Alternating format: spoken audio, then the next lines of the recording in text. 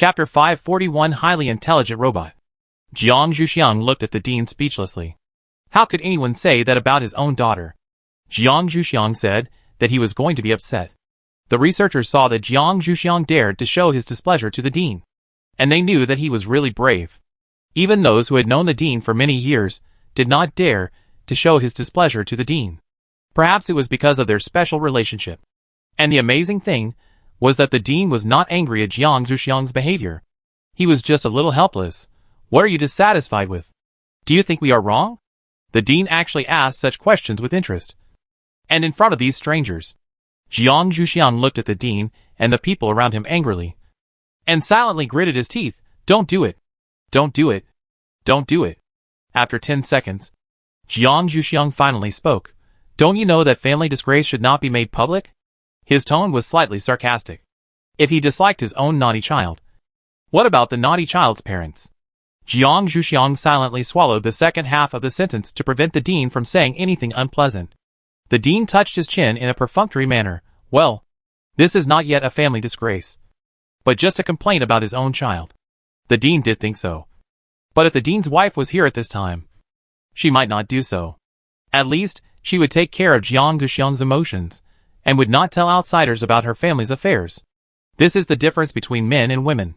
However, the dean's approach also solved a hidden danger for Jiang Zhuxiang. What he said today was an evaluation of what Jiang Zhuxiang did some time ago. As long as it spreads, other people's evaluation of Jiang Zhuxiang's recent events will be much better, and they will no longer explore why Jiang Zhuxiang did this.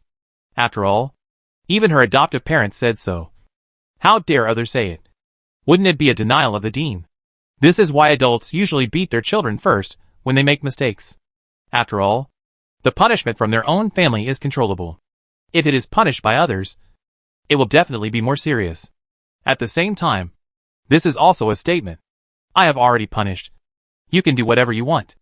This is also a way to gain sympathy for your own children. She is already so pitiful. You won't do it again, right? Jiang Zhuxiang may not be unable to understand the dean's behavior, but he is still a little young and energetic, and he can't afford to lose face. So he is very emotional. Seeing this, other researchers hurriedly went up to divert Jiang Zhuxiang's attention. Your combat robot has been overhauled. Do you want to communicate with it and get to know each other? These researchers have always treated the robots they have researched as their own children. So when they talk, they also speak in a tone of treating children. Jiang Zhuxiang looked at the dean asking if he could go over. The dean nodded, and Jiang Zhuxiang followed the researcher in a bit of excitement. When he came to the robot that had been overhauled and upgraded, he stared at this robot that was almost as tall as himself, and couldn't help introducing himself first. I am Jiang Zhuxiang, and we will live together from now on. If you need anything in the future, you must tell me. Do you want a name? The robot standing in front of Jiang Zhuxiang said in a synthesized voice. What is a name? Jiang Zhuxiang didn't even know what a name was. But thinking of its intelligence level, he explained directly.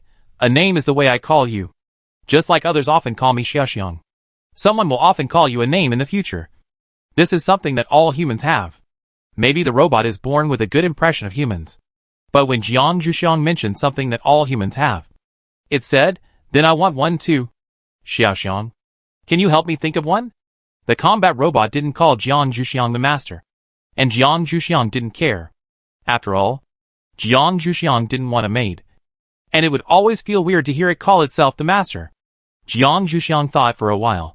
I see that your whole body is reddish, just like the color of fire. From now on, you will be called Zhu Ke.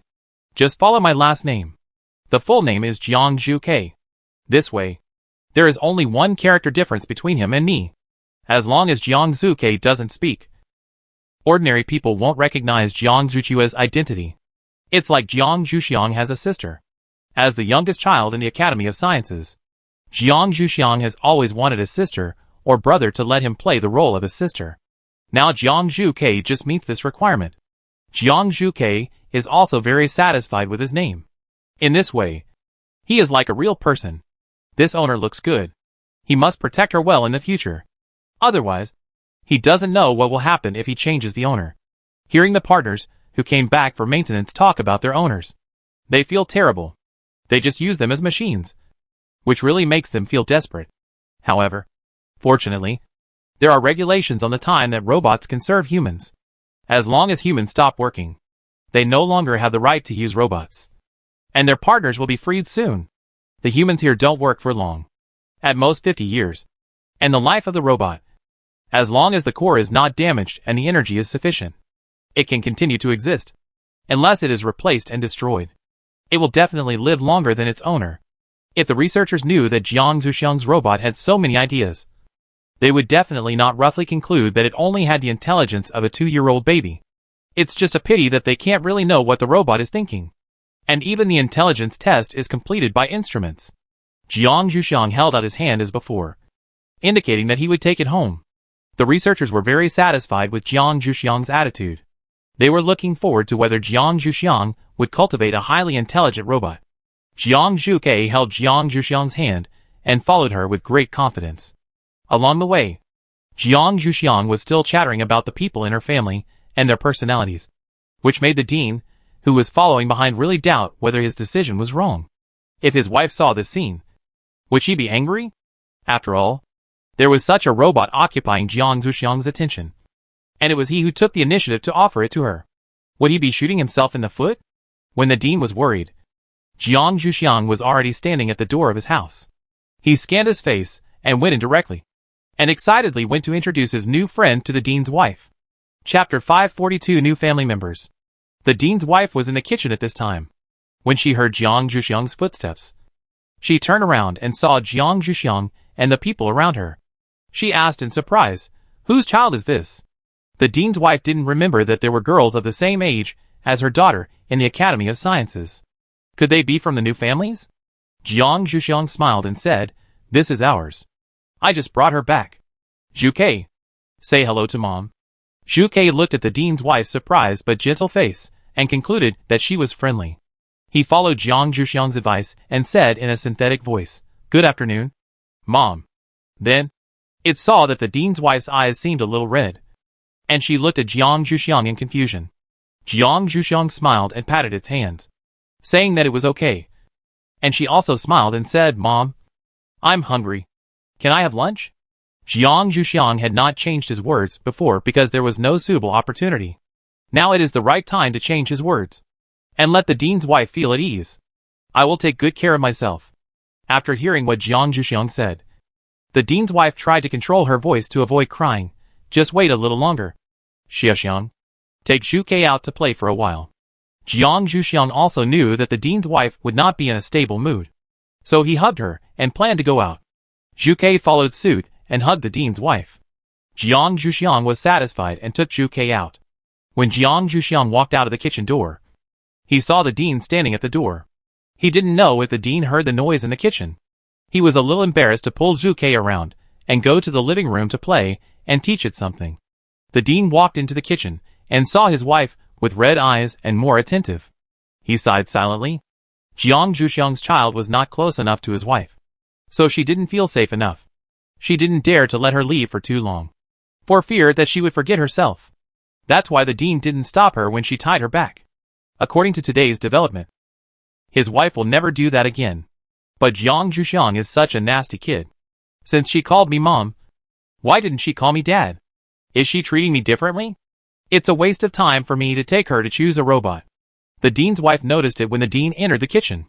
After a long time without hearing any movement, the dean's wife turned around and saw that her husband had a dissatisfied expression on his face. She asked with a bit of amusement, "What are you thinking about when you enter the kitchen but don't help? If you don't do it, you won't have lunch. It's just right for the little girl that Xiaoxiang brought." The dean came back to his senses and heard what the dean's wife said. He felt even more like shooting himself in the foot. That little girl is not a human being. She can't eat our human food. Even if she eats it, it's a waste. The dean looked at his wife with a bit of resentment, hoping to be treated fairly. The dean's wife urged with a smile, "Why don't you come over to help? What's wrong with that child? It doesn't look like a robot."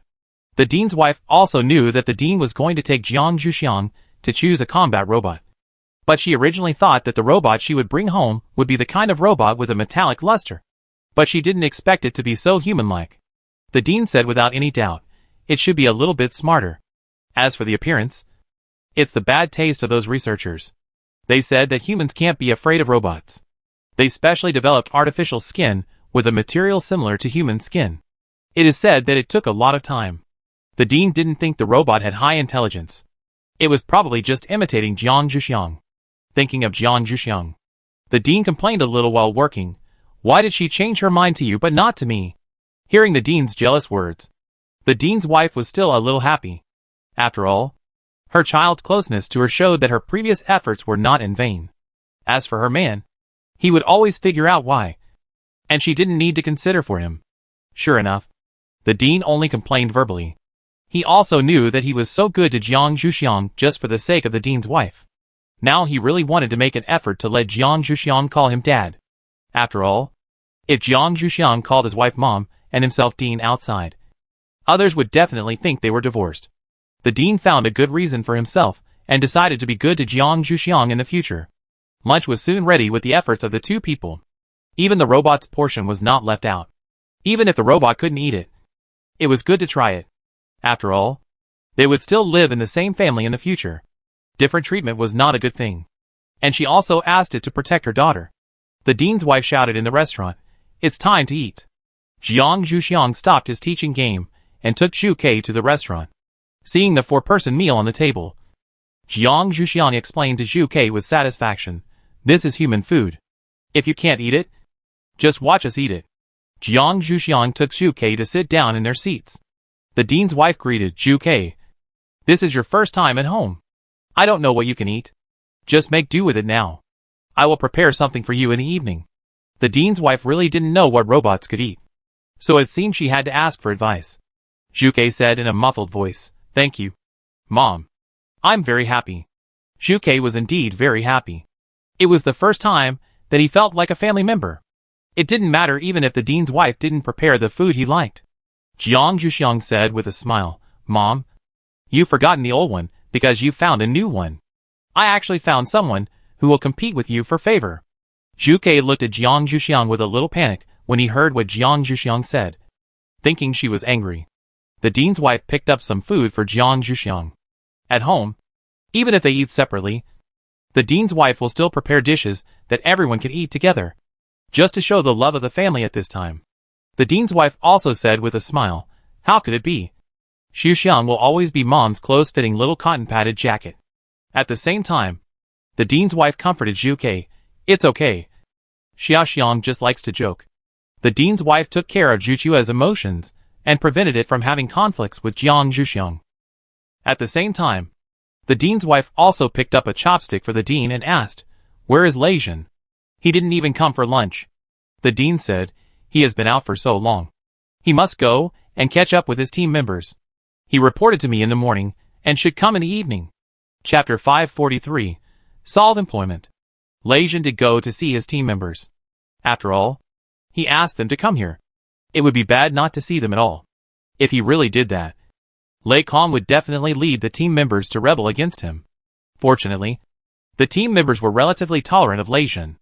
As long as Lei Zhen was willing to come, they had nothing to be dissatisfied with. They surrounded him and chattered about what they had seen and heard during this period of time. "Captain, the clan leader wanted to run away again during this period of time. Fortunately, the elders caught him." "Captain, the elders sealed the clan leader's ability. They said that as a clan leader, he only needs to work for the clan obediently. If he wants to run away again, they will put the dean's wife on the line. At that time, they will not be soft-hearted." "Captain, I heard that you are about to sign a marriage contract with Jiang Zhuxiang. When has it been decided? Can we be there at that time?" Lei Zhen listened to their chattering and nodded from time to time. As for the last question, Lei Zhen still had to explain. There are still some twists and turns in the marriage contract. "If you want to come, I will ask Zhuxiang." Lei Kong asked a little surprised. "Why are there twists and turns? Is it the dean and his family who don't agree?" In Lei Kong's view, most of the obstacles faced by men and women who want to get married come from the opposition of the woman's family. Unless that family is selling their daughter for fame. For this point, Lei Kong couldn't say anything. After all, Lei Kong had contacted the dean and his wife, and they were not unreasonable people. If they objected, they would definitely have sufficient reasons. Lei Zhen said with a wry smile, "Zhuxiang hasn't told the dean about this yet. It's Xiao Xiang who doesn't want to do it. Lei Kong frowned.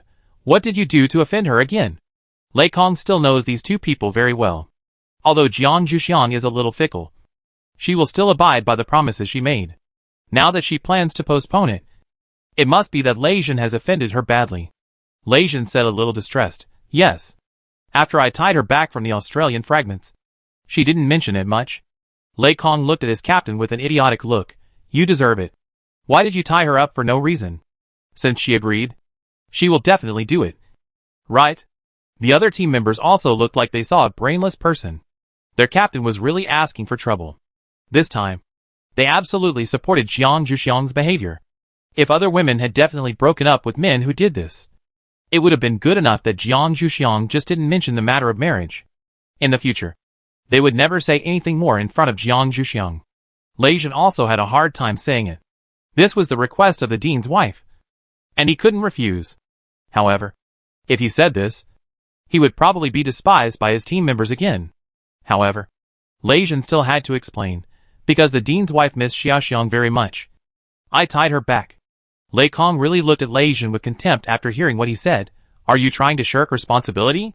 Do you have to tie your girlfriend back because she misses your daughter? Can't you talk to her in a nice tone? If you can't get married in this life, we won't sympathize with you at all. You deserve it. Lei Zhen had no reason to refute Lei Kong after hearing what he said, so he could only reflect silently. Now that you are here, can you help me think about what to do? Lei Zhen really had no other choice now, so he could only ask for their advice. Lei Kong said, what else can we do now? You just need to seek Jiang Zhuxiang's forgiveness. Isn't this obvious? Lei Zhen, but she has already said that she forgives herself. But she just doesn't mention marriage. Lei Kong, then Jiang Zhuxiang is suspicious of you now. You should find your own problems and then make a promise to her. And you must keep this promise. Otherwise, there is a high possibility that you will divorce in the future. If I were Jiang Zhuxiang, I would never agree to get married so readily. If I met someone like my captain, I would definitely sign a lot of prenuptial agreements before I agreed to get married. After all, my captain was sometimes too unreliable. Lei Zhen thought about it carefully and felt that this method was not bad. He decided to talk to his Xiaoxiang at night to see what she wanted. However, he still had to explain the matter of his team members. Since you are here, don't be idle. The academy still needs a lot of manpower. You can go to the mission hall to register, so that it will be convenient for people in need to find you. This method was mentioned by Jiang Zhuxiang and himself. The mission hall of the Academy of Sciences is already very mature and has made a significant contribution to the employment of the labor force, especially when more and more ordinary people come to the Academy of Sciences. The employment rate has basically achieved 50%. Among the remaining 50%, some people choose to start their own businesses. Some choose to pick up their old professions. And some are superpowers who choose to fight in the wild and use their spoils to support their lives. After listening to Lei Zhen's introduction, Lei Kong was willing to give it a try. The academy seemed to be more lively and relaxed than Lei's home. No wonder ordinary people were willing to come here. Even those injured superpowers were willing to come here. Lei Zhen said directly, if you are willing, then go over now. It's just right to have lunch there. Lei Zhen had not been to the small shop inside the academy shelter, but Jiang Zhuxiang had already given him a seat in the mission hall. Lei Kong glanced at the team members and nodded in agreement. Lei Zhen led the way in front, and the others followed silently. The lights here were still very gentle and bright, and people could not feel the difference between inside and outside. This kind of light seemed very special. Lei Kong asked Lei Zhen directly, do you know what the lights here are? If possible, can you sell a batch to Jiang Zhuxiang and send it back? The Lei family still insisted on living inside the shelter, and the requirements for lighting were even higher. Lei Zhen really didn't understand this. Seeing that Lei Kong had this need, he took a picture with the communicator and asked him together at night. Continuing to walk inside, he came to the mission hall. Looking at the flow of people inside, Lei Zhen lined up behind the registration window and moved slowly. The visit will be completed after registration. Lei Zhen also saw the curiosity of his team members, but they were just queuing and couldn't go out casually. After waiting for an hour, it was their turn. Lei Zhen reported the information of all the team members and asked the staff at the window to register. The staff said, do you want to register as a team or as an individual? Chapter 544 5-Star Mission. Lei Kong stood next to Lei Zhen and asked directly, what is the difference between the two? Lei Kong had just seen the popularity of this place, so he naturally wanted his team members to have a good training here. The staff said, teams can take on outdoor missions, while individuals will mainly be active in the Academy of Sciences shelter. Of course, some low-risk outdoor missions can also be participated in. But I looked at your strength. If you want to register as an individual, it is actually not a big problem. After all, with your strength, individuals can also take on outdoor missions. After careful consideration, Lei Kong still chose to become an individual. After all, they had worked together as a team for a long time before, and there was no need to worry about their teamwork ability. What they urgently needed now was their individual ability, which was difficult to improve in teamwork. After all, what the team needed was coordination. So in order to improve the strength of the entire team in the future, Lei Kong still split up the team. Of course, temporary cooperation could still be carried out at that time, and this should not be blocked. Sure enough, after the registration was completed, the staff said, it is more convenient to register as an individual. You can accept both individual and collective tasks. It is also possible to form a temporary team at that time. Moreover, you are a team, and you will definitely gain a lot at that time. Lei Kong nodded to show that he understood. As for Lei Jin, he went to look at other things when Lei Kong spoke. Now he was in front of the task query terminal, and the other team members were with him. Lei Kong could only hurriedly collect the temporary ID cards of these people, and came behind them. What are you looking at? Lei Jin's voice came from inside. We are looking for a suitable task. Lei Kong listened and did not speak, waiting for them to decide for themselves. Lei Jin picked out all the tasks he liked. The difficulty level of the task was marked on the tasks, with 5 stars being the highest and 1 star being the lowest. The tasks Lei Jin chose were basically 3 or 4 stars. Occasionally there was a 5-star task. Lei Jin chose a 4-star task himself, and then pushed it away, letting the team members choose for themselves. Lei Jin always believed that he knew his own strength best, so he never assigned tasks to them. He always let them take them by themselves. Only the tasks they were willing to take could mobilize their greatest enthusiasm. The team members were not polite, and ticked off the tasks they liked, leaving Lei Kong for last. In the end, there was only 1 3-star task and 1 5-star task left. Lei Kong naturally did not think that the 5-star task was left for him, so he directly ticked the 3-star task, and then went to see what the 5-star task was. The 5-star task selected by Lei Jin was a team task with a long task cycle. The task goal was to explore the secrets of the southern fragments. The task reward was calculated according to the degree of completion. Even if you felt that the danger was too great and gave up the task halfway, there would still be a certain reward. It seems that Lei Jin's vision this time is not bad, and Lei Jin can definitely call Jiang Zhuxiang for this task. At that time, Lei Jin can make up for the mistake of interrupting Jiang Zhuxiang's trip before. Seeing that Lei Jin and the team members had signed the task, Lei Kong also signed his name with an electronic pen, which meant that he agreed to participate. However, the confirmation of the task would have to wait for Jiang Zhuxiang to sign it. Lei Kong saved the task, looked at the other personal tasks, confirmed them one by one, and returned to the middle of the team. Let's go. Lei Jin led the team members out of the task hall and looked along the street. They found that the small shops here were very small, but they all looked very busy. However, so many of them could not fit in. Lei Jin led the team to continue walking forward. It was rare to see a relatively spacious store, but there were 3 type bakeries on it. He turned around and asked, "Can you eat bread?" The team members were very hungry now, and they could eat anything delicious, and bread was no problem. So they all nodded. After Lei Jin got the response, he went forward to push the door. The door disappeared the moment Lei Jin's hand touched the glass, and at the same time a light greeting came.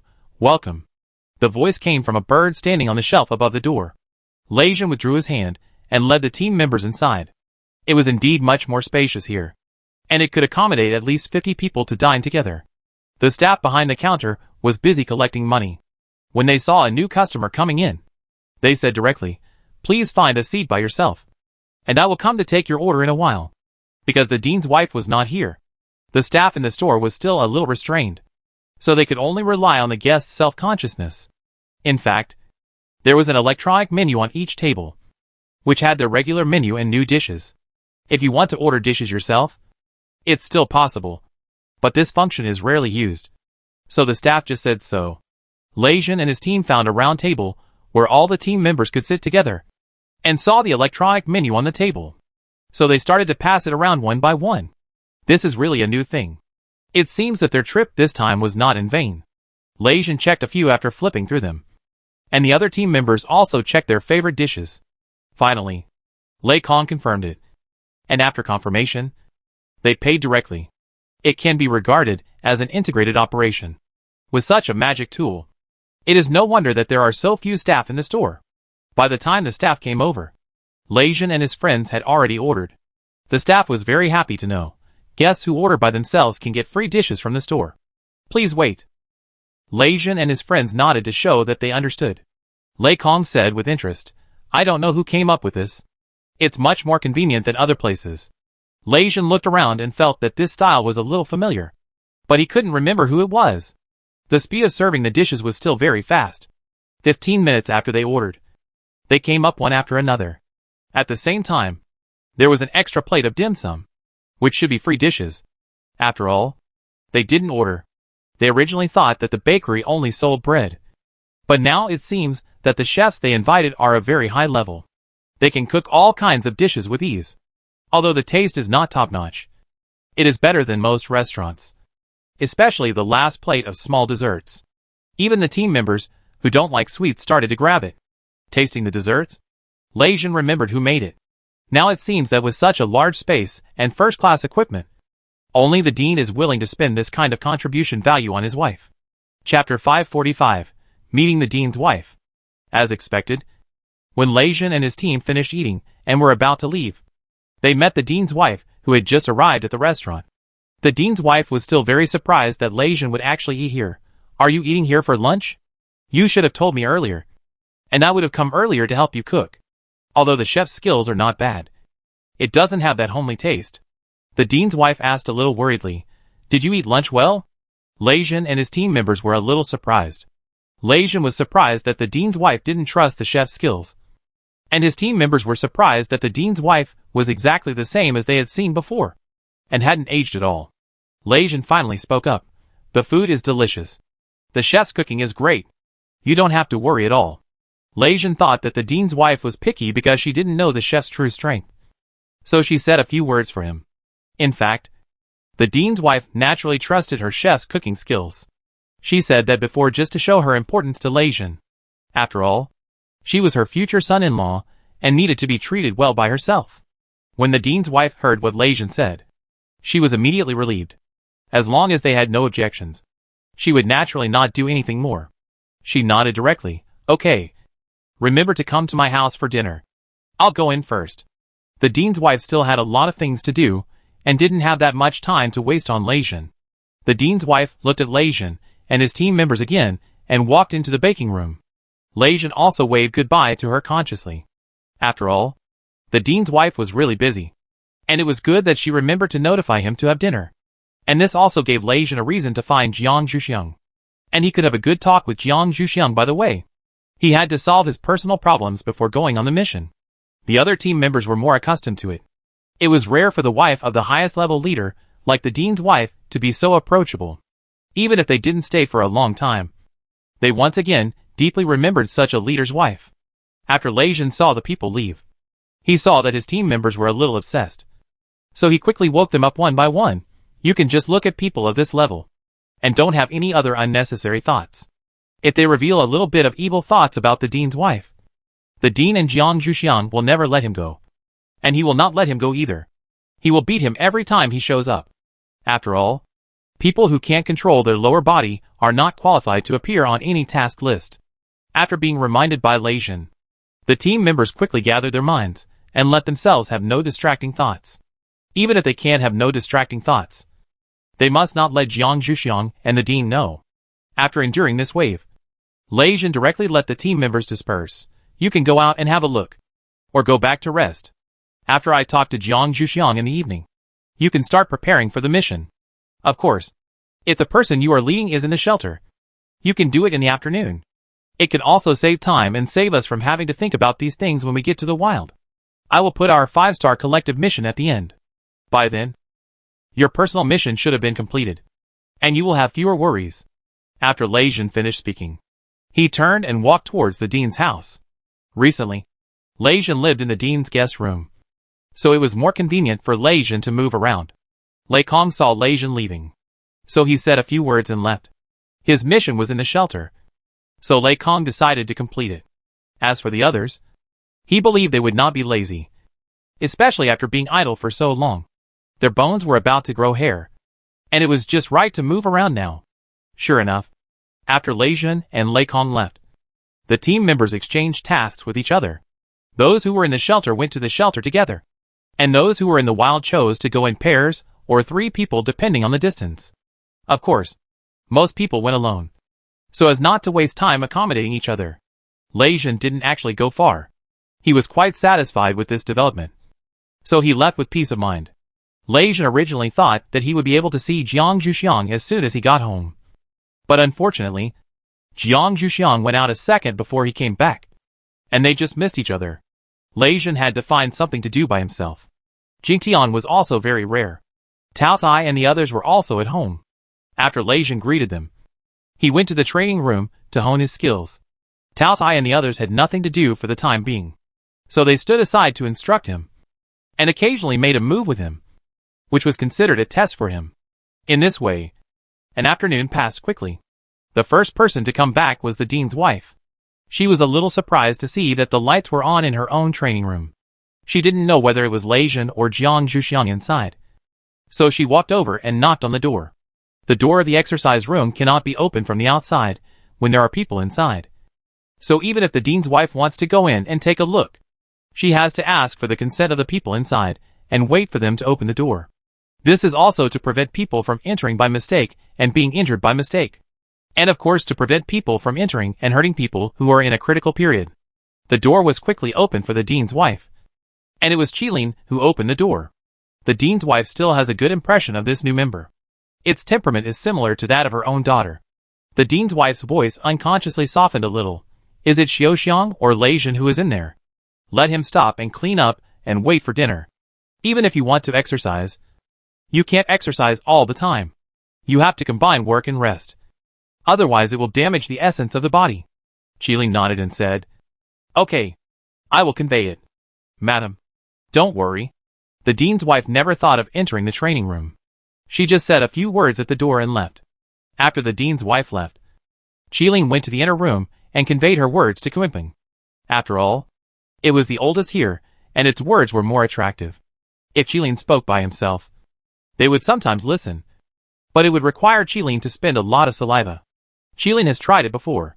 So Qilin, who has learned his lesson, consciously handed this matter over to Qimping. Qimping thought about it, and after Lei Jin and Qiongqi separated, he said directly, Okay, you can stop. The hostess here just came and asked you to rest and prepare for dinner. When Lei Jin heard that the dean's wife was back, he was not in the mood to continue training, because usually Jiang Zhuxiang would come back soon after the dean's wife came back. Lei Jin hurriedly opened the door and left. Chapter 546, Food-Grabbing Action. The Tao Tai had been wandering in the wild for a while, and they hadn't eaten human food for a while. They were still looking forward to the cooking skills of the dean's wife. They left the training room together, went to their rooms to tidy themselves up, and then went to the living room to wait. Lei Jin, who left earlier than them, did not go to the living room to sit and wait, but looked out the door, hoping to see Jiang Zhuxiang as soon as possible. Jiang Zhuxiang went to help his senior brother's laboratory in the afternoon, so he came back with his senior brother. When he saw Lei Jin standing at the door, he just greeted him lightly, and then continued to discuss his previous ideas with his senior brother. Lei Jin didn't dare to act rashly after seeing Yin Lei and Jiang Zhuxiang coming back together. After all, his elder brother-in-law had a great influence on his younger brother. At this time, it was better to be quiet than to move. Lei Jin quietly followed Jiang Zhuxiang into the house, and gently closed the door. Jiang Zhuxiang would not discuss things in the laboratory after entering the house. This was the rule set by the dean's wife. The house was a place to rest. If you want to talk about work, go to the workplace to talk. In the past, when Jiang Zhuxiang was ignorant, he tried to resist. After being severely punished, Jiang Zhuxiang firmly remembered this ban in his heart. Jiang Zhuxiang turned around and walked towards the kitchen. Lei Jin raised his foot to follow him, but his wrist tightened and he stopped where he was. He could only watch Jiang Zhuxiang walk away. After he could no longer see Jiang Zhuxiang, Lei Jin turned around to see who stopped him from following. When he saw that it was Yan Lei, he said pitifully, "Why don't you let me follow?" Yan Lei saw Lei Jin turning around, so he let go of his hand and said directly, "Follow me." After that, he walked towards the dean's study. The dean had not returned yet, so Yan Lei could temporarily requisition him. Lei Jin didn't know what Yan Lei was going to say, so he had to follow him with some trepidation. Yan Lei closed the door of the study, turned on the soundproofing equipment, and after confirming that people outside could not hear the sound, he began to ask, "Did you accept the mission to explore the southern fragments?" Yan Lei has some connection with the mission hall. The main thing is that the job search information registered in the mission hall is handed over to Yan Lei for review. Occasionally, they will reveal some information they think Yan Lei wants to know, which is a means to maintain the relationship between them. Yan Lei really needs this kind of free information, so he did not refuse. And there is no information in the mission hall that needs to be kept absolutely confidential. And things like information about the dean, the people in the mission hall will consciously shut up. Therefore, Yan Lei was able to know the news that Lei Jin's team accepted the task and came to Lei Jin to confirm. Lei Jin was a little surprised at the speed of Yan Lei's information, but Lei Jin would not deny it. "Yes, we plan to go with the whole team and take Xiao Xiang with us at that time. This will be safer, and the dean and others should be more relieved. This is also a way for me to apologize to Xiao Xiang. I hope you can support it." Yan Lei had no intention of objecting, and even wanted to see what Lei Jin was doing. Previously, he had received a request from his junior sister to ask the dean's wife for help, but he didn't know how to ask. Now that Lei Jin had accepted the task, he didn't need to worry about it. This time, he came to Lei Jin to confirm the time of their task. "When are you going to leave? Come to me before you leave. At least help them get all the equipment. And it must be of the highest level. Otherwise the dean and his men probably wouldn't let them go." Lei Jin heard Yan Lei's tone and felt that he would not object, so he breathed a sigh of relief. "Okay. I'll come to you when the time is confirmed." Both of them walked out of the dean's study with ease and went to the living room to meet the group of old antiques. Fortunately, they were not very interested in them now, and they lived in peace until dinner time. On the dining table, Jiang Zhuxiang put a lot of food on the table, considering the appetite of the gluttons. The dean's wife was still processing the last ingredient, which was the mutant sheep. She applied various seasonings and put it in the big oven in the kitchen. After the previously prepared dishes were eaten, this roasted whole lamb should be almost done. This big oven is intelligent and does not require the dean's wife to watch it all the time. So after the dean's wife pressed a few buttons, she and Jiang Zhuxiang served the dishes together. After the dishes were served, the dean just came home, and the timing was also very accurate. The dean's wife came over, took his coat and hung it up, and urged him, "Go wash your hands and eat." The dean washed his hands and came over, and everyone else sat down and waited for him. The dean was the first to pick up his chopsticks, picking up a bone that could be chewed for a long time. And then he gnawed while watching the swords and chopsticks flying on the table. Jiang Zhuxiang also quickly grabbed a bone and a plate of vegetables and watched with the dean to see who would win today. The dean's wife was drinking soup, which was divided into a bowl for each person at the beginning. She also watched leisurely, and occasionally gave instructions on how to hold a certain dish more firmly. When it was quiet, there was basically no food on the plate on the table. The plates in front of everyone were full. The rule of grabbing food was that the food on other people's plates was not allowed to be grabbed. Otherwise the scene would definitely be more chaotic. The one with the strongest fighting power this time was Qilin, which had the ability to make others give way. When it and others picked up the same piece of food, others would unconsciously let go. So the plate in front of it was the highest. After the fight was over, the Tao Tai and the others also reacted. Qilin's function was too amazing. In the future, others would definitely not be able to grab things from it. It was a bit uncomfortable to use it for grabbing food. The Tao Tai and the others protested collectively. Qilin is not allowed to join the army of grabbing food in the future. The dean and his wife had just seen that strange scene. After hearing what the Tao Tai and the others said, the dean asked Qilin for his opinion and let it watch with them in the future. Qilin was not dissatisfied. It had known about its own characteristics for a long time. It was just because it felt fresh that it joined this time. It would not matter if it could not join in the future. They would not lose their own food. Everyone started to eat the food in front of them. Lei Jin would occasionally give Jiang Zhuxiang some of the food he had grabbed. Jiang Zhuxiang stopped eating when he was half full, leaving his stomach for the roasted whole lamb. After they finished grabbing the food, the dean's wife announced that there was still this dish. So Yin Lei and Lei Jin had the same reaction as Jiang Zhuxiang. Chapter 547 Lei Jin's Promise. Only Tao Tai had no intention of stopping, and even sped up the speed of stuffing food into their mouths. Obviously, they had no intention of giving up the roasted whole lamb that had not yet been baked. Jiang Zhuxiang and the dean's wife went into the kitchen together. The time for roasting the whole lamb should be almost up. The dean's wife opened it and looked at it. In front of Jiang Zhuxiang was a whole lamb with a brown appearance. The cut made by the dean's wife was oozing with fat, indicating that this was a very fat roasted whole lamb. After the temperature in the oven dropped, Jiang Zhuxiang and the dean's wife took out the roasted whole lamb and placed it on a huge plate prepared in advance. The dean's wife took a knife and began to slice the lamb. The sliced lamb was neatly arranged on a small plate. Although lamb was delicious, it could not be eaten too much, so the portion given to each person was limited. This was also one of the reasons why the dean's wife had to deal with the roasted whole lamb in the kitchen. The 4 lamb legs were cut off and placed separately, when only the skeleton was left of the roasted whole lamb. The lamb bones were disposed of. Jiang Zhuxiang called Lei Jin to come in to help carry the food, and at the same time reminded him, put a plate in front of each person, and don't give more. Lei Jin nodded to show that he understood, and the 3 of them carried out the roasted whole lamb plates together. 1 plate per person was actually a bit too much for Jiang Zhuxiang and the dean's wife, but in order to show fairness, the 2 did not deliberately reduce it. The 4 lamb legs and 1 lamb head that were finally brought out were for the Tao Tai and the others, and they could choose which one they wanted. The Tao Tai and the others discussed it and let Kunping choose first, and they could distribute it themselves after it had chosen. Kunping had no preference for roasted lamb legs, which were all meat. He didn't like meat anymore when he got older, so he chose the lamb head. The remaining 4 roasted lamb legs were divided equally among the gluttons, so there was no trouble. In the end, everyone was very full. Jiang Zhuxiang put hawthorn water and hawthorn pills on the table and let them choose. After eating and drinking, people were in the most relaxed mood. Lei Jin took Jiang Zhuxiang out for a walk and talked about their affairs. Lei Jin said in a gentle tone, Xiaoxiang, do you still keep your promise? I can't wait any longer. There was a hint of joking in his tone. If Jiang Zhuxiang refused, he would have room for maneuver. Jiang Zhuxiang was already feeling a little drowsy at this time, but his stomach was still a little uncomfortable, so he was pulled out by Lei Jin.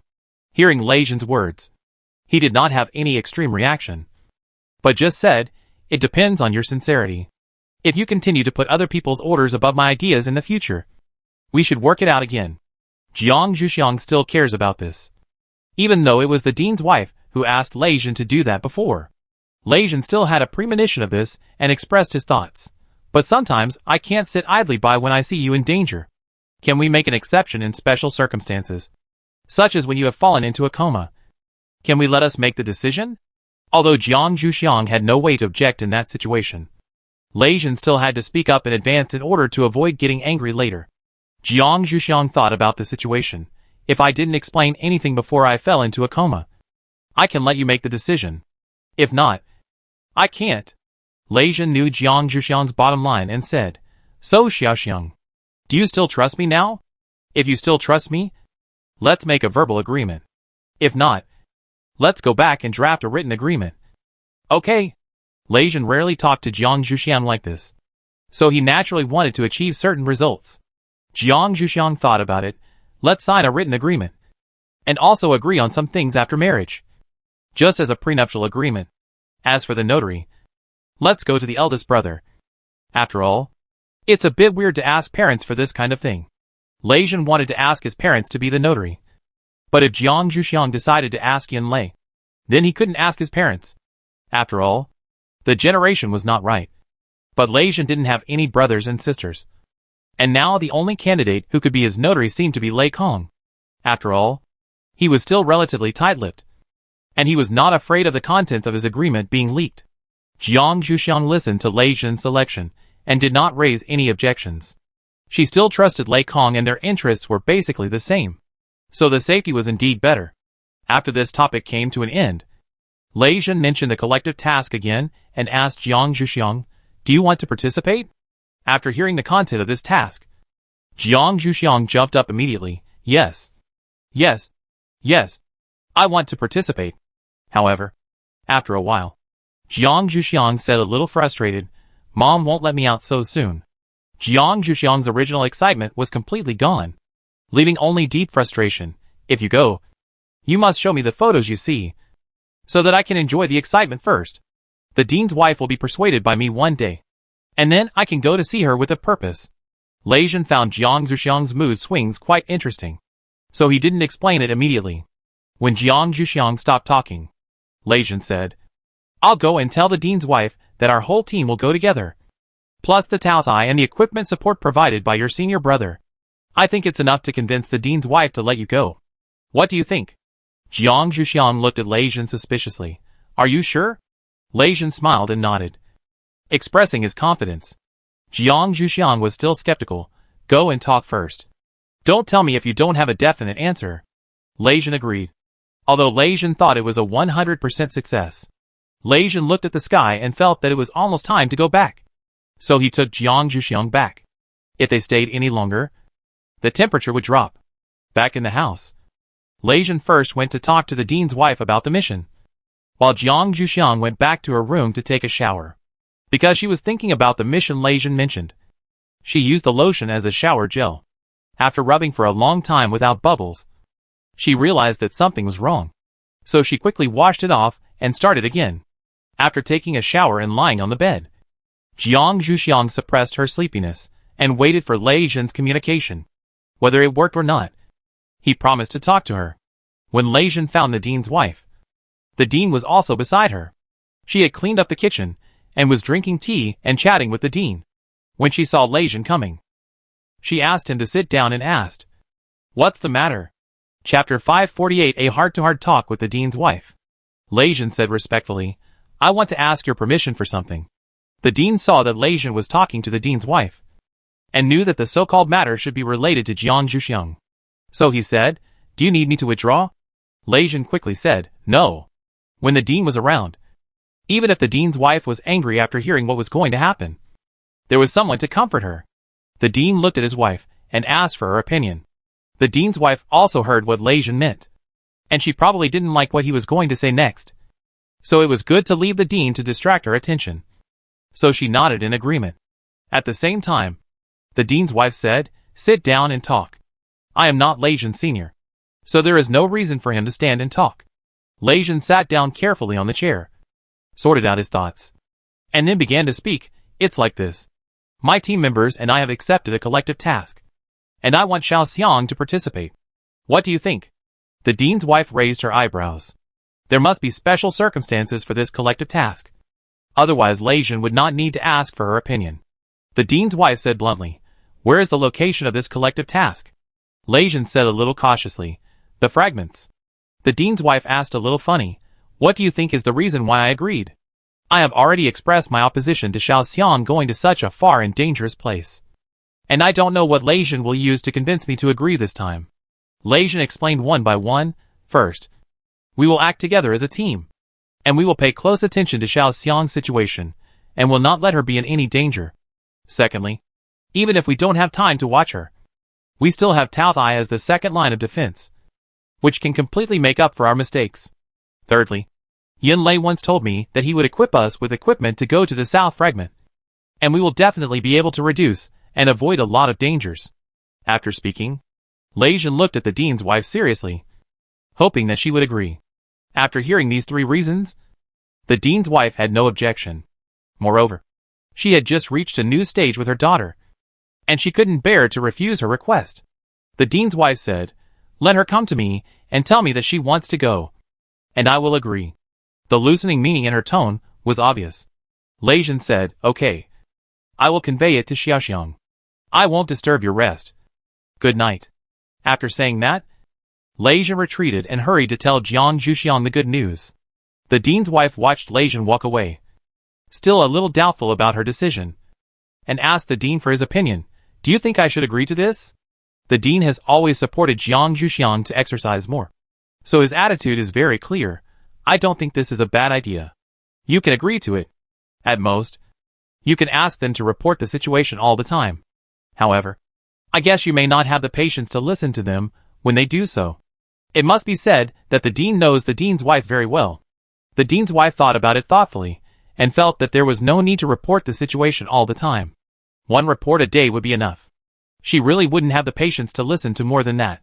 The dean saw his wife's face, and knew that she had agreed. Now the last step is needed. That is, Jiang Zhuxiang came to ask for it herself. It seems that he has not let Jiang Zhuxiang down before. I hope she can keep her promise at that time. Jiang Zhuxiang had asked the dean before, asking him to help her plead with the dean's wife. If she could convince the dean's wife to let her go, she would call him dad. This condition was still very attractive to the dean. But he had never found a suitable opportunity before. This time was a rare opportunity, allowing him to complete the task. Jiang Zhuxiang didn't know what happened here. She answered the call from Lei Zhen and said a little nervously, "Did she agree?" Jiang Zhuxiang really didn't want to hear any negative answers.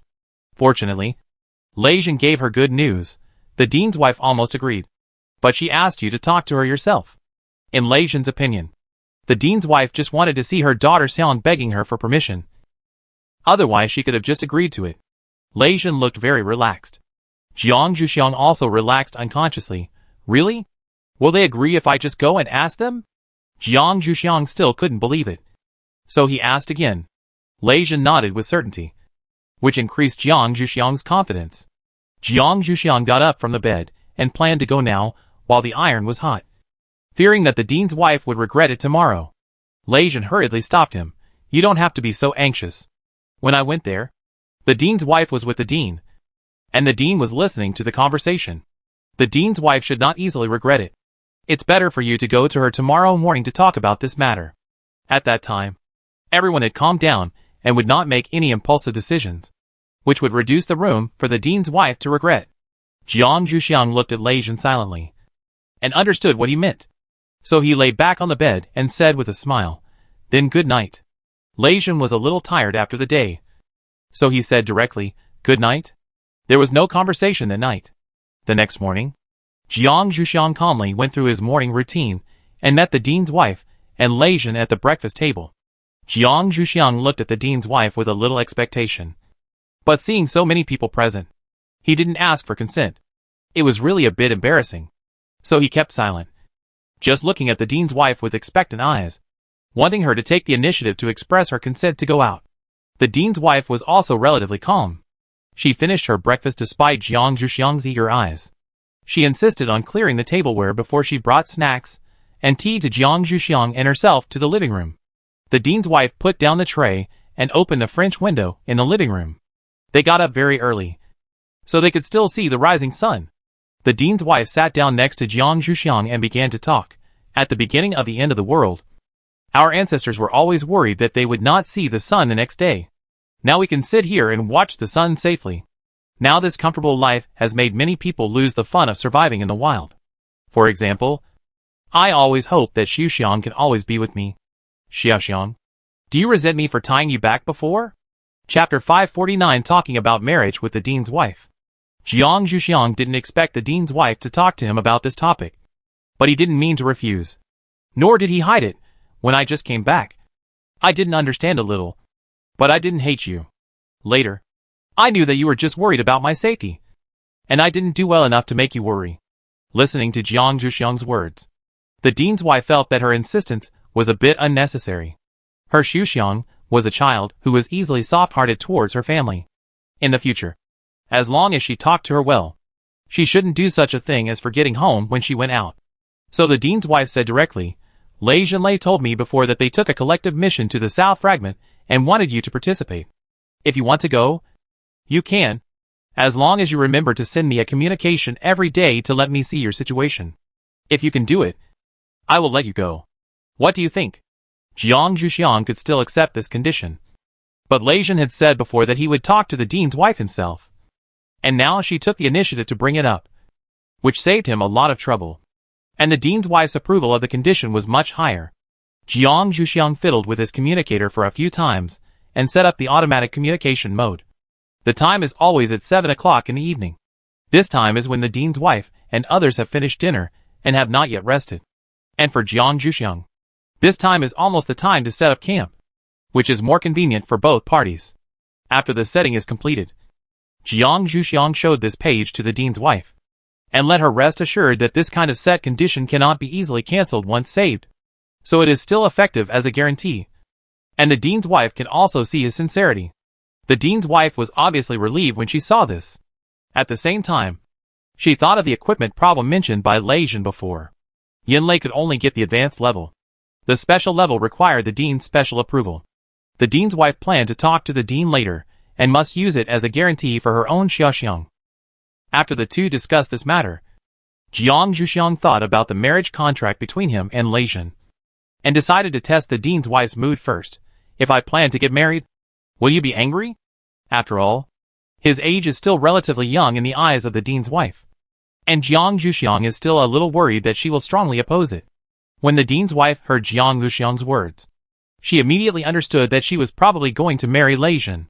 As for the two children, the dean's wife felt that they had been struggling for a long time, and it was not impossible for them to get married now.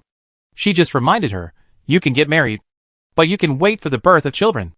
If possible, it is better to postpone the time of doing that thing. After all, there is no 100% contraception. As a person who has experienced it, the dean's wife has seen many couples who used to take contraception and had to give birth to their children after unexpected pregnancy. After having children, even if the couple has any conflicts, they rarely divorce. This is really a disadvantage for women. After all, some men cheated after an unhappy marriage, but women rarely take this step. The dean's wife is also checking for her daughter's future and making it easier for her daughter to get out of the marriage in the future. Jiang Zhuxiang would still listen to the words of the dean's wife. After all, these words were completely for her own consideration. Only a mother would consider so much for her daughter, fearing that she would suffer a little loss. It's just that the dean's wife is easy to deal with, but it's very difficult to deal with the dean. Jiang Zhuxiang said with a little distress, do you think the dean will agree? The dean's wife smiled and said, I will go and talk to him. He has to agree even if he doesn't agree. The dean's wife still knows how to convince her husband. They have always been easy to convince about such things. After all, there are too many leftover men and women in the Academy of Sciences. They hold countless blind dates every year, but there are still very few who can be matched. Now it's rare that there is one who wants to get married early. Her husband probably wants it, although it will still embarrass Lei Jin at that time. The dean's wife sometimes has to admit that her husband doesn't pay as much attention to their daughter as she does. After Jiang Zhuxiang entrusted the matter to the dean's wife, she felt relieved. She sat with the dean for a while. Jiang Zhuxiang received a call on his communicator. Jiang Zhuxiang clicked it, and saw that it was from Lei Kong. Jiang Zhuxiang didn't avoid the dean's wife, and answered the call directly. What's the matter with you so early? Lei Kong said, of course it's a big deal to find you. Regarding Lu Yi's matter, he released a message today, saying that he will hold another exchange on the power of space today. Do you want to participate? Jiang Zhuxiang was a little surprised.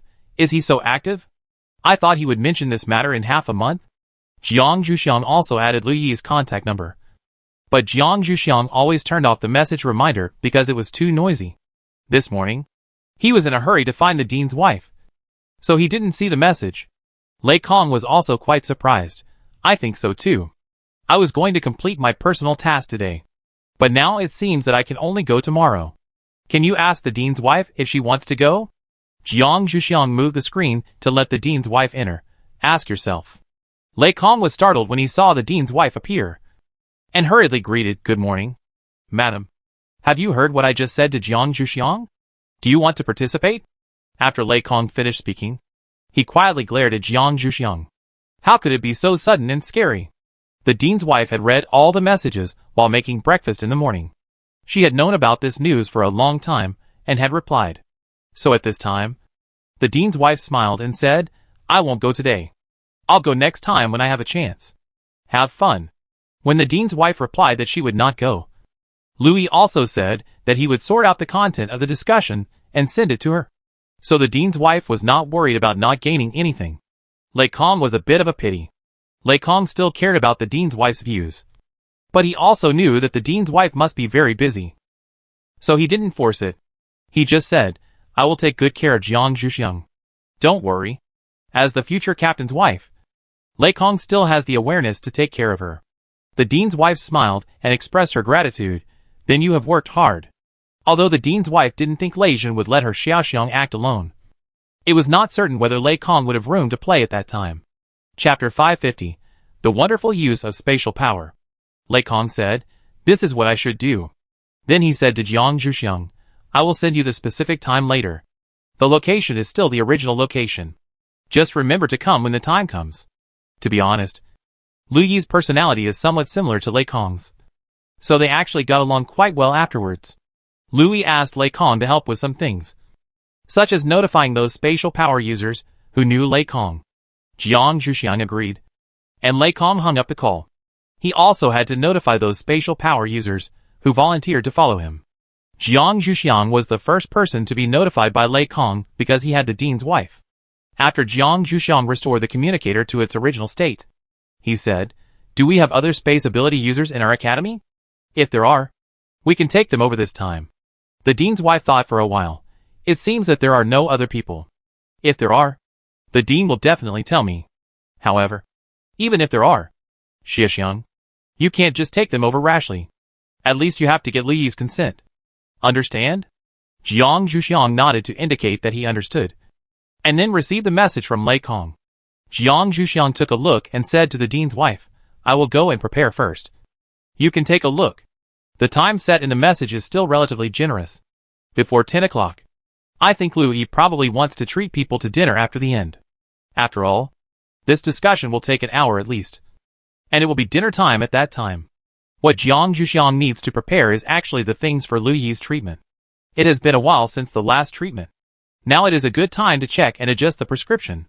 Jiang Zhuxiang put the things in his personal space. Now with the space ability as a cover, Jiang Zhuxiang feels that it is much more convenient to carry things. He doesn't need to be as sneaky as before. Jiang Zhuxiang is going to go out with ease.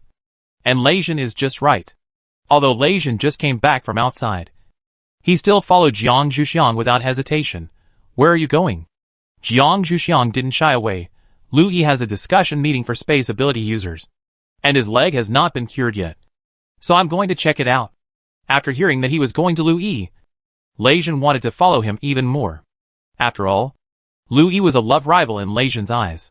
So how could he not be on guard? Jiang Zhuxiang saw Lei Jin following him, but he didn't refuse. After all, there were some things that Lei Jin did have the right to do, such as guarding against love rivals. Although Jiang Zhuxiang thought it was a bit funny, Jiang Zhuxiang suddenly remembered what the dean's wife had promised before. So he talked to Lei Jin. "The dean's wife promised me to participate in the collective mission, and I have already told my mother about our affairs. She will tell the dean, and you can also tell your parents. Then we will meet formally, and our marriage contract can be signed after the meeting. By the way, you can also draft a prenuptial agreement, and we will compare it when the time comes." Lei Jin was very shocked to hear Jiang Zhuxiang's series of good news. As for informing his parents, Lei Jin had said so a long time ago. It seems that he can now tell his parents about the meeting. Lei Jin naturally hopes that the sooner the better. But considering that it will take time for the dean's wife to persuade the dean, Lei Jin said, "When the dean agrees, tell me and I will ask my parents to come and visit. If you want to marry someone's daughter, the man's family naturally needs to take the initiative. Begging for marriage is precious, isn't it?" Jiang Zhuxiang said that she would pay attention to it.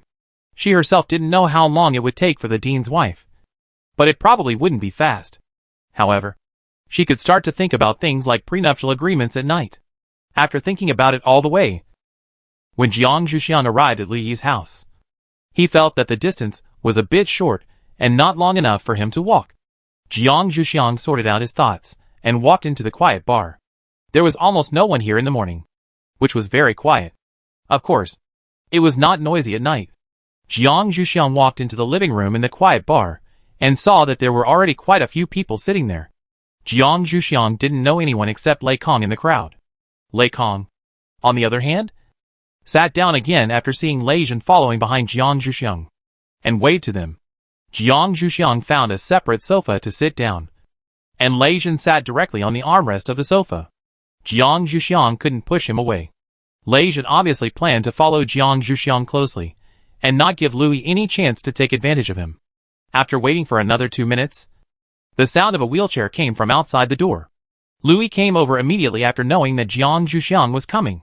However, when he saw Lei Jin sitting with Jiang Zhuxiang, Lu Yi's originally high spirits immediately dropped by half. However, Lu Yi still smiled and greeted everyone, especially the people brought by Lei Kong. Lu Yi's smile was particularly gentle, which made Lei Kong and others feel goosebumps all over their bodies. Jiang Zhuxiang inexplicably felt that there was already a smoke of gunpowder at the scene before the discussion began. After Lu Yi finished greeting, he began to face everyone. This time, the discussion was about the various ways to use space abilities. Everyone showed a skill that they were best at and discussed whether there was a better way to improve it, so as to increase the combat effectiveness of space ability users, in order to prevent others from thinking that he coveted their skills. Louis took the lead in showing his own skills for everyone to judge. Louis showed the slingshot he had played with since he was a child. The ammunition of the slingshot was not ordinary ammunition, but a group of space power users. Louis pulled the bowstring of the slingshot, which contained a space compression bullet, and aimed it at a target reinforced with a door in the room. The space compression pill passed through the target and exploded. The power was pretty good, and being able to compress space power, Lu Yi's strength was high. Jiang Zhuxiang was the first to applaud, and the others realized what they had just seen. The space power turned into ammunition would definitely be very useful in a sneak attack. It looked powerful, and it was not impossible to leave some wounds on people. If they can achieve this level, they will no longer be called mobile warehouses. After Louis put away the slingshot, he began to ask, "Where else do you think I can improve?" This is the ultimate purpose of performing such a scene. He is not here to listen to praise. This kind of thing is useless and a waste of time.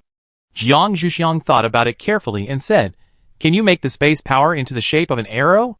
This should be more lethal. And this invisible arrow can definitely become a team secret weapon." Chapter 551 Lei Kong Lost Control. Louis tried it, and found that he could indeed shape the power of space into the shape of an arrow. After shooting it again, the hole on the detection board was not as big as before. But when he turned to look behind the board, he could find that a deep hole also appeared on the wall. It seems that this arrow-shaped method is indeed very useful. Louis solemnly expressed his gratitude to Jiang Zhuxiang. This kind of guidance was enough to let Louis improve his martial arts value by a large margin. In ancient times, this was definitely a teacher with one word. After expressing his gratitude, Louis invited Jiang Zhuxiang to try it. "Let's also see your special skills." Jiang Zhuxiang said a little embarrassedly, "I have awakened the space power not long ago, and I haven't tried to comprehend special skills myself. Let others try." In fact, Jiang Zhuxiang was just pretending to be a space power user to cover up his personal space. Of course, such words are impossible to say in front of others. After Jiang Zhuxiang gave his chance to others, others really showed off one by one. Some used the space power as a shield, some used the space power as a rope, and some used the space power as a braid. Louis gave appropriate guidance. Of course, most of them were encouraging words. On the other hand, Lei Kong has not said a word since he came here this time. Lei Kong doesn't care much about this opportunity to show off in front of everyone. After all, he brought a lot of low-level space power users from the Lei family this time, so it's better to let them show off more. Louis seemed to have reached a consensus with Lei Kong. He did not call Lei Kong until the low-level space ability users on Lei Kong's side had finished their performances. Lei Kong then slowly went up. However, after he came on stage, he said, "Captain, can you come up and cooperate?" Although it was a question, his tone was still very firm, and even Lei Jin could not refuse. Lei Jin asked Jiang Zhuxiang to wait for him. He knew Lei Kong's strength well. In this case, he was the only one who could cooperate with him. Others probably couldn't bear it. However, Jiang Zhuxiang did not let Lei Jin go up just like that. He handed him the Vidra talisman he had refined. "If you can't bear it, you can crush or tear it up. It can temporarily increase your body's strength and avoid accidents." Lei Jin was very touched by Xiao Xiang's concern. Although he didn't think Lei Kong could cause any danger to him, he still remembered Jiang Zhuxiang's words, held the talisman tightly in his hand, and walked to the position designated by Lei Kong. After Lei Kong saw Lei Jin standing, he said, "I'm going to start."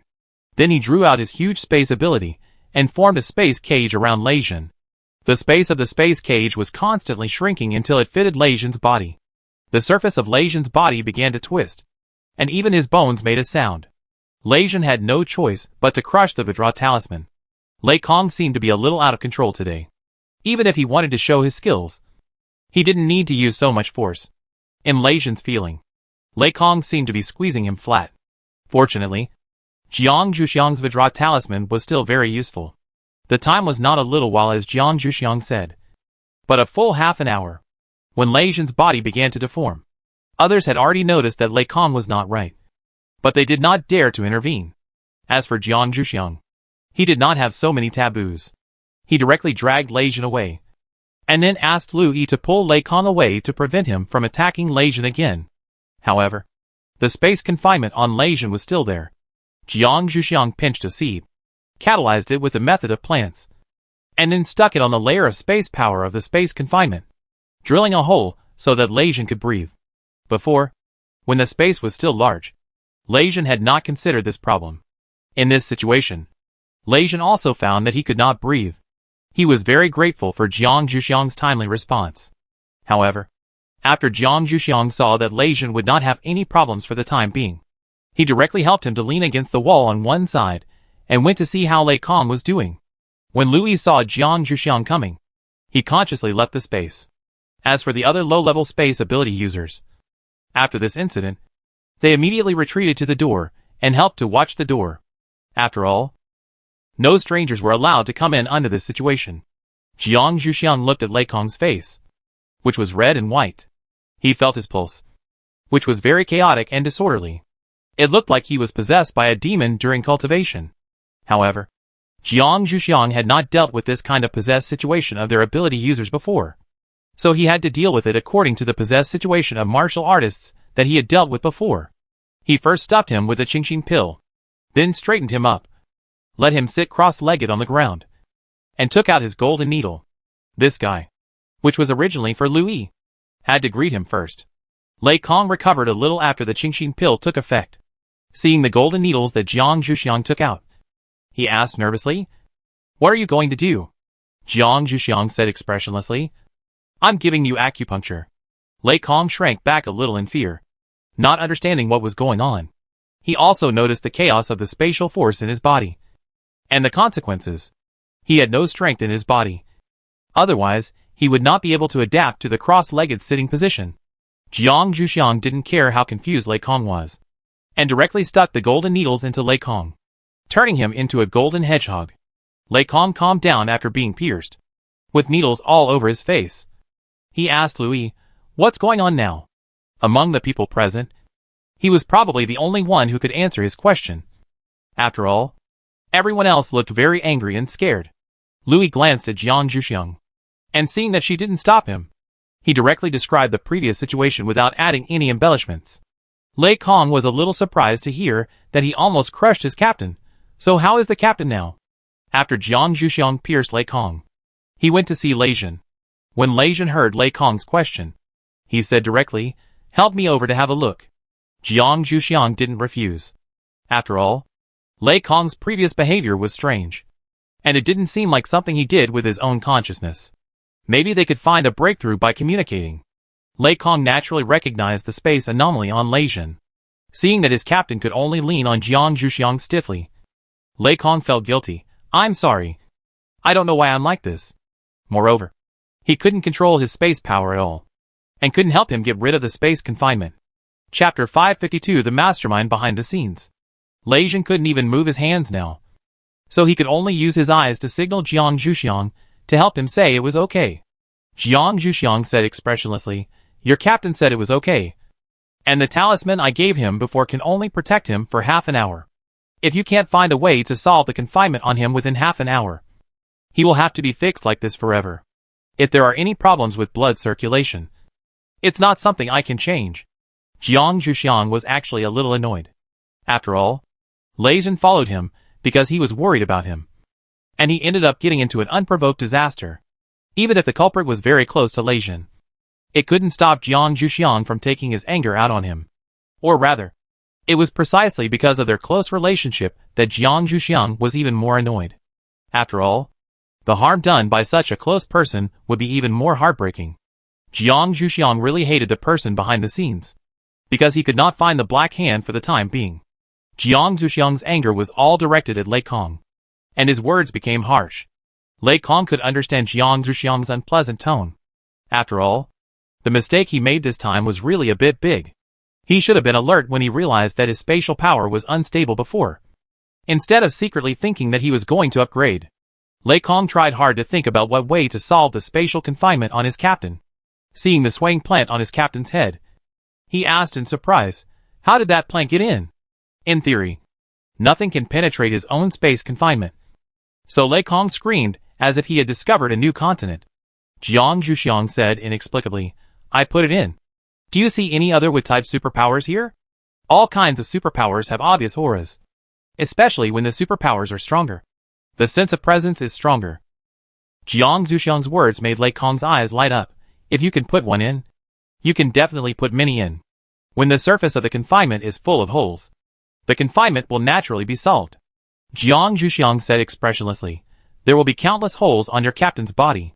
This kind of space confinement is close to the body. If Lei Kong wants to make Lei Jin bleed like a river, then he can try it. Lei Kong said with a smile, this time is the time to test your controllability. Jiang Zhuxiang, you will definitely have a way, right? The more Lei Kong thought about it, the more he felt that this method was feasible, and he urged Jiang Zhuxiang to try it. Jiang Zhuxiang considered that if he drilled from the outside to the inside, he would definitely drill into the flesh. Maybe he could try drilling from the inside to the outside. It happened that he had drilled a hole in the head before, so he could just put the seeds in through the hole. But the size of this seed cannot be too big. After all, the hole is located at the position of the nostril. If the size is too big, it will suffocate if it is stuffed into the nostril. Jiang Zhuxiang picked out the seeds that could be used from his personal space, and finally chose the lavender seeds. The seeds of this grass are very small and have strong vitality, so they should be able to penetrate the space confinement. Jiang Zhuxiang first prepared Lei Jin mentally. I'm going to put the seeds in. Please don't breathe in. Okay? Lei Jin rolled his eyes to show that he knew. Jiang Zhuxiang took out the original plant, plugged the hole with a tube to prevent it from repairing itself, and then blew the seeds in from the tube. Jiang Zhuxiang saw the seed appear above Lei Jin's lips, and used a finger to touch the seed through the confinement. There is a special channel for energy to flow between energies, so Jiang Zhuxiang was not worried that this method would not work. After Jiang Zhuxiang input his own energy to stimulate the seeds, he used the method of controlling plants to control the growth direction of the plants. He didn't care much about other things. After all, the power of life is still amazing. Jiang Zhuxiang's idea is right. When plants feel the obstacles to growth, they will do their best to drill holes. After a while, Jiang Zhuxiang saw the yellow-green color of the newly sprouted lavender outside Lei Jin's lips. Lei Kong also breathed a sigh of relief. The next step should be to try again and again. While Jiang Zhuxiang was working hard for Lei Jin's freedom, others began to ask Lei Kong if he had encountered any strange things before. After all, this kind of sudden loss of control is still scary. If one day it's his turn, he doesn't know who is calculating him, and he won't even have anyone to attack. Lei Kong tried to recall that he didn't seem to have encountered anything before. I just drank a glass of water in the corridor before coming here. I asked your staff for the water. Unless the staff wanted to harm me, why don't you check the surveillance in the corridor and see if the staff encountered any situation? Lei Kong still didn't believe that those staff would come to harm him without any grudges against him. Louis nodded solemnly and said, I will check it out. It is very likely that the masked man appeared again. If so, we need to report it to the Academy of Sciences. Obviously, that person has the ability to avoid the Academy of Sciences' defense line, Louis said to Jiang Zhuxiang. Jiang Zhuxiang was busy with his own work, and just nodded to show that he knew. If it was really that person, he could accept it. After all, that person probably had no good feelings towards the Lei family and the Academy of Sciences, and he was also the one who could do such a thing. Louis turned on the communicator and sent a message to the monitoring room in the store, asking the people there to bring the monitoring records over for his convenience. The people in the monitoring room saw that it was the store manager looking for him, and hurried over in a hurry. After all, the store manager rarely looked for them, usually checking once a month. Now was not the end of the month, and it must have happened in the store if he asked him to go over. The people in the monitoring room were not wrong. But after all, It was Liu Yi's store. Others said that Liu Yi could go to other places to check, and they had no intention of prying into the privacy of his store. Liu Yi went to his office without hesitation. That kind of equipment could not be operated here. But Liu Yi originally wanted them to go with him. Liu Yi carefully looked through the surveillance in the corridor and found the person who brought water to Lei Kong. The person paused at the corner, and it seemed that the incident happened in that place. Liu Yi changed the surveillance video window and continued to check, and then saw the action of the masked man pouring something into the water. Chapter 553, Plan to Trap. Liu Yi showed a look of annoyance on his face. Why is this person so persistent? How long will he continue to haunt him? Liu Yi did not stop the video. According to his understanding of that person, he would not give up the opportunity to provoke him. Sure enough, after seeing the man carrying water walk away, the man moved his mouth slightly under the mask. Liu Yi, who was familiar with lip reading, could easily distinguish what he said. I hope you like the gift I gave you. He smiled after saying that. Liu Yi was not pleased at all. He just felt angry. This person was really presumptuous. He dared to use people around him casually. He was not afraid that he would order them to attack him when they saw him in the future. Speaking of which, if it weren't for my order, don't do it, it will. That person would never have been able to do such a small trick on my territory so easily. It seems that I was too kind to him before. Since he wants to put me in an unjust situation, I don't need to be polite to him anymore. After Liu Yi was angry, his face was deep. And then the staff in the monitoring room cut out this part and planned to take it to Jiang Zhuxiang and others. It was not until Liu Yi walked out of the office that the staff in the monitoring room breathed a sigh of relief. The momentum of their brother Liu just now was really amazing. It felt like he was almost the same as the leader of the previous base. Liu Yi didn't know what his employees thought of him. After returning to the original reception room, he put the intercepted video on the small player he brought and waited for their reaction. This incident, in the final analysis, was the scourge caused by himself. No matter how he found reasons for the defense loopholes of the Academy of Sciences, he still couldn't shirk his original sin. Therefore, no matter what their reaction would be, he could accept it. He had sent his subordinates far away, even if they wanted to beat him up. After Lei Zhen and Jiang Zhuxiang finished watching that section, they looked at each other. Lei Zhen's head could move freely now. Lei Zhen said, "It's not your fault. That person probably wanted to deal with the Academy of Sciences and the Lei family. Even if you weren't there, he would still come to the door. Now the most important thing is to figure out his purpose for doing this. This medicine is not fatal. It seems that his purpose is not to kill us. At most, he just wants to make us uncomfortable. What do you think?" Lei Zhen asked very calmly. After knowing his purpose, they had the capital to negotiate with him. At least they had to know what medicine Lei Kong had. Otherwise, Jiang Zhuxiang could only alleviate the symptoms, but could not completely eliminate the drug effect. Jiang Zhuxiang also said, "I think his interest in you is not diminished. I don't know when he will really show it. You should be careful during this period. It is also because our Academy of Sciences is unable to protect you. Otherwise, this kind of thing would never happen today. I should apologize. I'm sorry." After speaking, Jiang Zhuxiang bowed to Liu Yi. Liu Yi hurriedly helped Jiang Zhuxiang up. No matter what, it was not Jiang Zhuxiang's turn to apologize. Now Jiang Zhuxiang was not the person in power in the Academy of Sciences, and Liu Yi would never vent his anger on Jiang Zhuxiang. What does this have to do with you? You don't know that he has become so strong. It seems that he really hasn't relaxed during this period. Jiang Zhuxiang also nodded. To have such a powerful medicine, the man's medical skills or pharmaceutical skills were top-notch. It seemed that he still had a lot of room for improvement. Lei Zhen saw that the two of them were so close, and he said inconspicuously, "Xiaoxiang, I feel a little uncomfortable." The time was almost up to the half an hour Jiang Zhuxiang had said before, so Lei Zhen was not lying. Jiang Zhuxiang quickly turned his attention back to Lei Zhen and hurried to remove the imprisonment on the surface of his body. After half an hour, Lei Zhen's feet were still imprisoned. Jiang Zhuxiang unconsciously accelerated the output of energy, and all the plants rushed into the small gap between the skin on Lei Zhen's feet and the layer of imprisonment. In an instant, Lei Zhen's feet were all green, and Lei Zhen's feet were still rescued. Jiang Zhuxiang asked Lei Zhen to move around and stretch his compressed muscles and bones to see if he felt any discomfort. Lei Zhen obediently began to move his muscles and bones all over his body. His bones made some noises from time to time. as if he was lacking calcium. However, Leijin did not feel any discomfort. After all, Jiang Zhuxiang's rescue was very effective. At most, his skin became a little red, which was also caused by the previous squeezing. It would go away in 2 days. Leijin expressed his feelings, and Jiang Zhuxiang threw a can of ointment over and asked him to apply it to himself at night. Then he ignored him and continued to ask Lu Yi's thoughts. Do you have any idea? Jiang Zhuxiang's question had not been answered before. So Jiang Zhuxiang asked this question. Lu Yi actually didn't want to answer this question.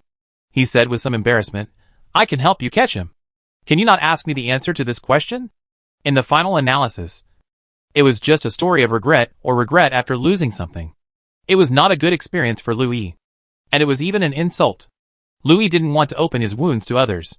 Jiang Zhuxiang was stunned for a moment. Lu Yi's expression at this time was very gloomy, and he felt like he could not bear the humiliation. Jiang Zhuxiang was not the kind of person who had to get to the bottom of it. And Jiang Zhuxiang was not the victim of this matter. Jiang Zhuxiang looked at Leijin and Lei Kong, who were the ones who had the right to know about this matter. Leijin naturally felt the gaze of his own Xiao Xiang. Lu Yi had already said this. If they still insisted on getting an answer, their relationship would be completely over. Leijin patted Jiang Zhuxiang on the shoulder and expressed his agreement with her. Jiang Zhuxiang then spoke again. Okay. What do you need us to cooperate with? Lu Yi was relieved when he saw that Jiang Zhuxiang didn't ask anymore. If she really insisted, he might not be able to bear it. But in this way, he would definitely not be able to see her in the future. After all, his previous experience was not very glorious. As for the cooperation mentioned by Jiang Zhuxiang, Lu Yi just wanted to say that it was the best cooperation for you to stay away from her, and don't see your unbearable side. However, Lu Yi couldn't say it so bluntly. He just said, don't show up next to me. That person's medicine is really powerful. Chapter 554 The Final Rule of Combat Robots. In addition to worrying about the man's medicine, Lu Yi was also worried that if those people heard about what happened between him and that person, he would have a hard time dealing with it. After all, they were from the Academy of Sciences, so killing them was definitely not allowed. If they used medicine or hypnosis, it would eventually become ineffective. So Lu Yi refused to arrange for someone to be by his side. But in Jiang Zhuxiang's ears, it was because Lu Yi didn't believe that the people from the Academy of Sciences could protect him. So he didn't want them. Jiang Zhuxiang didn't think much about it. The people from the Academy of Sciences were indeed not very strong in terms of supernatural attack power. Their excellence lay in their intelligence. Therefore, Jiang Zhuxiang also accepted Lu Yi's words and said, then I will arrange for combat robots to come over. And then I will give you the control rights of them. And you can arrange them. But you'd better arrange some of your own people to guard them. After all, robots always have weaknesses. And that person's IQ will definitely find them. Jiang Zhuxiang never underestimates a person's ability. Only by looking up to the opponent can you be fully prepared. Lu Yi accepted Jiang Zhuxiang's reminder and agreed with Jiang Zhuxiang's words. After all, among so many people, only he had really faced that person's strength. And he never dared to take it lightly. Jiang Zhuxiang was relieved when he saw that he had taken it to heart. After all, Lu Yi looked a little gloomy. If something happened again this time, Jiang Zhuxiang was still a little worried that he would completely collapse. After the matter was settled, Jiang Zhuxiang took out the things he brought and said, we still can't stop the acupuncture we agreed on before. Can we do the medicinal bath in the next 2 days? Do you feel anything in your legs? Jiang Zhuxiang still remembered his duties, and asked Lu Yi attentively about his feelings. Lu Yi looked at the top of Jiang Zhuxiang's head, who was squatting down to check the condition of his legs. And a rare tenderness flashed in his eyes. Lu Yi's thoughts about Jiang Zhuxiang were all in his eyes. And Leijin was alarmed. However, no matter how much Leijin wanted to pull Jiang Zhuxiang away, Jiang Zhuxiang, who had entered the state of a doctor, was difficult to be disturbed. Leijin could only watch Jiang Zhuxiang finish acupuncture for Lu Yi, then feel his pulse and modify the prescription for him, with a very gentle tone and movements. Jiang Zhuxiang finally reminded, you must persist in the medicinal bath, so that the effect of acupuncture can be completely consolidated, if you still want to stand up. In general, Lu Yi is still an obedient patient, and Jiang Zhuxiang's reminder is just a precaution. Lu Yi nodded seriously. He couldn't be more serious about his legs. Lu Yi also knew that he and Jiang Zhuxiang were far apart. If he couldn't even be healthy, Then, he couldn't even stay by her side quietly. As for snatching Jiang Zhuxiang from Lei Jin, Lu Yi could only think about it in his heart. Of course, if there was any problem between them, he would not miss the opportunity. Jiang Zhuxiang didn't see Lu Yi's intention towards him, but Lei Jin saw it clearly. If Jiang Zhuxiang hadn't given up on the patient, Lei Jin really wanted his Zhuxiang to stop caring about this person, and even not to get involved in the matter of catching the mastermind that he had promised before. Seeing Lei Jin's vigilant eyes, Lu Yi couldn't help but look at him provocatively. Even if he couldn't do anything, he would not let go of the opportunity to make him uneasy. Lei Jin turned his eyes away. He would not fall into his trap. Only Xiaoxiang had the power to decide the matter between him and Xiaoxiang. Other external factors were just clouds, and he didn't need to care at all. It has to be said that since Jiang Zhuxiang and Lei Jin signed the prenuptial agreement, Lei Jin's sense of security has also increased sharply.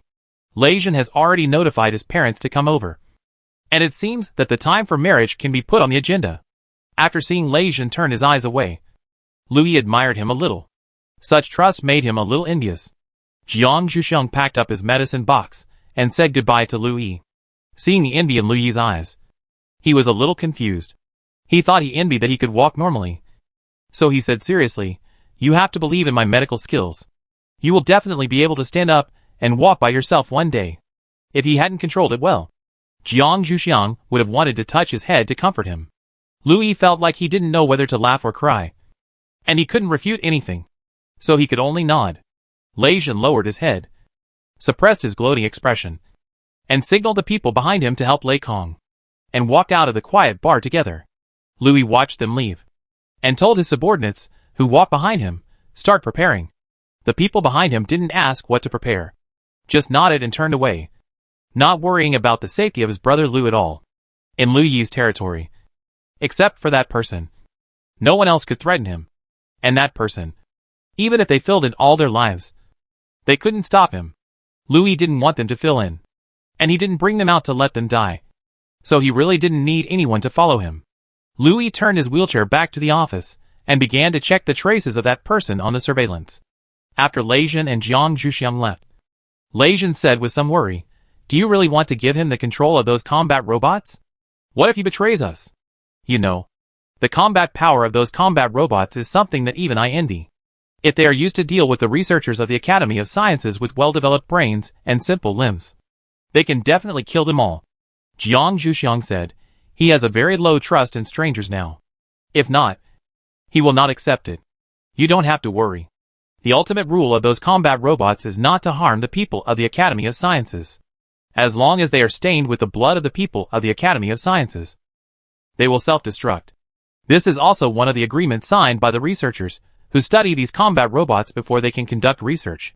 Otherwise, the Dean will not allow such high-end combat power to be released." Jiang Zhuxiang had also thought it over.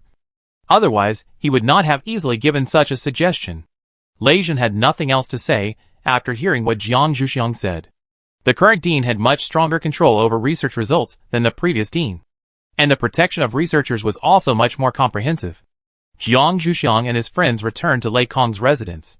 This was a place provided by the Academy for guests to live. Generally, each person had a room.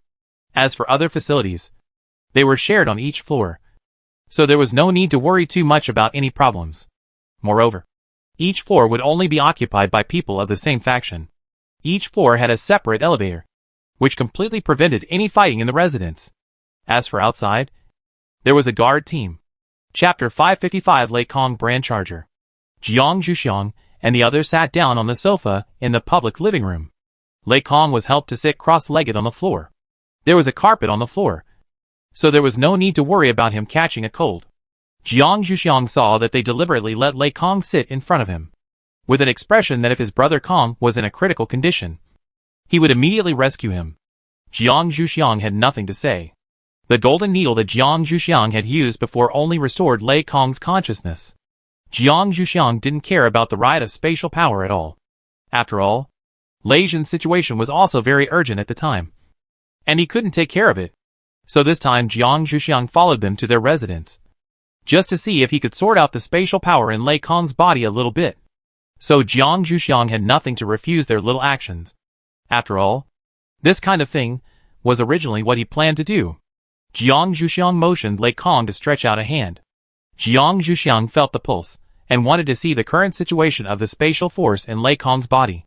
As soon as his fingers touched Lei Kong's wrist, Jiang Zhuxiang felt the chaotic spatial force running around in Lei Kong's body, and felt that the originally fragile meridians were groaning.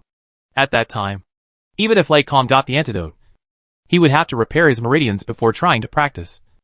Otherwise it would definitely be impossible to practice. Jiang Zhuxiang thought about it, and thought of a folk remedy.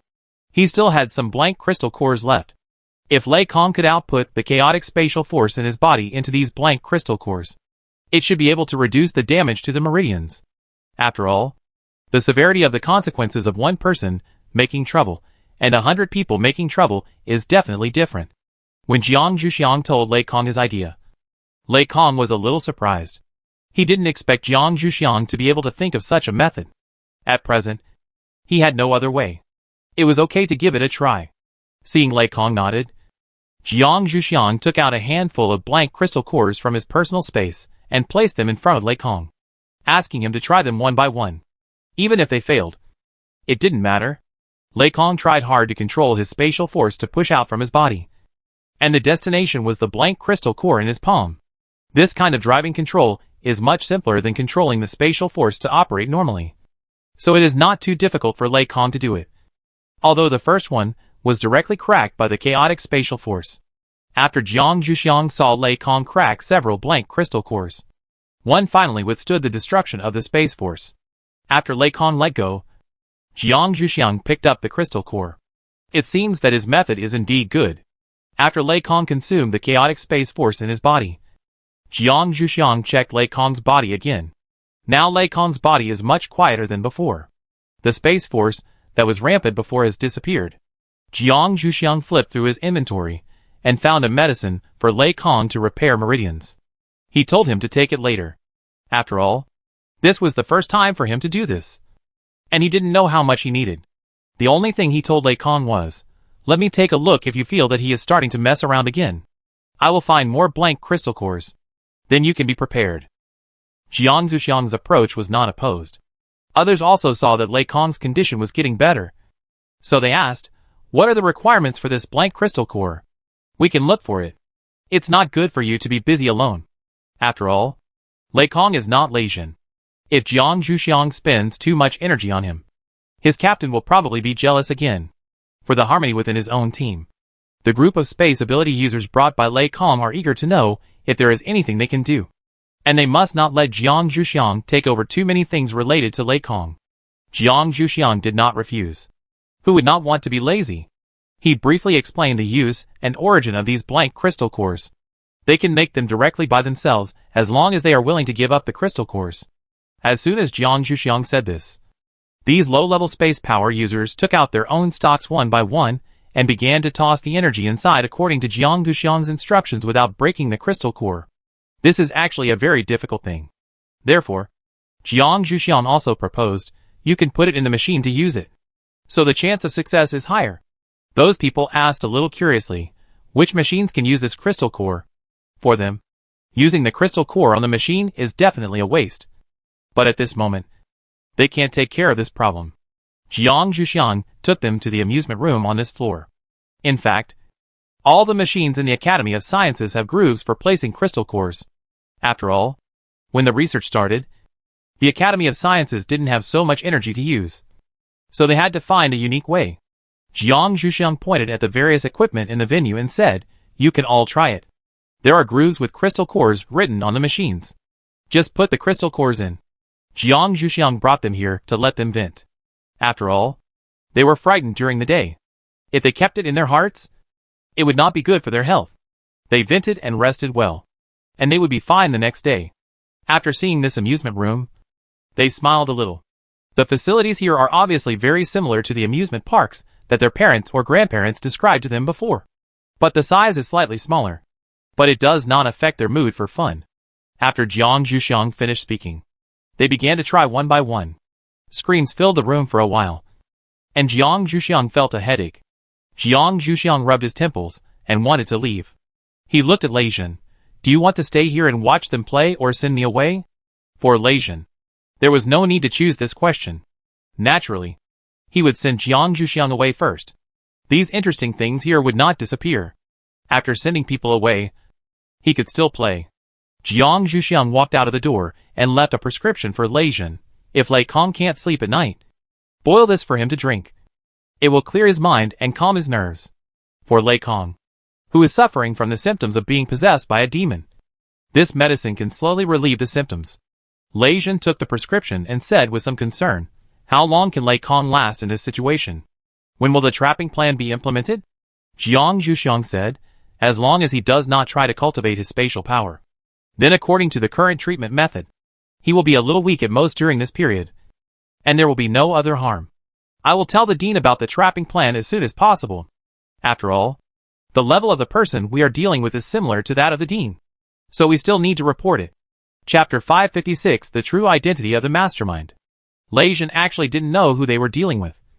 So now it was a good time to ask, who are we dealing with?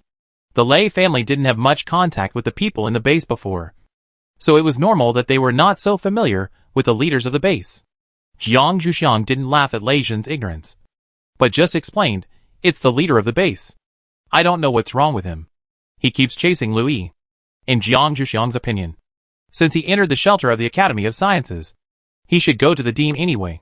Jiang Zhuxiang was also slightly dissatisfied with his blindness. Lei Jin listened to Jiang Zhuxiang's slightly dissatisfied tone and was slightly alert. "Xiaoxiang, are you sympathizing with Lu Yi?" Although Lei Jin felt that his status was already half determined, he still had to be jealous occasionally to show his presence, especially in this situation. Jiang Zhuxiang looked at Lei Jin helplessly. This guy was also a little blind, which eye of his could see that he was sympathizing with Lu Yi. Lu Yi didn't need other sympathy at all. He was just dissatisfied.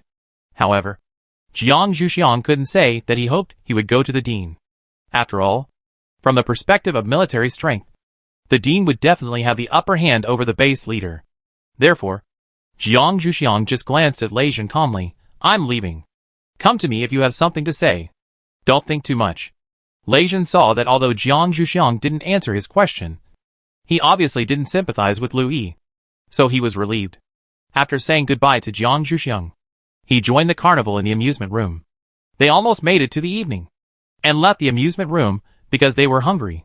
The results were also very gratifying. Those blank crystal cores were enough for Lei Kong to use for a while, and the trapping operation would definitely be over by then. Jiang Zhuxiang didn't care much about their follow-up. When he left, it was almost noon. Jiang Zhuxiang touched his slightly deflated stomach, went to the dean's wife to have lunch first, and took the lunch to the dean by the way, just in time to talk to him about the trapping operation. The dean was quite surprised that Jiang Zhuxiang came to see him. Recently, she has returned to her habit of running around, and it is difficult to see her at home. The dean said with a hint of sarcasm, "What wine brought our Miss Jiang Zhuxiang here today?" He looked at the lunch box in Jiang Zhuxiang's hand, and the smell was familiar to his wife's craftsmanship. "Is this for me?" It happened that he hadn't eaten lunch yet, and he was planning to order food. Jiang Zhuxiang came at the right time. Jiang Zhuxiang ignored the dean's sarcasm and handed over the lunch box directly, saying, "My mother asked me to bring it. Please eat it quickly.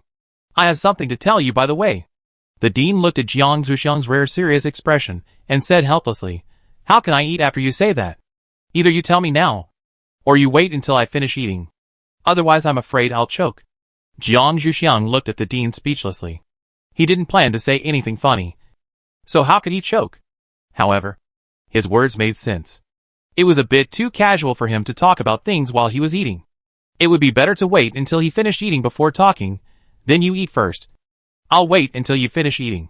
After hearing what Jiang Zhuxiang said, the dean enjoyed his lunch with peace of mind.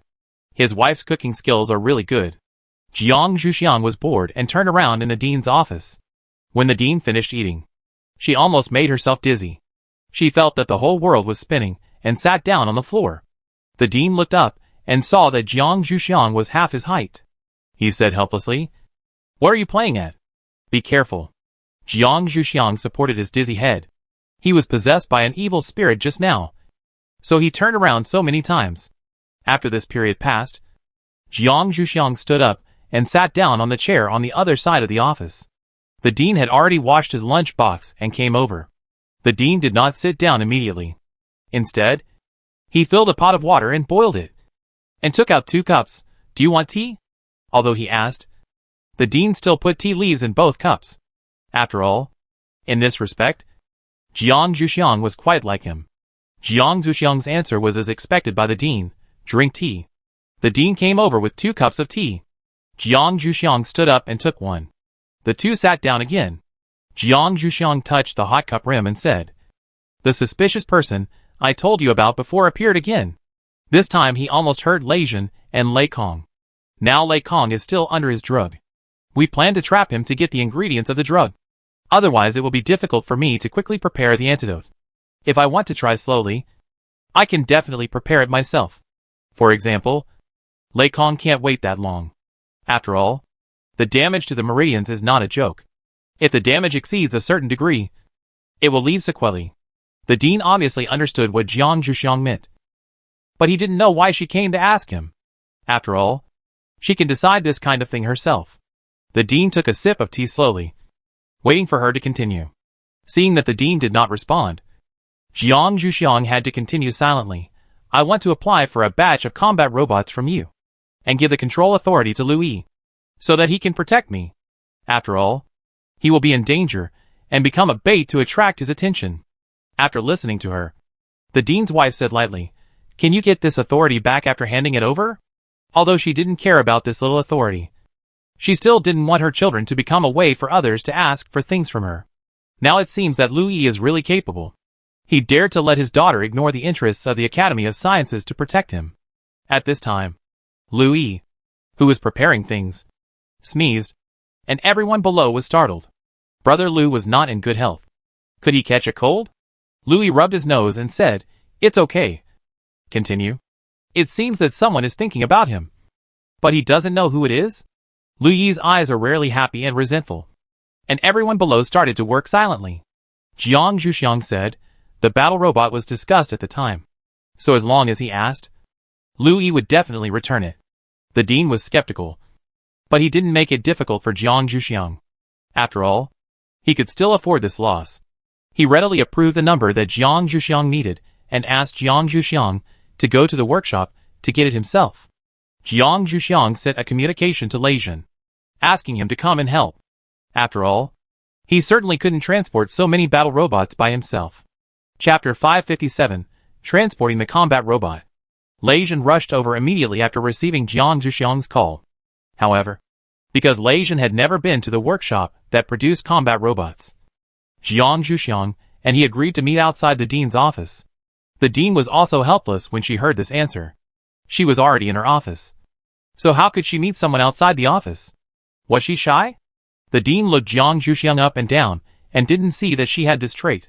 Jiang Zhuxiang's reason for meeting someone outside the door was simple. She just wanted to leave as soon as possible. If she met in the office, Lei Jin would inevitably have to chat with the dean for a while, and this time would definitely not be short. So the dean was completely overthinking. Jiang Zhuxiang saw that the time was almost up, so he said goodbye to the dean. "I'm going to wait for someone outside the door. My mother said she will be home later today, so you can go pick her up." The dean said he understood and waved him out. Jiang Zhuxiang didn't stand outside the door for long, and Lei Jin really came.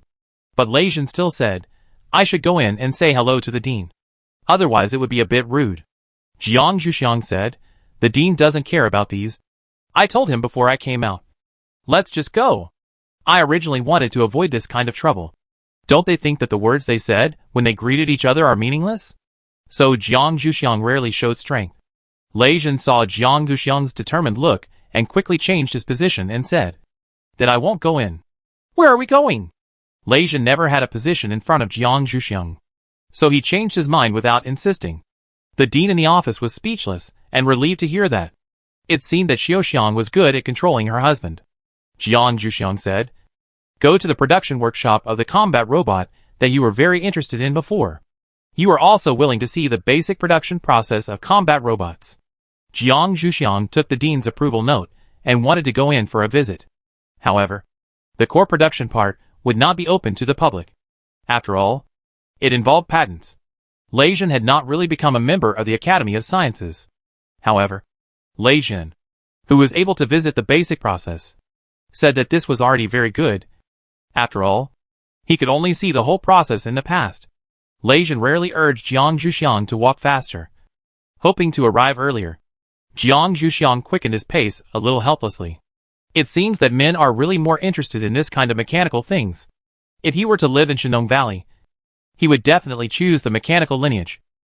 Jiang Zhuxiang came to the production workshop and was first scanned by a robot to make sure there was nothing that should not be brought in. Then he was asked to check the dean's approval note. Except for the production workers and the researchers who occasionally come here, the other staff are robots to avoid any confidential information being leaked here to the greatest extent. After checking that there were no problems, the robot at the door let them pass and notified a robot to lead the way so that they would not run around inside. Jiang Zhuxiang and the others followed the instructions and came to the production workshop of the production workshop. The leading robot took them to visit here. Lei Jin became very energetic and listened carefully to the explanation of the leading robot, not wanting to miss a word. Jiang Zhuxiang was not very interested in this place. After all, the production process here was also very boring. It was basically assembly line operation with repetitive actions. Jiang Zhuxiang began to empty his mind and just followed Lei Jin. He would wake up after he finished watching. Lei Jin naturally noticed that his daughter Xiang was distracted, but he didn't realize that she was not interested in this place. After all, in Lei Jin's eyes, this place was a paradise. If possible, Lei Jin wanted to come here to work as a production worker, so that he could see the birth of those steel giants at the first time. That's right. The basic height of the combat robots here is 2 meters, which is already considered a giant. However, even if Lei Jin wanted to come, he would not be accepted here. After all, the production workshop is one of the places that the Academy of Sciences needs to keep secret. The ones who will be recruited are basically children whose parents have both passed away or whose parents are researchers, and they are absolutely loyal to the Academy of Sciences. Finally, Lei Jin felt that he had seen enough, and Jiang Zhuxiang quickly said to the leading robot, "Take us to the warehouse," leading Lei Jin to go somewhere else to continue looking. The leading robot is still more obedient to Jiang Zhuxiang's orders. The robots working here are more or less capable of thinking on their own. The researchers give them this ability so that they can better adapt to changes. When they arrived at the door of the warehouse, there was also a detection robot as the first line of defense. Jiang Zhuxiang and Lei Jin were scanned again before being allowed to pass. There was another researcher in the warehouse. In order to control the circulation direction of the combat robots, the researcher still had to keep this last checkpoint. After all, if this checkpoint is not well guarded, the combat robots can easily be circulated to places where they should not go. At that time, leaking secrets is a small matter, but the combat robots will lose control. Therefore, after seeing the note in Jiang Zhuxiang's hand, he still sent a communication to confirm the matter with the dean. After receiving a positive reply, he asked the robot to take Jiang Zhuxiang and Lei Jin to the place where the combat robot was. At the same time, he was concerned about how they planned to transport it back. After all, they did not have the key to the land vehicle. Did they plan to walk back with the combat robot? There would definitely be a lot of onlookers along the way. Jiang Zhuxiang said, "I brought a flying vehicle. They can sit in it, and I will take them there." Although it is a bit exaggerated to drive a flying vehicle inside the Academy of Sciences, it is the only way. Otherwise, other means of transportation can only be transported one by one, which is too slow. Originally, he could have walked back with the combat robots. But Jiang Zhuxiang, like the researcher, also considered the issue of onlookers. So he finally decided to use an aircraft. If it was an aircraft, he could pretend not to see anyone watching. Jiang Zhuxiang found an open space to put the aircraft out. There were originally seats for 10 people. Today, the dean approved a small number of combat robots for Jiang Zhuxiang. Only 8. Even so, he was still a little reluctant at the time. So it was just right to pack them all up now, so as to avoid the trouble of running several times. The staff asked the robots to come over to help carry them, because considering the issue of control authority, the first start of these combat robots must be started by the person who controls them. At that time, the combat robots will have a kind of fledgling complex, and the relationship between the two sides will be stronger. Chapter 558 Prenuptial Agreement added at any time. So Jiang Zhuxiang's original idea of letting them walk there was not feasible at all, and the only option was to use an aircraft. After Jiang Zhuxiang and Lei Jin finished the transportation and said goodbye to the staff, Jiang Zhuxiang got into the front cab, obviously wanting to drive it himself. Lei Jin knocked on the door of the cab a little helplessly. Xiao Xiang, you don't want me to sit with those cold combat robots, do you? Jiang Zhuxiang was a little surprised. Don't you like them very much? Why can't I sit with them? Lei Jin's obsession with combat robots is almost enough to ignore his own existence. Isn't it just what he wants to let him sit with them? Lei Jin gritted his teeth and said, what's so good about those cold guys? I don't want to accompany them. Xiao Xiang, can you let me in? Jiang Zhuxiang said helplessly, okay. Then come in. Although the dean prepared a personal aircraft for Jiang Zhuxiang, just like there is a passenger cabin in the back, there is still a co-pilot seat in the cockpit, but it is usually put away. Seeing that Lei Jin insisted on coming up, Jiang Zhuxiang had to press a button to move the co-pilot seat out, then open the door on the side of the co-pilot seat, and lock the door of the passenger cabin at the same time. Lei Jin sat in the co-pilot seat, closed the door, fastened his seat belt, and made sure that he would not be thrown out before he started to tease. Xiao Xiang, you didn't let me come up just now. Are you jealous? Jiang Zhuxiang rolled her eyes at him, not wanting to pay any attention to this guy. What was there for him to be jealous of those combat robots? They were not living people. Even if Lei Jin was close to a living person, Jiang Zhuxiang would not torture himself with jealousy. After all, if a man wanted to cheat, he would not care how jealous you were. Only he would suffer. Besides, he had a prenuptial agreement in hand, so he could divorce at any time. He would not suffer any loss. And he could even call off a wedding that had not yet begun. Jiang Zhuxiang glanced at Lei Jin and said jokingly, yeah. Or we don't need to get married. Why don't you marry those robots? In this era, women no longer need to compete with those legal mistresses, but they have more difficult invisible mistresses, which may be men's games or men's work. Women usually don't have any advantages in fighting them, so the divorce rate has been rising. Jiang Zhuxiang is now also testing the status of combat robots in Lei Jin's mind. If it is very high, he should say goodbye to him as soon as possible. He doesn't want to spend energy fighting with them in the future. When Lei Jin heard Jiang Zhuxiang mention this, he immediately stopped teasing Jiang Zhuxiang. Instead, he said sullenly, that won't work. How can combat robots compare to your status? Zhuxiang? I am just obsessed with them for a while. I will never look at them in your place in the future. However, can you let me see them when you are not here? As a man, he always has some hobbies. Otherwise life will be too boring. Lei Jin must fight for this right for himself. Jiang Zhuxiang still doesn't trust Lei Jin a little bit in this regard, but he can't refuse it outright. So he said, okay. When we go back, we will write this clause in the prenuptial agreement. I think it is very necessary, so that we don't have no rules to refer to when we have a dispute. Lei Jin was not dissatisfied with this proposal. After all, although he could definitely do it, Zhuxiang might not believe it. It was a good thing to write it clearly. At least if Zhuxiang wanted to divorce in the future, he would have a basis for arguing. Lei Jin wanted to live with Zhuxiang for a long time, and he didn't want to be easily let go by Zhuxiang. Therefore, Lei Jin smiled and said, okay. We will add this clause when we go back.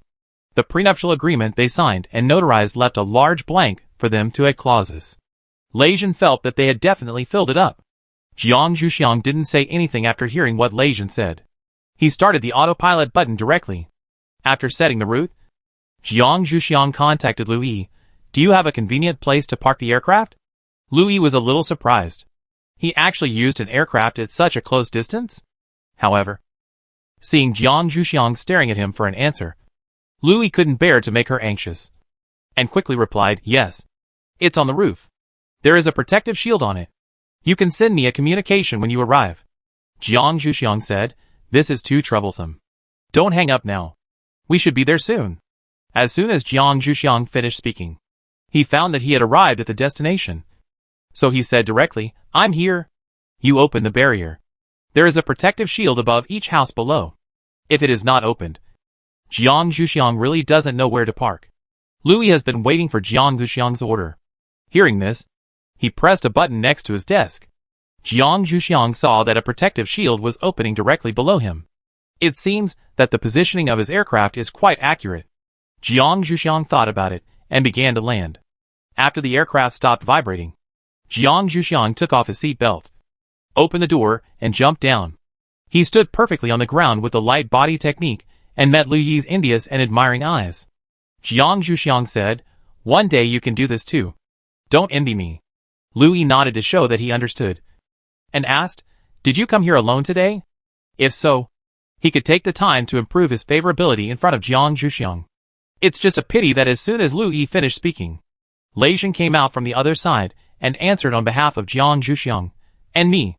After saying that, he glared at Lu Yi fiercely, and told him not to improve his favorability in front of his own Xiaxiang. It must be said that Team Lei Jin seemed to have guessed Lu Yi's thoughts quite accurately. Lu Yi did not hide his purpose at all. What if he improved his favorability? He didn't dare to hit himself in front of Jiang Zhuxiang. "I just want to thank my doctor. Isn't this allowed?" The tone was full of White Lotus, and the intention was also very obvious. If Lei Jin continued to answer on his behalf, it would be easy to fall into the trap. So Lei Jin controlled himself very rationally. Jiang Zhuxiang also wanted to protect Lei Jin from being led into the trap. So he said, "I don't need you to please me. If you really want to do this, just cooperate with my treatment. This is the best reward for me." After that, Jiang Zhuxiang walked to the back of the cabin, unlocked the door, and continued, "Do you want to ask someone to come and move it?"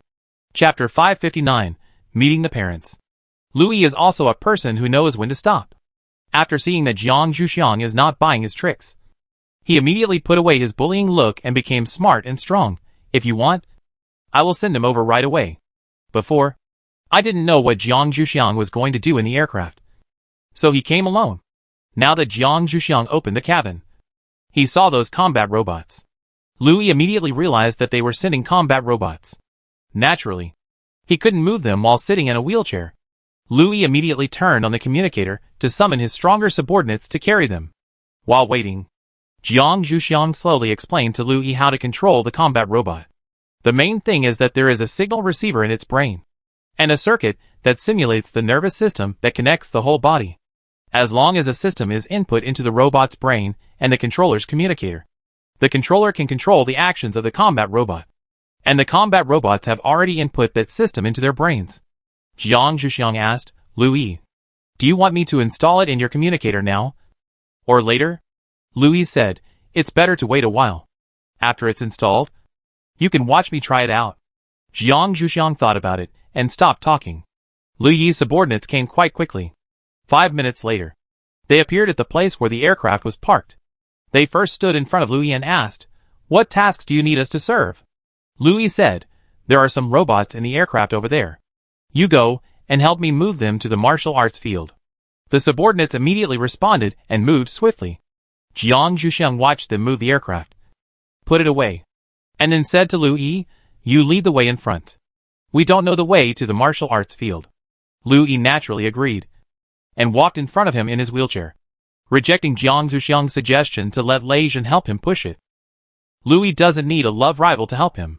The martial arts arena at Lu Yi's house is about 80 square meters. As a person who has just arrived here, it is already amazing to be able to spare such a large martial arts arena. Jiang Zhuxiang looked around. There were chairs, some tools, and even some weapons that only appeared in ancient times on the side of the martial arts arena. "I just don't know if anyone can use them." Jiang Zhuxiang walked to the chairs on the side of the arena and called Lu Yi to follow. "Let's go there to install your system, so that we can sit and watch you try it out." As for Lei Jin, he had already clicked on the follow mode and didn't need Jiang Zhuxiang to call him. After Jiang Zhuxiang installed the system, the combat robots were already standing in the field. Jiang Zhuxiang briefly explained some of the functions of the system to Lu Yi. The specific operation had to be explored by Lu Yi himself.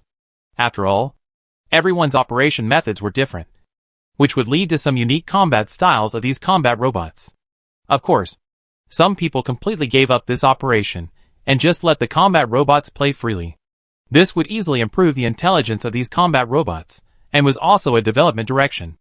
Jiang Zhuxiang shut up after saying this. Now it was up to Lu Yi to choose. However, according to Lu Yi's untrustworthy personality, he would probably choose to control it himself. In fact, in Jiang Zhuxiang's view, robots that played freely were more likely to be able to stand on their own. When the Academy of Sciences used these combat robots, they were allowed to play freely, and only explained to them what they needed to do. As expected, Louis still chose to control the robot. After starting the robot, he controlled 2 robots to fight. Of course, there was nothing to see. In the end, they all staggered and fell to the ground.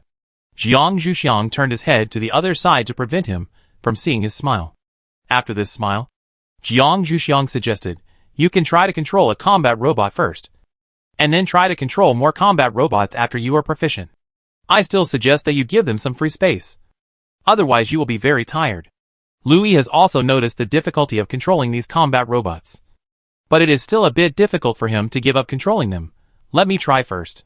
If it doesn't work, I will let them play freely." Jiang Zhuxiang didn't persuade him anymore after hearing what he said. Seeing him controlling a combat robot like he was playing with a remote control game, Jiang Zhuxiang thought about it and asked, "When do you decide to start the operation? I may be busy in the near future. If you decide on a time, please tell me so that I can arrange things a little bit more." The main reason is that Lei Zhen's parents will definitely arrive today, and they will have to discuss the wedding time at that time. It can't conflict with Lu Yi's affairs. In addition, it will probably take Lu Yi several days to control these robots. So Jiang Zhuxiang asked this question. Lu Yi said, "After a week. If I can't control them well in a week, let them play freely." Lu Yi still believed that he could control them, and that was just to buy time. Seeing his somewhat stubborn expression, Jiang Zhuxiang could not say much to Lu Yi, so he could only nod and agree. It was definitely impossible for him to give up without even trying, so it was better to let him give up after hitting a wall. Jiang Zhuxiang only reminded him one thing: you can't force them to accept your control. Otherwise they will resist. Lu Yi said he understood. Jiang Zhuxiang gave Lu Yi acupuncture again and left. When Jiang Zhuxiang was giving Lu Yi acupuncture, Lei Zhen received a message from his mother, saying that they were about to arrive, and asked him to pick them up. Lei Zhen said, "I am still doing something with Xiao Xiang. When this is over, I will take her to pick you up." "Okay." The Lei clan leader and his wife said, "It would be best if you could bring her to pick us up. It is naturally good to be able to meet the daughter-in-law that they have reserved, although they have seen each other before. This is the first time they have met after confirming their relationship. They need to give each other some time to prepare, and they also need to prepare gifts. However, they have already prepared the gifts at home, and now they just need to find them." After receiving this news, the Lei clan leader and his wife immediately ignored their son and hung up the call directly. Lei Zhen can already foresee that he will definitely be the one with the lowest status in the family in the future, and his parents will definitely treat Xiao Xiang better than himself. Chapter 560. Mother-in-law and daughter-in-law are natural enemies. After Lei Zhen hung up the call, he saw his daughter Xiao Xiang approaching him. Lei Zhen asked, "Have you finished? Do you need my help to clean up?" Jiang Zhuxiang said, "Okay. I've put it away." At the same time, he asked curiously, "Whose call is this?" Jiang Zhuxiang hadn't seen Lei Zhen so depressed for a long time. Lei Zhen thought that he would definitely take her to pick up his parents later, so he didn't hide it. "My parents are almost at the door. Do you have anything to do next? If not, come with me to pick them up." Lei Zhen still gave Jiang Zhuxiang room to choose. If his daughter Xiao Xiang was nervous, he could just find an excuse. Jiang Zhuxiang was not nervous. It would not eat him if the people he knew changed their identities. After marriage, they would not live with Lei Zhen's parents. After all, he still wanted to go to the southern fragment. Jiang Zhuxiang said, "It's nothing. Let's go together. Uncle and aunt are quite fast." Jiang Zhuxiang originally thought that they would arrive in the afternoon. If he knew they would come so early, Jiang Zhuxiang would not arrange anything in the morning. Lei Zhen couldn't say that he urged them to come. He could only say a little silly, "Yes. Yes." Jiang Zhuxiang put his medicine box back into his personal space. After saying goodbye to Lu Yi, he walked to the door with Lei Zhen. At the same time, Jiang Zhuxiang began to contact the dean's wife to inform her that the Lei clan leader and his wife had arrived. After hearing the news, the dean's wife immediately said, "Invite them home for lunch at noon." Jiang Zhuxiang was a little surprised and said, "Will lunch be too rushed? Besides, they have to clean up and settle down. Let's get together in the evening. At most, Lei Zhen and I will treat them to a meal outside at noon, so you don't have to work hard." You know, none of them knew that the Lei clan leader and his wife would arrive at noon, and the materials were not prepared. Even if they were prepared, It would be a bit late to start processing now. It's better not to trouble the dean's wife. The dean's wife originally thought so, and later changed her mind because her own Xiaoxiang didn't seem to know how to deal with this. So she had to decide to work harder. Now that she heard Jiang Zuxiang's clear solution, the dean's wife can also breathe a sigh of relief. It is naturally best for her own Xiaoxiang to handle such things. After all, even if she doesn't live with her husband's family after marriage, she still has to have basic contacts. There are many ways for the mother-in-law to control the new daughter-in-law. The dean's wife is still a little worried that Jiang Zuxiang will suffer, although it was a bit unfair to Mrs. Lei to think this way. The saying that mother-in-law and daughter-in-law are natural enemies is not just a saying. Every mother would not feel at ease with her daughter and mother-in-law getting along. Jiang Zuxiang didn't know that the dean's wife had so many thoughts in this moment. Seeing that the dean's wife didn't insist, he said, "Then I'll hang up. You just stay in the store. You don't have to come back too early in the afternoon. I will come to help you then." Jiang Zuxiang always knew that the dean's wife was very hospitable. Every time someone came, she wanted to have a full banquet. In order to avoid this situation, Jiang Zuxiang could only tell her in advance and let her stop. The dean's wife would not listen to all of Jiang Zuxiang's words. She would definitely show her skills when entertaining her in-laws. No matter what Jiang Zuxiang said, she would not be able to change her mind. Jiang Zuxiang also knew a little about the dean's wife. He knew that his words were also limited in their binding force. So he decided to go back early in the afternoon. Lei Jun listened to the conversation between Jiang Zuxiang and the dean's wife as he walked. He quite agreed with Jiang Zuxiang's idea of taking his parents out for dinner. After all, they certainly didn't want to meet their in-laws in their current dusty state. Seeing that Jiang Zuxiang hung up the call, Lei Jun asked directly, "What do you think we should take them to eat?" Jiang Zuxiang silently thought about the nature of the Lei family. All of them were carnivores. Jiang Zuxiang felt that there was only one place suitable for them. That is, the barbecue restaurant. "What do you think about going to eat barbecue? How about letting them try our Academy of Sciences barbecue?" Lei Jun thought about it, and felt that it was not impossible. After all, his parents might not be full if they ate other food. And no one would think it was strange even if they ate a lot at the barbecue restaurant. After all, the thin slices of meat did not take up much space. Jiang Zuxiang and Lei Jun decided on a place to eat at noon. A self-service barbecue restaurant they had been to once before. And then, they concentrated on walking. Lu Yi's house was not far from the door. After walking for about 15 minutes, they arrived at the door. Jiang Zuxiang talked to the person on duty and opened the door. Just then, their car arrived and parked outside the door. Mrs. Lei lowered the car window, and they saw Lei Jun and Jiang Zuxiang appear together. She said excitedly, "Come up and sit down. Xiaoxiang, please show me the location of your parking lot. I'll go park the car first." Jiang Zuxiang was not surprised to find that it was Mrs. Lei who was driving. Mrs. Lei has always been more powerful in their family. Fortunately, Lei Jun did not become a weak son because of this. Jiang Zuxiang glanced at Lei Jun and opened the door of the passenger seat by himself. Lei Jun had no choice but to go to the back seat. And he felt the same pain as his father. Patriarch Lei laughed at his son with pity. "If you really want to marry this woman who gets along so well with your mother, my experience now is what you will be like in a few decades." Lei Jun retorted, "Father, do you regret it? I think mother definitely doesn't mind the divorce." Lei clan leader immediately jumped up. "Don't talk nonsense in front of your mother. I don't regret it at all." Lei Jun glanced at his father, who was a little angry. "Then I am happy with it. After all, he and Jiang Zuxiang have not experienced the hardships of living together, and they only see the good in each other. So they are confident when they speak. The latter sounds cannot be heard in the front, but the action of jumping up can still be felt. After all, the chassis of the car is a whole piece, and the feet can feel obvious vibrations." Jiang Zuxiang said with some concern, "They won't fight in the back, will they?" Jiang Zuxiang never understood the relationship between Lei Jun and his father, and it was possible that they would fight. Mrs. Lei drove to the parking lot and replied calmly, "Don't worry. Your father is no match for a Jun. He won't ask for trouble." At most, Asian said something that made him jump. Chapter 561 Nonsense Mother-in-Law. Jiang Zuxiang was skeptical and planned to ask Lei Jun what was going on later. After parking the Lu Xing car in the parking lot, Jiang Zuxiang took them to the apartment that had been prepared in advance. This was prepared by the dean's wife and her people after she heard that Jiang Zuxiang was going to marry Lei Jin.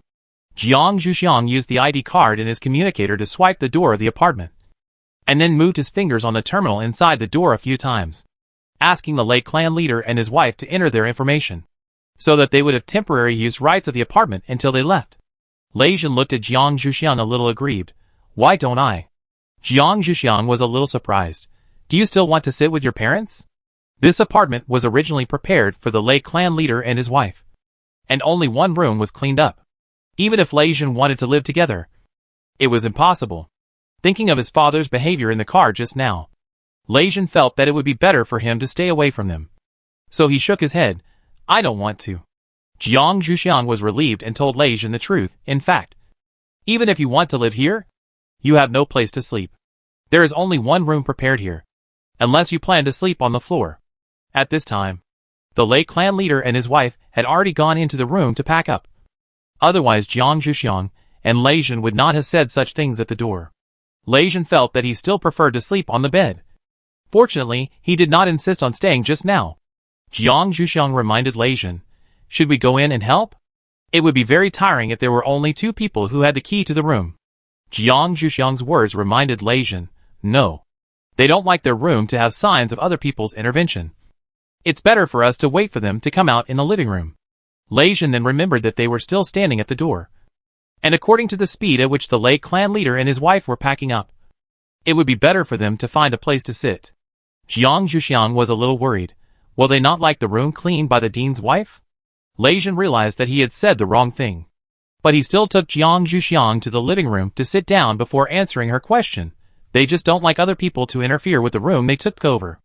The previous preparations have no effect on him. Jiang Zhuxiang frowned. Will they not need other people to help clean the room in the future? Should I prepare a household robot for them?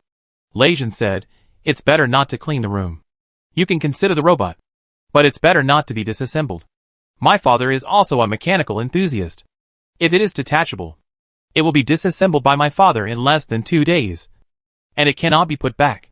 Jiang Zhuxiang looked at Lei Jin speechlessly. Don't worry. The robots produced by my family cannot be disassembled from the outside unless they are willing. These father and son are really alike. Even their hobbies are the same. Jiang Zhuxiang suddenly remembered something. What did you do in the car before? It was so noisy. Lei Jin said a little embarrassedly. Nothing. Just a few words. I can't say that I made my father so angry. If Jiang Zhuxiang knew about this, she might doubt whether I would treat the dean the same way in the future. What if she is not willing to marry me? Lei Jin was afraid that any mistake he made would affect his wedding, so he was a little nervous. Jiang Zhuxiang naturally saw his nervousness and was a little speechless, saying, you don't have to be so nervous. Mom has already told me how you and your father get along. So, even if Lei Jin told the truth, Jiang Zhuxiang wouldn't say much. Lei Jin breathed a sigh of relief, but he was secretly worried that his mother told Jiang Zhuxiang everything. If Jiang Zhuxiang knew about his dark history in the future, he would have no face in front of Jiang Zhuxiang in the future. Seeing that Lei Jin had nothing else to say, Jiang Zhuxiang began to check the queue of the barbecue restaurant that he had booked before. It was already late for Jiang Zhuxiang to make a reservation, and there were still many people in front of him. Jiang Zhuxiang looked at the progress and found that there were still 10 people ahead. It should take some time. So he was relieved. After all, the speed of the Lei clan leader and his wife to pack up was a bit slow. Jiang Zhuxiang pushed Lei Jin. Do you want to go and see how they are packing? Aren't they hungry? Lei Jin also felt that it was a bit long, so he stood up with Jiang Zhuxiang's strength. It would be good to go and see. He was a bit hungry. The Lei clan leader and his wife had actually packed up a long time ago. They didn't come out just because they were entangled in the gift. Although they had prepared a gift before, they felt that Jiang Zhuxiang might not like this gift, so they were discussing what to do. Lei Jin knocked on the door, but no one came to open it. However, the door was not locked, so Lei Jin pushed it open and walked in. He found that they were staring at the box, and said speechlessly, what are you doing? You are staring at the box and don't want to come out. Mrs. Lei said with some annoyance. Do you think your girlfriend will like her mother-in-law to give her a knife? She won't break up with you because of this. Right? Mrs. Lei also just checked on the virtual network and found out what gifts the mother-in-law usually prepares for her daughter-in-law. Most of them are gold and silver jewelry or jewelry necklaces. The knife she prepared will probably become the strangest gift for the mother-in-law and daughter-in-law to meet in history. Lei Jin opened the box and took a look at it speechlessly. The quality of the knife was pretty good. As a normal gift, Jiang Zhuxiang probably wouldn't mind accepting it. But as a gift for Jiang Zhuxiang during this period, Lei Jin didn't know how she would react. He could only say, if there is anything else, why not give her something else? If not, just give it like this. At most, I can make up for it later. Xiao Xiang shouldn't mind. Lei Jin really didn't expect his mother's gift to be so strange. Originally, Lei Jin didn't send a message to her because he didn't want to interfere with his mother. Now it seems that it is more reliable to tell her later. Mrs. Lei gritted her teeth and walked out of the room first with the gift box. Jiang Zhuxiang was still a little surprised to see them come out so quickly. He stood up and took 2 steps towards them. Jiang Zhuxiang noticed the long box and took a curious look at it. What is this? Mrs. Lei became even more stiff when she found that Jiang Zhuxiang noticed the box. She really didn't like it. Lei Jin pulled his mother's sleeve. Zhuxiang's eyes were obviously curious. Chapter 562 Nervous Mother-in-Law. Lei Jin had never expected that his mother would be so nervous. It seemed that he should not have worried about Xiao Xiang before, but should have worried about his mother instead. Mrs. Lei felt the pull on her sleeve and quickly turned her head to glare at Lei Jin. Why are you pulling her sleeve? Do you think you are still young? Lei Jin said helplessly in a low voice. Xiao Xiang is waiting for you to come over. Mrs. Lei then walked towards Jiang Zhuxiang, trying to force a smile, and handed over the box in her hand. This is a gift I prepared for you. I hope you like it. Jiang Zhuxiang felt a sinking in his hand after taking it. What was in the box? Jiang Zhuxiang decided to open it and take a look. After all, it was something prepared by her mother-in-law for her. No matter what it was, she should praise it. Mrs. Lei saw Jiang Zhuxiang was about to open it, so she stared at Jiang Zhuxiang's expression nervously. Jiang Zhuxiang saw that there was a knife in the box, and his expression was surprised. But he still took the knife out of the box and carefully examined it. The blade was smooth and sharp. It was indeed a good knife. Although he might not use it very often, someone might need it when he kept it. Jiang Zhuxiang carefully put the knife back into the box, looked up and said to Mrs. Lei, "This is a good knife. Are you really willing to give it up?" Mrs. Lei saw Jiang Zhuxiang's genuine expression and said, "It's good that you like it. I made it myself. I originally planned to make it into a dagger, but there were too many materials at the time, so I had to make it into a knife. You can use it for self-defense." Jiang Zhuxiang put the knife and the box into his personal space and expressed his approval with this gesture. After putting away the things, Jiang Zhuxiang said, "Lei Jin and I have reserved seats for dinner before, and it's almost our turn now. Let's go quickly. There are only 5 people in front of them, and if they walk over here and wait a little, it will probably be their turn." Mrs. Lei will still listen to Jiang Zhuxiang's words. After all, Jiang Zhuxiang has always been more reliable than her son, and she has been in the room for so long that she is really hungry. Jiang Zhuxiang glanced at Lei Jin and motioned him to lead the way in front, and she would chat with Mrs. Lei in the back to prevent him from getting bored. Lei Jin could only walk in front with his father helplessly. Jiang Zhuxiang and Mrs. Lei chatted, and soon arrived at the restaurant Jiang Zhuxiang had booked. There were only 2 groups of people outside, so it seemed that they would only have to wait for 10 minutes. Jiang Zhuxiang took them to sit down on the seats in the corridor and said, "We will be there in a little while. Let Lei Jin sit with you. I will go to queue up." Mrs. Lei said, "Let Lei Jin go to queue up. You can sit with us. Anyway, sons are to be ordered around, and daughters-in-law are to be pleased. After all, if Jiang Zhuxiang can't feel their sincerity, he will not be good to his son in the future." Jiang Zhuxiang looked at Lei Jin with some embarrassment, not knowing whether he was willing or not. Lei Jin said that he was used to it, but still wanted to struggle. "Can't you accompany me to queue?" Jiang Zhuxiang looked at Mrs. Lei, not knowing whether she would let him go. Mrs. Lei looked at her son's pitiful expression and was generous for once. Then Xiao Xiang, "You can accompany Jin to queue up. I will talk to your father." Jiang Zhuxiang stood up and queued with Lei Jin. In the queue, Jiang Zhuxiang asked Lei Jin, "What do your parents like?" "I will go back to prepare gifts later." Lei Jin said, "The first thing you gave was very good. They liked it very much. I have already revealed my parents' preferences, and even if Jiang Zhuxiang doesn't send a gift, they won't have any objections. After all, this is their visit to Jiang Zhuxiang's home, not Jiang Zhuxiang's visit to his home." However, Lei Jin always knew that he couldn't convince Jiang Zhuxiang, so he could only say the simplest option. Jiang Zhuxiang nodded. Tea and martial arts are indeed good gifts.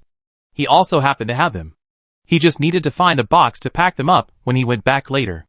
The two groups in front quickly went in, and the waiter quickly came to inform them that they could also go in. Jiang Zhuxiang signaled Lei Jin to call his parents over, and he would wait here with the waiter first. Lei Jin quickly brought his parents over and followed the waiter inside. Jiang Zhuxiang reserved a private room, which was convenient for talking. Let the Lei clan leader and his wife sit down, and she and Lei Jin went to get something. Lei Jin went directly to the meat area and took a pile of various meats. Seeing that he had difficulty walking, Jiang Zhuxiang asked him to go back first and get some vegetables and dipping sauce. Lei Jin nodded silently and moved slowly back to the private room. When the Lei clan leader and his wife saw Lei Jin coming in, they thought he was a staff member. When they found out it was Lei Jin, Mrs. Lei said speechlessly, "Why do you take so much at once? What if we can't finish it? And what about Xiaoxiang? Are you leaving her alone outside?" Jiang Zhuxiang had finished his selection soon after Lei Jin left, but he only lightly covered the tray. When Mrs. Lei asked Lei Jin, Jiang Zhuxiang just pushed the door open and said, "I'm selecting some vegetables, so I'm a little slow. If you can't finish the dishes here, you can ask someone to pack them up.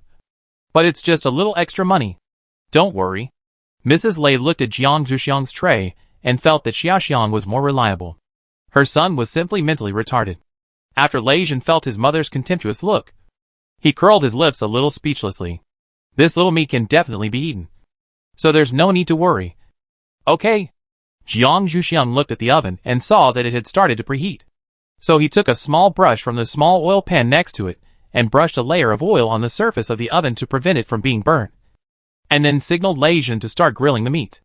Lei Jin used a pair of tongs to pick up the meat slices on the plate, and then helped Jiang Zhuxiang put the vegetables on the meat to roast. It is said that this can relieve greasiness and suppress the grassy taste of the vegetables. Mrs. Lei saw her son's considerate look and was quite satisfied with her son's performance. If he behaved like this in front of the dean and his wife, they would definitely be more assured that their daughter would marry their son. The Lei clan leader and his wife were quite satisfied with the meal, but they were a little full. They still finished the pile of meat that Lei Jin brought. They still didn't want to pack it back. After all, they didn't know how to deal with the ingredients after bringing them back. Jiang Zhuxiang mentioned to them that the dean's wife wanted to invite them to dinner in the evening. Mrs. Lei said, "Can the time be a little later? This kind of invitation cannot be refused." But their stomachs don't digest so quickly. Chapter 563, The Mother Who Changed Her Face. Jiang Zhuxiang said naturally, "Okay. I'll just tell my mother when I go back later." Mrs. Lei said a little aggrievedly, "I've given you the gift of changing your name. When will you call me mother?" Jiang Zhuxiang looked at Mrs. Lei in surprise. Why didn't she know that this was still a gift of changing her name? Although calling mother is not a big deal, she still has to be mentally prepared. So she showed an embarrassment on her face. Lei Jin was originally looking forward to Jiang Zhuxiang calling his mother mother. But seeing the embarrassment on Jiang Zhuxiang's face, he quickly tried to smooth things over. "Just call me mother next time. You can prepare some normal gifts next time. Maybe Xiaoxiang will be willing to speak up." The dean's wife also waited for several years to wait for our Xiaoxiang's mother. Didn't she? Mrs. Lei also felt that she was taking advantage of the gift she gave out and wanted to get a mother in return. She had only brought it up because she was running out of words. She was a little embarrassed at first, but when she heard her son come to her rescue, she quickly followed his steps and said, "Then Xiaoxiang, next time I prepare a gift to coax you, you can call me mother again." Mrs. Lei was still very persistent about this title. After all, Mrs. Lei wanted a daughter to call her mother a long time ago. She had tried to adopt a daughter before, but others refused after hearing Mrs. Lei's name. Now there is a daughter-in-law in front of her, and she can raise her as a daughter in the future. Therefore, Mrs. Lei must ask Jiang Zhuxiang to promise to change her mind next time. Jiang Zhuxiang said helplessly, "Then let's talk about it next time." Jiang Zhuxiang couldn't agree too easily. Otherwise it would seem like he was going for the gift. Mrs. Lei wanted to say something, but the chief of the Lei clan spoke, "Okay. The child will change her mind when she is ready. So don't force it. Let Ajin take her back first. Maybe the dean's wife is waiting for her to go back." Mrs. Lei still respected her husband's words. After hearing it, she immediately said, "Then let Ajin take you back." We'll see each other in the evening. Jiang Zhuxiang also breathed a sigh of relief silently. If she continued to talk, she might have let go. After all, Mrs. Lei's emotions were still very sincere and moving. After Lei Jin said goodbye to his parents, he accompanied Jiang Zhuxiang to send her back. On the way, he did not mention his mother's affairs. He just told her what they needed to prepare for the trip to the South Fragment.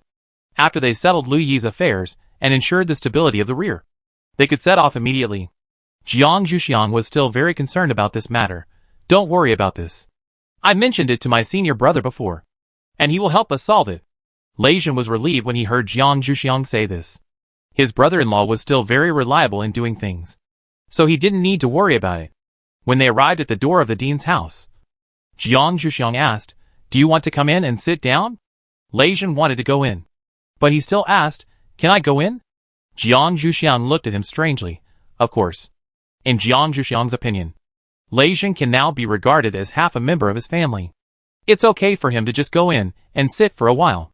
Besides, the dean's wife might be at home now, and she would definitely be more willing to see Lei Jin. After getting permission, Lei Jin followed Jiang Zhuxiang and helped her close the door.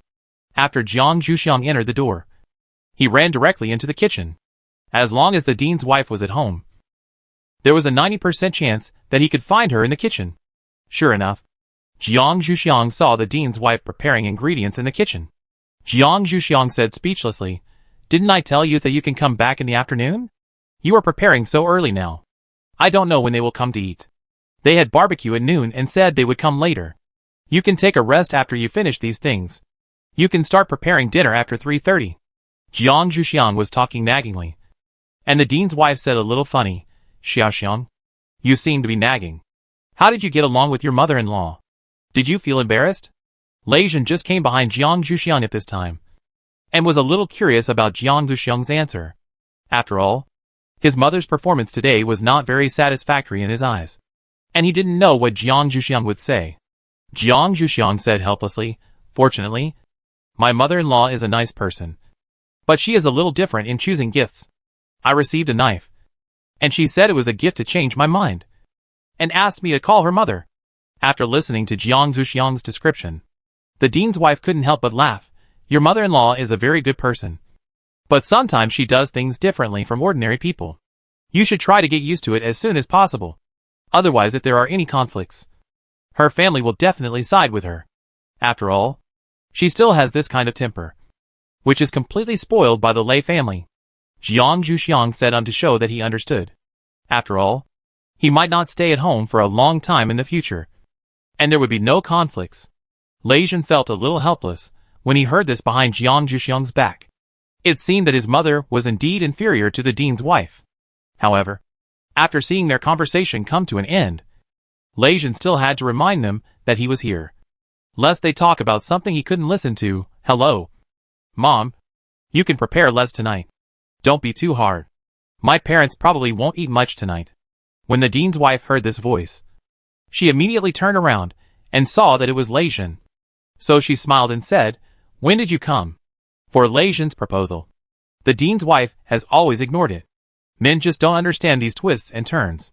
When they are formally meeting, the rich dishes also represent the woman's confidence, and it is also a way to shut up the in-laws. So the dean's wife can't do less. Lei Jin answered the dean's wife's question honestly. "I just came in with Xiaoxiang." The dean's wife glared at Jiang Zhuxiang. "Why didn't Xiaoxiang tell me? You and Xiaoxiang go to the living room first. I'll prepare snacks and tea for you when I'm done here." Lei Jin quickly said, "This has nothing to do with Xiaoxiang. I didn't say anything. You don't need to prepare snacks. I ate too much at noon. You can prepare a cup of digestive tea for me later." Jiang Zhuxiang watched silently on the side without saying anything. Sure enough, every mother behaves like this in front of her son-in-law. Their daughters are always put aside and said a few bad things by the way. Chapter 564 Protection Agreement. Lei Jin saw his daughter Xiaoxiang standing aside and rolling her eyes, thinking that she must be angry, and quickly said, "I will go back first and visit again in the evening." He didn't even plan to drink the digestive tea that was originally agreed. The dean's wife naturally noticed her daughter's movements, and quickly pinched her secretly and said to keep her, "Don't go back so quickly. You should sit for a while." Jiang Zhuxiang was very dissatisfied with being pinched. And when Lei Jin wanted to agree, he silently said with his lips, "You dare to stay and try?"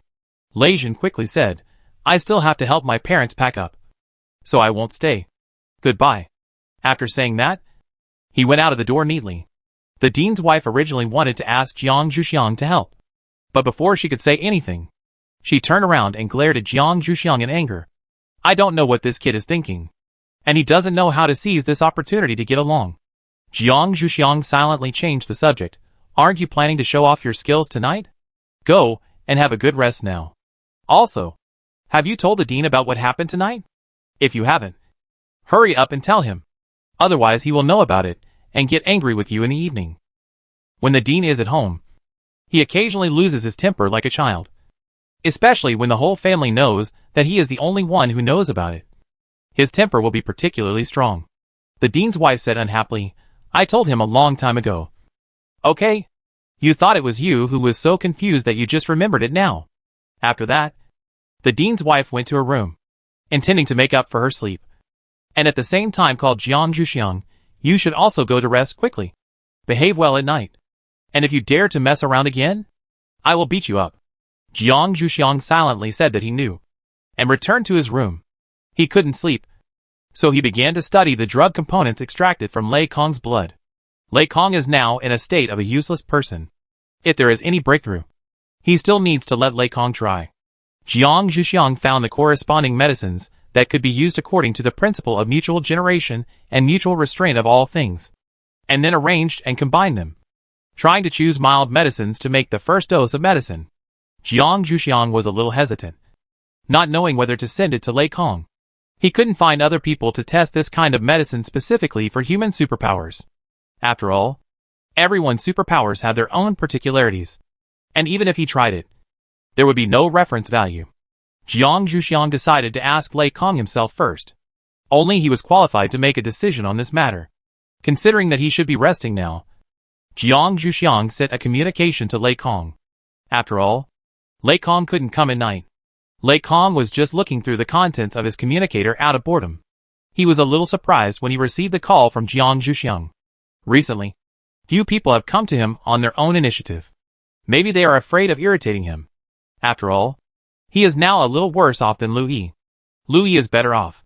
At least he can sit in a wheelchair, while he can only lie on the bed or ask others to help him turn over and lie prone.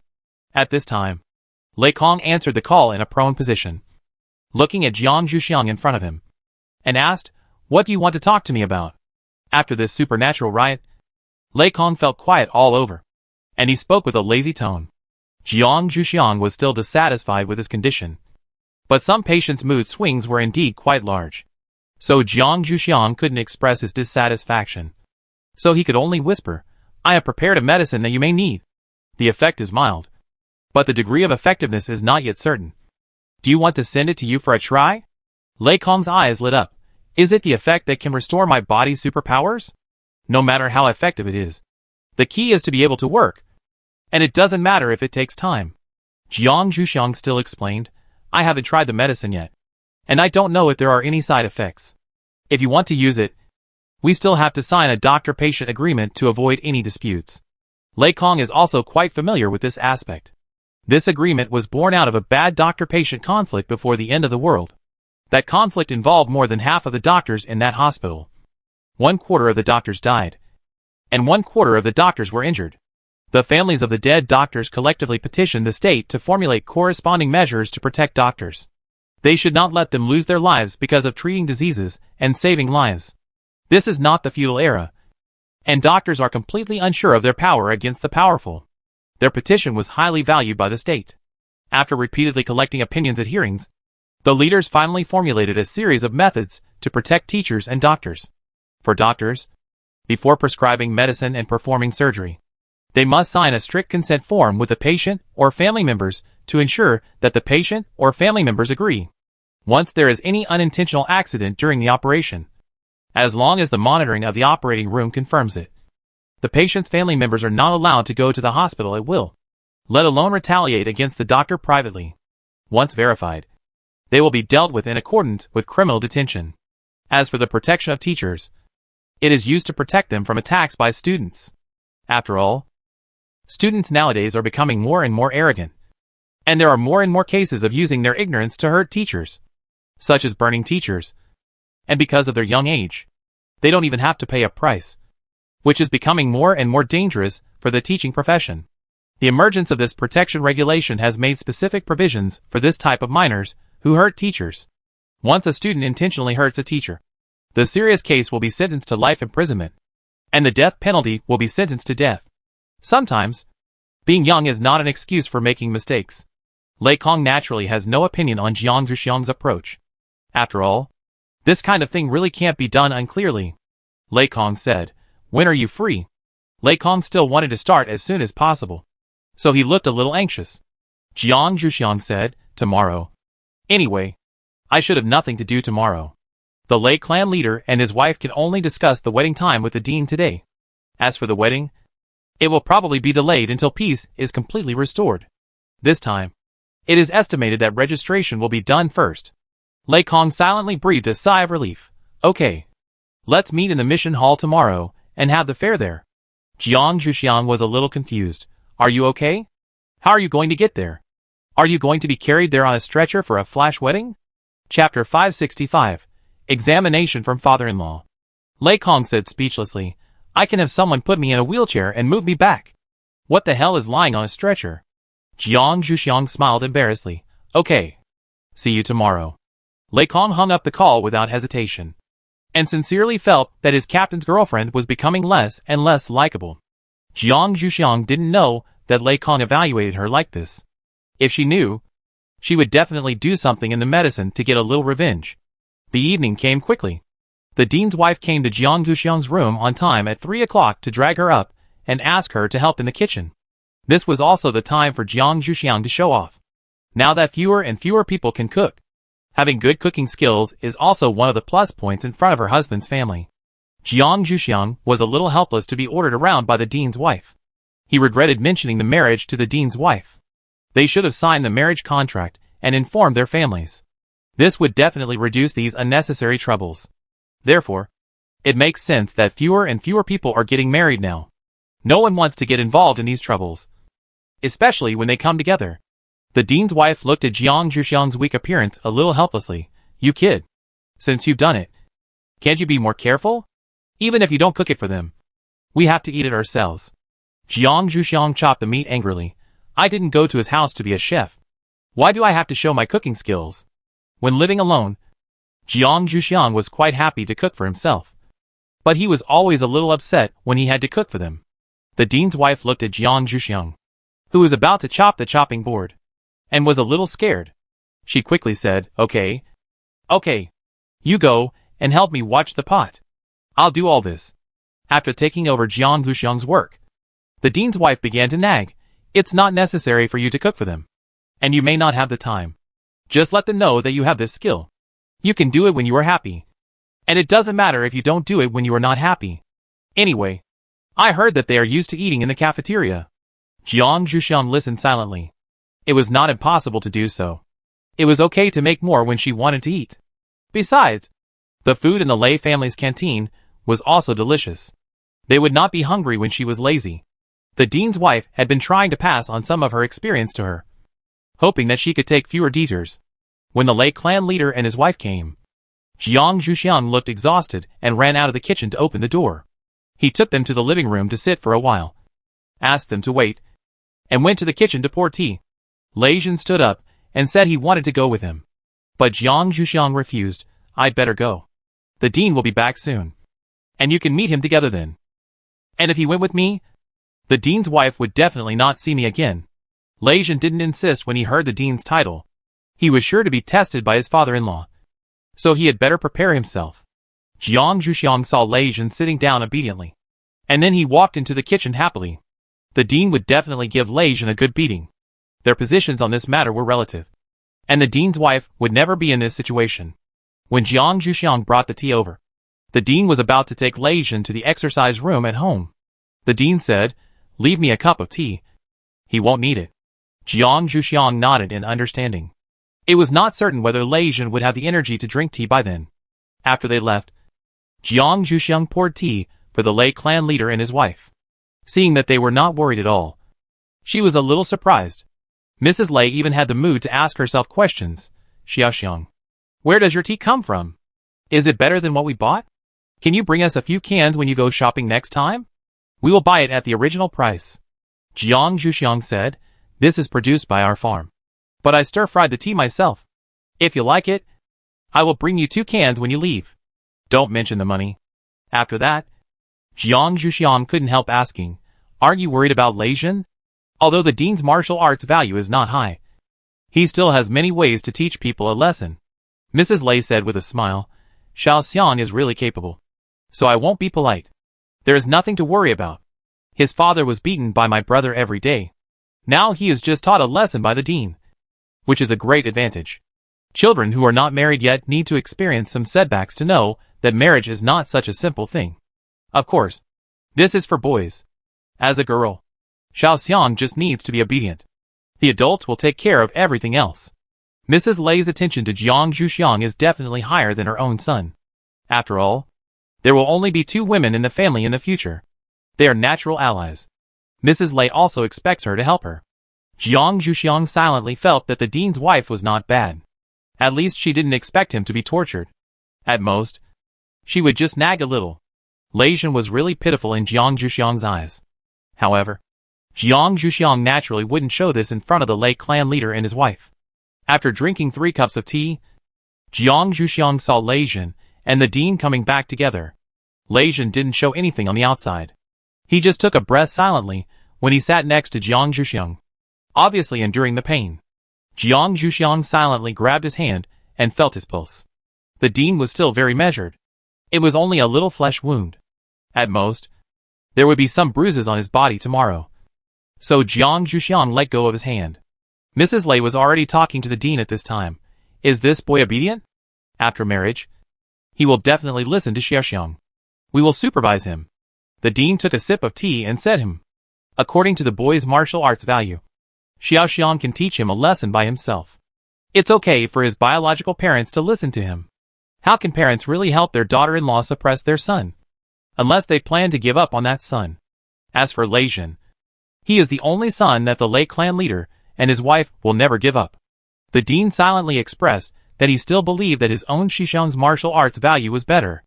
Moreover, according to his own Xiaoxiang's ability, as long as she is willing to show a little bit after marriage, the Lei family will definitely support her. To be honest, the dean is not that worried. The dean's wife came over quickly to call for dinner. The dean brought people over. At the dinner table, in addition to the dean's wife's persuasion, there was the voice of Mrs. Lei making a promise. Jiang Zhuxiang ate silently. Now they had no right to speak here. Chapter 566 The Stolen Tea Leaves. After a meal, the dean's wife and Mrs. Lei were very satisfied with each other. The dean and the Lei clan leader saw a different side of their wives and decided to sympathize with each other. Jiang Zhuxiang and Lei Zhen said that they were a little bored. They now regretted telling their parents. The two looked at each other, and Jiang Zhuxiang said, let's go for a walk. Mrs. Lei and the dean's wife said kindly, you go? It doesn't matter if you come back later.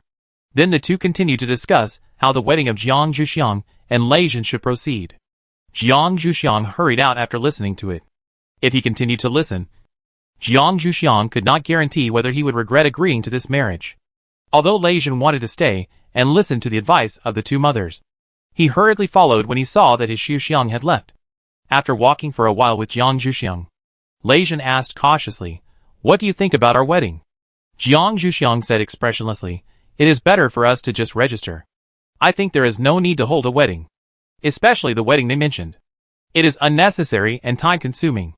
If they said so, he would have to stay at home for at least a month and do those trivial things that Jiang Zhuxiang thought were meaningless. Lei Zhen originally wanted to give his Xiaoxiang a grand wedding. But when he heard Jiang Zhuxiang's refusal, he had to not mention it for the time being, and let her participate in the final process when everything was ready. Seeing that Lei Zhen did not mention it again, Jiang Zhuxiang said, then let's take some time to register first, and get it done before going to the South Fragment, so that both of us can feel at ease. Lei Zhen did not expect that his silence could be exchanged for such a benefit, but he felt that he had earned it. In order to avoid more trouble, Lei Zhen directly proposed, then can it be tomorrow? Jiang Zhuxiang immediately said, no tomorrow. I have an appointment with someone else. Lei Jin asked. Who did you make the appointment with? Can't it be postponed? Jiang Zhuxiang did not hide it. It's with Lei Kong. I just made a medicine, and I will try it on him tomorrow. I have to go to the mission hall to sign a bilateral agreement first. It will probably take some time. And it is a bit difficult to postpone it. Lei Jin said, then I will go with you tomorrow. If we have time in the meantime, we can sign the marriage contract. Anyway, the marriage contract does not take long. Now the people in charge of marriage contracts encourage more people to get married, fearing that the cumbersome procedures will make them regret it. So the time for signing marriage contracts is very short. Jiang Zhuxiang did not comment on Lei Jin's words. If you want to go, go with me. We can talk about it when we have time. The two walked for a while and prepared to go back. The people at home should have finished chatting. Jiang Zhuxiang opened the door and found that the dean's wife was still chatting with Mrs. Lei. Jiang Zhuxiang wanted to close the door again. However, if she really did that, the dean's wife would definitely settle accounts with her afterwards. So Jiang Zhuxiang had no choice but to go in and then drag Lei Jin into the kitchen. The dean's wife didn't clean up the place after dinner. Jiang Zhuxiang originally thought it would be quieter here, but after entering, he found that the dean and the Lei clan leader were actually inside, looking for something. Jiang Zhuxiang asked curiously, "What are you doing?" The dean was relieved when he saw Jiang Zhuxiang coming in. This guy said he wanted to drink tea. "I came to find tea leaves. And I don't know where your mother hid. Do you know? The kitchen has always been the dean's wife's world. Even if the dean often comes in to help, he doesn't know where everything is placed. Especially tea leaves. Because the work of making tea at home has always been taken over by the dean's wife. And the dean has no chance to know where it is placed." Jiang Zhuxiang searched in the refrigerator and took out the tea can that the dean's wife had hidden well, and gave it to the dean. "Put it back after you use it. And don't let your mother see it. Otherwise she will be angry." The dean said, "Got it." Then he took a set of tea sets to the study, leaving the kitchen to Jiang Zhuxiang and Lei Jin. Jiang Zhuxiang and Lei Jin hid in the kitchen until the Lei clan leader and his wife were about to go back, and then went out and cleaned up the kitchen by the way. Mrs. Lei knocked on the kitchen door with a smile. "Jin. Is it fun in the kitchen?" They saw the two little guys when they came in, but they didn't bother to say anything because they looked sneaky at the time. Lei Jin said helplessly, "Mom, can you stop joking? Are you planning to leave? It's getting late now." Mrs. Lei said, "I came to see you because I was planning to leave." "Xiaxiang, do you have any tea?" Mrs. Lei didn't come to see her son on purpose. She didn't care when he would go back. She was just thinking about her own Xiaxiang and asked about the tea. Jiang Zhuxiang opened the refrigerator and took out 2 cans of tea, saying, "Are 2 cans enough?" Mrs. Lei said happily, "That's enough." "Xiaxiang, remember to come to our house next time. And don't hesitate to ask Ajin if you need anything." Mrs. Lei sold her son very smoothly. Jiang Zhuxiang said, "I will go with Lei Jin when I am free. But not necessarily if I am not free." Mrs. Lei nodded with satisfaction and went to find her husband. Jiang Zhuxiang was relieved after finally sending the Lei clan leader and his wife and Lei Jin away. The dean's wife patted him and said helplessly, "What are you doing?" The dean's wife glared at the dean at the same time. "You two come with me." Jiang Zhuxiang and the dean looked at each other with sympathy, and it seemed that they could not escape the scolding.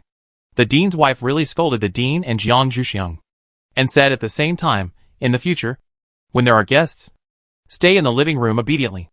Even if you are playing games on the communicator, you are not allowed to hide." Jiang Zhuxiang and the dean nodded helplessly. "Can we rest now?" The dean's wife said, "Come with me to clean up the kitchen now." Jiang Zhuxiang quickly said, "I have already cleaned up with Lei Jin." The dean's wife was a little surprised. "It seems that you are not lazy." Jiang Zhuxiang puffed out his chest a little proudly. Of course. The dean's wife had nothing to say and asked them to rest directly. The next morning, Jiang Zhuxiang accompanied Jiang Zhuxiang and others to have breakfast, and then made an appointment with Lei Jin to meet in the mission hall, and went directly to the mission hall. Lei Jin did not go alone, but woke up Lei Kong first and asked him if he wanted to go with him. Lei Kong was a little confused. "Go together. Where to?" Chapter 567 Witnessing a Private Engagement. Lei Jin explained, "Go to the mission hall. Didn't you make an appointment with Xiao Xiang to meet in the mission hall yesterday? I'm going there too. So it's just right to take you with me." Lei Kong looked at his captain with rare curiosity. The jealous king was willing to take him to see Jiang Zhuxiang this time. Did the sun rise from the west today? Lei Jin was a little annoyed by being looked at. He pulled him up from the bed roughly, carried him to the wheelchair and fixed him. Regardless of whether he was ready or not, he pushed him away. Lei Kong was a little confused, and was put on the wheelchair by his captain. Fortunately, there was nothing to prepare. Lei Kong adjusted his posture to make himself more comfortable. When they arrived at the door of the mission hall, Lei Jin sent a message to Jiang Zhuxiang, asking her where she was. Jiang Zhuxiang said, "You can just come to the doctor's notarization window.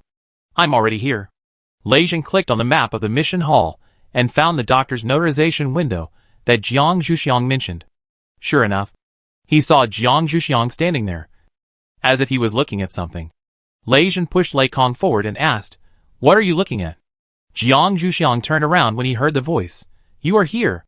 I am looking at the matters that need to be paid attention to when signing the contract. You can also take a look." After that, Jiang Zhuxiang handed the port to Lei Kong and helped him turn to the first page. Lei Kong said thank you and looked at it seriously. It was the first time he saw such a thing. It listed the things that needed attention, especially the first one, which was marked in red pen. Both parties must be conscious people who sign the contract voluntarily. This rule is also to prevent some doctors from using their medical skills to harm people. So before officially signing, he and Jiang Zhuxiang had to take a test to prove that both parties were conscious people. Lei Kong was a little speechless. How could a conscious person prove it? Could it be that he just said that he was conscious? Jiang Zhuxiang had never participated in this kind of test, because there was nothing special about the people Jiang Zhuxiang had saved in the past. Therefore, even this bilateral contract was the first time Jiang Zhuxiang came to make it. Mainly because of Lei Kong's special identity. Otherwise, there would be no need for this step. Jiang Zhuxiang had no choice but to say, "You'll know after you go in." After saying that, he motioned Lei Jin to push Lei Kong to follow. And he followed the staff inside. The staff placed the two of them in different compartments, and then handed them a terminal to ask them to do the questions. The questions covered a wide range of topics. A bit like an intelligence test. If someone was not conscious, they would definitely not get more than 20 points. Even when Jiang Zhuxiang was awake, he could only barely get a little higher passing score. Mainly because there were some brain teasers in the questions, which made Jiang Zhuxiang, who was used to thinking about problems normally, make mistakes. So the score was so low. As for Lei Kong, he didn't stumble in brain teasers, but he obviously didn't have as much knowledge as Jiang Zhuxiang in other areas. So his score just reached 60 points. After the two finished the test, they reported their scores to each other, sympathized with each other, and then waited for the test results from the staff. The results brought by the staff were also very interesting. The machine determined that you both maintained 8 points of sobriety, and 2 points were normal intellectual blind spots, which means you can go to sign the contract now, and I will continue to take you there. Jiang Zhuxiang followed without objection, and Lei Jin also pushed Lei Kong to follow. The staff took them to a meeting room inside the mission hall, where a notary drawn by the mission hall was already sitting, who had nothing to do with Jiang Zhuxiang and Lei Kong, and could guarantee fairness to the greatest extent. Lei Kong and Jiang Zhuxiang both breathed a sigh of relief. This kind of thing would be too embarrassing if they met acquaintances. After entering the contract signing stage, the speed was still very fast. After confirming the sobriety of the two, the man took out the contract prepared in advance, wrote down the basic information of Jiang Zhuxiang and Lei Kong, and then gave them 3 copies to sign. At that time, 1 copy will be kept in the mission hall, and the other 2 copies will be held by Jiang Zhuxiang and Lei Kong respectively. Jiang Zhuxiang and Lei Kong each put away their respective contracts. And then Jiang Zhuxiang handed the pills he had made before to Lei Kong.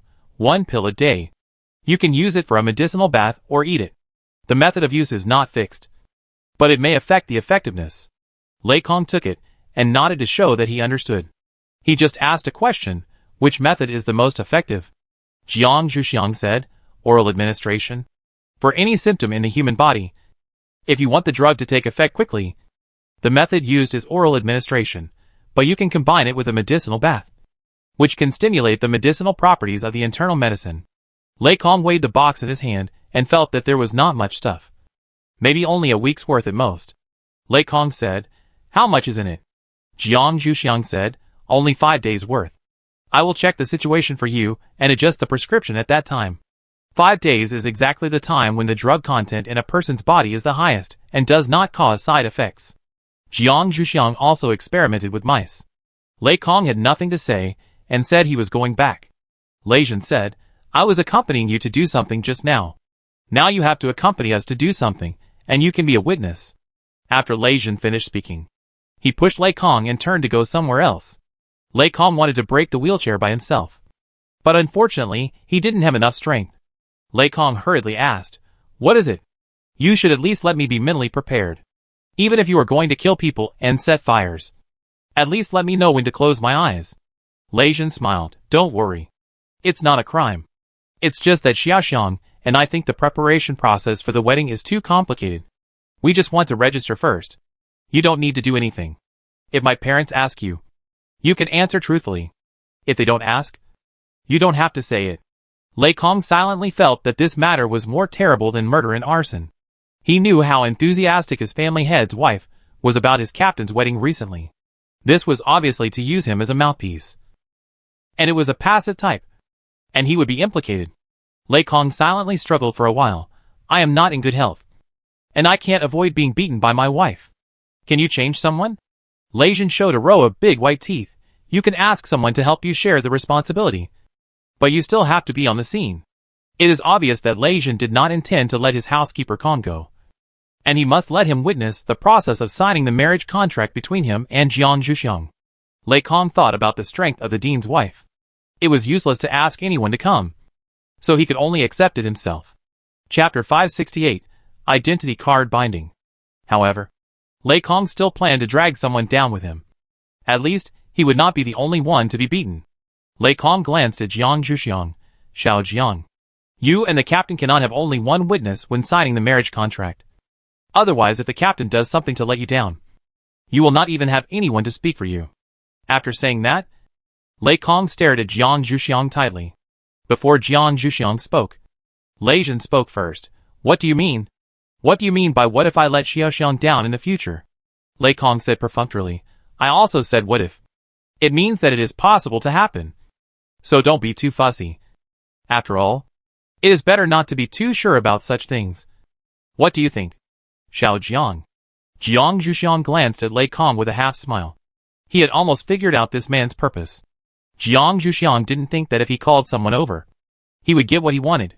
After all, the dean and his wife were never the kind of people who liked to take action. At that time, the witnesses on his side would only be criticized a few times. Since he needed someone to give him courage, he could also help him. Jiang Zhuxiang was relieved. Then I'll send a message to ask the senior brother to come over. After that, Jiang Zhuxiang turned on the communicator, edited a message and sent it to Yan Lei, and then waited for Yan Lei's response. If Yan Lei was free, he would naturally not refuse his request. Yan Lei was about to go to the laboratory at this time. After receiving Jiang Zhuxiang's message, he also wanted to know what his little sister was planning to do. He had stayed in the laboratory for a few days and nights before. After coming out, he knew that his little sister was planning to get married. He hadn't had time to ask her. This time, she took the initiative to find him, so he could ask her clearly. But when he arrived at the place, Yan Lei found something wrong. Yan Lei had also come to this place with colleagues who were getting married. Could it be that the stinky girl was going to sign a marriage contract with Lei Jin today? When Jiang Zhuxiang saw Yan Lei coming, he went straight to him, but was pulled aside by Yan Lei. What are you doing? Have you told the dean and others? Do you want to be beaten? Jiang Zhuxiang knew that he would definitely pass this test, so he did not avoid it and directly expressed his thoughts. I haven't told them yet. Today, I just acted first and reported later. Otherwise, it would be very complicated to let them know. We just want to do it according to our own ideas because we think it is too troublesome. Just sign a marriage contract to confirm the relationship. Yan Lei said a little speechlessly. Then why did you ask me to come? You can handle it yourself. Jiang Zhuxiang gave the right to speak to Lei Jin. It's better to let him come forward for such things that require resistance. Lei Jin stepped forward and explained with a bit of his brother-in-law's stern eyes. We want you to witness the process of signing the contract. I am a good friend who grew up together. We thought of you, Xiaoxiang. So we asked Xiaoxiang to send you a message. I didn't expect you to have time to come. Yin Lei didn't say anything about Lei Zhen's explanation, but just said, in that case, you should start as soon as possible. You can fill in the required information first. He and I will wait on the side. Now marriage no longer requires household registration books. Although marriage is still a union of two families in terms of custom, it is only a matter between two people in terms of law. The reason why Yin Lei decided to stay with Lei Kong was that he wanted to know some inside information from Lei Kong, so as not to be cheated without knowing it. Lei Zhen glanced at Lei Kong and told him to fend for himself. He didn't dare to do anything more in front of this brother-in-law. Fortunately, the brother-in-law was not a person who liked to take action. At least Lei Kong would not be in danger of life. Lei Zhen and Jiang Zhuxiang went to do business first. Lei Kong looked at Yin Lei, who stayed behind, and silently wiped his sweat in his heart. Although this big brother would not take action, he was very good at trapping people. It seemed that he had to be careful to avoid being tricked into revealing any secrets. It was just a pity that no one had ever successfully hidden what Yin Lei wanted to know from him. Within 5 minutes, Lei Kong said the words that had brought him countless care, in order to have someone to be beaten with me when I was discovered. As soon as the words came out, Lei Kong's face changed. This man was too insidious. He didn't even know what was going on. How could the truth be tricked out? Yin Lei looked at Lei Kong with a smile and said, even if the truth is revealed one day, I will never be blamed for the beating. You should be careful then. As long as you haven't left the Academy of Sciences, I will definitely let them take good care of you. When Lei Kong heard Yin Lei's words, he knew that his future would be difficult. But he couldn't bring himself to ask Yin Lei for help. So Lei Kong had to pull the banner of Jiang Zhuxiang. I am receiving treatment from Ms. Jiang recently. Can you not let others take care of me before I get better? Yin Lei smiled and said, okay. I will let Xiaoxiang take care of you personally. Yin Lei still believed in the influence of his words on Jiang Zhuxiang. Being sick is definitely the best time to receive care. Lei Kong didn't dare to compare his own weight with Yin Lei. Even Lei Zhen couldn't compare with him. Lei Kong could only pray to Jiang Zhuxiang to be gentler when the time came. After Lei Kong and Yin Lei finished their treatment, Jiang Zhuxiang and his team had almost finished their treatment. They followed the staff out and asked Yin Lei to follow. Jiang Zhuxiang pushed Lei Zhen and asked him to push Lei Kong. But before Lei Zhen moved his feet, Yin Lei took the initiative to put his arm around the back of Lei Kong's wheelchair, as if they were very friendly before. Lei Zhen stopped and looked at Jiang Zhuxiang. Jiang Zhuxiang looked at Yin Lei inquiringly, not knowing what he meant. Yin Lei smiled slightly and pushed the wheelchair to keep up with Jiang Zhuxiang and his team. Well, that's what he meant. Jiang Zhuxiang silently sympathized with Lei Kong, but didn't dare to do anything more. Otherwise, if the artillery fire fell on him, he might not be able to withstand it. At this time, Lei Kong really wanted to cry, but had no tears. Although this person was pushing the wheelchair steadily, Lei Kong always felt that he would flip the wheelchair at any time. The mental pressure was really huge. Arriving at the place where the contract was signed, it was another conference room. The staff took out a terminal and asked Jiang Zhuxiang and Lei Zhen to enter their fingerprints and bind their ID cards.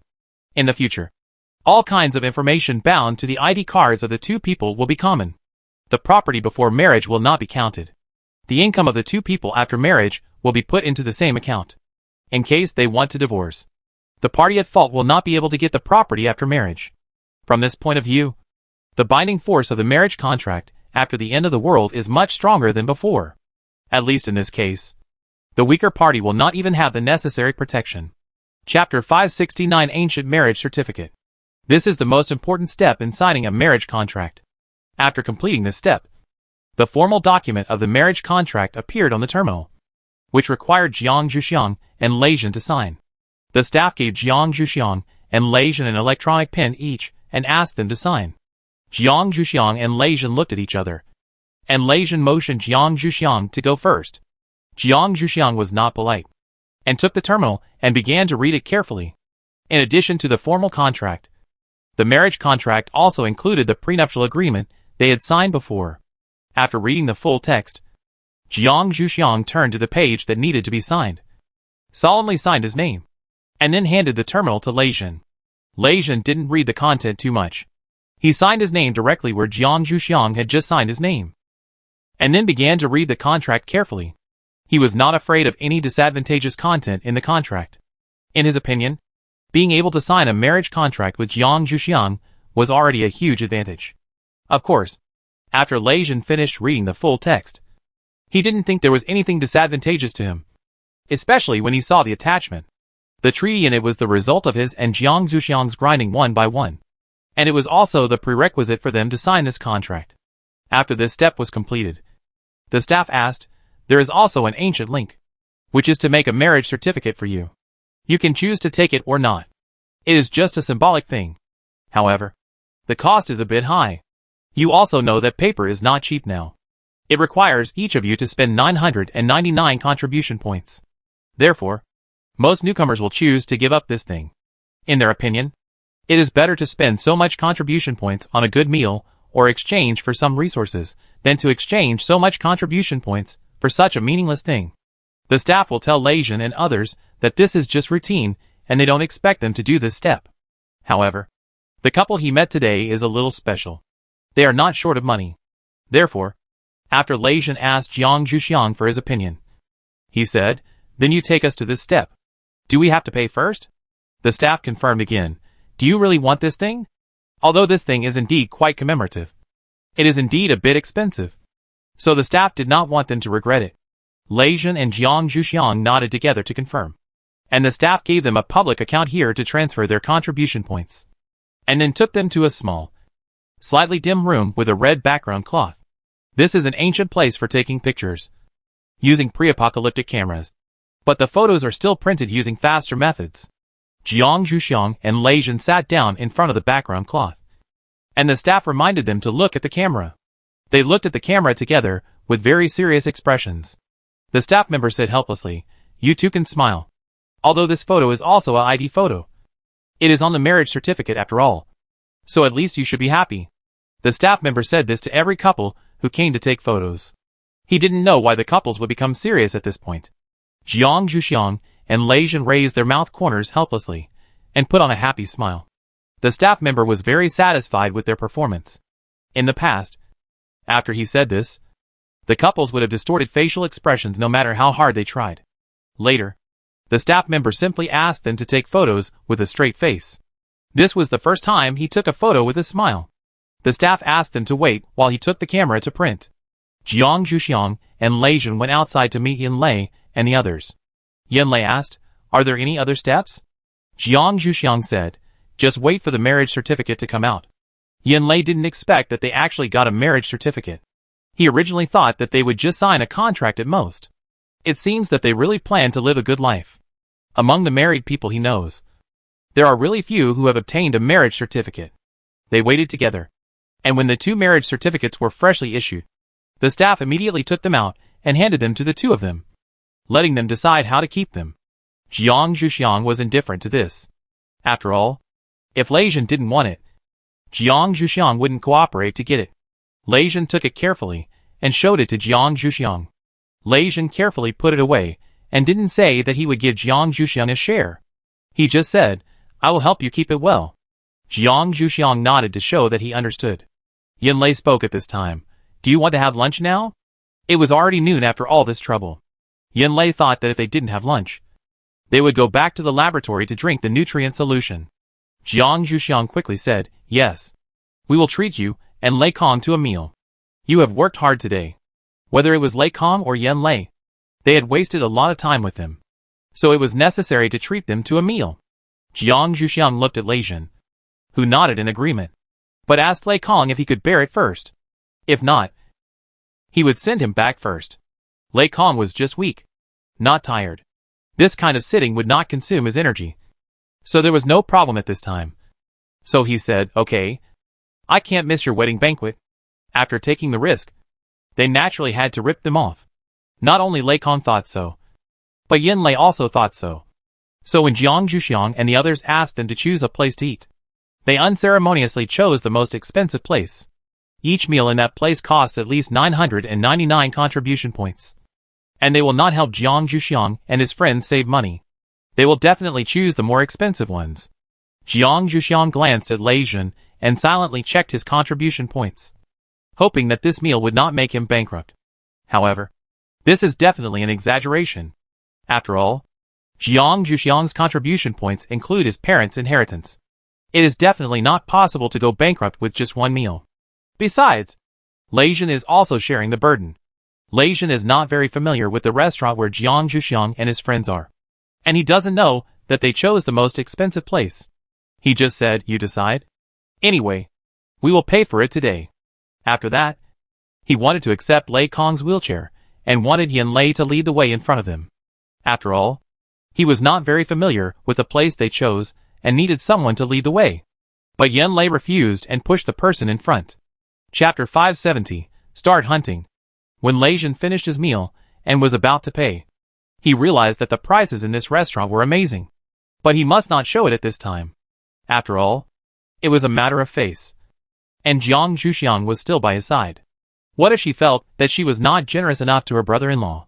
For Lei Jin, marriage is not the end. After all, there are many people who get married and then divorced. He must always show his best side. Lei Jin followed the waiter with a little pain, intending to pay. But there was a sound of footsteps behind him. Lei Jin turned his head, and saw that it was Jiang Zhuxiang. He was a little surprised and said, "What are you doing here?" Jiang Zhuxiang said, "We agreed to share the responsibility. Didn't we?" Lei Jin was a little confused. When did we agree to this? How could he not know? And how could he let his wife pay for it? Jiang Zhuxiang said nonsense seriously, when signing the marriage contract. In fact, it was a clause in the marriage contract. And Jiang Zhuxiang used it as an excuse.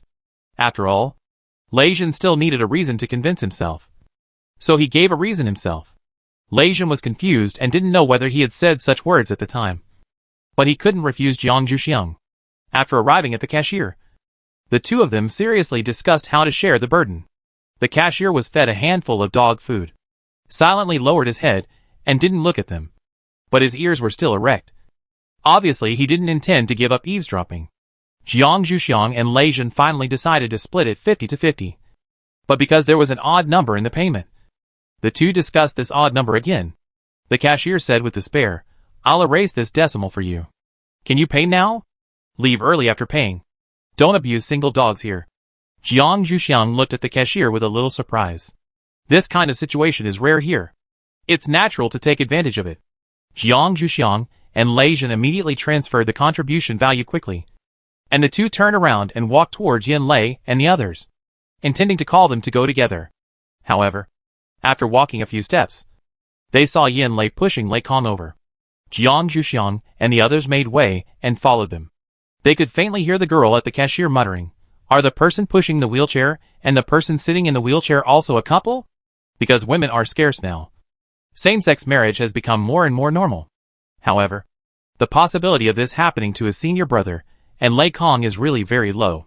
After all, the two have very similar personalities and are definitely of the same sex. Jiang Zhuxiang thought and smiled silently. Lei Kong and Yin Lei felt a little cold for some reason, as if someone was maliciously speculating about them. After looking around, they continued to move forward. Yin Lei had to go back to the laboratory. So Jiang Zhuxiang and Lei Jin finally sent Lei Kong back. Jiang Zhuxiang did not stay long, but only told Lei Kong to take the medicine according to the dosage, and not to take more. He would come to check every day. Lei Jin said, "Don't worry. I will supervise him well." Jiang Zhuxiang then left with peace of mind. Days passed quickly as Jiang Zhuxiang checked Lei Kong every day. Soon it was a week after the appointment with Lu Yi. Jiang Zhuxiang looked at Lei Kong, who was able to stand up and walk a few steps, left the new medicine to him, and said, "We are going to catch that person. You should be careful here," because he didn't know when he would appear. Jiang Zhuxiang left the new medicine to Lei Kong, and said, "I will talk to the senior brother, and he will come to see you in his spare time. If he brings someone else, you don't have to be surprised. It must be Brother Shuiwen. He is studying medicine. If he wants to see your physical condition, don't refuse. He and I belong to two different systems. Maybe he will have other ways. And he will definitely let you try it after trying it in the laboratory. So don't worry." Jiang Zhuxiang carefully warned Lei Kong about various situations that would arise after he left, almost making Lei Jin jealous again. Lei Kong saw the change in his captain's face and quickly said, "Okay. I know. You guys go quickly. Lu Yi must be waiting for you. Right?" Jiang Zhuxiang had nothing else to say, so he stood up and walked out according to Lei Kong's words. And Lei Jin followed naturally. In fact, It is still possible for Lu Yi to wait for Jiang Zhuxiang. But it is absolutely impossible to wait for Lei Jin. This time, Lei Jin will take the team members as the outer defense line and arrange them 100 meters away from Lu Yi's house. Outside Lu Yi's house, there are only the robots that Jiang Zhuxiang gave him before, and it is unknown how he is controlling them now. The players naturally stayed on their defense line. For Lu Yi, he would never want to see so many people appear on his territory. Jiang Zhuxiang took Lei Jin over. Lu Yi's face looked pretty good. During this period, Jiang Zhuxiang did not stop treating his legs. Although he could not stand up and walk, his body was indeed much better. The original paleness had disappeared. In another week, he would probably be able to undergo rehabilitation. Therefore, Jiang Zhuxiang came here today to remind him to maintain this state and to protect himself in the next action. Lu Yi listened to Jiang Zhuxiang's advice and felt warm in his heart. The original sacrifice was a little shaken.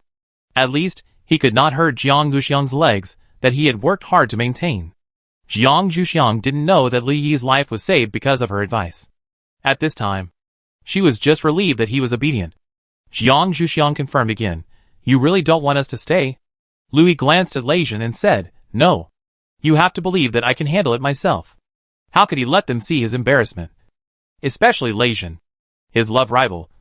And he didn't want his image to be damaged in front of Jiang Zhuxiang. Jiang Zhuxiang didn't force it. He left some medicines and talismans that he prepared, explained the usage to him, and said, "Notify us when you are done here, and we will take care of it for you. Make sure that no trace is known to the informants of the base. After all, although the base is weak, it is like a centipede. If it is really desperate, it will not be able to withstand it." Lu Yi nodded. In this regard, Jiang Zhuxiang is indeed more convenient. He still can't be too strong. He still has a little less manpower. Jiang Zhuxiang suddenly remembered the question he had thought of before. You have no problem controlling the combat robot, right? This matter is crucial. As long as there is a slight deviation, it is very likely that the man will find an opportunity. Chapter 571 Temporary ID Card. Lu Yi showed a little satisfaction when he heard Jiang Zhuxiang's question, but said in a light tone, "It's okay. Do you want to check it?" He was obviously very confident in his results. Jiang Zhuxiang was still worried, so he nodded and said, "Just show it a little. I'll leave after I see it." Lu Yi hurriedly started to move after hearing what Jiang Zhuxiang said. Turned on his communicator, turned on the system, and quickly issued orders with his fingers, asking the fighter robots to come to where he was. 5 minutes later, the fighter robots stood in a row in front of Jiang Zhuxiang and performed action drills as if they were showing the results of military training. The movements were very unified and orderly. Jiang Zhuxiang was quite satisfied with their performance. At least they showed their ability to follow orders. But he didn't know how they would perform when fighting with people. Jiang Zhuxiang suggested, "You control them to fight against Lei Jin. But stop when you are satisfied. And don't hurt the fighting power of both sides. After all, we still have a fierce battle to fight." After that, Jiang Zhuxiang looked at Lei Jin and wanted to ask if he was willing. Lei Jin agreed without waiting for Jiang Zhuxiang to ask, because he still couldn't bear to see Lu Yi perform well in front of Jiang Zhuxiang. Jiang Zhuxiang signaled Lu Yi and himself to move away to avoid being affected by the war, and remote control was also possible. Lu Yi obediently retreated with Jiang Zhuxiang, and then controlled the fighter robots to besiege Lei Jin. He had been displeased with Lei Jin for a long time, who made him Jiang Zhuxiang's boyfriend. If he knew that Lei Jin had now been upgraded to Jiang Zhuxiang's husband, he would definitely be more ruthless. After all, that meant that he had no chance at all. Unlike when he was still her boyfriend, this kind of opportunity to attack Lei Jin openly is still rare, and Lu Yi will never let it go. He still put some pressure on Lei Jin with all his strength. However, Lei Jin still resisted. Although he was hit a few times, he immediately fought back, and both sides won and lost. Jiang Zhuxiang was very satisfied with this. And seeing that they were starting to fight with real fire, he was afraid that one of them would not be able to control it and get hurt. So Jiang Zhuxiang hurriedly called a halt. After all, if something unexpected happened, it would not look good for either of them. Lei Jin heard Jiang Zhuxiang's words, and quickly withdrew from the battlefield with a fake move and returned to Jiang Zhuxiang's side. He naturally felt Lu Yi's hostility. Now he probably didn't dare to act rashly only when he was with Jiang Zhuxiang. Otherwise, he would never give up. Jiang Zhuxiang looked at the battle robots and stopped after chasing for a few steps. He looked at Lui and said, "Not bad. This is still very good for you to be able to fight Lei Jin on equal terms without using hot weapons. I hope you will not be soft when you meet that person. Don't be soft when you need to use hot weapons. Just leave that person a breath, and we will naturally have a way to bring him back to life." Jiang Zhuxiang was still worried that Lu Yi would be soft-hearted. And if so, they might lose everything. Lu Yi said, "Well, I know. Don't worry."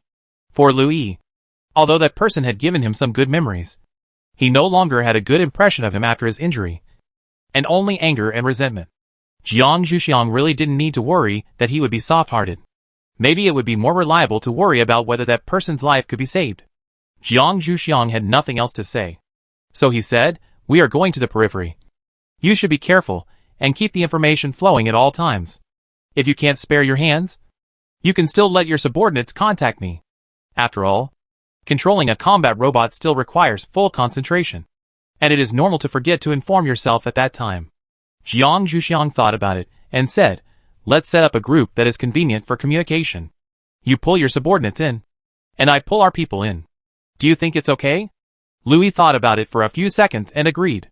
After all, there will definitely be situations where he will not have time to contact, so it is not bad to do so. Seeing that he agreed, Jiang Zhuxiang met a group himself. First pulled Louis in, and then authorized him to pull people in. He pulled Lei Jin in, asked him to pull his team members in, and asked them to briefly introduce themselves in the group. Lei Jin was not dissatisfied with Jiang Zhuxiang's order. After all, he had received the greatest sincerity. However, for Louis, this meant that he might be better than Lei Jin in Jiang Zhuxiang's eyes, and he was still a little excited in the current situation. In fact, Jiang Zhuxiang pulled Louis in first just because of the principle of outsiders first. It didn't matter if his own people were wronged. He still had to take good care of outsiders. After doing this, Jiang Zhuxiang really returned to the outer defense line with Lei Jin. The next thing would depend on Lu Yi's own performance. Jiang Zhuxiang and Lei Jin patrolled all the way and found that they were all very rigorous in their posts. They also returned to the tents temporarily built on the periphery with peace of mind. There were surveillance cameras for the entire periphery here. This was the authority that Jiang Zhuxiang applied to the Dean. He temporarily had the authority to control the satellites in this area. This time, he had to take a good look at how that person got in. This kind of footage was also played simultaneously at the Dean's place. After all, he also wanted to know where the defense loopholes of his own Academy of Sciences were. Under their joint attention and Lu Yi's deliberate performance, the man finally decided to meet Louis again. Just as a conclusion between the two, whether he would come back or not depended on his action this time. He put on his disguised clothes, added a temporary ID card to his communicator, and then swaggered through the door detection and walked into the Academy of Sciences. Jiang Zhuxiang frowned a little when he saw this scene. The temporary ID card is a temporary pass given by the Academy of Sciences to some guests. The people they will give it to are basically their allies. Is it possible that someone among the allies is secretly helping him? If so, the Academy of Sciences needs to reconsider the relationship with its allies. After all, this behavior seriously threatens the security of the Academy of Sciences defense line. Today he can come in alone, and tomorrow he can come in with a large force. The tragedy of the original parents and the accident of the former dean are likely to reappear. This is the common feeling of Jiang Zhuxiang and the dean when they saw this scene. However, this matter can be put aside for later investigation. Now the most urgent task is to catch him. As long as he is caught, who is secretly communicating can be asked. Chapter 572, Capture Success. After entering the door, he headed towards Lu Yi's location with familiarity, as if he had been here countless times. It seems that he should have mastered the topographic map of the Academy of Sciences shelter. Jiang Zhuxiang's brows were getting tighter and tighter. She now wanted to know which company sold them out so thoroughly. The camera quickly turned to Lu Yi. Lu Yi sat calmly in a chair, watching him walk into his room.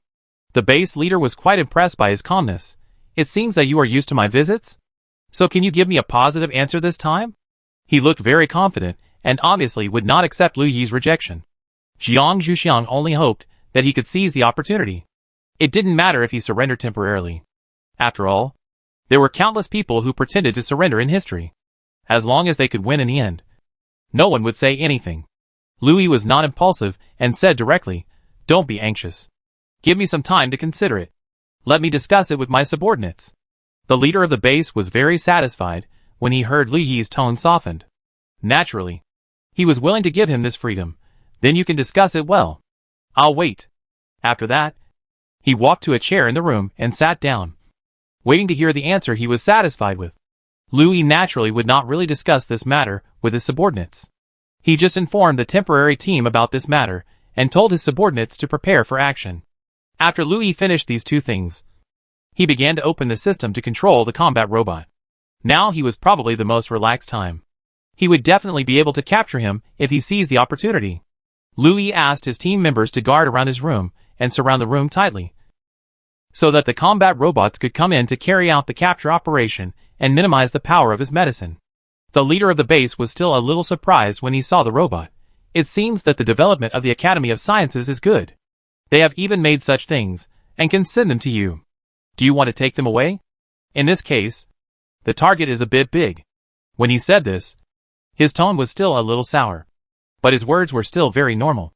Louis sneered, "Of course I won't take them away. They are here to greet you." After that, he controlled the combat robots to start besieging the base leader. The base leader didn't understand the meaning of Liu Yi's words at first, but when he saw the combat robots start to move, he knew that Liu Yi would not be able to go back with him. Although he was a little conceited, he still had some IQ. He didn't say anything harsh, and directly started looking for a place where he could break through. Because of the secrecy of the action, he always acted alone, so he could only rely on himself when escaping. Originally, Louis was not a worry to the base leader at all. He didn't expect that these combat robots made by the Academy of Sciences were so powerful that he couldn't find any flaws to exploit for a while. The leader of the base and the combat robot were deadlocked there. Neither of them could do anything to the other. However, the leader of the base was definitely at a disadvantage. After all, he was a flesh and blood body, and he had physical strength concerns. Unlike the combat robot, as long as there was energy, he could keep fighting. Louis obviously saw this, and planned to fight him to see who could outlast the other. In this unfavorable situation, the leader of the base had to find a countermeasure. Now it seemed that the combat robot had almost no weaknesses. The only weaker one in the room was Liu Yi. After all, in his opinion, Liu Yi's spatial ability was really nothing, especially when his legs were still broken. He was a soft persimmon that was easy to squeeze. He started to do it as soon as he thought of it. He also saw that these combat robots should be controlled by him. As long as he was dealt with, these combat robots would be dealt with as well. Jiang Zhuxiang saw this scene in the surveillance and hurriedly shouted in the group, "Take the antidote quickly." Jiang Zhuxiang knew about the ruthlessness of the base leader. Once he gave up fighting for a certain person, he would definitely not leave it to others. Jiang Zhuxiang hoped that Liu Yi would be obedient at least at this time. Fortunately, Liu Yi was not a person who could not listen to others at all. At least, he listened to Jiang Zhuxiang's words. Liu Yi temporarily let the combat robots fight freely, and he took out the small bag that Jiang Zhuxiang had given him before. Each item in it was marked with its function. Liu Yi quickly found the antidote, poured one and swallowed it. The leader of the base in the battle circle raised his eyebrows tirelessly. The person who could remove the effect of his potion had not spoken yet. It was just that these combat robots became more difficult to deal with after no one controlled them. Originally, they could still judge based on Liu Yi's habits, but now there was no trace at all. He was a little flustered for a while, and did not find a chance to get his own potion. In the end, he risked his injury and scattered his potion in the direction of Liu Yi, and then dragged his injured body to continue to deal with these robots. But his reaction was obviously much weaker, because there was a certain distance from Liu Yi. The potion he took was inhaled, and it would work as long as he could breathe. It was a pity that the potion prepared by Jiang Zhuxiang was not for eating. Although it could not completely remove the effect, it was still possible to remove most of it. Liu Yi felt nothing except a little soft, seeing that the free combat mode of the combat robot was also effective. Liu Yi simply gave up control. In this situation, he should not be the one who was anxious. He just needed to watch quietly. Liu Yi's idea saved his life. The circulation speed of this medicine was originally related to the speed of human movement. The faster the movement, the faster the effect. It also reduced a lot of trouble for Jiang Zhuxiang's subsequent work. After all, it was easy to solve before the medicine entered the heart. The leader of the base, because of the bleeding and the continuous attack of the combat robot. His breathing became heavier and heavier. He also inhaled a lot of those medicines. These medicines took effect quickly. He soon felt weak all over. I don't know if it can be regarded as another kind of shooting himself in the foot, or it should be self-inflicted. It saved Louis a lot of effort. Louis was not the kind of person who would kill everyone. Seeing that he had fallen, he ordered the combat robots to stop fighting and directly turn on the air purification device to extract the air containing the medicine and replace it with fresh air. Then he let his subordinates come in and tie up the leader of the base. Seeing that he was dying, he stuffed him with an antidote pill to save his life temporarily. Chapter 573 Pre-Execution Rescue. After doing all this, Louis sent a message to the communication team, asking Jiang Zhuxiang and others to come over and see how to deal with this person more appropriately. Jiang Zhuxiang and others had already seen the scene in the surveillance, but out of respect, they did not take the initiative to go over, but waited until Louis called them over before going over. Jiang Zhuxiang had also seen Li Yi's slight poisoning reaction in the surveillance, so he sent a message while walking, if that person has any medicine, you must remember not to move it. Some things flow faster the more you move them. If you have already taken my detoxification pill, don't take it again. Repeated consumption will no longer have any effect. There is a marrow cleansing pill in the thing I should give you. If you can bear the pain, you can try to take it now. That thing can expel harmful substances from the body. In fact, the marrow cleansing pill can reshape human bones and muscles.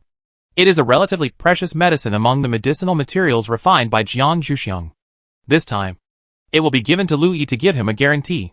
I just don't know if he will listen to me. Louis naturally did not doubt Jiang Zhuxiang's words, but he was a little hesitant. He didn't know what kind of pain it would be. Although he had endured the pain of a broken leg, he was actually not a person who could bear pain very well. So he asked his subordinates hesitantly if you can use unknown pain to exchange for physical health. Will you do it? That kind of pain may be more painful than giving birth. The subordinates also have a certain understanding of their master's pampered degree, and they always encourage him with words like this. Girls generally like those who can endure pain. And if you are healthy, won't you be able to move freely to follow her? They are very familiar with this kind of provocation, and their master will be provoked every time. And this time is no exception. After listening to their words, Louis found the bottle with the word Shisui pill from the pile of bottles given by Jiang Zhuxiang. Unplugged the bottle, and there was really only one pill in it. Louis put it in his mouth without hesitation, and then waited for the pain to come. It still takes a certain amount of time for the pill to take effect. So when Jiang Zhuxiang came over, Louis was still able to sit well. Jiang Zhuxiang looked at the leader of the base tied to the chair. It seemed that Louis still had some respect for his former master. At least, he didn't let him lie on the ground. But there was no more blood. He didn't even stop the bleeding. The amount of blood he lost was enough to make him comatose. However, Jiang Zhuxiang took his pulse and found that it was not without benefits for him to bleed like this. At least many of the drug components in his blood had been brought out by his blood. The ones left in his body were actually similar to Lu Yi's, but a little deeper than Lu Yi's, almost close to the heart. Fortunately, Louis had stuffed him with an antidote pill before. Otherwise his own drug would definitely enter his own heart. And then, they wouldn't be able to ask anything. Jiang Zhuxiang could only use the medicinal bath to slowly steam him out in this situation. After all, half of the antidote had no effect. And Jiang Zhuxiang didn't want to waste the marrow-washing pills on him. If he was alive and well, he would definitely come to the Academy of Sciences for trouble. Fortunately, Louis also often took medicinal baths. Although he only used it to soak his legs, he had everything he needed. Jiang Zhuxiang found all the medicinal materials and put them into the big bathtub that Louis used to use. Then he asked Leijun and others to pour the hot water that had just been boiled into it, and prepared cold water on the side to prevent him from being scalded. But how to move him was still a problem. At this time, Louis had already entered the pain mode. His subordinates were circling around him, and it was too late. They definitely couldn't care about the life and death of this person who had a grudge against them. Jiang Zhuxiang had to go to see the members of the Lei family's superpower team. Finally, Lei Mu came out, untied the rope tied to him, tied him up with vines, applied hemostatic medicine to the bleeding part, wrapped him with waterproof bandages, and dragged him into the big bathtub with vines. The unconscious man shivered from the heat and woke up immediately. Seeing the people in front of him, he said calmly, What are you going to do? It was so hot around him. Were they going to burn him to death? When did the Academy of Sciences have such a vicious method? Jiang Zhuxiang didn't know what was going on in his mind. But he also knew that there was probably nothing good to say. But he still had to explain, I'm detoxifying you. Don't you know that you have inhaled a lot of your own medicine? And because of your restless movement, it is about to enter the heart. This is the only way to rescue you. Or if you have the antidote, you can take it out and eat it yourself. The leader of the base didn't say much after listening to Jiang Zhuxiang's explanation. After all, he didn't notice it at first. But later he still felt the taste of the medicinal materials. It's just that he has never had an antidote. He is only responsible for developing medicines. He can wait for others to research and use the antidote. But this time, he didn't expect to fall into the trap. So he could only remain silent. Seeing that he was silent, Jiang Zhuxiang knew that he probably didn't have an antidote. He continued to add water to the bucket to prevent him from being steamed. There is a heating device under the bathtub, which can always maintain a fixed temperature. Just remember to add cold water. This steaming detoxification method has a side effect. That is, after steaming once, the legs and hands will be weak and there will be no strength. So he still relied on the vines of Leimu to pull him out. Before pulling him out, Jiang Zhuxiang was taken outside by Lei Jin to prevent her from looking at other men's bodies. Jiang Zhuxiang did not insist. After all, anyone could do this kind of thing well. So she went outside to see Lui. And she didn't know if Lui could make it. The subordinates, who were originally surrounding Lui, saw Jiang Zhuxiang coming over and quickly made way, wanting her to see if there was anything that could relieve the pain. Jiang Zhuxiang said, this kind of pain is inevitable. And there must be a price to pay if you want to get better. After saying that, Jiang Zhuxiang took out a cork and handed it to the subordinate of Lui who was closest to him. Put this thing in his mouth to prevent him from biting his tongue. If he bites his tongue to commit suicide, then there is nothing he can do. And it would be a waste of an antidote. The subordinate hurriedly walked to his master, opened his teeth with his hands, and stuffed the cork in. Fortunately, he only clenched his teeth and did not bite his tongue. Jiang Zhuxiang's cork came at the right time. Chapter 574 New characters appear. The next time is to wait and see who wakes up first, so that they can interrogate. Jiang Zhuxiang has sent a communication to the dean, asking him to send a researcher who is good at interrogation. Jiang Zhuxiang herself has never done such a thing. After all, her specialty is saving people. The dean also saw the situation here on the surveillance. But he did not refuse. He directly sent someone over, and at the same time sent Yan Lei over, saying that he could help Jiang Zhuxiang do some things that were inconvenient for her. Jiang Zhuxiang was a little puzzled. Is there anything inconvenient for her? The communication between Jiang Zhuxiang and the dean was public, and Lei Jin could also hear it. Lei Jin still agreed with the dean's words. After all, Xiaoxiang is a girl. How can she look at other men's bodies? After the elder uncle came, those things about people taking medicinal baths were let to be implemented by the elder uncle, and Xiaoxiang just needed to prepare the necessary medicinal materials. However, Lei Jin didn't dare to expose his little thoughts to Jiang Zhuxiang. After all, it was a bit too stingy, and there was a risk of hindering Jiang Zhuxiang's medical practice. Lei Jin planned to mention it directly to his uncle. After handing over the cork, Jiang Zhuxiang reminded Lu Yi's subordinates, Lu Yi will have a lot of dirt on his body later. You'd better find someone to prepare a bath for him. Prepare more. It's probably difficult to clean. Also, you'd better choose someone to watch over that person, so as to avoid any accidents that will make everyone unhappy. And the people who stay here must be people with strong endurance. After all, the taste will be bad. If you vomit in front of him, do you think he will care? Lu Yi's subordinates have always followed Lu Yi's orders. Once Lu Yi fell, they were at a loss. At this time, they heard Jiang Zhuxiang's words and thought about it. In the end, the few people who were not very patient chose to prepare bath water, and those with stronger martial arts went to guard that person. Those who stayed here were more patient, but had lower martial arts. After all, Jiang Zhuxiang and his men were good friends of their master, and they didn't have to worry about their master's safety. So the level of martial arts was not important. The most important thing was loyalty. Jiang Zhuxiang was quite satisfied with their distribution. After all, it was important to have self-knowledge, and those who stayed would listen to him more. After waiting for another half an hour, dirt began to seep out of Li Yi's body, and his clothes were also stained black. Jiang Zhuxiang looked at the color and amount of the seepage and said, "You'd better take off his clothes. I'll go out first. Don't leave any." In this case, Jiang Zhuxiang would still avoid it. After Jiang Zhuxiang finished speaking, he began to retreat outside the house. Lu Yi's subordinates began to take off his clothes in a hurry.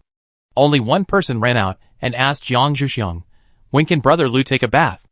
Jiang Zhuxiang was quite satisfied with this careful person. So he explained the timing to him. When your Brother Lu wakes up, you can help him take a bath. After all, if a person can wake up, the toxins in the body should be almost eliminated. The man went back after listening, and he would continue to take care of Lu Yi. At this time, Yan Lei happened to bring people over. Seeing this situation, Yan Lei went in to see Lu Yi first. After all, whether a person is awake or not still needs professional judgment. Although Yan Lei is not a medical student, he is very experienced in checking whether a person is really awake under the influence of his friend Xue Wen and his junior sister Jiang Zhuxiang. Jiang Zhuxiang greeted the people who stayed outside. "Hello. What's your name?" Speaking of which, Jiang Zhuxiang is familiar with many people in the Academy of Sciences, but he doesn't know their names, so he still has to ask them out of politeness. However, this person was probably usually quite indifferent, and didn't care much about Jiang Zhuxiang's question. He just replied lightly, "My last name is Wang." Then he had nothing to say. Jiang Zhuxiang reluctantly took back what he had planned to say. He was not the kind of person who would use his warm face to stick to a cold butt. So he kept silent until Yan Lei came out. Jiang Zhuxiang greeted him.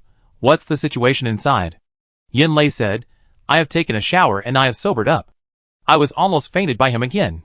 Why didn't you tell me that it was so smelly inside? I was not mentally prepared at all and almost vomited when I went in." Jiang Zhuxiang said, "I was going to say that, but you went in too quickly." Jiang Zhuxiang was originally going to give Yan Lei a gas mask. Yan Lei looked at Jiang Zhuxiang's innocent face, stretched out his hand to ruffle her hair to vent his dissatisfaction. "Can't you send someone in to send it to me?" Jiang Zhuxiang really had nothing to say now. Yan Lei didn't have to do anything to Jiang Zhuxiang. Seeing her like this, he let her go and asked Wang Xian, who was standing aside, "Have you met before? Do you need me to introduce you?" Wang Xian said lightly, "No." Blocked Yan Lei's next words. Jiang Zhuxiang looked at his senior brother with a smile, looking at him speechless. It was rare for someone to be able to control his senior brother's nagging temper. This Wang Xian was really great. Jiang Zhuxiang even forgot his original indifference to her. Yan Lei, who had nothing to say, had to go to another person at the scene to talk. "How did you catch that guy? That guy's strength is not low. Plus the way he uses drugs. Even Lei Jin. It would be difficult for you to last long. Right?" Lei Jin said, "I am just a guest this time, and I have been staying on the outer defense line with Xiao Xiang. The heroes this time are the combat robots, and the people who operate these combat robots. It can be said that this time Lu Yi single-handedly took care of the top leader of the base with a group of steel thugs. If you want to give credit, you can give Lu Yi a big credit, and then give the researchers who developed those combat robots a small credit. This time he and his team members are just here to make up for the loss." Yan Lei was surprised by this. "I didn't expect Lu Yi to be such a talented person." "Xiao Xiang, do you think his leg can be healed? If it can be healed, he can be made a team leader in the guard team. After all, there are some things that combat robots cannot handle." Jiang Zhuxiang said, "Yes. But it will take some time for rehabilitation. Originally, he had to soak in a medicinal bath for a while before taking the marrow cleansing pill. But now it is probably not necessary. If the situation is good, he can walk freely in half a year without any future problems." Yan Lei nodded and made a note of this. Chapter 575 Interrogation Results. After Lu Yi washed himself and changed into new clothes, he turned out again in his wheelchair. Seeing Jiang Zhuxiang and the others waiting for him, he was a little embarrassed. "Sorry to have kept you waiting." However, he was also a little glad that his embarrassed look just now was not seen by Jiang Zhuxiang. Although this was a good thing for him, it was still a little embarrassing.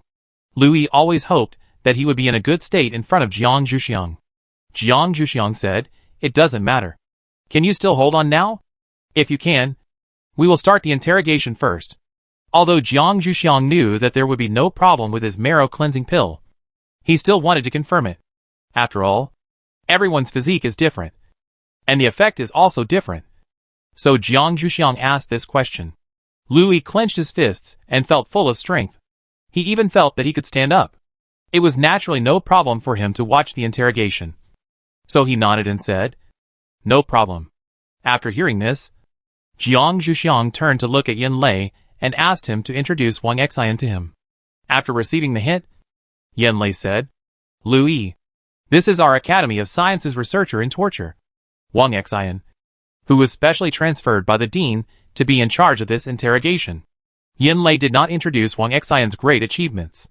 He still remembered Wang Xian's worries just now, so he did not want to introduce his great achievements to others. Wang Xian looked at Yin Lei with a smile, but he did not care about his neglect. He himself did not care much about such things. After all, some of his great achievements would be admired by others, but some would be terrifying. Wang Xian did not want to be responsible for calming people down. However, Louis had heard of Wang Xian's great achievements, and looked at Wang Xian with a little admiration. "Then I'll leave it to you this time." Louis had learned about the famous figures of the Academy of Sciences before, and Wang Xian was introduced as the balance of the Academy of Sciences. Wang Xian nodded calmly, saying that he would try his best. The four of them walked towards the place where the leader of the base was imprisoned. They didn't know if he was awake now. If he was still unconscious, they would have to wait a while before coming back. Fortunately, they were lucky. When they arrived, he just woke up. However, due to the residual medicine, he probably couldn't hold on for long. The person guarding him said, "You may have to hurry up. He is likely to fall asleep again." After saying that, he bowed to them and then left. Jiang Zhuxiang naturally understood the situation of that person. He looked at Wang Xian and didn't know how long his interrogation would take. If it would take a long time, he could use Pei Yuan Dan to keep him awake so that he would have the energy to deal with the interrogation. After Jiang Zhuxiang told Wang Xian his suggestion, Wang Xian smiled faintly. This little girl from the dean's family was indeed an outsider. You know, people are most likely to be conquered when they are weak, and the truth is most likely to be tricked.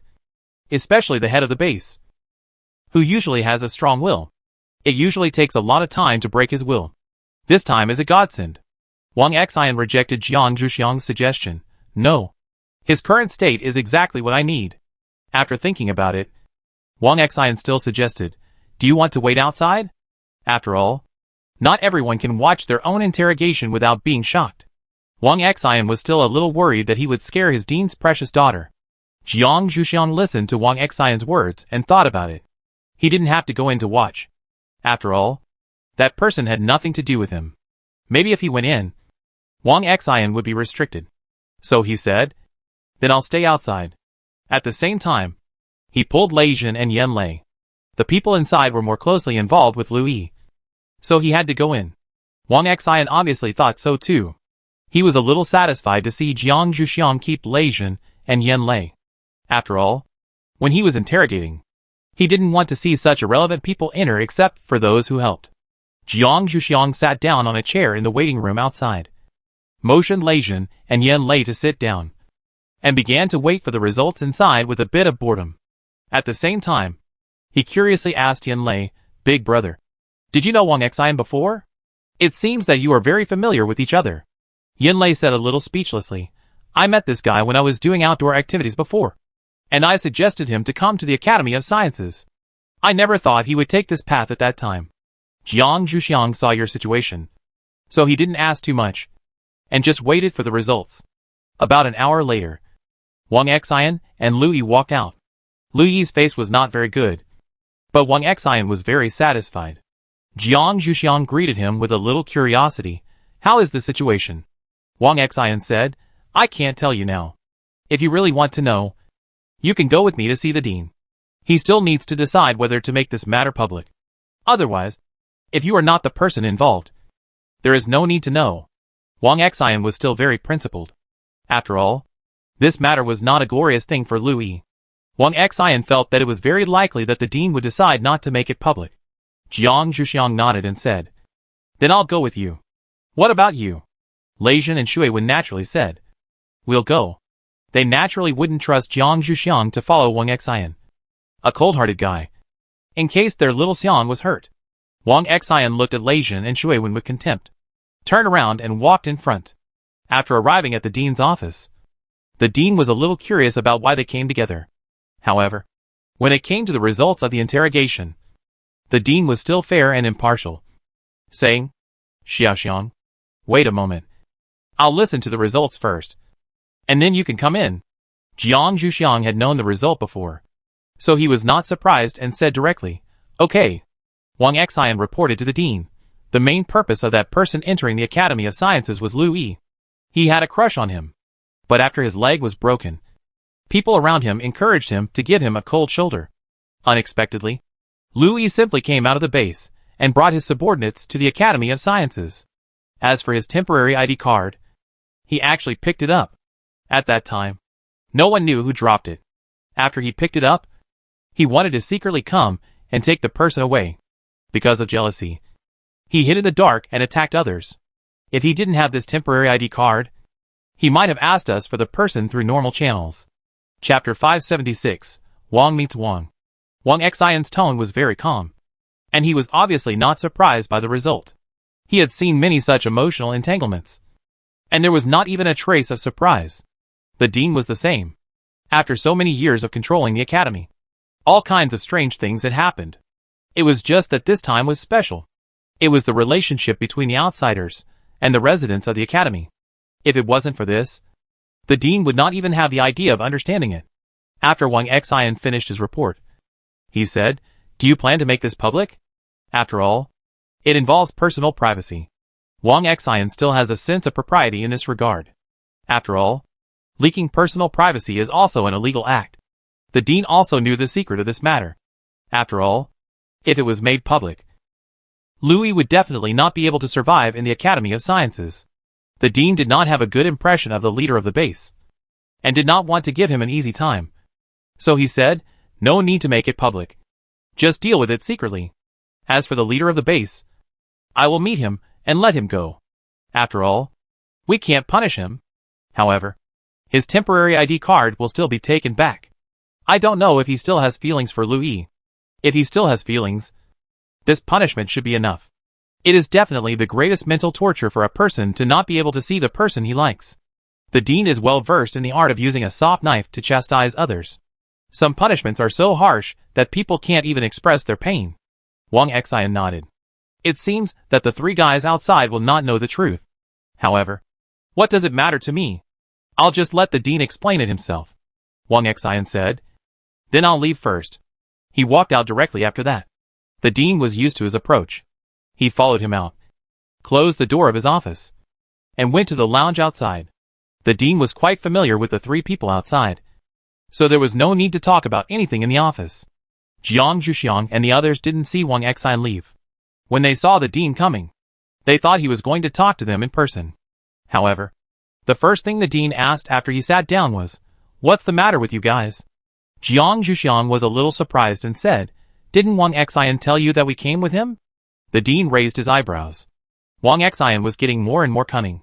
He didn't want to reject them, but he asked him to come? However, as the dean, even if he was calculated by his subordinates, it didn't matter. There were many ways to teach him a lesson. Now it's better to explain it well. I can't tell you the result you want to know. This is other people's privacy. I can only tell you that he will never cause hidden dangers to the Academy of Sciences. It doesn't matter if you continue to associate with Lu Yi.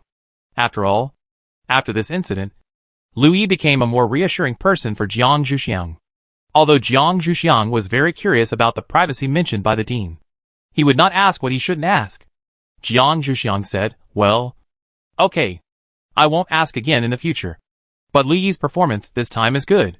The senior brother said that he can join the guard team. What do you think? As a friend, Jiang Zhuxiang still wants to help Lu Yi. He doesn't want him to stay in that small quiet bar. Moreover, the working hours of the guard team are not long. It is no problem for Lu Yi to continue to maintain that quiet bar. The dean said, there is no problem with this, as long as he can pass the assessment at that time. Jiang Zhuxiang was relieved. After all, Jiang Zhuxiang was still worried that this incident would have a bad impact on Lu Yi. Lei Jin, however, still felt a little jealous when he saw Jiang Zhuxiang making such plans for Lu Yi, but not as strong as before. After all, he now had a legitimate status. The dean thought about it and remembered another thing. Are you still planning to go to the South Fragment that you mentioned before? If you want to go, you can start preparing. The situation there may be slightly better at this time. Jiang Zhuxiang didn't expect that the dean actually remembered what he had said. Originally, this matter was to be prepared after dealing with Lu Yi's matter. Jiang Zhuxiang directly said, "We will start preparing for this tomorrow. Can you help us with our equipment?" When the dean asked, Jiang Zhuxiang naturally had to hurry up and ask the dean for something. After all, the dean's things were definitely better than what his senior brother could get. If Yanlei knew that Jiang Zhuxiang thought this way, he would definitely cry. The things he was going to give her must have been allocated by the dean in the end. There was no difference in quality. Okay. The dean didn't hate Jiang Zhuxiang's behavior. Every father would be happy when his daughter asked him for something. He said directly, "Come to me the day before you leave. When you get it, keep it well. After all, you can't maintain this kind of thing by yourself. And it's useless to give it to you earlier." Jiang Zhuxiang was naturally not dissatisfied with this result. So he did not stay any longer. The dean should have other things to do. And Jiang Zhuxiang did not want to disturb him. The dean sent them to the door. And then decided to go see the base leader who had been transferred to the medical room. They had not seen each other for a long time. And wondered how this person was doing now. When the dean arrived, the people in the medical room were also treating his wounds. As for the problem of the medicine on his body, Jiang Zhuxiang had already sent the corresponding prescription to the medical room when he was sent. The medical room was not short of medicinal materials. But the large bathtub that could be heated was not available in the medical room. And now they were looking for someone to install it. After his wounds were treated, he saw the dean coming in. And he glanced at him calmly without saying anything. The dean didn't care. After all, this man was 1 generation older than him. And now he was in his hands. He still retained his pride. The dean even suspected that Wang Xian had said the results voluntarily. After all, this man's will would not be diminished even in a coma. However, the dean still had to do what he should do. The dean said, "You probably won't be interested in coming here again in the future. So I will scrap the temporary ID card. I hope you can cooperate. For elders, even if they are unpleasant, the dean will still give them some respect. After all, sometimes such things can give people unexpected effects." The leader of the base glanced at him, took out a thin card from his pocket, and threw it to the dean carelessly, obviously not caring about how he would deal with it. Chapter 577, Thoughts from Dark to Light. The dean took the temporary ID card and threw it into the grinder in the medical room. After making sure it turned into powder, he nodded with relief. The base leader saw the dean like this and smiled with a bit of disdain. The dean didn't care about his ridicule. After all, the safety of the Academy of Sciences was the most important thing, and it was not too much for him to be nervous. After the dean dealt with the temporary ID card that was the source of the trouble, he asked the base leader again, "You shouldn't come to our small place to make trouble again in the future, right?" The dean defined this incident as making trouble, and also wanted to block his excuse to stay. After all, if the host didn't like it, anyone who wanted to stay would not be so shameless to stay, as long as he still had a little self-esteem. The leader of the base saw through the dean's little trick and shook his head inwardly with a bit of amusement. This young man was still a bit too naive. Couldn't he come to visit openly without causing trouble? Besides, the medicine and injuries on his body had not healed yet. If he stayed and didn't leave, they wouldn't be able to do anything to him. Right? However, the leader of the base didn't want to destroy his image so quickly, although he had lost face in front of them for Lu Yi. After all, no one else saw it. If he wanted to quickly win Lu Yi's consent in the future, he would definitely not use such secret means anymore. He had to be open and above board.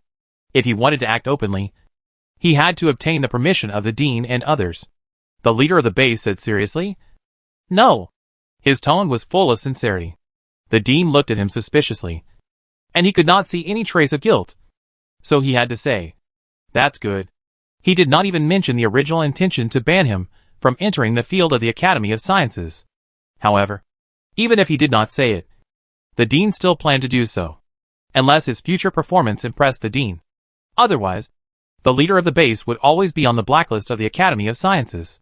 The dean called the healing psychic over and asked them a few questions, asking them to take good care of the leader of the base so that he could recover soon. In fact, the dean's implication was to let him recover soon and leave soon. The healing psychic nodded with a frown on his face and said, "We will definitely take good care of him and make him recover as soon as possible. However, if the patient does not cooperate, they have no choice." The dean also knew this problem, but he did not give them a death order or anything. He just left the medical room after a simple instruction. Jiang Zhuxiang and Lei Zhen followed Yan Lei to the laboratory. Yan Lei naturally did not take them to do experiments, but to test their data.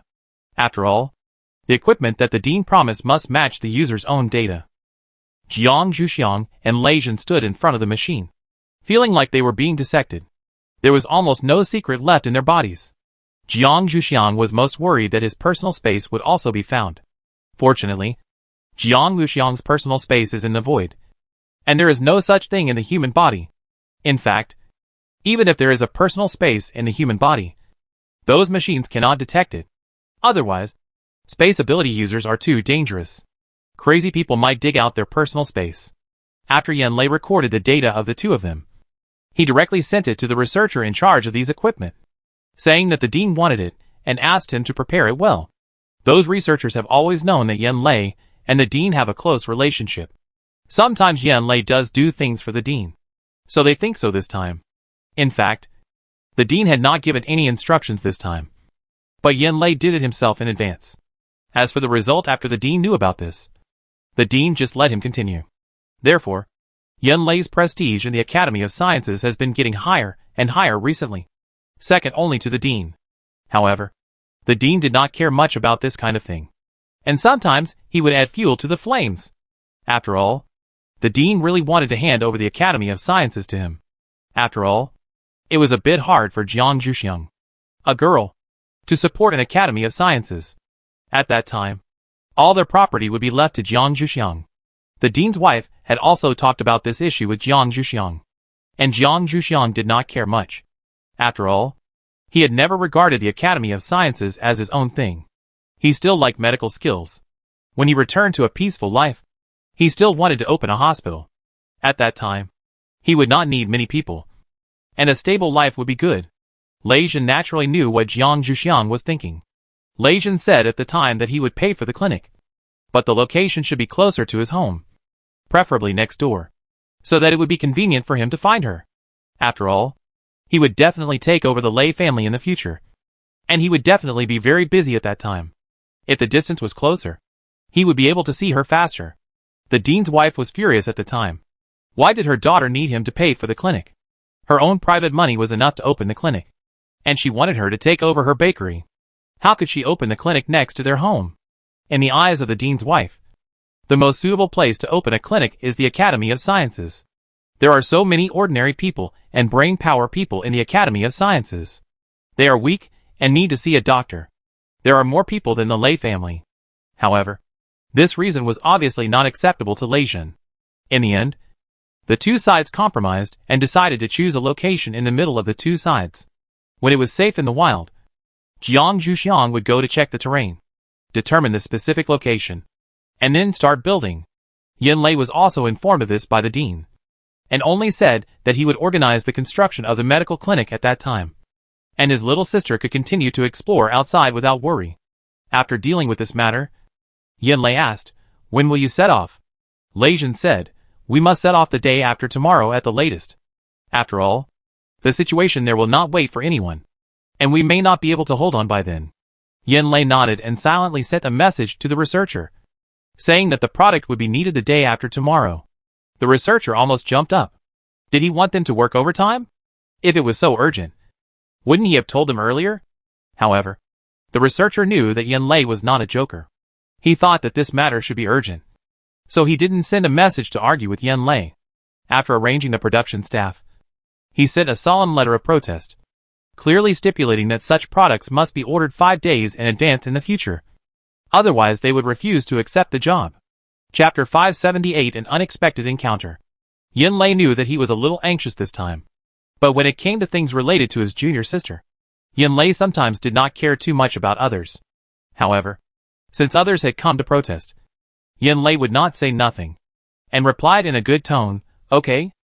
Anyway, the junior sister would not go out again after this time, so he would naturally not do such a thing again. After Jiang Zhuxiang and Lei Jin left Yin Lei's laboratory. They began to walk towards the mission hall. Lei Jin and the team members made an appointment to hand in their personal tasks together.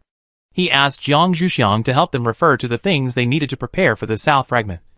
And by the way, see if they could exchange for some more suitable equipment. Yin Lei was very considerate in preparing the same equipment for Lei Jin as Jiang Zhuxiang. Lei Jin's team members naturally had to solve their own equipment. Jiang Zhuxiang asked as he walked, "We are in such a hurry. Do you want to take Lei Kong with you?" Through the interrogation of the base leader, it was learned that Lei Kong's medicine was just an ordinary drug that made his superpowers go out of control. But the drug was stronger. He was recovering with the medicine given by Jiang Zhuxiang during this period. It might be a bit difficult for him to follow the action. In addition, the situation of the southern fragment was also quite bad. Lei Kong might be a drag. Jiang Zhuxiang asked this question to see if he should make some special preparations. Lei Jin thought about it, but couldn't make up his mind. So he asked Jiang Zhuxiang, "What do you think?" Lei Jin still felt that Jiang Zhuxiang understood Lei Kong's recovery better, and he would listen to her advice. Jiang Zhuxiang said, "When we check him today, we can't mobilize his space ability. We'll see his condition tomorrow. If his space ability still can't be used tomorrow, we'll see if his healing ability can be used. If it can, he can stay in the team as a doctor." Lei Jin was a little moved by Jiang Zhuxiang's words. After all, Lei Jin originally thought that Jiang Zhuxiang would not be willing to bring Lei Kong, who was obviously a burden, and he hadn't thought of Lei Kong's identity as a space ability user. Lei Jin nodded repeatedly and said, "Okay. Let's go see him together tomorrow." Jiang Zhuxiang nodded and agreed. He had to check on his condition every day, so it would be fine to go together tomorrow.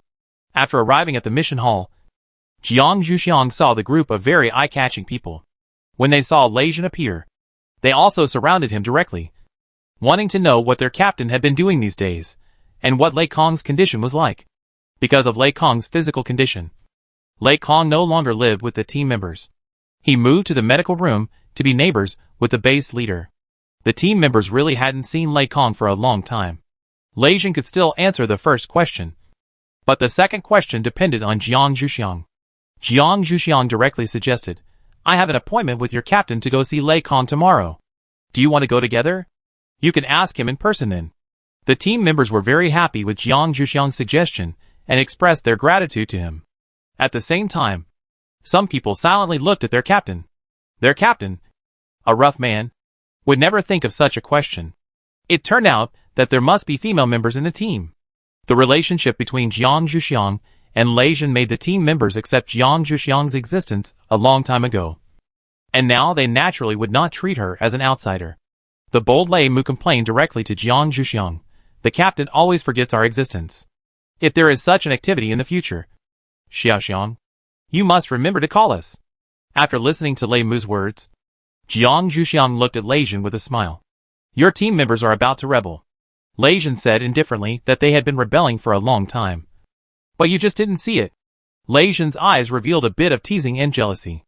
After all, Jiang Zhuxiang saved Lei Mu. After Jiang Zhuxiang understood Lei Jin's eyes, he didn't want to play eye contact with Lei Jin anymore. So he asked them directly, "Then let's go to line up now. And then I will take you to participate in the equipment." After all, taking things is also very important. The team members immediately said obediently, "Okay." Jiang Zhuxiang looked at Lei Jin with a little pride. And he was going to rebel too. Lei Jin smiled dotingly. He wished Jiang Zhuxiang would get his hands on his things. After all, Jiang Zhuxiang and he had been too clear before. Jiang Zhuxiang was a little bored seeing Lei Jin's indifference, so he took them to line up directly. This kind of single-person task for each person was quite troublesome to hand in. Maybe it would take an hour or two. The team members saw Jiang Zhuxiang move, so they naturally followed him. Lei Jin took a few quick steps and followed Jiang Zhuxiang, not wanting to be left behind. The time to hand in the task was exactly as Jiang Zhuxiang expected. It took nearly 2 hours. Jiang Zhuxiang took them to the equipment area to look at the equipment. After all, this kind of thing sometimes needs to be customized in advance, and they must go to look at it today. Otherwise, they will definitely not be able to get it the day after tomorrow. The other team members had obviously heard about it, and they felt the same way about Jiang Zhuxiang's anxiety, or they were even more anxious. After all, Jiang Zhuxiang and his team definitely didn't need this equipment. They needed it themselves. After Jiang Zhuxiang took them to the equipment area, he went directly to ask the front desk, "Do you have any equipment for the south fragment? We need it urgently. If not, we need to customize it. We must get it the day after tomorrow. And we will pay for the rush work." The front desk staff heard Jiang Zhuxiang's series of words before they said anything. And they were stunned. They looked up and wanted to see who was so familiar with their process. As a result, he saw the familiar face of Jiang Zhuxiang and asked with a little surprise, "Why are you here today?" This staff member obviously knew Jiang Zhuxiang, and they should have a good relationship. Otherwise, he would not speak so casually. Lei Jin realized this, and also noticed that the other party was exotic and male. And the alarm in his mind immediately sounded, "Who is this Zhuxiang?" After saying this, he wanted to put his arm around Jiang Zhuxiang's shoulders, as if to show his sovereignty. Jiang Zhuxiang struggled a little uncomfortably, and found that it was more restrained. So Jiang Zhuxiang let him go, but explained, "It's a kid I met outside before. I didn't expect him to work here." After such a sloppy explanation, Jiang Zhuxiang continued to focus on the boy. "Are you living well here?" Chapter 579, Child's Education. The staff member didn't expect Jiang Zhuxiang to actually remember him. A little slave's son. He regretted calling him that. If Jiang Zhuxiang didn't recognize him, he would be embarrassed again. Other people in the store would definitely laugh at him again. Although he could feel that they had no ill intentions, and might just think he was young and fun. Therefore, after hearing Jiang Zhuxiang's question, he took a while to respond. "It's good. People here take good care of me. Moreover, no one here regards him as the son of a slave." This is also related to the fact that Jiang Zhuxiang did not announce that he was the son of a slave before. At least in terms of social status, no one would look down on him. Jiang Zhuxiang didn't want to hear such a simple answer. This was not what he wanted to know. You should know that most people would say this kind of answer to perfunctorily satisfy their families. So Jiang Zhuxiang continued to ask, "Why did you come here to work? Who arranged for you to come here? And didn't you tell others your age? They are exploiting child labor. It seems that I should go to the person in charge here to talk about it. This is too ridiculous." Jiang Zhuxiang was a little angry that the child he took back was not studying well, but working to support himself. He looked for the store's communication method and planned to send a communication to the person in charge here. The staff looked at Jiang Zhuxiang's actions with a little surprise and quickly stopped him. "Please don't contact the person in charge here. Okay? I can go over there and have a good chat with you." After that, he called another person in the store to help him. "Someone I knew before came to see me. I'll go talk to them first. Can you help me take a look?" The person who was called over did not refuse his request. He rubbed his head and let him out. "You talk to them well. There's no rush here." Originally, this child was not considered a staff member here, but a temporary worker. At that time, the person in charge personally sent him here. The main purpose was to let him study with them.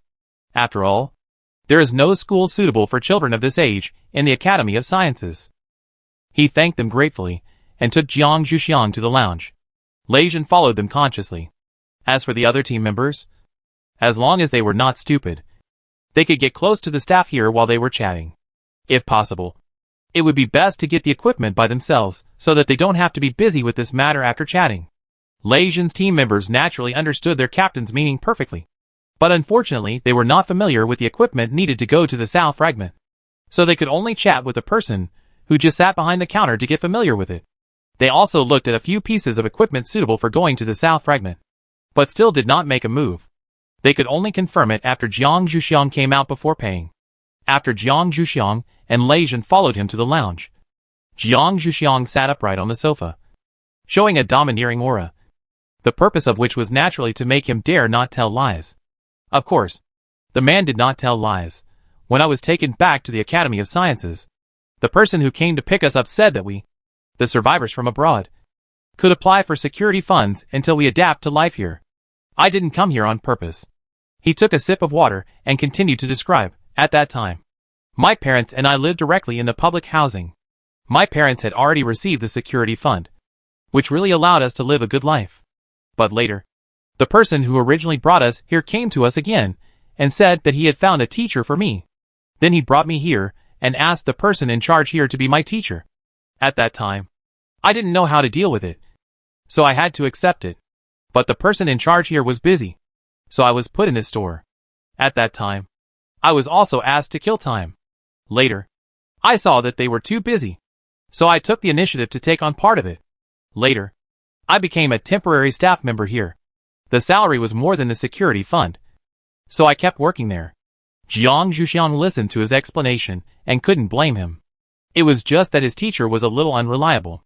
Jiang Zhuxiang doubted that he could learn very little and considered whether to change his teacher. Jiang Zhuxiang asked, "If I want to change your teacher, would you be willing?" He was a little excited. Although his master didn't have much time to take care of him, he was generous in assigning homework and giving things.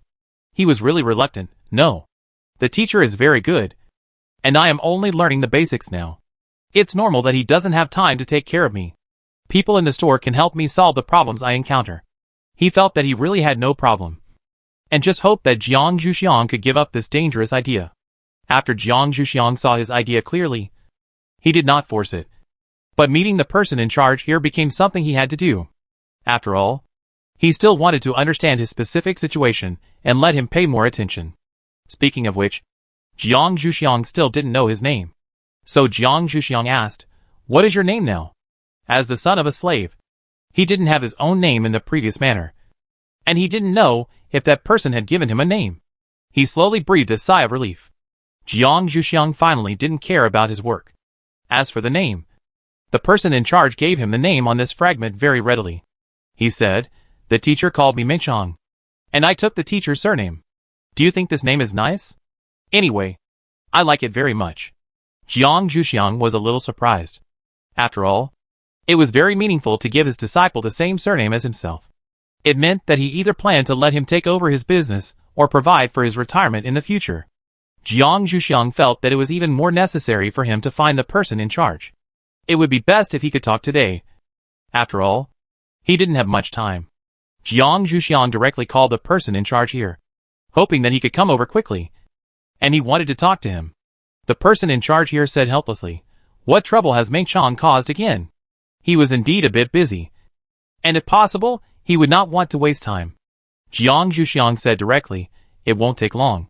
As long as you come over, we can chat for a few minutes, and it will be over. I don't have much time. But the child's education problem should never be ignored. You don't think that he can grow up safely if you just throw him aside like this?" Jiang Zhuxiang was also a little dissatisfied with the attitude of the person in charge here, and his tone was not very good. Chapter 580 Minors should lay a good foundation. The person in charge here heard that Jiang Zhuxiang was a little angry, but it was not easy to refuse, and said to Jiang Zhuxiang, "I will come right away. Please wait for me for 15 minutes. Jiang Zhuxiang nodded to show that he knew he could still wait for this time. And by the way, they didn't need to stay in the lounge to wait. Jiang Zhuxiang just went out to see how Lei Mu and his equipment looked. Lei Mu and his friends saw Jiang Zhuxiang coming out, and smiled and said, "Is the problem solved?" Jiang Zhuxiang said, "Not yet. But now it's halftime. Just to see how you picked it. Have you picked it? If you have picked it, take me to see it." Jiang Zhuxiang always believed that equipment should be seen and tried in person. Otherwise he would never buy it, except for customized items. Fortunately, this store does have this service, and the functions of the trial version are similar to those of the sales version, or even better. Jiang Zhuxiang took Lei Mu and the others to the trial area and asked them to try the items they chose. After all, it is better for equipment to be in line with the owner's usage habits. If it is not handy, it is easy to have problems. The staff member who introduced Lei Mu and the others before also came over and pointed out the equipment they had selected to Jiang Zhuxiang. He saw that Jiang Zhuxiang had more decision-making power among the group. Jiang Zhuxiang did not hesitate and asked them to try it out and then tell him what they felt. He would decide which ones to buy. After all, this kind of equipment is very expensive and is not used often. When Jiang Zhuxiang and his team were doing this, Meng Jun, the person in charge, finally arrived. Seeing that they were trying out this equipment, he did not interrupt them and sometimes gave some suggestions. The reason why Meng Jun was so polite was that he did not recognize Jiang Zhuxiang during the communication. Now that he saw Lei Jun standing next to Jiang Zhuxiang, he immediately knew that this person was the favorite of their dean's wife. So his previous attitude was not appropriate, and it was necessary to repair the relationship with them. Jiang Zhuxiang heard a strange voice, and turned to look. She found that it was a stranger. She thought it was a customer in the store. She didn't remember Meng Jun's appearance at all. The main reason was that Meng Jun's appearance was not particularly obvious. After Jiang Zhuxiang completely determined the equipment that needed to be purchased and customized it without a suitable one, Meng Jun came forward to introduce himself. Hello. I am Meng Jun, the person in charge here. And now we can go and talk. When they paid, Meng Jun also signaled the staff to give a discount, which was also one of his apologies. After the busyness just now, Jiang Zhuxiang's original anger also dissipated a lot. At least he could calmly say, then let's find a place to talk. Okay. There is no need to avoid anyone deliberately. After all, there was nothing unacceptable in the next topic. It was just about the education of a minor. Meng Jun agreed. But at least he had to get Meng Chong out of the way. He was still not sure if Meng Chong could listen to the conversation between him and Jiang Zhuxiang rationally. Jiang Zhuxiang objected. He has the right to know our discussion about him. And his opinion is also important. Jiang Zhuxiang still paid close attention to Meng Chang's personal thoughts, and would not think that minors had no right to choose. Meng Jun could not object to Jiang Zhuxiang's idea, so he could only let Meng Chong come over, saying that they had something to talk about, which was related to him, and he was listening in, and could speak with permission. Although Meng Chong knew that Jiang Zhuxiang would not let this go so easily, he did not expect Jiang Zhuxiang to act so quickly and call Meng Jun back directly. You know, when the staff contacted him before, he clearly stated that he had no time. It seems that Jiang Zhuxiang's request for effectiveness is still relatively large.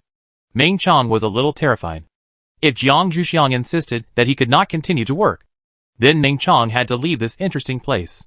Fortunately, they still reserved their full power to express their opinions, and Meng Chong had to act according to circumstances. Jiang Zhuxiang began to have a formal conversation with Meng Jun, and the theme mainly revolved around whether minors should focus on learning and be protected by adults, or whether minors can also come out to do what they like. Jiang Zhuxiang naturally agreed to study hard and be protected. After all, everyone in Shinong Valley traveled outside the valley after adulthood, and minors were too easy to die. Meng Jun believed that minors could start to get in touch with what they liked. He let Meng Chong come to his place mainly because he liked it. After all, the danger in his store was very low. Jiang Zhuxiang believed in the safety measures here, but Jiang Zhuxiang did not see Meng Chong studying hard here, so it was a bit difficult to let go for a while. At this time, Meng Chong raised his hand to indicate that he had something to say. Jiang Zhuxiang and Meng Jun temporarily stopped their verbal battles and nodded, intending to listen to what he had to say. After all, he had been listening for so long, and he should have his own judgment and knew which method was more suitable for him. Meng Chong said with a bit of fear under their gazes, I really like the work here, and I can learn a lot by following everyone. Miss Jiang, don't worry too much. Jiang Zhuxiang said lightly, even if you like it, you can't start practicing without learning anything. I will find a teacher for you tonight. You should listen to his lectures for a year. It's not too late to come here after you have some basics. By then, you won't have many questions you don't understand, and you will be able to learn more. After all, the combination of theory and practice is the truth. Although Jiang Zhuxiang is not much older than Meng Chong, he still knows a lot about this. Even Meng Jun had no way to refute Jiang Zhuxiang's words. After all, it was a reality that Meng Chong had no foundation. Meng Chong had no room to refuse. After all, Jiang Zhuxiang did this for his own good. But he still had some hope. Then can I come over when I'm free? Jiang Zhuxiang naturally would not limit Meng Chang's spare time. Nodded. And this matter depended on whether Meng Jun was willing to agree. Meng Jun naturally would not refuse. After all, he did not want to lose Meng Chong, a very talented child, and said, as long as you come, you can come in, but you must also learn well from the teacher. Chapter 581 Objection to the Dinner Party. Lei Jin saw that the matter had finally come to an end, and quickly interrupted and said, okay, don't be so serious. It's not good to be with the child, and you rarely meet each other. Do you want to have dinner together tonight? Lei Jin had heard the cause and effect of the matter, and he had no hostility towards Meng Chong. After all, he was a little boy with no hair on the ground. Now he was more concerned about Meng Jun. After all, he and Jiang Zhuxiang had that child as a natural bond. In the future, Meng Jun would have the opportunity to contact Jiang Zhuxiang whenever he wanted. So Lei Jin was prepared for a rainy day. And it would be best if they had no contact after this meal. Others didn't notice his sinister intentions. After thinking about it, Meng Jun refused the invitation. When he was invited before, he still had a lot of things to do. So even if Meng Jun wanted to have this meal with them, he could only regretfully refuse. After seeing Meng Jun leaving, Meng Chong was still a little reluctant. After all, he was an elder that he was familiar with during this period of time. However, Meng Chong knew that Meng Jun was still busy and didn't dare to drag him down. After seeing Meng Jun off, Jiang Zhuxiang and Lei Jin signaled everyone in the Lei family to go back and pack their luggage first. Lei Jin and he could accompany him for the meal. After all, the others were still strangers to Meng Chong. If they had to eat together again, Meng Chong would still feel a little uncomfortable, although the team members were a little dissatisfied. After all, today was the first time they had done a group activity in such a long time. They were supposed to end the day with a dinner party, but now it was cancelled. They were a little unhappy.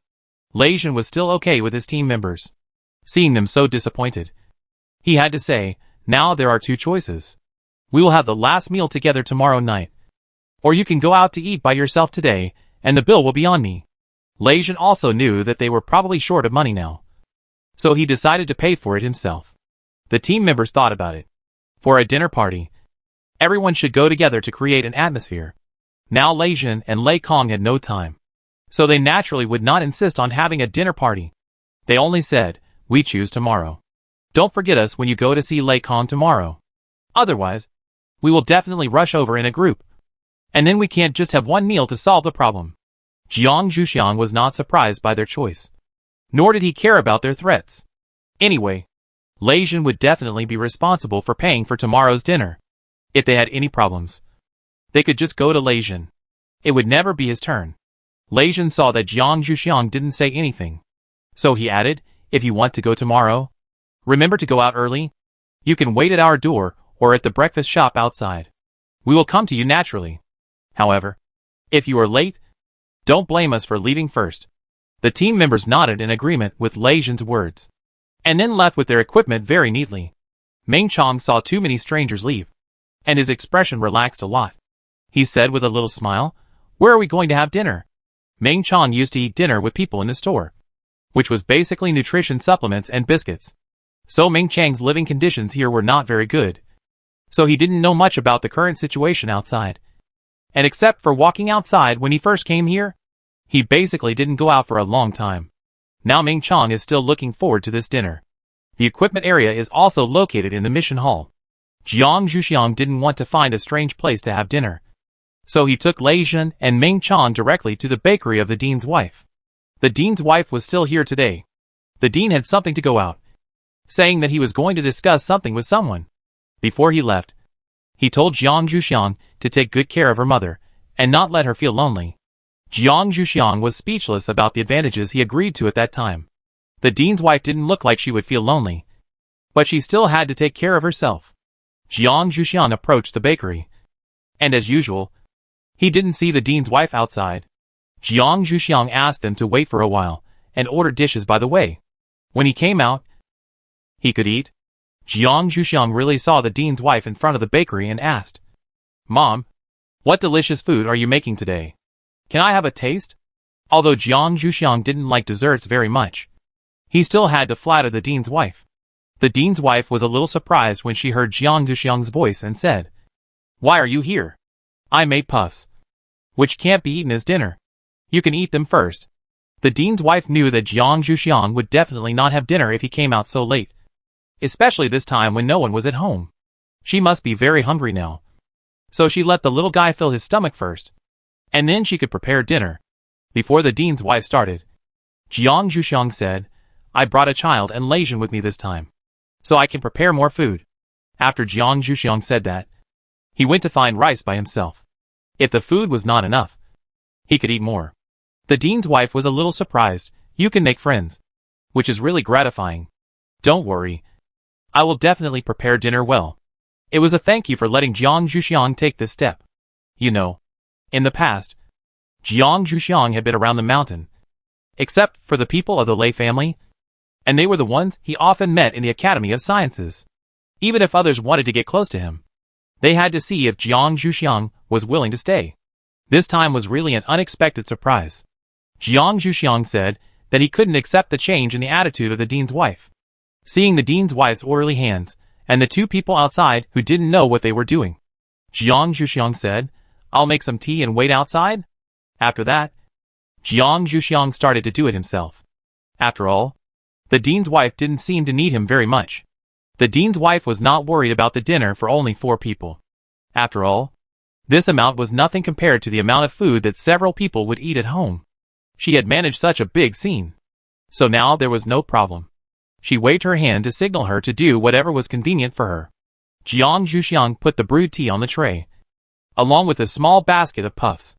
Jiang Zhuxiang came outside with these things, and saw Lei Zhen and Meng Chong staring at each other. Chapter 582 Teacher Tang Sung. Jiang Zhuxiang asked with a bit of amusement, "Are your eyes sore? Can you compare whose eyes are bigger?" Lei Zhen turned his gaze to Jiang Zhuxiang when he heard her voice, because he had stared at her for too long before. His eyes were a bit red. He looked at Jiang Zhuxiang with a pitiful expression. He sniffed and asked, "What delicious food did Xiaoxiang prepare?" Jiang Zhuxiang put the tray on the table and explained, "It's the puffs made by the dean's wife, and the tea I made. There's still some time before dinner, so we can fill our stomachs first." Lei Zhen immediately started to plan to take the initiative and eat more. After all, how could the things prepared by his wife be cheap for the kid who followed him? Lei Zhen patted the seat beside him and asked Jiang Zhuxiang to sit down. He picked up a small puff and put it on the plate in front of Jiang Zhuxiang. He poured a cup of tea for himself and Jiang Zhuxiang, and then started to fight with Meng Chong for the small puffs in the small basket. Meng Chong was a newborn calf who was not afraid of tigers. He didn't want to give in at all. Jiang Zhuxiang was standing outside the circle, and was a little worried that the small basket of the dean's wife would be dismantled by them. After they grabbed the puffs, they started to fight for the tea. Jiang Zhuxiang watched them drinking the tea he brewed like a cow speechlessly, and couldn't help shaking his head in his heart. This was simply a waste. Not enough. The fight for tea was not as intense as the puffs before, mainly because Meng Chong was not very used to the tea here. So in the end, Lei Zhen was filled with tea, and the teapot was empty. Jiang Zhuxiang reluctantly went to the kitchen to refill the water. Jiang Zhuxiang told the dean's wife about the situation outside, and the dean's wife couldn't help but laugh. "I didn't expect that Lei Zhen, who usually looks quite stable, would be so childish in front of Xiaoxiang. But this is not bad. After all, only those who love their loved ones will be willing to let their loved ones see their childish appearance." Originally, the dean's wife was worried that her cold treatment would cause problems in their relationship. Now it seems that they are completely willing to fight and suffer. However, the dean's wife still wants to remind Jiang Zhuxiang, "I think Lei Zhen doesn't seem to have enough sense of security with you. Otherwise, he wouldn't be jealous of a child. Xiaoxiang, if you are willing, you can share some of your insignificant little secrets with him. Sometimes such little secrets can achieve unexpected good results. After all, being willing to tell secrets means that you are willing to trust him. Xiaoxiang, you can try it." Jiang Zhuxiang came outside with a teapot filled with water. Jiang Zhuxiang preferred to tell the little secret when there were no other people around. After all, it was a bit embarrassing to reveal such a secret to Lei Zhen in front of outsiders. Lei Zhen saw Jiang Zhuxiang coming back, and continued to let her sit next to him. He touched his round belly. Fortunately, most of it was water. He would be able to empty his stomach later. Otherwise, he would definitely not be able to enjoy the food prepared by the dean's wife. It would be too painful if he could only watch and eat. So, this time, he and Meng Chong finally learned how to taste tea correctly. They poured a cup of tea and began to drink it slowly. Jiang Zhuxiang was quite satisfied with this. Finally, he didn't have to cover his eyes. The dean's wife came out with the prepared food more than 10 minutes after Jiang Zhuxiang finished refilling the water. Lei Zhen hurried to the kitchen to help move it. Jiang Zhuxiang and Meng Chong tidied up the things on the table so that the dean's wife could put them. It was the first time for the dean's wife to see Meng Chong. She was still very curious about his skin color, hair and eye color, but she didn't stare at him all the time. After scanning him from top to bottom, the dean's wife smiled and said, "Are you the child that our Xiaoxiang brought from outside? How old are you this year?" Although Meng Chong looked like an adult, it was because the people in the fragment he was in generally grew and developed very quickly. so his actual age was actually still very young. When she said it, the dean's wife was shocked. "Madam, I'm 15 years old." Jiang Zhuxiang and the dean's wife mentioned Ming Chang's situation before, but they just said that he was not yet an adult and wanted to find a teacher for him to learn first. But they didn't expect that the child would be so young. It seems that they are a little anxious about the child's growth. I heard that the child has actually started working. The dean's wife felt it necessary to emphasize to the dean that child labor should not be employed. The dean's wife smiled and said, "Xiaoxiang mentioned to me before that she wanted to help you find a teacher. What type of teacher and teaching method do you think you need?" Although she was surprised, the dean's wife still did what she had to do. After all, the child still looked a little pitiful. Ming Chang didn't expect that this lady looked so young, and she could almost be called a sister to Jiang Zhuxiang. He originally thought that the so-called ladies were about the same age as the ladies in his own manner. Hearing the gentle question from the dean's wife, Ming Chang felt a little dizzy and said his true thoughts. "I hope there is someone who doesn't care about me. I will learn those knowledge by myself. I still want to help Uncle Ming Jun in the remaining time." Jiang Zhuxiang was not moved at all by Ming Chang's true thoughts. After all, everyone has different ideas. You can't expect him to accept every suggestion you make for him. After all, others can only serve as reminders. After one time, you can only do it once at most. If you do it again for the third time, it will be annoying. The dean's wife didn't have such concerns. After all, she was not only an elder to Ming Chang, but also the wife of a leader. In terms of authority, even if she drove him out, Ming Chang would not have any objection. After all, he was still the son of a slave. Therefore, the dean's wife ignored Ming Chang's thoughts. After all, in her opinion, this child was simply unreliable and whimsical, and needed to be corrected. She directly said, "Well, okay, I will help you find a good teacher." This good meaning not only represents a high level of professionalism, but also represents a responsible person, and also comes with the attribute of a chatterbox. Originally, he was always called Tang Monk by those naughty students in school. He can chatter to you for 2 hours without stopping to drink a sip of water. The dean's wife believed that under the guidance of this teacher, Ming Chang would definitely be able to change his tendencies towards middle school syndrome and become a good student who listens to his teachers obediently, instead of thinking about going out to make money all the time. The benefits of their academy should be enough to support himself, and he doesn't need to be so anxious at all. Chapter 583, Reasonable Parents. Ming Chang expressed his gratitude to the dean's wife for her generosity. Of course, this was before he knew what kind of teacher the dean's wife had found for her. The dean's wife did not want his gratitude, and after seeing that the matter was resolved, she directly said, "Let's start eating," in order to take care of Ming Chang's thoughts. The dean's wife also made a Western meal this time. Each person had a large plate with food that had been divided in advance. Ming Chang was specially provided with knives, forks and spoons. These things were originally used to eat small cakes here, so there were quite a few. After Jiang Zhuxiang and others expressed their gratitude, they began to eat, and the taste was as good as always. Before eating, Lei Jin and Ming Chang went to the toilet to empty their stomachs. Otherwise they really couldn't eat so much. After dinner, Jiang Zhuxiang and Lei Jin separated. One sent Ming Chang back, and the other stayed to accompany the dean's wife. Lei Jin took the initiative to take the responsibility of sending Ming Chang back. Jiang Zhuxiang reminded him, "It's better to mention our ideas to his parents, so that they don't think that Ming Chang was fired because he did something wrong. After all, in this kind of family, Ming Chang is already a laborer in their eyes. Their approach may affect their temporary interests, but in the long run, it is still very beneficial." Jiang Zhuxiang hopes that Lei Jin can make this clear to them. Lei Jin said he knew. After all, he was the one who had presided over the family affairs. This little thing was no problem at all. Lei Jin told Jiang Zhuxiang not to worry. Lei Jin took Ming Chang to his home. Lei Jin had never been to Ming Chang's home, so he walked half a step behind Ming Chang and let him lead the way. Ming Chang was still a little curious and asked on the way, "What is your relationship with Miss Jiang?" Lei Jin didn't expect that this child actually liked gossip. However, in order to avoid all rivals, Lei Jin didn't mind telling Ming Chang about his relationship with Jiang Zhuxiang. "It's a husband and wife relationship, just like your father and mother. This kid should not get too close to his Xiaoxiang in the future." Ming Chang did have some feelings for Jiang Zhuxiang, but that was just a fledgling complex. After all, Jiang Zhuxiang took him away from his original world and gave him a new world full of hope. He was a great benefactor to him, so it was normal for him to want to know more. After hearing what Lei Jin said, Meng Chang didn't think anything of it. After all, although Jiang Zhuxiang looked very young, he should be quite old. Meng Chang continued to ask, "What kind of teacher do you think they will find for me?" Lei Jin was a little surprised that he would ask himself this question. But according to his conclusion to the dean's wife, he is definitely a good teacher. You don't have to worry too much. The teachers in the Academy of Sciences are very gentle. Even if they are different in character, they will not corporally punish students. You just have to wait.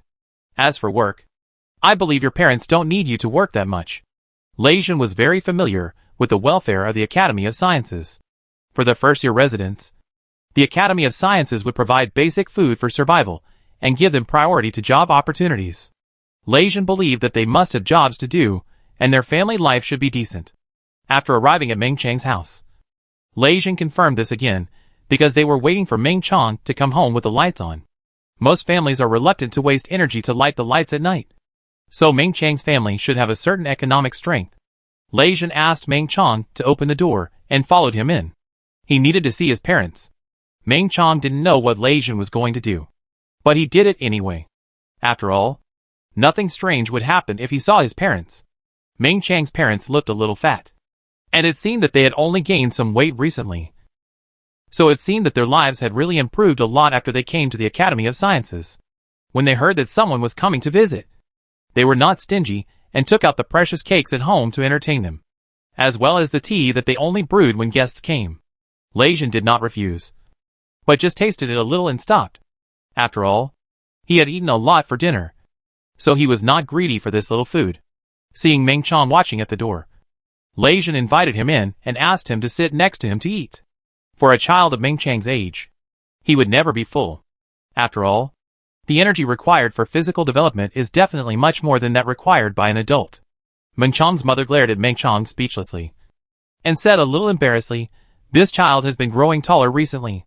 Lei Jin smiled to show his understanding, and began to ask, "Do you know that this child is working outside?" It would be a bit abrupt to say that their children should not go to work right away.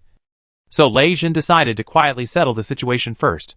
Meng Chang's mother said, "This child said, what's wrong? Did he get into trouble?" All mothers' first reaction to their children being visited by others is whether their children have gotten into trouble. Lei Jin shook his head. He saw that Meng Chang's father had raised his hand, and it was obvious that he was going to beat Meng Chang up. Their family still treated their son very strictly. Although they did not have much culture, they still hoped that their children could grow up to be upright men, and the punishment for making mistakes was still quite severe. Lei Jin saw their attitude and knew that they would not refuse Meng Chang to study. This family still had the idea of making progress. So Lei Jin spoke directly, "Today, my wife and I, the lady who brought you here before, saw your child working there. My wife felt it was a pity that Meng Chang had to work at such a young age, so she wanted him to focus on studying first. She has asked the dean's wife to find a teacher for him, so Meng Chang should concentrate on studying in the future. What do you think?" When Lei Jin explained, he unconsciously explained it to his Xiaoxiang. He must not let others misunderstand his Xiaoxiang's good intentions. Meng Chang's parents were surprised by this. "Miss Jiang still remembers us. Everything arranged by Miss Jiang is correct. We didn't approve of him starting to work so early, but he insisted before, so we didn't stop him. We will supervise him to study hard in the future. You can let Miss Jiang rest assured." Lei Jin didn't expect that his Xiaoxiang's name would be so useful. If he had known earlier, he would have directly used his Xiaoxiang to make the case. Lei Jin saw that Meng Chang's parents looked serious, and knew that Meng Chang should not need to spend too much time on his Xiaoxiang in the future. So he left with peace of mind. Chapter 584. Lei Kong returns to the team. Early the next morning, Jiang Zhuxiang packed up the herbs she needed, said goodbye to the dean and his wife, and planned to go out. When she was about to open the door, the dean said, "The equipment you and Lei Jin need is ready. Come to the office to try it out later." The equipment customized by Jiang Zhuxiang was delivered directly to his office by Meng Jun, who was in charge of the equipment. After checking it, the dean felt that it was very attentive and was very satisfied.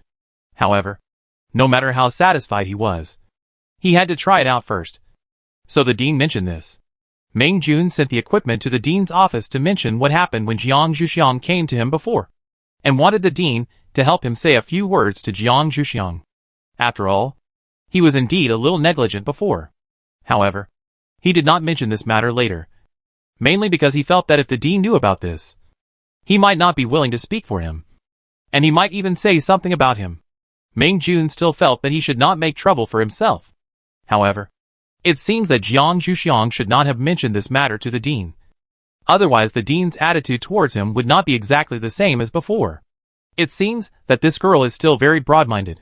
Jiang Zhuxiang heard the dean mention this matter, thought about her schedule today, and did have time in the afternoon. So she said, "Okay, can Lei Jin and I come in the afternoon? I guess I'm not free in the morning." After all, so many people went to see Lei Kong. It would definitely take a whole morning to make a fuss. The dean said, "You can come anytime, as long as it's today."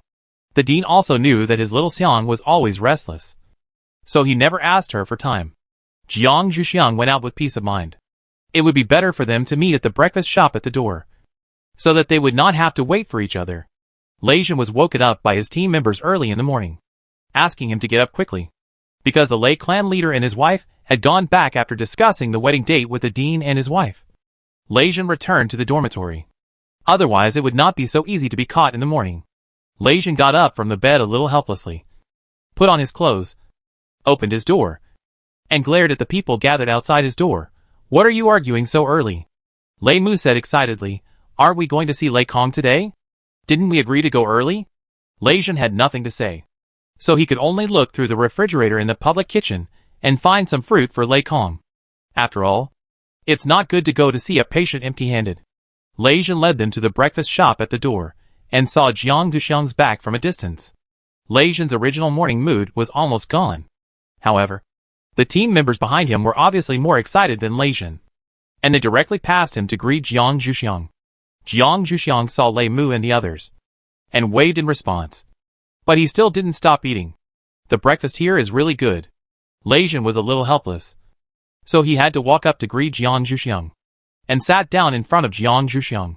He looked at the breakfast in front of Jiang Zhuxiang, and told the owner of the breakfast shop that he wanted one too. The others then remembered that they were still hungry, and they all found a place to sit down and started to order breakfast. For a while, the shop was very noisy. Although the owner of the breakfast shop was a little busy, he was still very happy to hear someone coming to the door. Lei Jin was eating a bun, and said a little helplessly, "Will the door of the medical room be open so early?" Jiang Zhuxiang said, "There are people on duty in the medical room, and even if you go there in the middle of the night, someone will still open the door." Lei Jin was immediately relieved. Fortunately, his teammates didn't think of waking him up in the middle of the night. Otherwise he would definitely lose control. After breakfast, they went directly to the medical room. The people in the medical room were a little happy to see Jiang Zhuxiang bringing people over. "Why do you have time to come so early today?" Jiang Zhuxiang said, "Are we here to see the patients? Are Lei Kong and the other one awake now? If they are awake, take them to see Lei Kong. I will go to see the other one first. Is the medicinal bath prepared for him?" The people in the medical room said, "Lei Kong is awake, but the other one is not. He always wakes up around noon. You came too early today, and the other one's temper is not very good. We really don't dare to wake him up so early. Otherwise, you can find something to kill time first." Jiang Zhuxiang thought it was normal for the leader of the base to have a temper. After all, if he didn't have a temper, he wouldn't be able to control the large group of people in the base. Jiang Zhuxiang didn't want to suffer, so he agreed to his proposal, and went to see Lei Kong with Lei Jin and others. "Let me know when he wakes up." The people in the medical room naturally agreed. Lei Jin was very happy to see that Jiang Zhuxiang finally went with them. They came to Lei Kong's door and knocked. Lei Kong's voice came from inside, "Come in. The door is not locked." Lei Kong thought it was someone from the medical clinic who was checking the room, so he didn't do anything and just waited for the person to come in. Lei Jin and others were not dissatisfied with Lei Kong's reaction. After all, Lei Kong was a patient, so they pushed the door in. Lei Kong was a little surprised to see that it was Jiang Zhuxiang and his group who came in. "How did you have time to come here today? After all, the collective mission should be about to be executed, and they should be very busy now." Jiang Zhuxiang said, "They want to see you. I am here to check your physical condition." If the situation is okay, you can go with us. After hearing what Jiang Zhuxiang said, Lei Kong was also a little moved. After all, the South Fragment is very mysterious. If he missed this operation, he didn't know when he would have time to go again. So he cooperated with Jiang Zhuxiang's inspection and looked at Jiang Zhuxiang expectantly. Lei Zhen and his group also attached great importance to this result, and they didn't care much about Lei Kong ignoring them. After all, this matter was serious. Jiang Zhuxiang found so many eyes staring at him after the examination, and couldn't help but said with a bit of amusement, "Can you tell the result by staring at me? Why don't you find a place to sit down? I will tell you the result." Lei Zhen and others had to find a place to sit down by themselves. Fortunately, the wards in the medical room are very large. Otherwise there would be no room for so many people.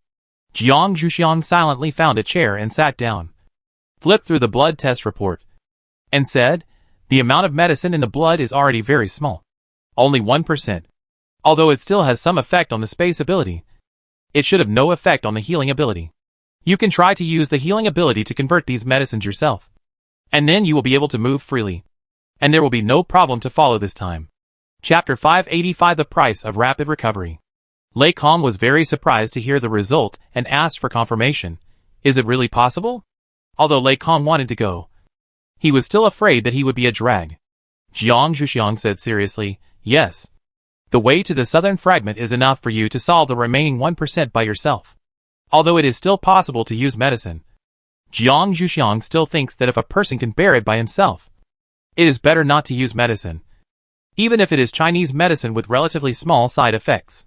You must know that medicine is 3-point poison." Lei Kong was so happy that he almost cried after hearing Jiang Zhuxiang's guarantee. He had been tortured by that kind of medicine for a long time. He almost thought that he had no chance to recover. Now hearing this good news, Lei Kong didn't care about his previous image, and his eyes were red. Jiang Zhuxiang wanted to pat Lei Kong on the head to comfort him, but was hijacked by Lei Zhen halfway. Jiang Zhuxiang glared at Lei Zhen and took his hand away. After Jiang Zhuxiang finished here, he said to Lei Zhen and the others, "You guys talk to him first. Let him vent his emotions. I'll go to the other side to take a look." Lei Zhen knew that the person on the other side was the one who caused Lei Kong to be in this situation, and he didn't want her to go there. Jiang Zhuxiang said seriously, "He is also a patient. In the eyes of doctors, there should be no distinction between good and bad people. Only those with diseases and those without diseases." Jiang Zhuxiang can't do this yet, but he also tries to get closer. Jiang Zhuxiang waved his hand and left Lei Kong's ward. The people who stayed in the ward were silent for a while. It seemed that their captain had been slapped in the face so clearly. It seemed that their captain would definitely be a henpecked husband in the future, and he would not dare to object to anything his wife said. However, some people felt sorry for Lei Kong. Xiaoxiang is really something. Why save such a person? Just let him fend for himself. Anyway, it was her own fault. Others pulled the sleeves of the speaker. "Don't say it. Don't you look at the faces of the captain and Lei Kong?" Lei Zhen said seriously, "I don't want to hear any bad words about her from you in the future. She is your captain's wife, and will become the wife of the clan leader in the future. What qualifications do you think you have to evaluate her? She is also a doctor. Are you so sure that you will not get sick in the future?" Lei Zhen was thinking about Jiang Zhuxiang and his team members. Although Jiang Zhuxiang was willing to treat an enemy of the Academy of Sciences, it was because he had not offended Jiang Zhuxiang. Otherwise, she might not have taken action. As for those who offended her, Zhuxiang was always willing to retaliate, even if it was not as serious as Tingsha. It would always make people learn a lesson and put those who offended her on the blacklist of refusing treatment. At that time, no matter what price that person paid, Jiang Zhuxiang would not let go. This was what he learned from his eldest uncle, and this time it was just right to warn them. However, Lei Zhen seemed to be more democratic. If someone did not listen to him, he would have no choice. No matter what the team members thought, they all said yes. Even the one who just spoke was very tactful and didn't say much. Lei Kong took a look at the man and felt that he didn't look familiar. So he asked Lei Zhen, "Is this a new member? How did you get in?" Lei Zhen also took a look and said, "I don't know who brought him in. Come out and tell me yourself." Lei Shui said a little embarrassedly, "He is a child of a relative on my mother's side. He is only a temporary reserve member this time. If you think it is inappropriate, You cannot let him go for this operation and let him stay behind. Lei Shui was also a little helpless. His mother was persuaded by the man's mother. Lei Shui could only bring him to the team. When registering, he indicated that he was a reserve member. Lei Shui didn't know that this person would be so inconsiderate and dared to comment on Jiang Zhuxiang when no one else said anything. Lei Zhen glanced at Lei Shui. Then you take care of it yourself. If he wants to go on this operation, just let him go. If they can't keep up, it's not their fault, but his own fault. After the turmoil here subsided, Jiang Zhuxiang was very calm. After receiving a full set of treatments, the leader of the base suddenly said, "Do you want your father's research results?" After that, he stared at Jiang Zhuxiang's face. Jiang Zhuxiang said calmly, "No."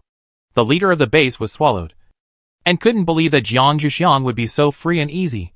"Do you really not want it? You should know that your parents' research results are all here. Even if you take them out to exchange for contribution points, you can get a lot." The leader of the base didn't believe that a daughter wouldn't want to take back her father's research results. So he brought up this matter. Of course, he also had a purpose, which was to cure him as soon as possible so that he could leave here. If Jiang Zhuxiang knew his thoughts, he would definitely not mind telling him that she was not their daughter. But now he didn't know. So he could only say speechlessly, "I don't think I need it. And my parents' inheritance is already in my hands. I don't need to use these research results to exchange for contribution points. If you have any ideas, just say it directly. There is no need to be so roundabout." Jiang Zhuxiang could hear that this person might not be willing to give up those things. So he didn't want to be remembered by him like Lu Yi, and just wanted to ask clearly as soon as possible. Seeing Jiang Zhuxiang's attitude, the leader of the base had to tell his true purpose. "I want to go back as soon as possible. If possible, it would be best to leave tomorrow. Do you have anything that can take effect immediately? It doesn't matter even if it costs a little." The leader of the base could feel that Jiang Zhuxiang's level was definitely higher than his. If she didn't have a way, he wouldn't have to think about going back. So he was willing to play his last trump card.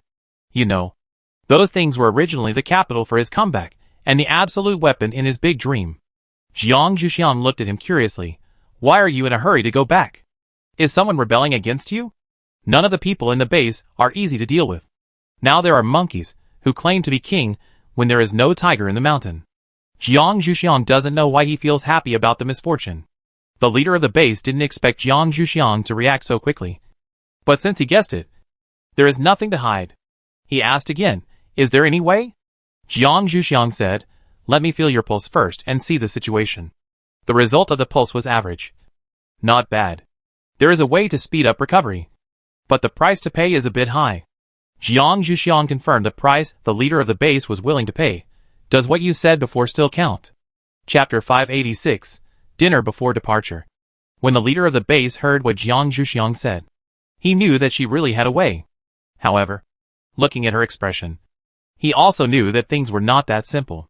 It seemed that paying only those research results might not be enough. The leader of the base said, "In addition to those research results, if you want anything else, you can also ask for it, as long as I can pay for it." After all, after returning to the base, no matter how much he lost, he would eventually be able to make up for it elsewhere. Jiang Zhuxiang didn't say much. Just said, "Just give me a promise. No matter what the circumstances. You can't attack the members of the Academy of Sciences in the future. And you can't sneak in privately. If it happens again, I believe the Dean doesn't mind becoming hostile to you." The leader of the base did not expect Jiang Zhuxiang to propose such a condition. For him, promises are the most worthless things. After all, everyone knows that he has reneged on his promises more often than he has promised. Jiang Zhuxiang naturally knew his character. So he was prepared and found an agreement from his communicator and asked him to sign it. The contract terms were very simple. That is, if he broke his promise, the Academy would immediately cut off all cooperation with the base and no longer sell anything to the base. If people from other families help, the Academy will treat them equally. This almost cut off all the retreat routes for the leaders of the base. The leaders of the base did not expect that Jiang Zhuxiang, a little girl, could come up with such a cruel clause. It seems that she has a deep grudge against him. The leader of the base considered that her parents died indirectly at his hands. But he didn't think there was anything wrong. After repeated consideration, he still signed the commitment letter. silently complaining about himself in his heart. This is likely to be one of the few commitments he will keep in all these years. After Jiang Zhuxiang got his commitment letter, he asked, "How is your ability to endure pain?" Jiang Zhuxiang still decided to let the marrow cleansing pill take action. But he was a little worried that this base leader, who had been eating and drinking well after the end of the world, would not be able to bear it. If that happened, he would suffer a great loss. The base leader's face was a little dark. This was looking down on him. You know, the current and previous bases were built by himself, and injuries were also very common. It was only later that he was lazy for a few years after seeing some signs of stability. I don't know what strange words were spread outside, which actually made a junior doubt his ability. However, the leader of the base had no way to change Jiang Zhuxiang's ideas immediately, and could only say, "If you have a way, try it. Don't worry about my ability to bear it. When he succeeds, it will be easy to expose these rumors." Seeing him like this, Jiang Zhuxiang put a marrow cleansing pill in front of him and gave him a brand new cork. "Put it in your mouth to prevent you from biting your tongue to commit suicide." Seeing that the leader of the base didn't want to put it in, Jiang Zhuxiang added, "Louis also bit this thing before." How to understand the meaning of this sentence depends on the leader of the base himself. The leader of the base naturally thought that Louis bit the thing in his hand. So after swallowing the medicine, he stuffed it into his mouth without hesitation. Jiang Zhuxiang motioned him to lie down on the bed, then pressed a button to fix his limbs. His face changed immediately. This man would not want to dissect him. He glared at Jiang Zhuxiang with anger. He did not expect that he would also capsize in the gutter one day. Jiang Zhuxiang ignored his angry eyes and explained slowly, "You will roll over in pain later. This is to prevent you from falling. I will go out to find someone to take care of you." After that, he walked out directly. A few minutes later, a man walked in with a dull expression on his face. He sat down next to him and stared at the leader of the base on the bed without saying a word. The leader of the base felt a little creepy, wondering if this person had a grudge against him. But soon, he had no time to think about these things. Severe pain swept through his nerves, and black things began to emerge from his body. Jiang Zhuxiang didn't use the marrow washing pills before, not only because he didn't want to cause trouble for himself, but because the medicine had already entered the blood vessels around the heart and could enter the heart at any time.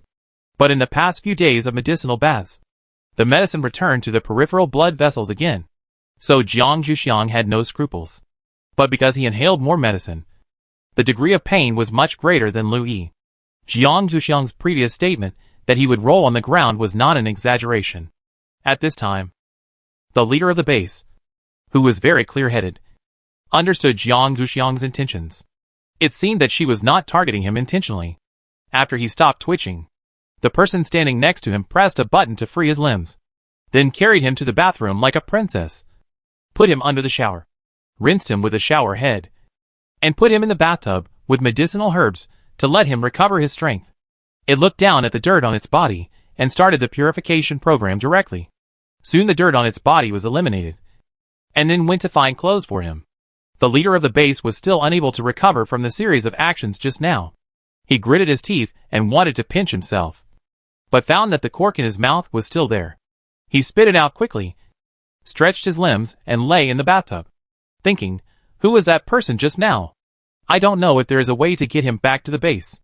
Although his face is a little dull, he is still good at taking care of people.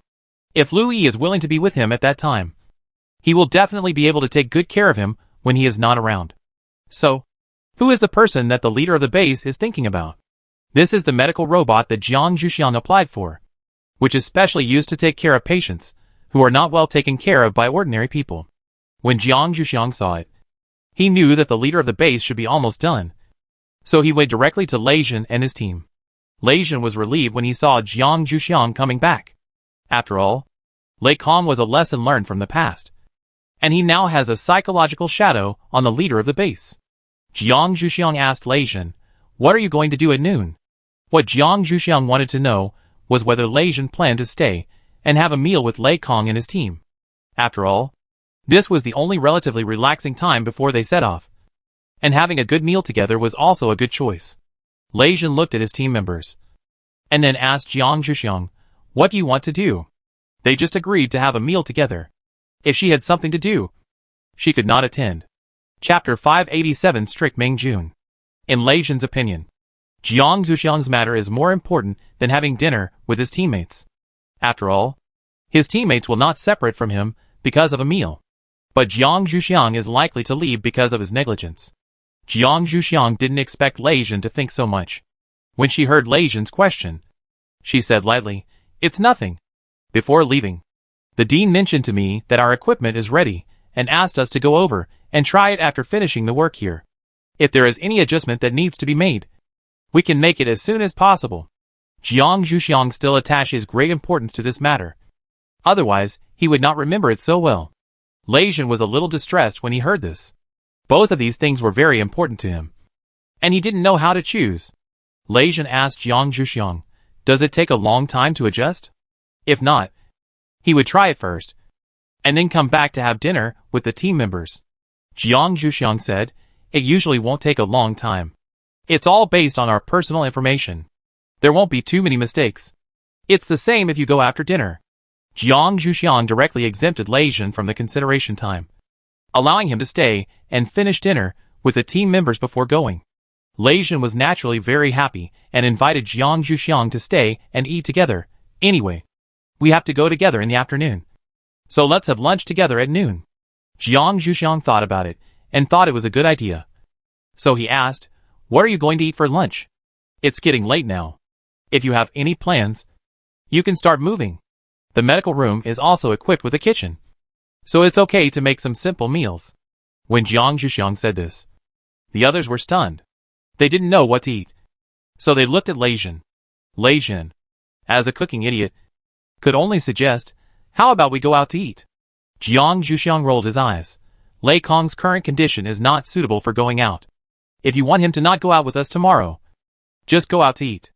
Jiang Zhuxiang was speechless about Lei Jin's rough idea. He actually thought of going out to eat when there were patients. Lei Jin glanced at Lei Kong awkwardly. Could he say that he had forgotten Lei Kong for the time being?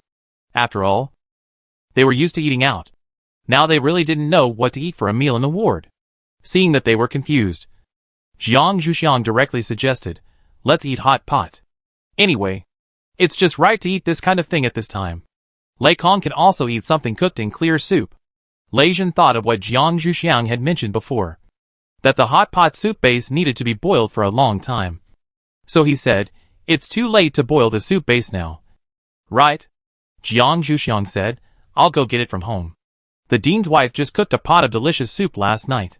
I'll tell her to bring it over first." The dean's wife originally planned to use this soup for hot pot when she has time in the future. Now she can cook it again in the future. Lei Jin said a little embarrassedly, "Will the dean's wife scold you?"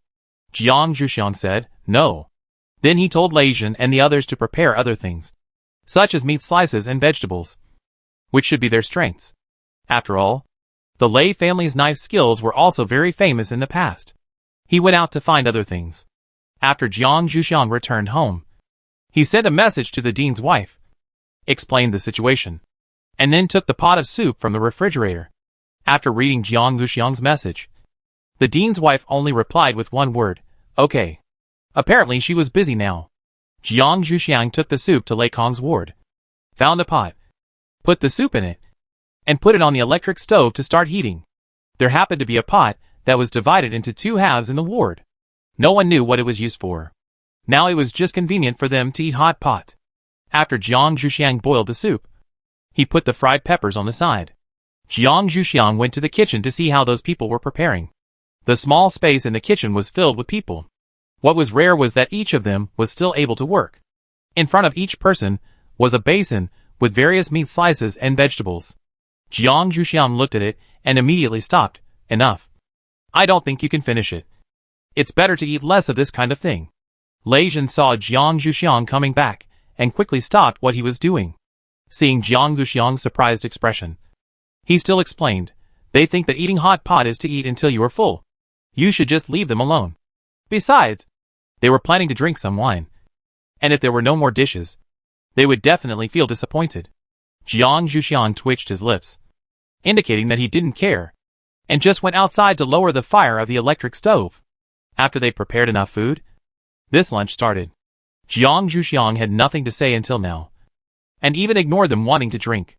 He just reminded Lei Kong and Lei Jin, "Lei Kong, if you want to recover well, It's best not to drink. Lei Jin, do you want to try the equipment later? The dean will not allow a drunk person to try the equipment made by Ming Jun. Moreover, if a person who intends to marry his daughter gets drunk in front of his father-in-law's impression of him will definitely be reduced a lot. Even if Jiang Zhuxiang and Lei Jin are now contracted to get married, Lei Jin should not dare to do such a thing. Jiang Zhuxiang reminded him to prevent him from regretting it in the future. Lei Jin and Lei Kong could only eat the food obediently. Jiang Zhuxiang would not even let them eat enough. After all, they had to consider their own body's tolerance. Except for Lei Jin and Lei Kong. Everyone was late for lunch and walked away drunk. Jiang Zhuxiang and Lei Jin took the others back to their residence before walking to the dean's office. On the way, Lei Jin smelled the smell on his body. It seemed that he had some alcohol on him when he was helping someone. It was quite strong. The dean would not think he was drunk at that time. Jiang Zhuxiang said, as long as you behave well, they will naturally not misunderstand you. The dean can definitely tell whether a person has been drinking or not. Lei Jin doesn't need to worry at all. As long as there are no other people around. Jiang Zhuxiang can explain it. It's just that Lei Jin's luck may be a bit bad. When he arrived at the dean's office, Ming Jun happened to be there. Ming Jun smelled the alcohol and strongly opposed Lei Jin trying to use the equipment he made. If someone who is not responsible for his own life uses my equipment and something goes wrong, who will be held responsible? Chapter 588. A gathering place for sad people. Jiang Zhuxiang was a little surprised by Ming Jun's attitude. She had never seen him so responsible before. How could someone who could accept child labor be so persistent in such matters? Jiang Zhuxiang's surprise caught the eyes of the dean, who patted her shoulder and asked her to restrain herself. After all, Ming Jun also made the dean a little taboo to a certain extent. It was better not to show such an expression that would obviously offend people. Jiang Zhuxiang understood Lei Jin's meaning, restrained her expression, and explained to Ming Jun, he didn't drink today, but he was tainted by other people's drinking. He had lunch with me at noon today. If you still don't believe it, you can use a machine to test it. Jiang Zhuxiang explained this to ease the current tense atmosphere. After all, Ming Jun looked like he was going to hit someone. After hearing what Jiang Zhuxiang said, the dean quickly chimed in, yes. The machine will never lie. Let's test it first before we talk. The dean could see that Ming Jun was also suspicious of Jiang Zhuxiang. So he also supported the use of machines for testing. Although Lei Jin did not make him very satisfied. Sometimes it is better to fight for face than for money. Ming Jun's behavior was also a doubt of his own vision. After hearing what they said, Ming Jun planned to see how they would be slapped in the face by him. The two of them must have been drinking. Otherwise, where would the strong smell of alcohol come from? The dean sent a communication to have a machine for measuring alcohol brought over, and asked Ming Jun to test it himself, so that he wouldn't think he was covering up for someone. Ming Jun was very familiar with this kind of machine. He could tell whether anyone had tampered with it by listening to the sound of its operation. When he turned on the machine, he heard the sound of the machine operating normally, and nodded with satisfaction. It seemed that the dean was still the fair and strict dean. Then Ming Jun stared at Lei Jin and Jiang Zhuxiang to see which of the two was going to come first. Jiang Zhuxiang was reminded by the dean to go up and test it, so that he wouldn't tamper with it when testing the equipment. Jiang Zhuxiang had no choice but to stand up first and put his hand into the blood collection port.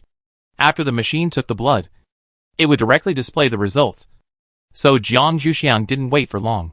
Seeing Jiang Zhuxiang's test results, Ming Jun still didn't believe it and asked her to test again. Jiang Zhuxiang glanced at the dean and had to stand up again. The results of the two tests were exactly the same. Ming Jun could only believe that Jiang Zhuxiang didn't drink. Then he waited to see Lei Jin. Ming Jun still didn't believe that neither of them drank. It was just a pity that Lei Jin and Jiang Zhuxiang really didn't drink. Lei Jin tested 3 times, and the results were the same. The dean couldn't stand it anymore. So Ming Jun stopped this repetitive action. With an unbelievable expression, Ming Jun asked Jiang Zhuxiang and others to start testing the equipment. Lei Jin and Jiang Zhuxiang's stable performance also made Ming Jun speechless. And they also fully exerted all the effects of the equipment. It is very good for ordinary people to play 50%. And 80% is very good. Now it seems that these two people should really not drink.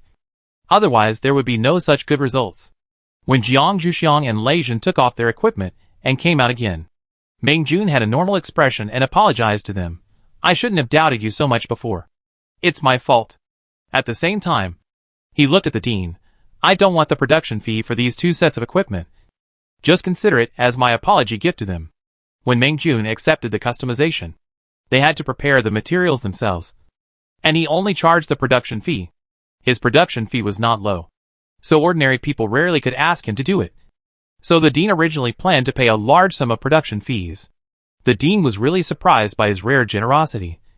But it was naturally good to be able to pay less money. But it was a bit unacceptable for Mingjun, who was originally Zhou Pai, to be so generous, and planned to wait for their explanation. Unfortunately, Mingjun didn't intend to give him this explanation. Mingjun directly said, "Can I talk to them?" The dean had to make room for them, and go out for a walk. Mingjun sat down and asked about Ming Chang's situation first. What is he doing now? Is he studying with the teacher? I haven't seen him in the store for the past few days. Mingjun really missed him a little. After all, the child was able to bring him warmth again after such a long time. Jiang Zhuxiang didn't expect Mingjun to be so concerned about Ming Chang's situation. However, he had just asked the dean's wife yesterday, so he didn't have no answer. The dean's wife found him a good teacher, a descendant of the Kong family, who is very insightful about teaching and educating people, and is relatively strict in discipline. He may not be able to spare time to come to your equipment store recently. Mingjun said with a bit of melancholy. It's right to study hard now. Don't worry. I won't bother him. As long as he is fine. He is welcome to come here to work and study when he grows up. Jiang Luxiang's surprised expression became stronger. Is this man still the same Mingjun? Could he be replaced? Mingjun naturally understood Jiang Luxiang's expression, and said in a low voice, "You don't have to worry that I will have any calculations on Ming Chang. I really treat him as my own son. I am also very sorry for my attitude towards you before. But I really can't accept someone who neglects his life so much. I have paid that price before, and I believe your parents are unwilling to pay it either." Jiang Zhuxiang looked at the sad expression on Mingjun's face, and he didn't seem to be pretending, so he nodded to show that he understood. It seems that this person is also a person with a story. Jiang Zhuxiang inexplicably feels that there are a lot of people with such stories in the Academy of Sciences. Is the Academy of Sciences actually a gathering place for sad people? Jiang Zhuxiang decided to ask the dean when he returned. After Mingjun and Jiang Zhuxiang finished talking, he said to Lei Zhen, "The equipment that your team members ordered before is ready. Let them come to the store to pick it up by themselves." Lei Zhen said a little embarrassedly, "My team members are all drunk today. Can I ask them to come over tomorrow when they sober up?" Mingjun frowned and nodded to show that he understood. "I will still test their alcohol content tomorrow. If they fail, they still can't try it. Understand?" Lei Zhen nodded to show that he understood. If it really doesn't work, he can postpone the departure time a little bit, just to give Lei Kong more time to recuperate. Mingjun got up and left. Lei Zhen asked Jiang Zhuxiang, "Is there any more effective hangover medicine?" Chapter 589 Adopting Mingchang. Jiang Zhuxiang naturally knew what Lei Zhen wanted this thing for. So he said, "I will make it for you when we get back, and you can just take it to them." Although Jiang Zhuxiang also had pills that his sister used, pills still needed to be digested before they could take effect, and they were not as fast as decoctions. Jiang Zhuxiang would naturally choose to make decoctions for them, and also consider teaching them a lesson. Who let them have to be misunderstood by others? And they must abstain from alcohol next time they eat. If the Lei family team knew about Jiang Zhuxiang's idea, they would definitely jump up and down. But it was a pity that they didn't know their pitiful future experience yet. After Jiang Zhuxiang and his friends saw Mingjun off, they went out to say goodbye to the dean and asked about the results of their tests. Mingjun did not tell them directly about this, saying that they did not need to know so much. Jiang Zhuxiang was still a little dissatisfied with this. Why can't users know their test results? The dean did not tell them the specific results of the test, but only told them that they could take the equipment away tomorrow. Jiang Zhuxiang directly asked the dean, "What is the reason for such a strange rule? Wouldn't it be helpful for us to understand our own situation if we know the specific results of the test?" The dean said, "I don't know this either. I only know that if you break this rule, your equipment is likely to fail on the road, and then you can only come back. Mingjun's equipment is still very brutal. Even if the controller is replaced, he can still make the equipment fail instead of malfunction, forcing you to come back to confess to him." When Jiang Zhuxiang heard the dean mention such a result, He quickly put away his dissatisfaction on his lips, said goodbye to the dean and left here, planning to make a hangover medicine soup for Lei Jin and others first. Jiang Zhuxiang basically boiled medicine in the kitchen at home, because the laboratory cannot use open flames, and there is no such place where open flames can be used in his own studio. You still have to see the fire when boiling medicine. This is a special hobby of Jiang Zhuxiang. When boiling medicine, he always feels that he can't control the temperature of boiling medicine without seeing the fire. After Jiang Zhuxiang brought Lei Jin back home, he prepared the herbs first and asked Lei Jin to cut and grind what needed to be cut. He then lit a stove in the kitchen, turned on the fan to remove the smoke, and then put the herbs Lei Jin had prepared into a pot, filled it with water, and put it on the stove. Jiang Zhuxiang sat down next to him and began to take care of the fire with a small fan. Lei Jin also went to find a small fan and fanned with Jiang Zhuxiang. While waiting for the soup to be cooked, Lei Jin and Jiang Zhuxiang chatted casually, basically talking about things they needed to bring tomorrow. Jiang Zhuxiang had already prepared everything, and Lei Jin was almost ready too. The two of them talked to each other, just in time to check for omissions and make up for any deficiencies. The medicine soup was cooked very quickly. Jiang Zhuxiang found a big medicine jar and poured the medicine into it. It was just enough to fill it up. The heat preservation effect of this thing was also good. However, Jiang Zhuxiang still asked Lei Jin to take the things back as soon as possible. After all, the sooner you drink, the sooner you get rid of it. Hangovers are actually the most sad. Lei Jin obediently left. Jiang Zhuxiang checked the things he brought again and put the equipment he just got from the dean into his personal space to avoid problems with the equipment and make it easier to carry. After Jiang Zhuxiang finished the inspection, he went directly to the dean's wife. Jiang Zhuxiang was still very curious about Meng Jun's story. After all, the dean's wife was better at this kind of thing. After the dean's wife understood Jiang Zhuxiang's intention, she was a little amused. This kind of thing was originally someone's privacy. It was a bit inappropriate for a junior to be curious about such things. Jiang Zhuxiang said, "I don't think he should care. After all, he used his experience to teach us a lesson before. As long as the two of us don't tell this little secret, no one will know that you told me this news. If you hear related rumors outside and Meng Jun comes to you, you can hand me over. I will take the relevant responsibilities at that time." After Jiang Zhuxiang made a series of assurances, the dean's wife slowly mentioned the story to Jiang Zhuxiang. When Meng Jun came to the base, he had a son. His wife had passed away while he was away, and his son was not in good health. Meng Jun actually didn't trust other people from the bottom of his heart. If he didn't want to lose his only relative, he wouldn't have chosen to come to the Academy of Sciences. The Academy of Sciences cured his son's illness. But unfortunately, Meng Jun's life was still bad. He was destined to be childless. His son got the wine from somewhere and got drunk. He boarded the equipment that Meng Jun had just made but had not tested.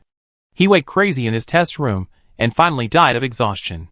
Of course, this incident had nothing to do with the Academy of Sciences.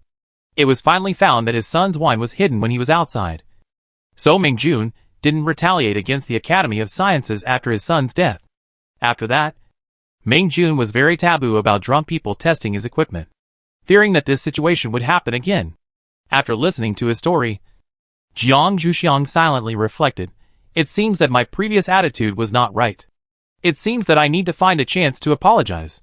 At the same time, considering the possibility that Meng Chong became Meng Jun's son, Meng Jun was indeed a little old and needed an heir. Meng Chong was young and passionate, and he could just lead Meng Jun, who was already a little lifeless. Jiang Zhuxiang told his idea to the dean's wife, who said, "It's not impossible, but we have to ask both sides about their ideas. And Meng Chong also has parents. How to deal with his parents at that time is also a problem. If Xiaoxiang has this idea again in the future, he needs to think carefully about whether this idea is feasible." Jiang Zhuxiang did ignore the opinions of Meng Chong's parents just now, because his parents' presence was too small. If Jiang Zhuxiang really did that, he would definitely think of their parents' affairs and find a way to solve them at that time. But now that it has been raised, Jiang Zhuxiang directly asked the dean's wife, "How do you think we should deal with it?" The dean's wife glanced at Jiang Zhuxiang. For those who want to adopt a child, the best way is to sever ties with the original relatives. After all, few people like children who are not familiar with them. However, in Meng Jun's current situation, It doesn't matter if he has parents. At that time, Ming Jun can choose to take care of Ming Chang's parents and let them have another child as soon as possible. In this way, even if Ming Chang is raised by Ming Jun, there will not be too many problems. Chapter 590 The Busy Farm. After the dean's wife told Jiang Zhuxiang her idea, she waited for Jiang Zhuxiang's reaction. If she agreed, during the time Jiang Zhuxiang was away, the dean's wife could help Jiang Zhuxiang handle this matter well. Jiang Zhuxiang was still hesitant about the dean's wife's proposal. For Jiang Zhuxiang, he chose these children and asked the dean to send someone back to supplement the talents of the Academy of Sciences. In his heart, he didn't want them to be interfered too much by others, especially people like Ming Jun whose position was not very clear. Otherwise, Jiang Zhuxiang would not find other teachers for Ming Chang. Jiang Zhuxiang told the dean's wife about his idea. The dean's wife was very grateful that Jiang Zhuxiang was willing to think so much about the academy. But she still said, "This does not conflict with my suggestion. Ming Chang is so old now. He will remember your kindness in bringing him back. Moreover, if he can successfully take over the power of the equipment area, it will also be a guarantee for the academy. At least it is more reliable than Ming Jun, which can be regarded as achieving your idea." Jiang Zhuxiang did not expect this. But now that the dean's wife explained it, he was relieved. "Then let's do it according to your idea, Mother. It's just that it's a bit difficult for Ming Chang's parents to have another child. If possible, let Ming Chang formally worship Ming Jun as his teacher. At that time, it is reasonable for the apprentice to inherit the master's career, and it is also possible for the apprentice to take care of the master in his old age." Jiang Zhuxiang was unwilling to deprive Ming Chang's parents of their power and make them sad again. The dean's wife looked at Jiang Zhuxiang's expression and knew that she was soft-hearted. So she didn't say much and said directly, "Okay, do whatever you want." Her tone was very doting. Jiang Zhuxiang knew that he was a little willful, and the dean's wife was willing to listen to his advice. Jiang Zhuxiang was embarrassed and left with deep gratitude. After hugging the dean's wife, Jiang Zhuxiang ran away. Jiang Zhuxiang saw that it was still early, so he decided to go see his senior brother. He still had to say goodbye to him before leaving. Otherwise he would definitely nag again when he came back. Yan Lei stayed in the lab as usual. Xue Wen had returned to the Xue family to take over the Xue family's affairs. The father and son of the Xue family finally killed themselves. Xue Wen had to take over a mess.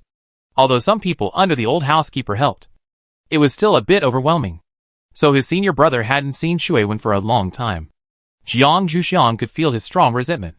Of course, this resentment was for his friend's unwillingness to accept his help. If Xue Wen had the help of the Academy of Sciences, those messes would have been solved long ago, and he wouldn't have to struggle alone in the lab. After Yan Lei complained to Jiang Zhuxiang, he took off his isolation gloves a little irritably. Jiang Zhuxiang said with a bit of amusement, "Brother Wen also doesn't want the Xue family to become a vassal of the Academy of Sciences. Since ancient times, vassals have not been very powerful, and they have to act according to the face of the master family. You also know that Brother Wen has a very high character. He can't accept this situation." Yan Lei is not unable to understand Mosquito's concerns. He is just a little worried that Mosquito can't fight it alone. Seeing that Yan Lei really couldn't get through this, Jiang Zhuxiang had to suggest, although he is unwilling to accept the help of the Academy of Sciences, he should not refuse your own help. And the dean should not say anything. Instead of complaining here, you might as well think about how you can help Brother Wen. And I'm leaving tomorrow, so I'm telling you so that you don't blame me when you can't find me. After hearing what Jiang Zhuxiang said, Yan Lei immediately immersed himself in what he could do to help the Mosquito. He just said him to show that he understood what Jiang Zhuxiang said at the end. As for the content, he had no idea. So Yan Lei still talked to Jiang Zhuxiang later. But that's another story. Seeing that Yan Lei didn't have the energy to talk to him, Jiang Zhuxiang had to go to the next stop to say goodbye to other people. The person Jiang Zhuxiang found was Wu Jing, who was still busy on the farm. This period of time was the harvest time of the farm. Jiang Zhuxiang didn't know if he had time to see him. However, even if he didn't have time, he would still go. After all, there were still plants he fostered in the farm. Jiang Zhuxiang had to go there even for the sake of the plant spirits in his dantian. Recently, they didn't know what happened and fell into a sleeping state. His energy was still being absorbed, and the essence of plants was still being released. But there was no movement. Jiang Zhuxiang wanted to see if approaching these plants cultivated by the original body could wake them up. However, after arriving at the farm, Jiang Zhuxiang found that Wu Jing was still quite free. Those who were busy in the fields were the people who had been in the farm before. No matter if they had been making trouble before or had been making trouble inside. They all knew that after the harvest, they would decide whether to stay or go. They all wanted to perform well to ensure that they could stay. So Wu Jing was left alone. Seeing Jiang Zhuxiang coming over, Wu Jing was a little relieved that someone finally came to talk to him. Since the harvest season began, the people on the farm were like taking stimulants, working non-stop and even saving time to talk to him. Seeing Wu Jing's pitiful appearance, Jiang Zhuxiang couldn't help but wonder, "What's wrong with you?" Wu Jing complained to her, "They seem to be so busy lately that they don't even talk to me. You are the first person to talk to me in the past week." Jiang Zhuxiang silently looked at the busy work in the field and said, "Why don't you go in to help?" Speaking of this, Wu Jing felt even more wronged. I also wanted to go down to help. But they caught up with me and told me to just watch carefully from the side and not to take over their work. Jiang Zhuxiang looked at Wu Jing's hands, which were a little tender because he had been in the laboratory for a long time. They really didn't look like hands that could do farm work. Jiang Zhuxiang comforted him. "Then you just watch carefully from the side. If you feel bored, you can read the information. After this harvest, you must pay attention to the results and study the seeds that have better harvests. When you are busy, just ignore them. Right?" Jiang Zhuxiang's words were not empty talk. The dean still attached great importance to the farm, the grain base of the Academy of Sciences, and letting Wu Jing stay here was also a trust in him. Wu Jing naturally understood this, so his complaints to Jiang Zhuxiang were just complaints, and there was no sign of a strike. Chapter 591 Forced to drink sobering soup. After being comforted, Wu Jing began to ask Jiang Zhuxiang the purpose of his visit. "Why did you come here at this time?" Generally, not only the farm is busy at this time, but the entire Academy of Sciences should also be busy. Jiang Zhuxiang should definitely not have time to run out. After hearing Wu Jing's answer, Jiang Zhuxiang said, "I will leave tomorrow and may have to stay outside for a while. It's a good opportunity to take a look at my plants that are fostered here before I leave. I wonder how they are growing." Of course, he also came to say goodbye to Wu Jing at the same time. But Jiang Zhuxiang didn't say this out loud. But Wu Jing understood it himself. Wu Jing looked at the people in the field and shouted, "I will take people to other places to have a look." The implication is that he will not keep an eye on them anymore, and you can choose to take a rest. However, the people in the field did not take it seriously at all, and the sound of him appeared many times, but no one came up to rest. Jiang Zhuxiang also understood the diligence of this group of people, and felt that Wu Jing's discipline was very useful. Wu Jing was helpless about this situation, and had to leave Lei Jin over first, hoping that someone would take the lead to take a rest after they left. Jiang Zhuxiang was a little speechless about Wu Jing's whimsical idea. This group of people obviously did not want to rest, and it was meaningless whether Wu Jing was there or not. Wu Jing took Jiang Zhuxiang to a piece of land on the farm that was specially used to grow plants. Jiang Zhuxiang looked at the lush plants growing there, and couldn't understand why his plant spirits were sleeping. He could only walk into the land and touch them one by one, hoping to touch the plant spirits in his dantian. Jiang Zhuxiang could clearly feel the vitality of the plants growing outside. It seemed that the environment of the Academy of Sciences farm was not bad, and the situation of the dantian in his body was obviously better than before. Although the plant spirits were still sleeping, Jiang Zhuxiang had already caught their pattern. They should be preparing to upgrade. Because of insufficient energy, they would choose to upgrade and sleep. After all, the cost of upgrading and sleep is not small. If it was not forced, it would definitely not adopt this method. After knowing the situation, Jiang Zhuxiang directly called Wu Jing. "Okay, I've seen it. Let's go over there and take a look." After all, Wu Jing couldn't really leave them alone. Back to the field again. Jiang Zhuxiang looked at the people who were working so hard and felt that he was a bit redundant. So the two had to start chatting. After the autumn harvest, do you know which people can stay? This was something Jiang Zhuxiang was curious about. In fact, Jiang Zhuxiang was still a little curious about how his dean would deal with those who had made trouble before. Wu Jing was also a little troubled by this matter. After all, these families had a good relationship with him, and he was reluctant to give up any of them. The dean just handed this matter to him to deal with. Wu Jing said with a toothache that he was definitely cheated by the dean. Jiang Zhuxiang reminded Wu Jing, The dean will keep a record of people who have made mistakes. If you want to protect someone, it is best to let them redeem themselves with money. This way, it will not be difficult for both you and the dean. Wu Jing was shocked when he heard Jiang Guxiang's words. It seems that he should really think about this matter carefully. After all, it is related to his future. But although Wu Jing intends to deal with it impartially, Wu Jing still intends to ask what treatment those who are asked to leave will receive. Wu Jing's question Jiang Guxiang had also asked the dean before. The dean meant, we still have too few people in the Academy of Sciences. When the time comes, let them go to the periphery to experience what kind of life a real employee should live. Wu Jing secretly sighed. This situation was not bad. After all, they would not really go to the wild. If the farm was too busy, they could still come here as temporary workers.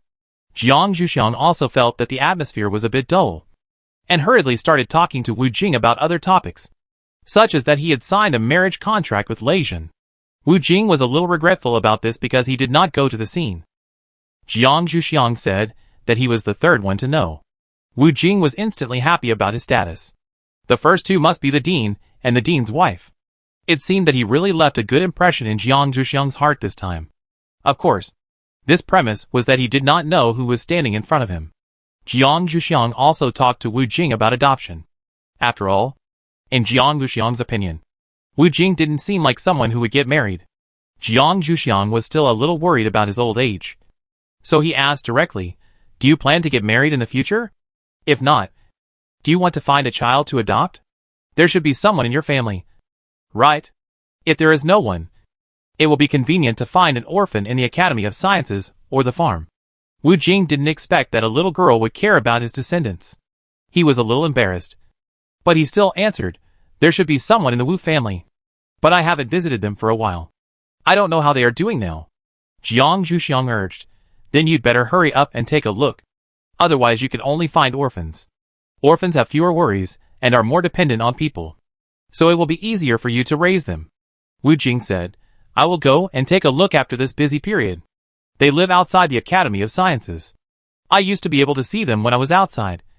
But I saw fewer people after I came to the farm. Jiang Guxiang didn't plan to disturb them anymore. Then you continue to watch here. I'll go back first. I don't know how the group of boys from the Lei family are doing now. Wu Jing looked at the time. It was almost time now. Dinner here would be much later. Wu Jing was still worried that Jiang Guxiang would be hungry. So he said directly, then you can go back first. After Jiang Guxiang and Wu Jing said goodbye, they began to walk towards where Lei Jin and his team members lived. At this time, the people Jiang Guxiang was worried about were being chased by Lei Jin and forced to drink sober soup. Lei Kong sat aside and watched this scene of eagle catching chickens. He couldn't help but want to laugh. When he saw Jiang Guxiang coming in, he asked her to sit down next to him and watch this good show together. After Lei Jin had drunk everyone, he found Jiang Guxiang's arrival. Lei Jin wiped the sweat from his forehead. None of these guys were obedient. Asking them to drink sober soup was like asking for their lives. He didn't know how long his Xiaoxiang had been here, and whether he had seen his embarrassed appearance. Chapter 592, Encounter Before Departure. Jiang Guxiang asked Lei Jin to sit down and rest for a while, and asked with a bit of amusement, is it so difficult to let them drink a hangover soup? Can't we just let them drink it by themselves? Lei Jin silently said, this group of people are like completely different people after drinking. They are completely disobedient. They can only drink like this. Is one bowl enough for them to drink like this? Should we give them another bowl? Lei Jin was still a little worried that they would not pass the alcohol test tomorrow morning and affect the departure time. So he asked this question. Jiang Guxiang looked at Lei Jin with a smile. Don't you believe in my ability? Her medicine has always been more effective than ordinary hangover medicine. So Lei Jin's words still made her a little unhappy. Lei Jin quickly expressed his concerns. And Jiang Guxiang was relieved and said, it doesn't matter. At worst we can change the departure time to the afternoon. And you should believe in the effect of my hangover soup. Jiang Guxiang didn't have any requirements for when to set off during the day, as long as they could set off on the same day. After hearing Jiang Guxiang's assurance, Lei Jin felt a little relieved. But he still sent the team members who drank the hangover soup back to rest to speed up the effect of the medicine. Jiang Guxiang also reminded Lei Jin, you better watch them take a bath tomorrow morning. Otherwise Meng Jun will definitely be suspicious. And we need to remember our previous experience. Lei Jin thought of Meng Jun's attitude towards them before, and remembered this firmly. Tomorrow morning, he would definitely look at them one by one. After Jiang Zhuxiang reminded him of this, he decided to go back and rest. After all, it was not too early now. Lei Jin did not stop Jiang Zhuxiang from leaving. After telling Lei Kong to watch him, he personally sent him back. At the same time, before they parted, they agreed to bring their luggage to watch them try out the equipment tomorrow morning. If it was successful, they could wear it and leave directly. Jiang Zhuxiang had no objection to Lei Jin's proposal, and only said, "Then should I go to you tomorrow, or do you come to me?" Lei Jin thought for a moment. "Tomorrow if I can make it. I will come to see you at 6:30. If I haven't come to see you by 6:30, I guess I will still be watching them take a shower. Can you come to see us yourself?" If Jiang Zhuxiang doesn't want to, he can still find time to pick him up. But he needs to come earlier. After all, those lazy people can't wake up before 6 o'clock. Jiang Zhuxiang nodded and went into the house and closed the door. Without saying whether he was willing or not, Lei Jin was still a little nervous. After Lei Jin returned to his place, he began to check the rooms one by one to prevent them from sleeping dishonestly. When he checked Lei Kong's room, Lei Kong was still thinking. Lei Kong said, "Have you talked to Miss Jiang?" Lei Jin said, "No problem. As long as those guys are fine tomorrow morning, we can set off on time." Lei Kong said, "That's good. I also need to rest. You continue. And I don't want to be watched while taking a shower tomorrow morning. Can you not come in?" Lei Kong heard everything Lei Jin and Jiang Zhuxiang said before, so he didn't want to be monitored while taking a shower. Lei Jin looked at Lei Kong's hands and feet, which were not very convenient to move, and said, "Is it okay for you to take a shower by yourself?" Lei Kong rolled his eyes. It was too late to care now. He had been taking a shower by himself for a long time. Lei Kong said directly, "No problem at all. You can go." Seeing Lei Kong's disdain for him, Lei Jin did not stay to annoy him. After checking the remaining few, Lei Jin also began to rest. The next morning, Jiang Zhuxiang got up early as usual, checked everything, and then looked at the time. It was still in time to have breakfast with the dean and others. So Jiang Zhuxiang had breakfast before leaving. The dean's wife once again emphasized to Jiang Zhuxiang that he must contact his family. Otherwise, he would be careful that Lei Jin would tie him up again. Of course, the dean's wife was joking, and Jiang Zhuxiang himself did not believe that the dean's wife would really do such a thing again. However, Jiang Zhuxiang still protested on the surface, "If you really do this, I will run away from home." The dean's wife glared at her unhappily. She was serious about her joke. Jiang Zhuxiang finally hugged the dean's wife, then turned and left to find Lei Jin and the others. At this time, Lei Jin was still staring at people taking a shower. The team members were still very resentful about being called up to take a shower early in the morning. So it was another battle. After everyone had finished showering, Lei Jin himself also took a shower. After changing his clothes, he found that it was already past 6:30. He was a little worried that Jiang Zhuxiang had already come, so he hurried to wait at the door. Lei Jin just happened to be waiting for him. Jiang Zhuxiang said, "How are you guys preparing?" Lei Jin said, "Just let them take a shower and have breakfast, and then they can go over." "Have you eaten?" Jiang Zhuxiang said, "I have eaten." "Then I will wait for you." Jiang Zhuxiang found a place to sit down and started to look at the things on the communicator. Lei Jin hurriedly urged the team members to eat quickly. Lei Jin couldn't bear Jiang Zhuxiang to wait too long. The team members were forced to eat breakfast in a hurry, and with their slightly bulging stomachs, they walked slowly towards the equipment area. Jiang Zhuxiang and Lei Jin followed at the back.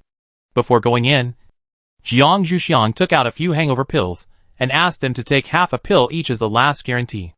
Jiang Zhuxiang said hello to Meng Jun and waited on the side, while Lei Jin followed him in. So, Jiang Zhuxiang caught a bad boy who skipped class. Meng Chong finally got a day off from his teacher today and wanted to come to Meng Jun's place to relax. As a result, he met Jiang Zhuxiang there. Meng Chong was a little hesitant about whether to go in, and he peeked in at the door. Jiang Zhuxiang said unhappily, "If you want to come in, come in. Why are you sneaking around?" After Meng Chong found out that he was discovered, he walked in very casually, stood in front of Jiang Zhuxiang without saying a word, and planned to pretend that he couldn't hear it later. Jiang Zhuxiang didn't mean to scold him. He knew that he was on holiday today, so he didn't restrain him and let him have fun. Jiang Zhuxiang still believed in the level of the teacher found by the dean's wife. Meng Chong has indeed changed. Now his eagerness for quick success has been worn away a little. And his desire for money has also become less. Maybe it has something to do with Meng Jun officially accepting him as a student. After all, Meng Jun's care for his life is now very blatant. And he doesn't need to care too much about the eyes of outsiders. Chapter 593 Pre-Departure Test. After Jiang Zhuxiang asked about his studies, he let him go freely. Your teacher Meng is testing equipment for people now. If you want to see it, just go and have a look. Jiang Zhuxiang still hopes that he can grow up happily. As long as he doesn't grow up crooked, he will not interfere too much. Meng Chong moved his feet carefully away from Jiang Zhuxiang's sight and ran into the test room. Meng Jun opened up several places that he could enter to him. As long as he followed the rules, Meng Jun would generally not refuse him entry. Just like the test room. As long as he came in and stood quietly aside, Meng Jun would not say much. Sometimes he would explain to him the advantages and disadvantages of the equipment being tested, and how much potential the equipment had been brought into play. Today, Meng Jun did the same. However, Meng Chong came in a little early today. Meng Jun was still testing their blood alcohol content. Meng Jun also popularized a rule here. People who have drunk alcohol cannot be tested. Meng Chong wanted to stay with Meng Jun before, so he naturally learned about Meng Jun and was very clear about his taboo. When he heard him mention it, he nodded and agreed, and he would never do it again in the future. Lei Zhen was still a little surprised that Meng Chong could come in. Did his Xiao Xiang let him go so easily? Lei Zhen was a little curious. Meng Chong naturally noticed Lei Zhen's gaze. After taking a look at him, he found that he didn't know him, so he didn't look at him anymore. He continued to pay attention to his teacher's actions. He didn't want to miss any of his teacher's techniques, and it would also be convenient for him to take over his teacher's job in the future. After all, in his opinion, it was a bit of a waste of energy for his teacher to do such things. He should concentrate on studying the equipment in the laboratory. Meng Jun didn't know that Meng Chong wanted him to rest now. After checking all the people who were going to test the equipment, he nodded with satisfaction. There was almost no alcohol in their blood. Even if there was some residue, it was only a few tenths of a %, which would not affect the performance during the test. Meng Jun said, "Okay. Go in and take a look at your equipment." Meng Jun signaled Meng Chong to open the door and let them go in to see their own equipment and try it on. Meng Chong opened the door with the equipment changing area written on it and let them go in by themselves. Teacher Meng's rule was that he would never touch the equipment he made again, so as to avoid any entangled problems, such as someone tampering with it. Meng Chong had been warned about this kind of thing before, so at this time, he was only responsible for opening the door. The team members were a little confused and said, "How are we going to find our own equipment after we go in?" Meng Chong explained. "The teacher's equipment is bound to fingerprints. When you customize the equipment, you should have collected your fingerprints. When you touch the equipment that matches your fingerprint, it will remind you. You will know what it feels like at that time." The team members thought about it and realized that their fingerprints had indeed been collected before. But at that time, they thought they were signing something, so they didn't care much. Unexpectedly, it came in handy now. The team members touched one set after another like they were looking for treasure, and each of them felt the subtle feeling that Meng Chong had mentioned. Then put on their own equipment, walked out of the door, and asked a little confusedly, "Where should we go to test it?" Meng Jun checked their safety and found no problem. He pressed a button on the wall, and a door appeared on the wall, signaling them to go in. Lei Zhen and the team members, who did not need to test the equipment, were also asked by Meng Jun whether they wanted to go in. Obviously, this place was not a place that needed to be kept secret. Lei Zhen said, "Can you call Jiang Zhuxiang in? It's too boring for her to wait outside alone. Isn't it?" Meng Jun glanced at Meng Chong. "What do you think?" Meng Chong said a little aggrievedly, "It's up to the teacher to decide." Meng Jun said a little funny, "Why are you so afraid of that little girl who is not much older than you? Then, there should be no problem for the teacher to ask you to call her in." Meng Chong said that he was not afraid of her. He was just afraid of making her angry. After all, she was like his savior. He always felt guilty if he didn't perform well. Hearing what Teacher Meng said, he stood up and went to find someone. Meng Jun sighed silently behind him. It turns out that provocation is the best way to treat young people. Jiang Zhuxiang was a little surprised when she saw Meng Chong coming out. Why did you come out so quickly? Meng Chang looked up at her. The teacher asked me to invite you in. They are going to start the test. I think they want you to go in and take a look. Please come in with me. After saying that, Meng Chang turned around and planned to leave. He still believed that she would follow him by herself. Jiang Zhuxiang did follow him. He was not happy to sit here alone. It would be best if they could watch together. Jiang Zhuxiang followed Meng Chang into the test room. This place was very different from the one provided by the dean. The 4 rock walls were covered with scratches caused by various weapons. It looked very solid, which meant that their test would not be as calm as Jiang Zhuxiang and his team. There was a protective cover where Jiang Zhuxiang and his team watched. After all, Meng Juan's test was to be carried out with real weapons. So Lei Jin and Jiang Zhuxiang took the rest of the team members to wait and watch in the protected area. The team members to be tested lined up and waited to go on stage. The first to appear in the middle of the field was the combat robot. Meng Jun communicated with them for a while, and then retreated to the high platform. The view there was better, and he could clearly see the situation below. Meng Chang was also waiting there. At that time, Meng Chang would be responsible for recording the data, while Meng Jun would directly observe the situation and dictate it to Meng Chang. The first person to come in was Lei Jin. With his metal ability and suitable equipment, he was not at all inferior to the combat robot when fighting. Meng Jun added the weather and geographical conditions of the South Fragment one after another. Although Lei Jin had a little difficulty, he still persisted until he was called to stop. Meng Jun's voice came from the loudspeaker, "Passed." Next one. Lei Jin had to go down with a bit of regret. The following tests were basically repeated processes. Jiang Zhuxiang saw how different ability users used it in the virtual South Fragment environment, and had a certain understanding of whether they could survive in the South Fragment, and felt much more relieved. Chapter 594 Meeting with the Seniors. If they could also display this strength in the real South Fragment environment, coupled with the protection of the Tao Tai, the so-called danger of the South Fragment will no longer be a problem for them. Meng Jun came down from the high platform, followed by Meng Chang. He looked at the data recorded by Meng Chang and said with a little surprise, "Your performance is not bad. It is not an insult to them to hand over these equipment to you." Meng Jun's words mean that Lei Jin's team members have obtained the qualifications to use the equipment made by Meng Jun. And Jiang Zhuxiang and Lei Jin are also very happy. Lei Jin said directly, "Thank you. When we come back from the South Fragment, we will definitely come to thank you again. Now we will not bother you anymore." Lei Jin was about to leave after he finished speaking, but Meng Jun didn't need his thanks. He said directly, "Thanks are unnecessary. Just don't threaten my little apprentice again. After all, he is no longer a slave in your hands. He will be disciplined by his master in the future, and you don't need to worry about him going astray." Meng Jun's words were a bit impolite, but he was sincerely for Meng Chang's good. Jiang Zhuxiang was actually a little surprised to hear Meng Jun say this. When did he threaten him again? Jiang Zhuxiang said that he felt a little wronged and had to explain, "Teacher Meng, when did you see me threaten him? I just said a word to him today. If you don't believe it, you can ask him what I said. I still don't admit what you said just now." Jiang Zhuxiang was still a little unhappy to be accused for no reason. Jiang Zhuxiang had never been a person who would swallow her anger, and her elders had never taught her that.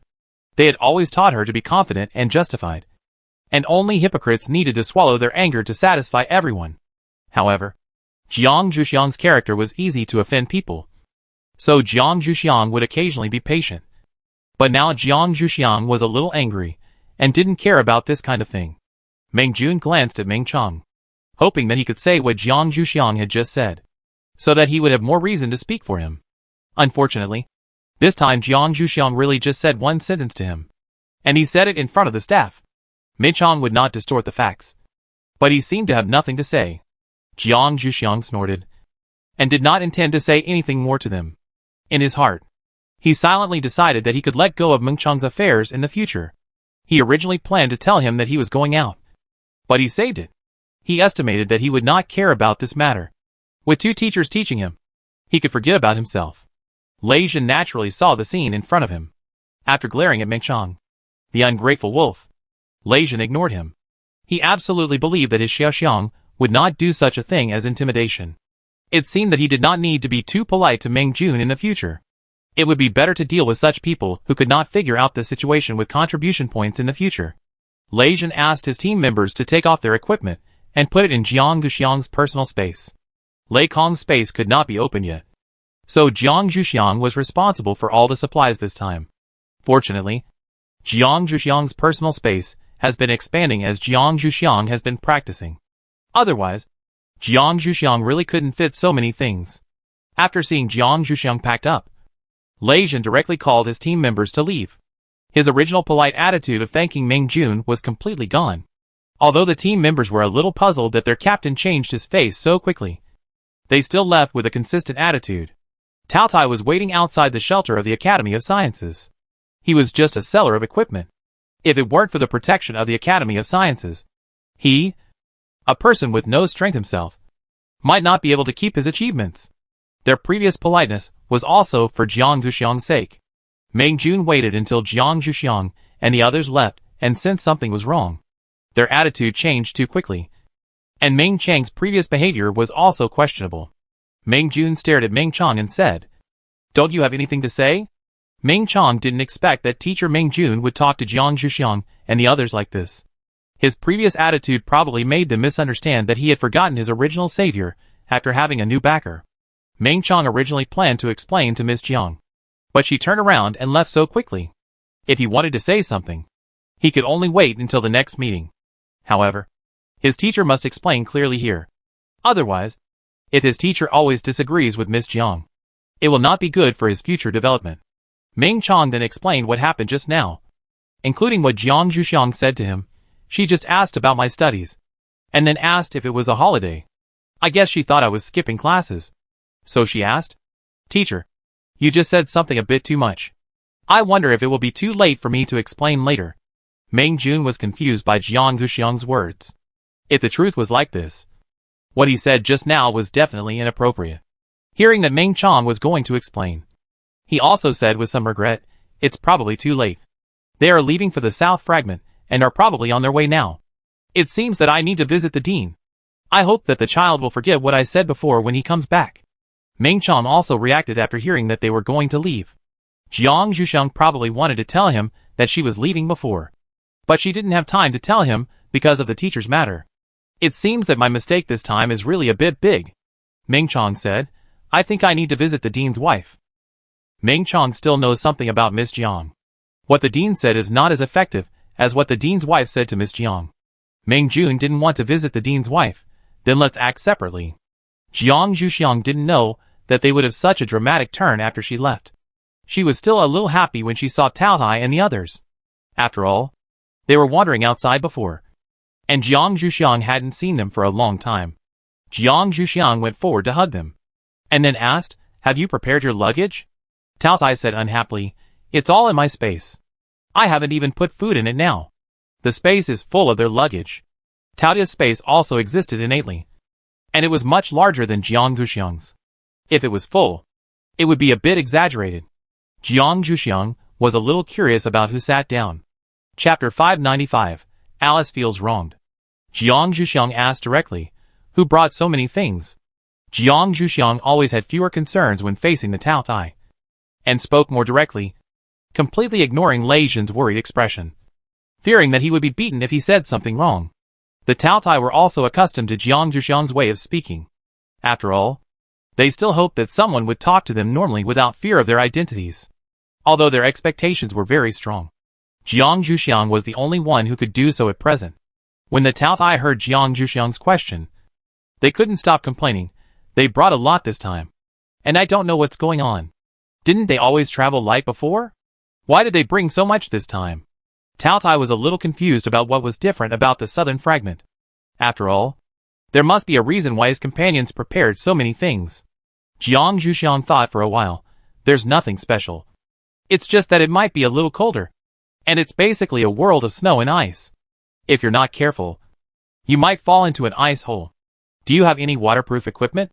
Jiang Zhuxiang hadn't seen them before, so he told them what they needed to prepare in the communicator.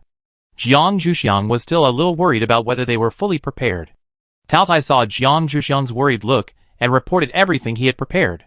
Jiang Zhuxiang nodded after listening. It seemed that he had prepared everything. Then Jiang Zhuxiang looked at the others, hoping that they didn't miss anything with so many things. Otherwise, Jiang Zhuxiang would definitely tell them what they must bring. Xiongqi and the others took turns to report what they brought with them. Indeed, they did not bring anything less.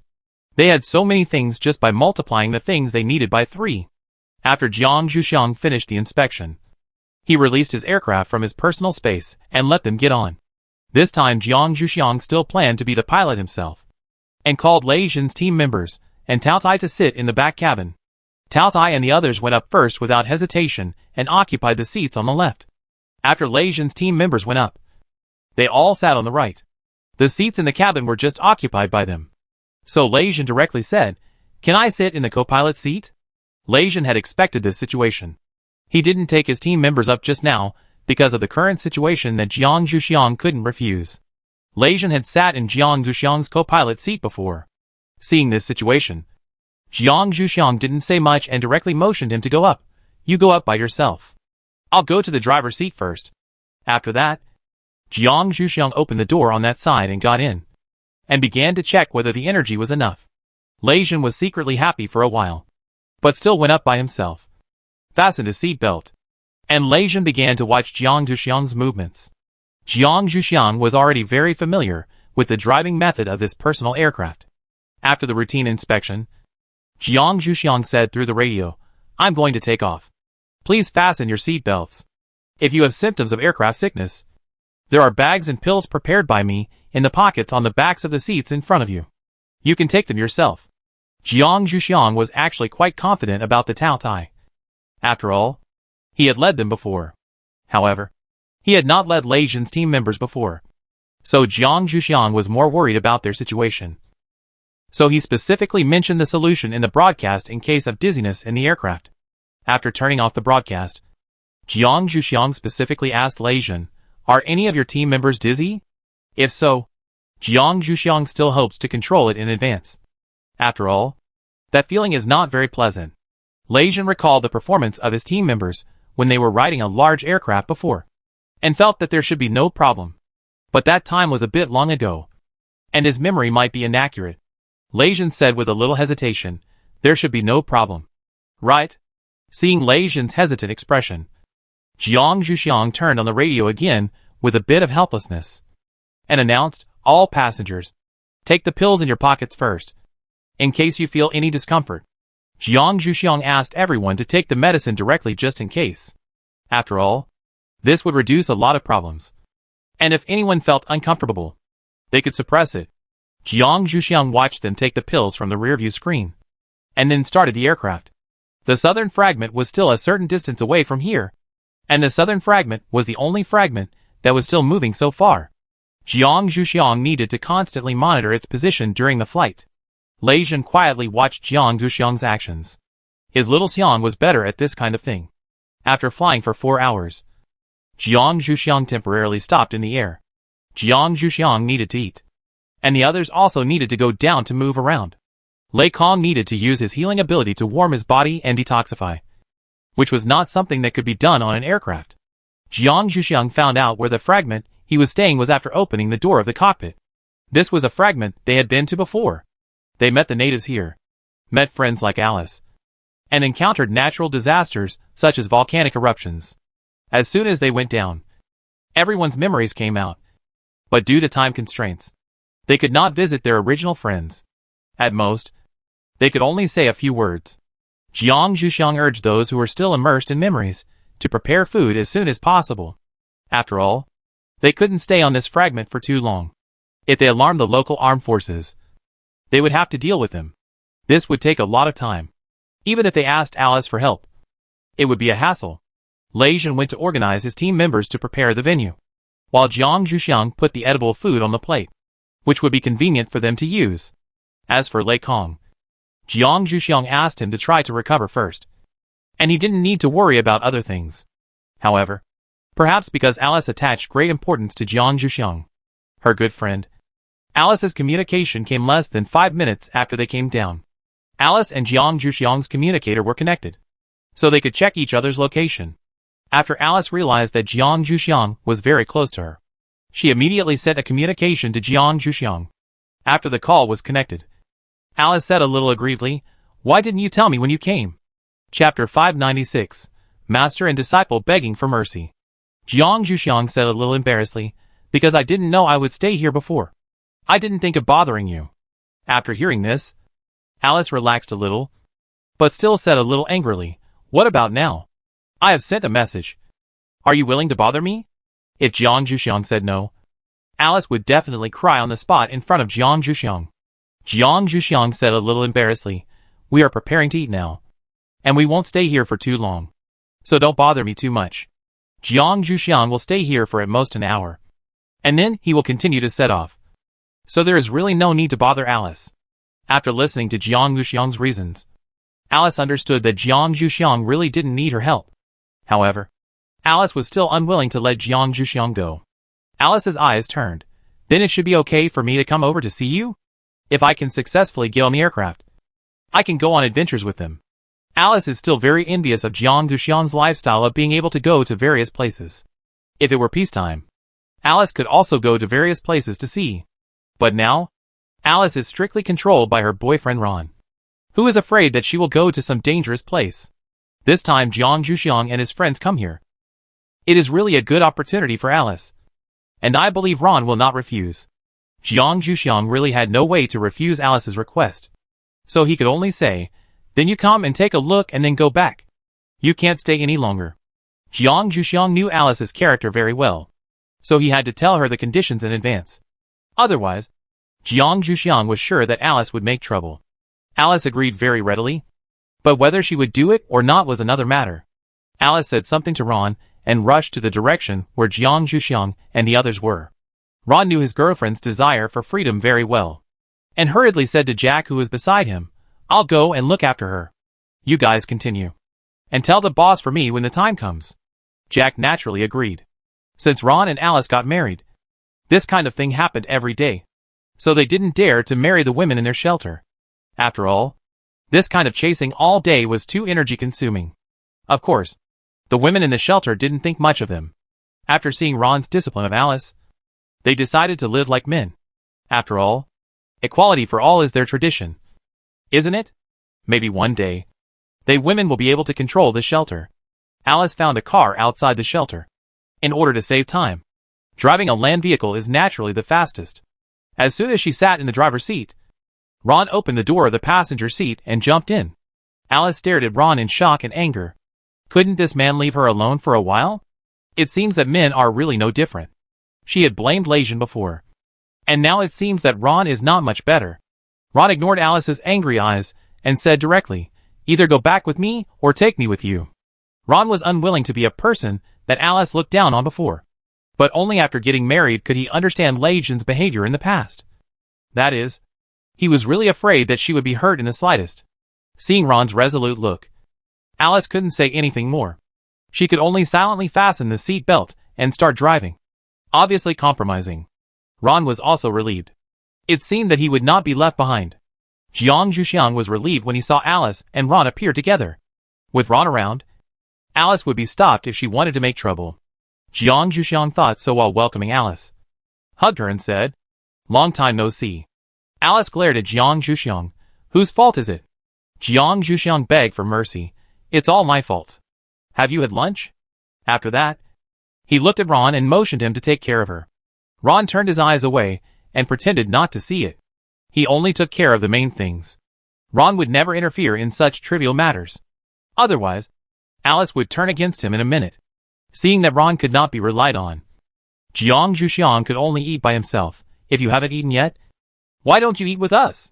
Hopefully, the food will shut her up. Alice also knew to stop while she was ahead. After all, if she made too much noise, Jiang Zhuxiang might drive her away again. Jiang Zhuxiang saw Alice sitting down and eating obediently, and temporarily felt relieved, and invited others to come and eat. While Jiang Zhuxiang and Alice were making a fuss, Meng Jun and his apprentice also went to the dean and his wife at the Academy of Sciences. Meng Jun went directly to the dean and explained to him his previous misunderstanding of Jiang Zhuxiang. After listening to him, the dean looked at him with a half smile. So what are you going to do now? Are you going to complain first? The dean admired his courage for misunderstanding Jiang Zhuxiang and still daring to come to him and say it. Meng Jun shuddered and quickly denied, no. I just want to tell you that I would like you to help convey our apology when the time comes.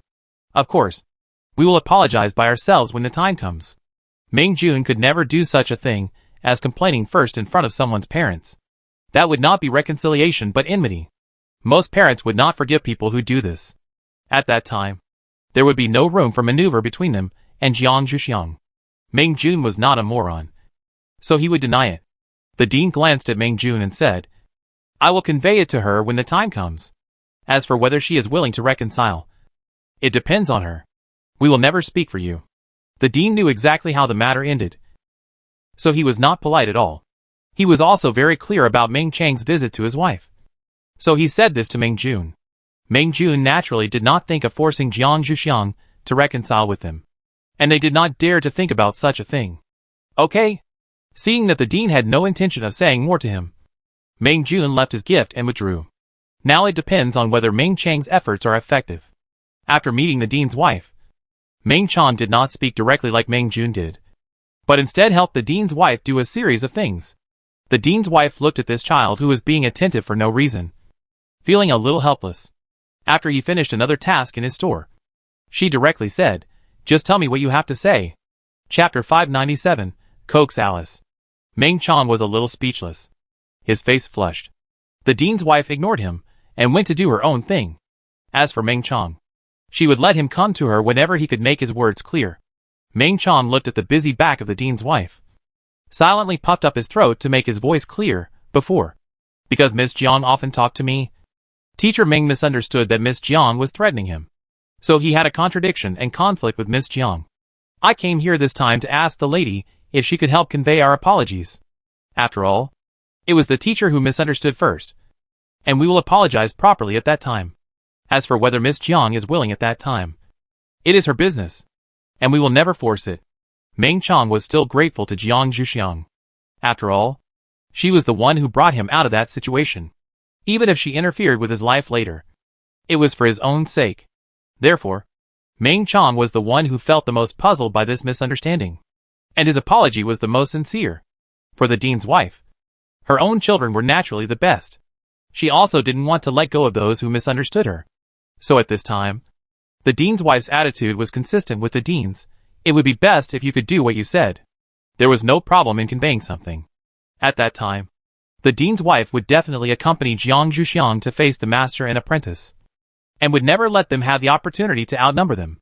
Ming Chang was very satisfied with the reply from the dean's wife. As long as there was such an opportunity, they would definitely ask for Jiang Zhuxiang's forgiveness at all costs. Even if Jiang Zhuxiang asked them to kneel down, Ming Chang looked around the store and found that there was nothing he could do. So he left. The dean's wife sighed silently. Her daughter Xiaoxiang always liked to treat others with sincerity, but in many cases, what she could get in return was not necessarily sincerity. She didn't want her daughter Xiaoxiang to continue doing this kind of loss-making business. She just hoped that the master and apprentice would not say anything to make her daughter Xiaoxiang feel cold. Otherwise, she and her husband would definitely not look at them well. Jiang Zhuxiang didn't know that the dean and his wife were quietly helping him get justice. In fact, if Jiang Zhuxiang knew, he would never want his dean and his wife to do this for him. After all, Jiang Zhuxiang had only done it casually for Ming Chang before, and he didn't expect them to remember his kindness. However, Jiang Zhuxiang didn't know now. When Jiang Zhuxiang went back, he would probably have to accept their kindness. Alice still had no intention of going back after eating. Jiang Zhuxiang couldn't help but start to have a headache. After all, they couldn't stay here for too long. Jiang Zhuxiang began to signal Ron with his eyes to take the person away. Ron's idea is exactly the same as Jiang Zhuxiang's, but he is just a giant in thought and a dwarf in action. It is impossible for him to persuade Alice to go back. It is good enough that he is not persuaded by Alice. Therefore, Jiang Zhuxiang's expectation is completely impossible. After waiting for a while and not seeing Ron's action, Jiang Zhuxiang rolled his eyes silently. This man is still useless. Jiang Zhuxiang had to go up by himself. Alice, we are leaving. Do you want to leave with Ron first? Otherwise, the dust brought up by the aircraft when it takes off will make you very uncomfortable. Jiang Zhuxiang directly said that he wanted her to leave, hoping that Alice could understand. Although Alice understood, she still pretended not to understand. It's okay. We are not afraid of that little dust. We must watch you leave. Alice dragged Ron into the water to express her unwillingness to go back. Jiang Zhuxiang saw that she had no intention of going back even though she said it so clearly. So he could only drive her away further. Go quickly. You said you wanted to see someone and you have seen him. Don't think about getting on our aircraft. There is no seat on the aircraft now. Even if you get on, I will throw you down. Jiang Zhuxiang knew Alice's thoughts very well and completely blocked her purpose. Alice saw that her idea was exposed. So she was no longer polite. Don't be like this. Even if I don't do anything, I can still go. I can just sit on the floor of the cabin. I believe in your driving skills, Xiaoxiang, and I won't be in any danger. If Alice hadn't seen so many outsiders here, she would have started to throw a tantrum at this time. Jiang Zhuxiang looked at Ron behind Alice with dead eyes. And she was like this. Why didn't you drag her away? Ron also looked at Jiang Zhuxiang with dead eyes. If I could drag her away, I would have dragged her away long ago. Okay. You always have a way. Why don't you have a way now?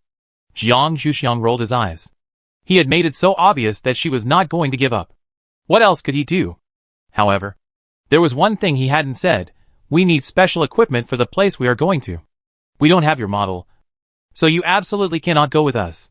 Jiang Zhuxiang didn't believe that Alice would still insist on going with him after he said that. It was a pity that Jiang Zhuxiang underestimated Alice's persistence. Alice sees Jiang Zhuxiang's loophole. If you don't have my model, it means you are more prepared. It doesn't matter if it doesn't fit.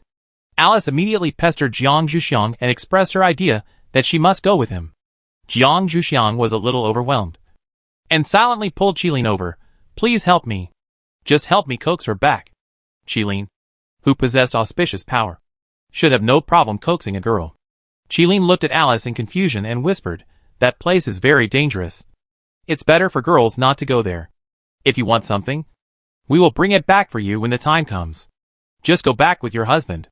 Qilin had just listened to Jiang Zhuxiang and Alice's discussion for so long, so he naturally knew what to say. Alice was a little confused by Qilin, but she still remembered to express her thoughts. I didn't go there because I wanted something. I just wanted to go out and see. The world outside is always wonderful, isn't it? Alice insisted on going with him because she just wanted to see the wonderful world outside, which was exactly what Ron had not been able to do with her recently. Qilin looked back at Jiang Zhuxiang and said, then we will record the video for you and send it to you when we are free. You can also see the outside world this way, and the danger will be much less. Right? You don't need to compare with Xiaoxiang. Xiaoxiang has her reasons for going out. Otherwise, she would definitely prefer to stay at the Academy of Sciences as a doctor. Chapter 598. Alice successfully stayed. Qilin's soft voice made Alice waver for a moment. But soon Alice got rid of this temptation. The scenery in the video was like a packed meal. Even if the ingredients were exactly the same, it was not as delicious as what she had eaten on the spot. And the person in front of her was a little bit wrong. Why did it feel like he had psychic powers? After Alice became alert, the confusing effect brought by Qilin's auspicious power disappeared. After Qilin noticed that Alice was alert, he retreated directly and gave Jiang Zhuxiang a helpless look, indicating that he was really powerless. Jiang Zhuxiang felt a little sorry for Qilin's failure. After all, the auspicious power that seemed to work all the time before was ineffective this time. Jiang Zhuxiang didn't know whether to blame Alice for being vigilant or Qilin for not being strong enough. Alice grabbed Jiang Zhuxiang's hand angrily. What did that person do to me just now? You must compensate me. There is only one way to compensate me. That is, let me go with you. Alice seemed to have caught Jiang Zhuxiang's loophole and would never let go of such an opportunity. She felt that if Jiang Zhuxiang didn't agree, she would immediately pierce the sky. Jiang Zhuxiang looked at Alice helplessly. Is this person so tricky? Jiang Zhuxiang looked at others with a look of help, including Tout Ai and the others, hoping that they could find a way to subdue this little demon star. Tout Ai looked at the sky and the earth, but not Jiang Zhuxiang. They had experienced Alice's power before. Except for Qilin, they would not dare to provoke her. They were absolutely unwilling to intervene. Moreover, it was not easy to intervene in this matter. Judging from Alice's appearance, words were absolutely useless to her. The remaining force suppression depended on whether her husband was willing to accept it. Otherwise, even if her husband was not strong enough, as a local snake, he could still give them a good show. Jiang Zhuxiang could not count on them. so she could only go to see Lei Jin. Lei Jin said that he had no other way. Otherwise he would let her go with him. Then they would have a place to squeeze in. Anyway, Lei Kong was originally a wheelchair.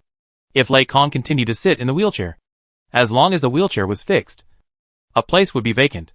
Even if Ron wanted to follow, the two of them could squeeze in one place. Jiang Zhuxiang thought about it, and it seemed that this was the only way. So he tentatively said, "If you want to go with us, you must not disobey orders. If anything happens that violates orders, I will immediately send you two back." I believe that Ron will definitely not have any objections at that time. Jiang Zhuxiang felt that if this was the case, Ron would definitely be very happy. So Jiang Zhuxiang brought it up. Alice knew that she agreed when she heard Jiang Zhuxiang say this. And she repeatedly promised that she would be obedient. And at the same time quietly said to Jiang Zhuxiang, "Can Ron not go?" If Ron was there, she would definitely be controlled tightly. And she would not be allowed to walk a step more. If this was the case, this trip would be too meaningless. Ron moved his ears and heard his wife's whisper. Without waiting for Jiang Zhuxiang to answer, Ron said directly, "If I don't go, then you don't have to go either." How could he let her go out alone? No one would be able to stop her at that time. If she wanted to go, he would definitely go. Even for her safety, Ron would not give up. Ron looked at Jiang Zhuxiang with determination. Jiang Zhuxiang had a headache again. One person was already too many. And now there was another one. Jiang Zhuxiang felt that he could faint. But seeing Ron's determined eyes, Jiang Zhuxiang had to agree and ask them to contact the people in the shelter first. Otherwise they would definitely think they were missing. Seeing that Jiang Zhuxiang had agreed, Alice had no choice but to accept this reality. As long as Ron was in charge of the contact, he would definitely explain his whereabouts. Alice didn't care what Ron did, and went directly to discuss the seat with Lei Kong. After all, if the seat was not settled, they would have to stand even if they got on the aircraft. Lei Kong didn't mind giving up his seat. He was more accustomed to sitting in a wheelchair, so he readily agreed to Alice's request. Ron was a little troublesome. Jack, who received the communication, didn't dare to agree to Ron's request. When the boss came to find someone, he would have no way to explain. So he asked Ron to contact the boss again. And it was useless to just tell him. Ron thought that was the truth. After all, he had a lot of problems with his injury. And it would be wrong not to explain it.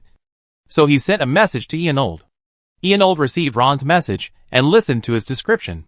He said helplessly, "Ron, when did you like to fool around with Alice? What are you going to do with the things on your hands?" Ianold rarely felt helpless like this. Since the reconstruction work was completed, the only thing that made him feel helpless was Ron and his wife. Not only did they often show their affection, but they also went on strike from time to time. Ron said very familiarly, "Let Jack and the others take over temporarily.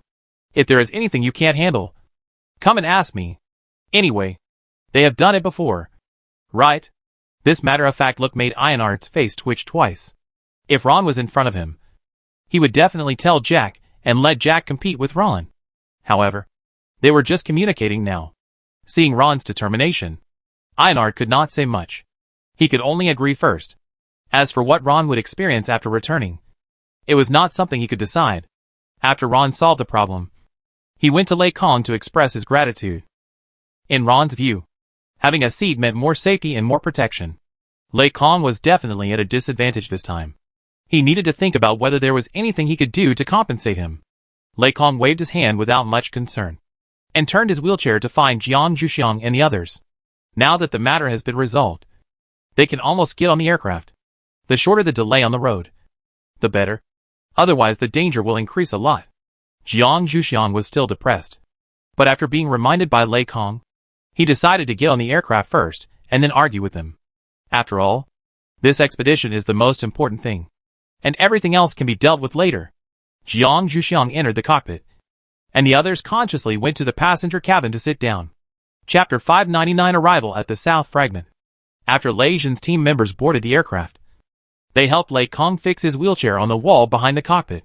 This position should also be the safest place on the aircraft. In case of any accident, Jiang Zhuxiang and Lei Jin can take care of him in time.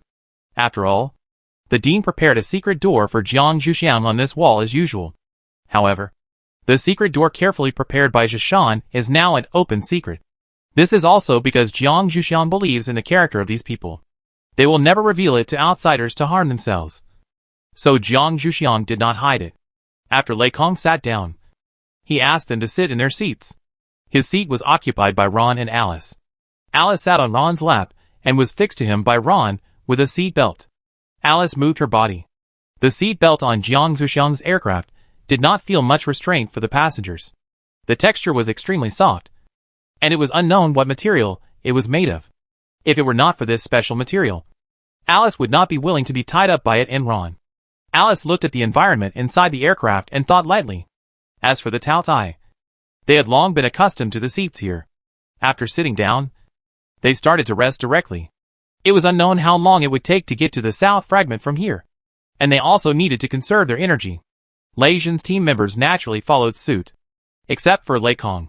They all fell into a light sleep. Only Alice, who was on the aircraft for the first time, was still looking around excitedly.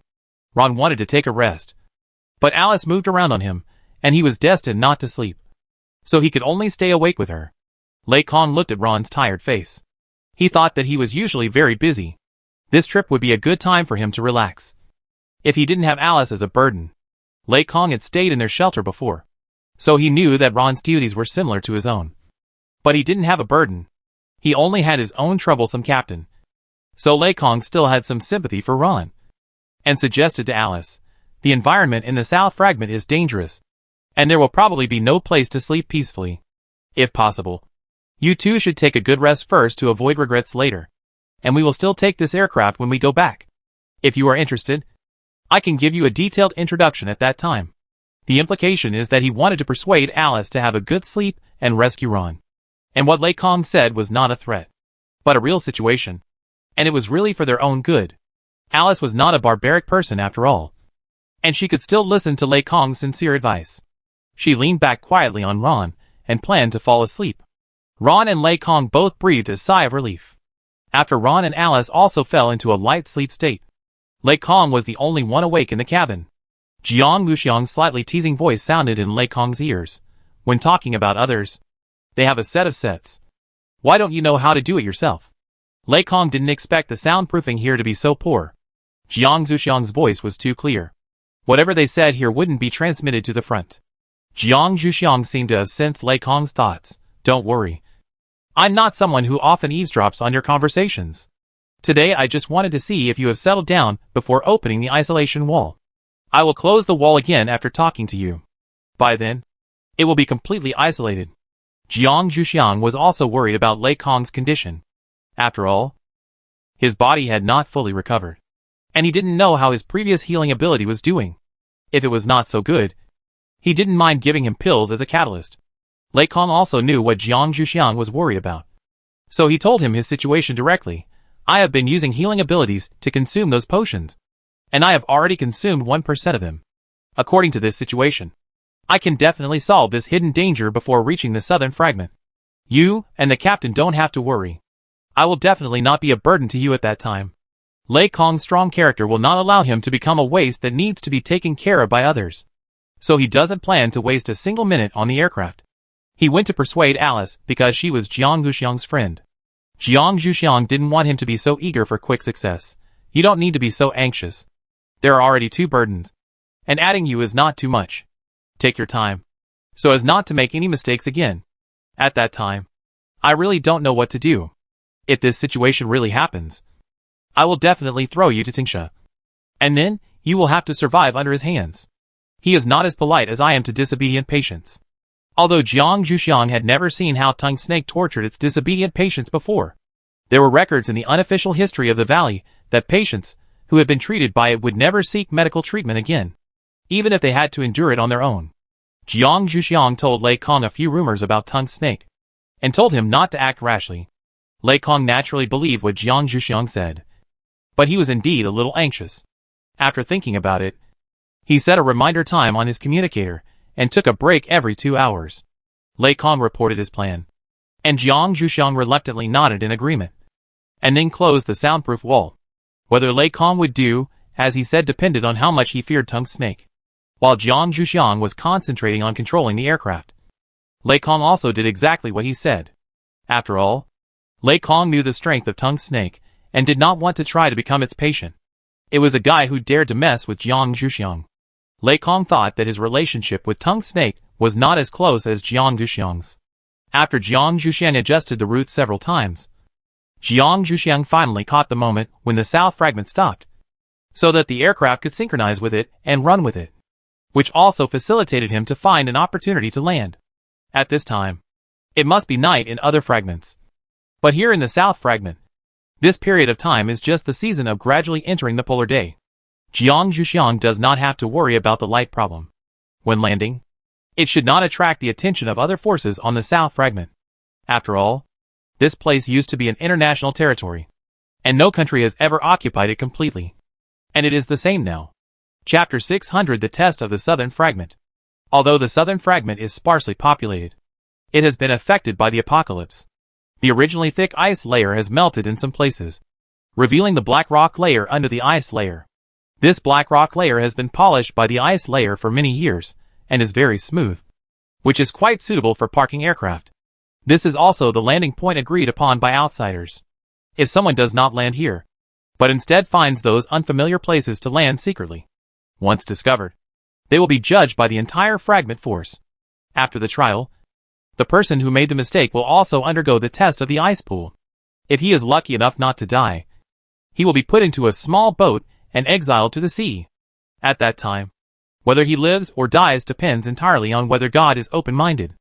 Every year, a group of people are dealt with in this way on the south fragment, and the survival rate is very low. This seems to be what Yin Lei had told Jiang Zhuxiang before he set off, just to prevent Jiang Zhuxiang from making mistakes. Otherwise, if he was taken back just after arriving, it would be embarrassing. Jiang Zhuxiang stared at these black rocks and asked Lei Jin to go back and call people. You go through the secret door to wake them up and let them get ready. I'm going to start landing.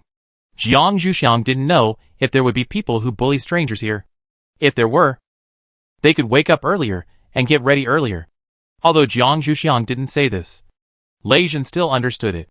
Lei Jin used his clever strength to open the secret door and wake them up one by one. At the same time, he conveyed Jiang Zhuxiang's words to them and asked them to get ready. After Jiang Zhuxiang explained the matter, he began to concentrate on preparing for landing. After all, if he was careless, the lives of the people in the aircraft would be in his hands. Jiang Zhuxiang did not slow down, but kept a steady speed and began to fly diagonally downward.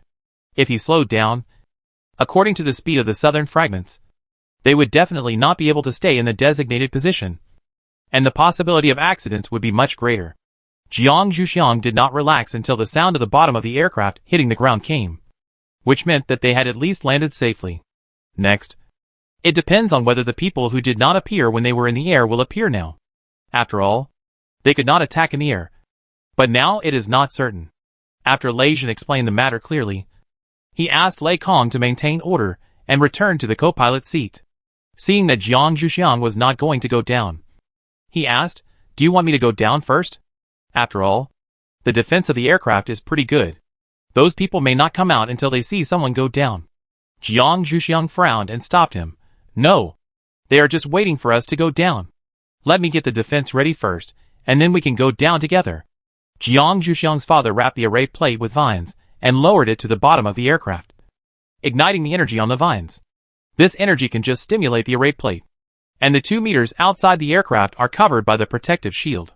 Jiang Zhuxiang then jumped down from the driver's seat. Lei Jin followed closely behind. The others felt the vibration of the door opening and closing, and knew that they had gone down. Lei Kong arranged for them to go down one after another. After they stood firm, a group of people really appeared from the snow. They were wearing clothes made of mutant snow fox fur, which was an excellent cover in this icy and snowy land. I don't know if so many snow fox furs have led to the extinction of the snow fox race. If so, Jiang Zhuxiang also wanted to make such a set for everyone. After all, although they brought equipment, it was still a bit bulky compared to snow fox fur. Jiang Zhuxiang looked at their different hair and skin colors and turned on the translator. After all, if they couldn't understand what they said, it would be difficult to communicate. Those people knew that courtesy comes first and force comes later.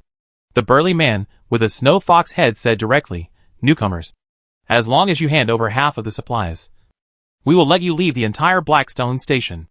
The name of Blackstone Station is due to the fact that people coming and going have to stay here. The black stone that has been exposed here is known to everyone who has lived here for a while. Jiang Zhuxiang also knew this name from Yan Lei's words, so he didn't feel unfamiliar at this time. Lei Jin, on the other hand, looked a little confused. After all, few people from the Lei family would enter such a place, so naturally no one would tell him about such things. However, Jiang Zhuxiang frowned after hearing what the man said. Half of the supplies. Do they have to check their storage equipment? The people on the other side seemed to know their concerns. They naturally couldn't do such things as checking storage equipment. After all, personal space is absolutely private, unless it is a high-level space. Living people can never enter. The man said this with the intention of asking for a sky-high price. Seeing that Jiang Zhuxiang and the others hesitated, he proposed a second option. You could also give us contribution points, but you have to be generous. After all, contribution points are not as valuable as supplies here. In this ice and snow world, almost no plants can survive. Even if there are plants that survive, they may not be edible. All supplies are transported from the outside world.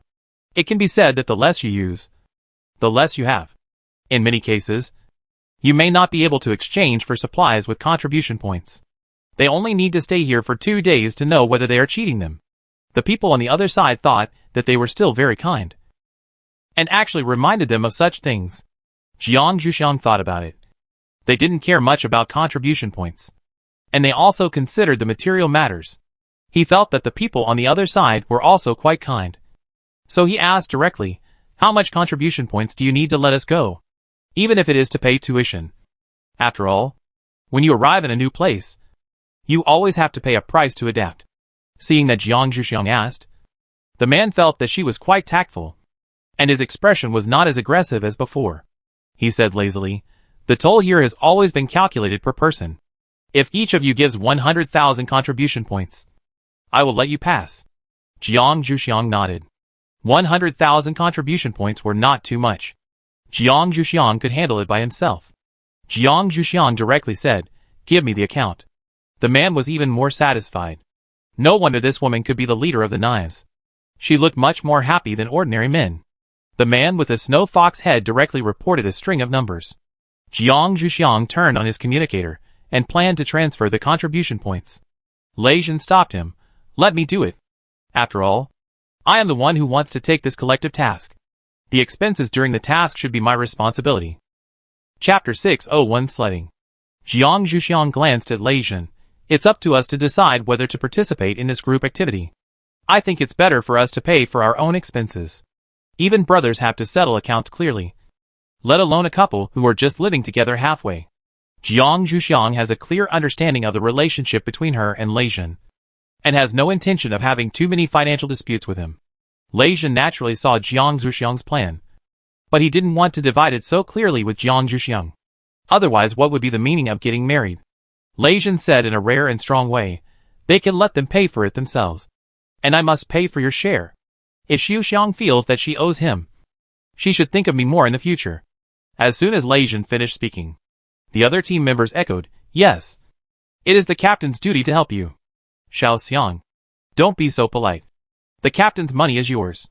While echoing, he transferred the contribution points to the account, and even the tout I helped each other to transfer. Lei Jin naturally transferred double the amount, and added a little more. Obviously he had other plans. The man with the snow fox head looked at the contribution points in the account, and was very satisfied. It was rare to see someone so straightforward to admit it. If they had any questions to ask, he would not mind answering them. Seeing their satisfied expressions, Lei Jin directly waved his hand to signal the man to come over. He really had something to ask him. After leaving here, where can we find a place to live and eat? After all, they were considered local bosses. Lei Jin asked them much faster than he went looking for them without thinking. The man with the snow fox head was not afraid of Lei Jin and his men's bad intentions. After all, fighting was not allowed here. Even if Lei Jin and his men did not give contribution points before, it was okay. He had taken advantage, and was naturally much easier to talk to. He stopped 5 meters in front of Lei Jin, and was able to hear Lei Jin's question. It's easy to find a place to live here, but don't think about a place to eat. If you don't prepare enough food, I think it's better for you to get on the aircraft and go back immediately. Only tableware is provided here. Jiang Zhuxiang originally knew that it would be a bit difficult here, but he didn't know it would be so difficult. It seems that the food in his personal space should be well preserved. Otherwise it might come in handy at some point. Lei Jin didn't care about the provocation in his words, and nodded to show that he understood. Then do you have a distribution map of the places where you live here? I can exchange it with contribution points. This man is also a model of being greedy for money. Lei Jin has never been stingy when he can bribe with money. Because the South Fragment is mysterious, the terrain distribution map has never been circulated. After all, it is easy to cause trouble for those who want to conceal their whereabouts if it is leaked. Therefore, only temporary terrain distribution maps will be circulated in the South Fragment area. When you leave this area, these terrain distribution maps will automatically blur or disappear. This is also a message that Jiang Zhuxiang secretly told Lei Jin before. After all, if he doesn't agree with Lei Jin, he might go to trouble others at that time. The man was straightforward about this matter. It seemed that he had either been here before or had friends who had been here before. He was very clear about the rules. However, even so, he still had to explain it clearly. This thing can only be used here. You are not allowed to ask me for a refund in the future.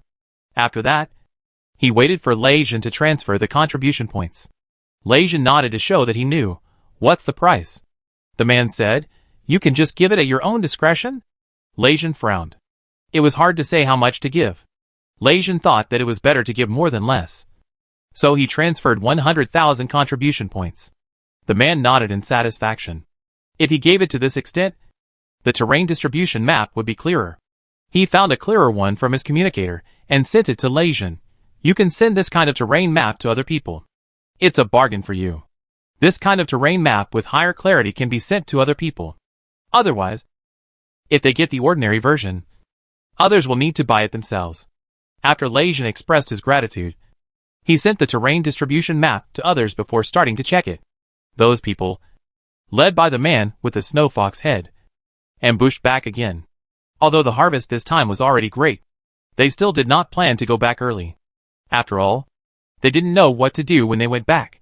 Lei Jin came close to Jiang Zhuxiang and enlarged the screen for her to look at together with him, so as to choose a suitable place to stay. Jiang Zhuxiang looked at the dense dots on the map. The closer to the center, the fewer dots there were. It seemed that the center was still occupied by some unknown friend as before. Jiang Zhuxiang stared at the center for a while, and then chose the nearest place to stay. After retracting the aircraft, they walked towards that place step by step. Even if they wore non-slip shoes, Lei Kong's wheelchair moved very quickly, and Jiang Zhuxiang was thinking whether everyone should just sit in a wheelchair. However, as they were walking with difficulty, there was a sound behind them. Jiang Zhuxiang turned around and saw that it was 3 big dogs pulling a sled. The sled was empty. Jiang Zhuxiang was a little surprised to see it stop in front of him. They didn't dare to sit on this thing without an owner. Jiang Zhuxiang touched their fur and wanted them to leave. The strongest dog raised his foot and pressed something on his chest. A voice came from it. Sled car. 100 contribution points at a time. Please transfer automatically. Collect the money and get off the car. After saying that, a string of numbers was reported. Obviously, the sled has become a means of transportation here. Jiang Zhuxiang felt a little novel when he saw it, but there were not many places on the sled. Obviously, it was impossible for everyone to get on. Jiang Zhuxiang looked at the people behind him and hesitated. Do you think we should sit? Jiang Zhuxiang asked Lei Jin. Lei Jin looked at the team members, who were still in high spirits. It didn't matter if they continued to run. The 2 girls, Jiang Zhuxiang and Alice, probably needed this thing. Lei Jin looked at Alice and Jiang Zhuxiang's eager eyes, and nodded. You and Alice go up. Put Lei Kong on it. Put the wheelchair away first, and take it out when we get there. Lei Jin transferred 100 contribution points directly after he finished speaking, and let the sled take them for a while.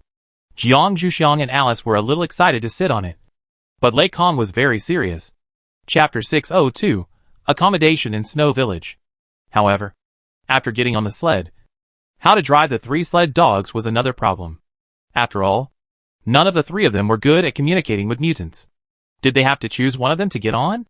Jiang Zhuxiang was worried that they would scare the 3 sled dogs. After all, their pressure was too high for dogs. Even if some dogs had high IQs, it would be useless.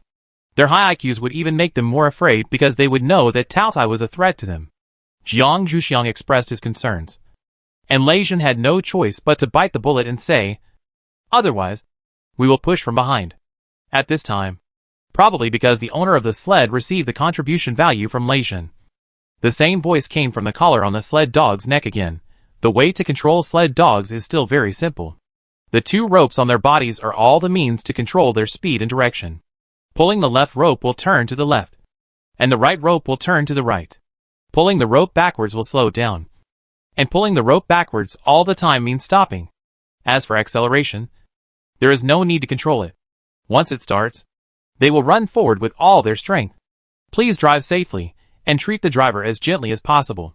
If you can feed them, they will be more obedient. I hope you have a pleasant journey. After the owner of the sled explained the series of events in a gentle tone, the light on the sled dog's collar dimmed.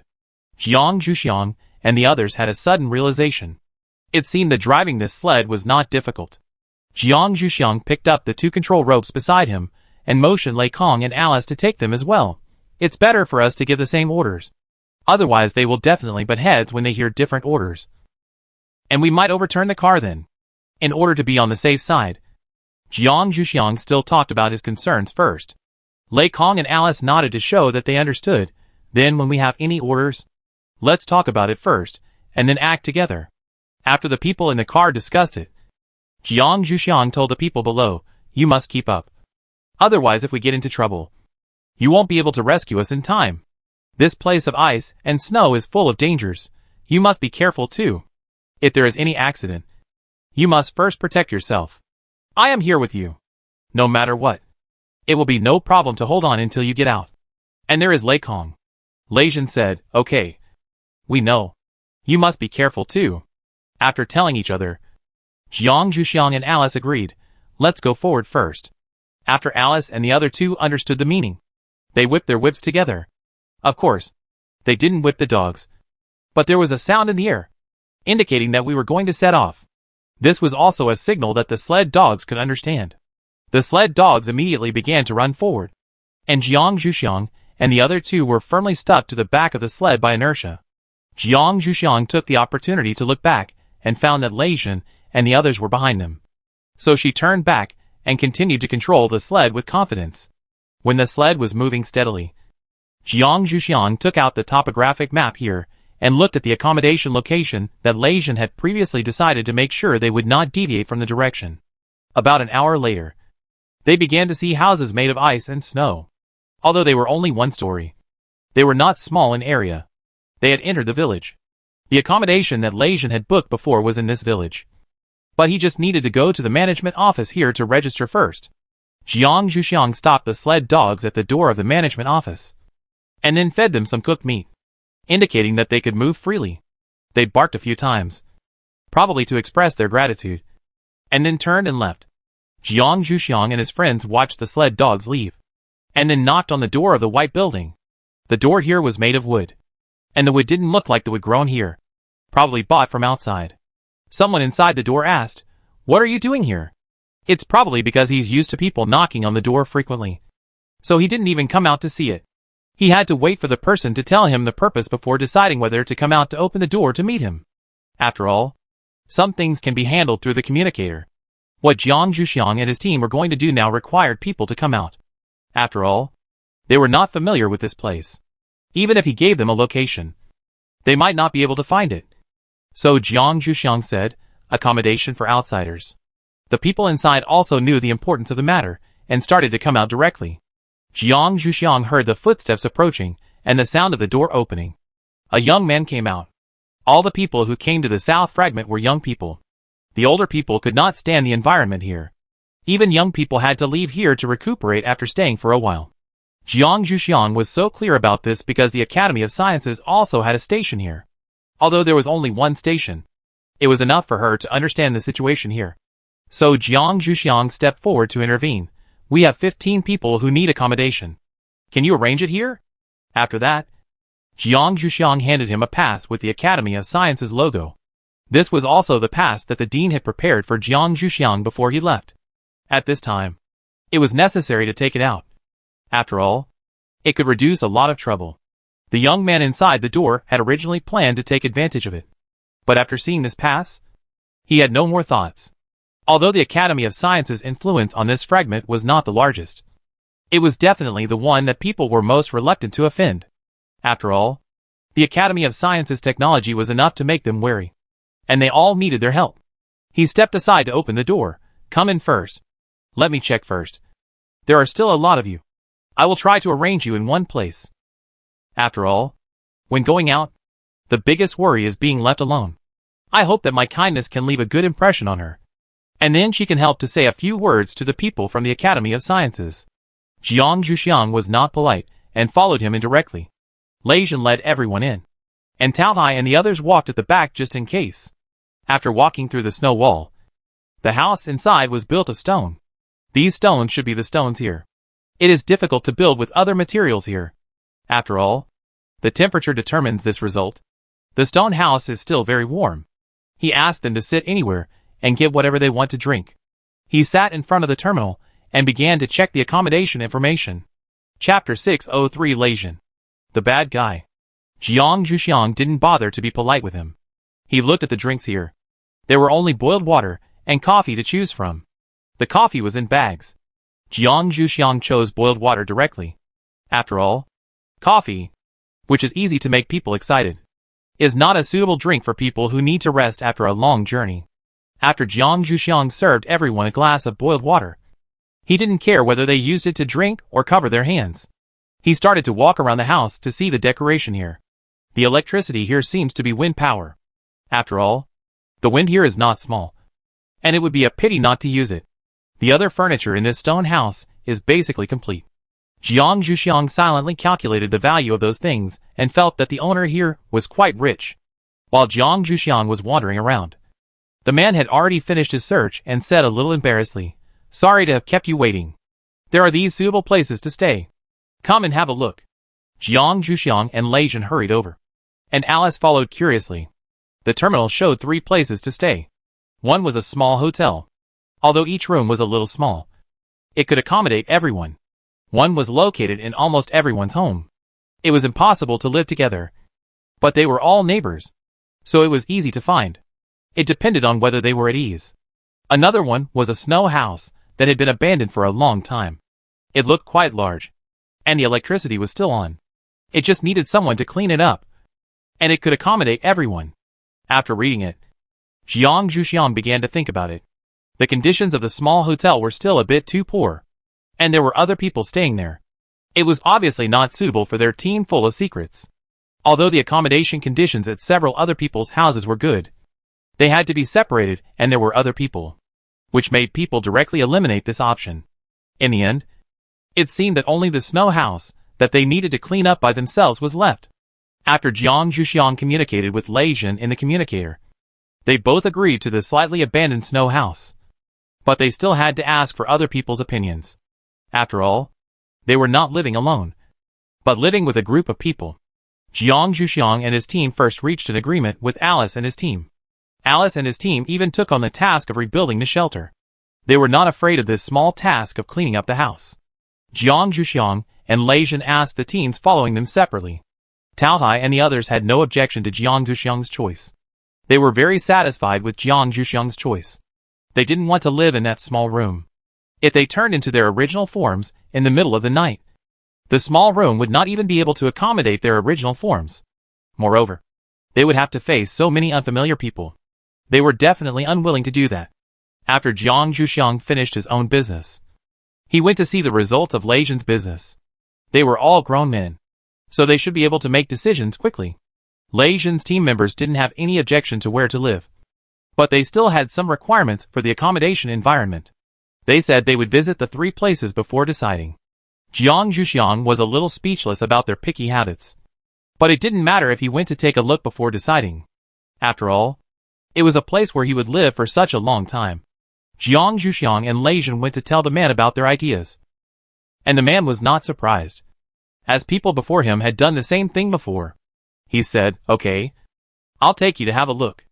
Jiang Zhuxiang originally thought that he would find someone else to take them there. After all, he was the only one here, and he should not be able to leave. At this time, He actually said that he would take them there personally. Jiang Zhuxiang was a little surprised and said, "Don't we need to leave someone here? What if someone else comes?" The man said, "It's okay. Generally, no one will come here for several days. I will write the reason and contact information on the door. If they have urgent matters, they can send me a message. If they don't have urgent matters, it's okay to wait a while." Jiang Zhuxiang saw that he was thoughtful, so he didn't say anything more. He followed him obediently and listened to his introduction, and then silently hoped that Lei Zhen's team members would make a decision as soon as possible. After all, he had not rested all the way here in the aircraft, and Jiang Zhuxiang was still a little tired. Alice saw Jiang Zhuxiang's fatigue, and silently stepped forward to help her walk so that she could relax a little. Lei Zhen and Ron looked at the two girls together. Although they were a little bit itchy, they didn't dare to do anything. They could only endure it silently. At the same time, they were a little dissatisfied with those who were still picky about the environment. Lei Zhen said, "If you still can't decide, we can just live separately. We are going to the snow house. If you have any problems, just come to us." Lei Zhen's team members saw that Lei Zhen was a little impatient, and quickly suppressed their dissatisfaction in their hearts. After all, such matters still have to be decided by the captain. If something happens, they will definitely not be able to ask for help in time after they separate. So they followed Lei Zhen obediently. The main reason is that they were not very satisfied with the place they just saw. So it is better to clean up an environment they like. Seeing that they had chosen the snow house after going around in circles, the man took them back to the registration office to reserve the house for them, so that people in the future would not be able to see this place. Then he took them to the snow house. The snow house was very close to here. Speaking of which, he had participated in its construction. When it was built, it was said that a leader of a powerful force was going to live there with his family. So it was built so big. However, when the snow house was just built, the leader died in an accident. So the house was abandoned. Others thought the house was unlucky and never lived in it. Now they are equivalent to the first batch of residents. Lei Zhen took Jiang Zhuxiang in and saw the brand new furniture and the kitchen where no one had moved. Listening to his introduction, Jiang Zhuxiang, who was already satisfied, became even more satisfied. Jiang Zhuxiang didn't even plan to look at the room, and stayed to clean up the kitchen. The matter of choosing a room was left to Lei Zhen. Alice was the same. Seeing the attitude of the two, Lei Zhen and Ron had the same idea, and they would see how I would teach you a lesson tonight. At the same time, Lei Zhen secretly said, "Since you don't come, don't blame me for making small moves. Then you can just live in the same room with me obediently. Anyway, I have wanted to do this for a long time." Chapter 604 Ron succeeded. After cleaning up the kitchen, Jiang Zhuxiang and Alice started preparing dinner. After all, they had missed lunch at this time. Although they had already drunk nutritional supplements to fill their stomachs, they still had to eat a proper meal for their stomachs. Moreover, in this world of ice and snow, people need to replenish their calories through food. Otherwise, people will definitely not be able to bear it. Jiang Zhuxiang originally planned to invite the person who helped them find a house to stay for dinner. But unfortunately, that person said that this custom was not popular here. Treating people to dinner would only be done between very close families. Otherwise it would be too much. Helping them find a house was his job, and his salary was naturally paid by the management here, so they didn't need to pay anything extra. Of course, if they felt bad, they could use their contribution points to pay for some consumption, and they could mark it when paying the room fee. The reason for this situation is that the supplies here are very scarce, and most people will not waste supplies on such things. Jiang Zhuxiang had to give up this action. After all, it is important to adapt to local customs. Alice was mainly responsible for soup and meat, and Jiang Zhuxiang made some side dishes. In the end, a large table was served. Jiang Zhuxiang called people down for dinner through the communicator. Lei Zhen brought people down, and was very happy after seeing the hot meals. After all, it was really cold when they were outdoors before, and now they are in urgent need of replenishing energy. A circle of people started this dinner at the big table in the restaurant. Although it was a little earlier than usual, they still felt that they could eat all the food. Jiang Zhuxiang and Alice didn't help them divide the food this time. They had to take whatever they wanted to eat, and how much they wanted to eat. After all, Jiang Zhuxiang and the others didn't know what their tastes were. So for a while, there was a situation of grabbing food on the table. Jiang Zhuxiang had seen this situation before, So he served himself a bowl of soup early in the morning and started drinking it.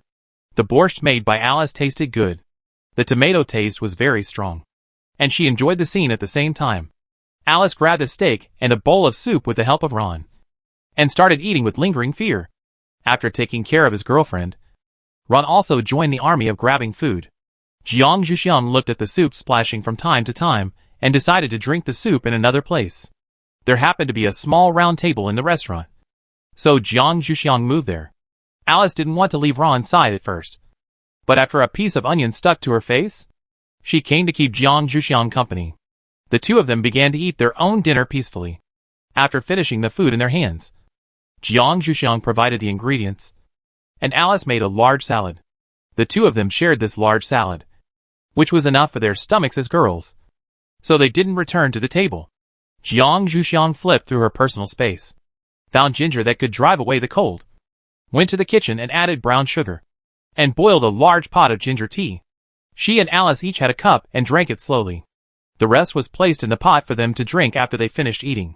After all, they had been in a low-temperature environment for a long time today, so it was still necessary to drive away the cold. When the dust settled on the table, they found that the two ladies were no longer at the table. Looking at the table, they couldn't help but feel a little embarrassed. They looked at each other and started to clean up obediently to avoid being disliked. Seeing that they started to clean up, Jiang Zhuxiang put down the cup in his hand and went to help. After all, they were not good at cleaning up, and they might make things worse. Alice also went to help. But Alice's mouth was not as quiet as Jiang Zhuxiang's. She muttered directly to Ron, "I didn't give you less food before. Why did you fight with them so fiercely? I didn't stop even when onion slices were stuck on my face." Ron said a little embarrassedly, "I don't know what happened. I just couldn't control myself. I will pay attention next time." Ron felt that he must have gone crazy today. His previous gentlemanly manners were completely gone, and he actually snatched food from others. After putting all the dishes in the kitchen, Jiang Zhuxiang directly said, "Today, you have to wash the dishes. We cook, and you wash the dishes. This is the division of labor. After washing the dishes, drink the ginger tea in the pot. This is what everyone has to drink today. Don't pour it out secretly. I will come to check. If I find out, don't blame me for forcing you to drink it." Jiang Zhuxiang especially stared at the Taotai and the others. They used to resist food with ginger, and this time would probably be no exception. Jiang Zhuxiang and Alice watched the kitchen clean up, and watched the people drink ginger tea. They were not allowed to drink ginger tea until a thin layer of sweat appeared on their foreheads. The people who were allowed to drink warm water from cups, trying to wash away the taste in their mouths. Jiang Zhuxiang went into the kitchen to check. It was still a little early to go to bed, so he suggested, "If you don't want to sleep, go to the nearby area. However, you must wear more clothes. Otherwise you will still have to drink ginger tea when you come back." The few people who were originally planning to go out chose to go back to their rooms after hearing what Jiang Zhuxiang said. They didn't want to drink ginger tea again. Even Tao Tai obediently put on the cotton clothes specially prepared for them by the dean's wife. The material was elastic cotton that could change with their changes, and the warmth effect was comparable to their hair. Seeing that Lei Jin was also going to go out, Jiang Zhuxiang asked about the location of his room and planned to go back to his room to clean up. Lei Jin calmly gave the room number, not afraid that Jiang Zhuxiang would find out that her room was his room. Lei Kong stayed behind. After all, the medicine in his body had not been consumed yet, so he didn't want to go out and waste time. Lei Kong asked Jiang Zhuxiang to help him check and see how much of his residue was left. Jiang Zhuxiang temporarily put aside the matter of his room and got busy around Lei Kong. Alice found that her room was the same as Ron's while looking for her room. Although she protested a little, she let him succeed in the end. Their concepts were still much more open than Jiang Zhuxiang's. Ron was still very confident when he did this. After all, they slept in the same room after marriage. Although they slept in separate rooms most of the time, they still needed some personal space. After discovering this result, Alice thought of Jiang Zhuxiang and wanted to remind her. Chapter 605 Pills. Alice had just opened the communicator when Ron closed it again. Alice glared at Ron angrily. "What are you doing? Don't I have freedom of communication?" Ron smiled soothingly. "What are you going to do?" Ron and Lei Jin had already agreed whether they would help or not. Alice's move was suspected of tipping off, so Ron had to take action in advance and be prepared to persuade her. Alice said unhappily. What else can I do? Of course. I will inform Xiao Xiang to be careful and not let Lei Jin succeed. Her situation with Lei Jin is different from ours. Do you think it is a good thing to let Jiang Zhuxiang fall into Lei Jin's hands? You have seen Lei Jin's arbitrary character before. Alice was telling the truth. But things are not set in stone. Ron heard that the two of them had signed a marriage contract, which meant that they were already legally married before the end of the world. And if one party was interested, it was still very likely that they would become de facto married. This was why Ron risked his girlfriend's anger and helped Lei Jin. After all, it was not easy for everyone. Ron explained to Alice in detail why he did this. They have signed a marriage contract. And Lei Jin has nothing bad except that he is a little possessive. He is also very concerned about Jiang Zhuxiang. I heard that this time Jiang Zhuxiang wanted to come to the South Fragment, but her family did not allow it. So Lei Jin brought his team to accompany her. He had nothing to say about Jiang Zhuxiang. Alice, just pretend you don't know this time. If Jiang Zhuxiang blames you, just let her come to me. In fact, Lei Jin's possessiveness seemed normal to Ron now. After all, for Ron, he wanted to keep Alice by his side all the time. Alice still couldn't accept it. I don't think Jiang Zhuxiang can't figure it out by himself. Didn't you see the people around Jiang Zhuxiang? Their fighting power is definitely the highest among us. And they think highly of Jiang Zhuxiang.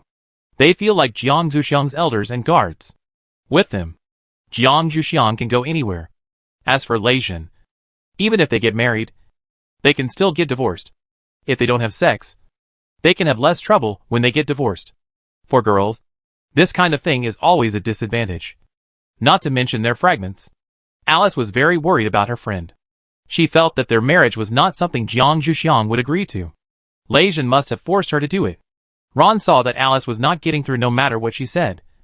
So he had to use coercive means to cut off Alice's means of contacting the outside world, and wait until Lei Jin and his team were resolved before reopening it.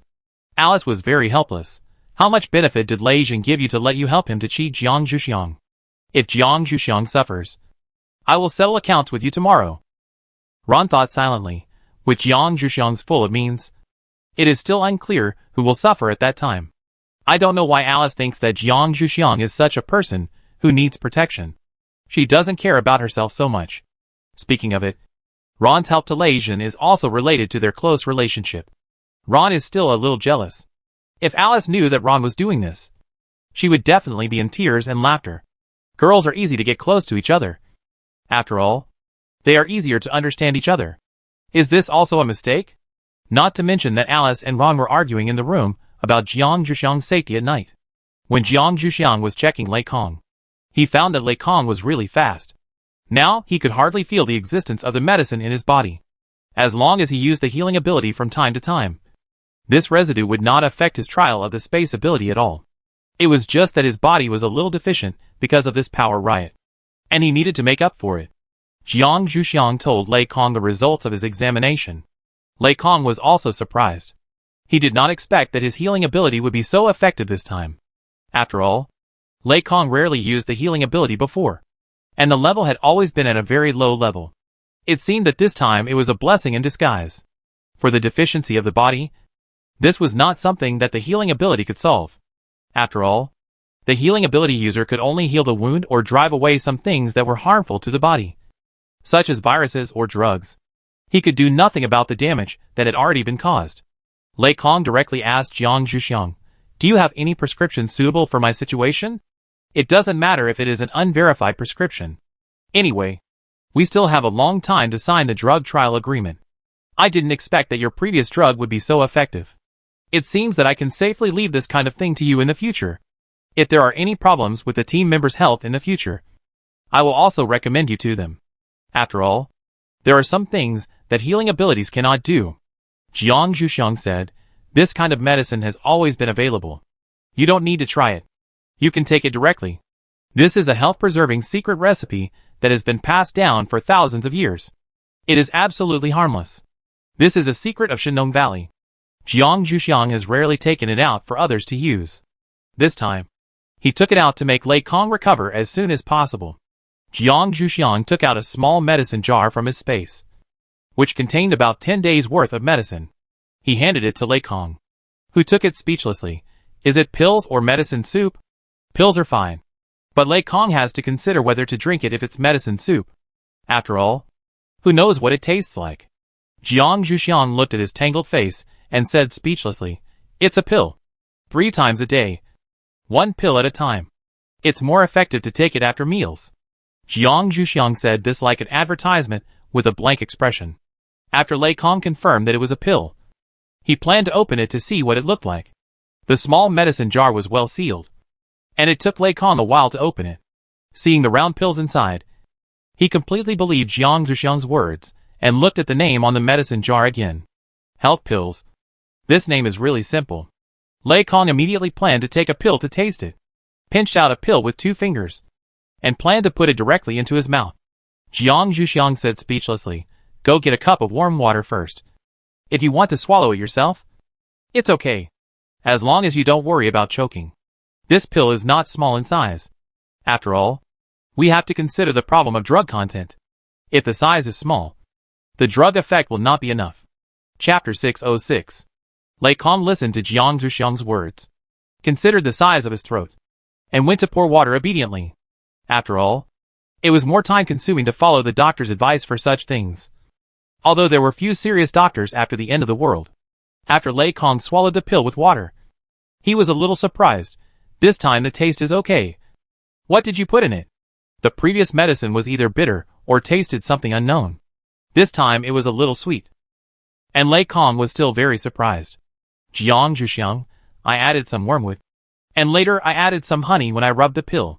Who would be willing to take this kind of health-preserving pill if it was made bitter? Doctors often don't want to change the taste because of the medicinal properties. Some prescriptions are not suitable for adding those messy things. Lei Kong nodded after listening to it. He was obviously very satisfied with the treatment this time. If the medicine in the future is also like this, I believe there won't be so many people who will avoid seeing a doctor. Jiang Zhuxiang rolled his eyes speechlessly after listening to Lei Kong's words, and didn't want to pay attention to this person. Jiang Zhuxiang packed up his things and wanted to find his room again. At this time, Lei Zhen came in from the door. Jiang Zhuxiang greeted him and continued to walk up. Lei Kong was also going back to his room, so they just happened to go together. Lei Kong followed them and felt that this route was a little wrong. In the past, Jiang Zhuxiang's room was separate from theirs, but this time she was arranged together with them. Could it be that his captain was selfish and wanted to be neighbors with his wife? If so, it was not difficult to understand. But what Lei Kong didn't expect was that his captain wanted more. He was no longer satisfied with being just a neighbor.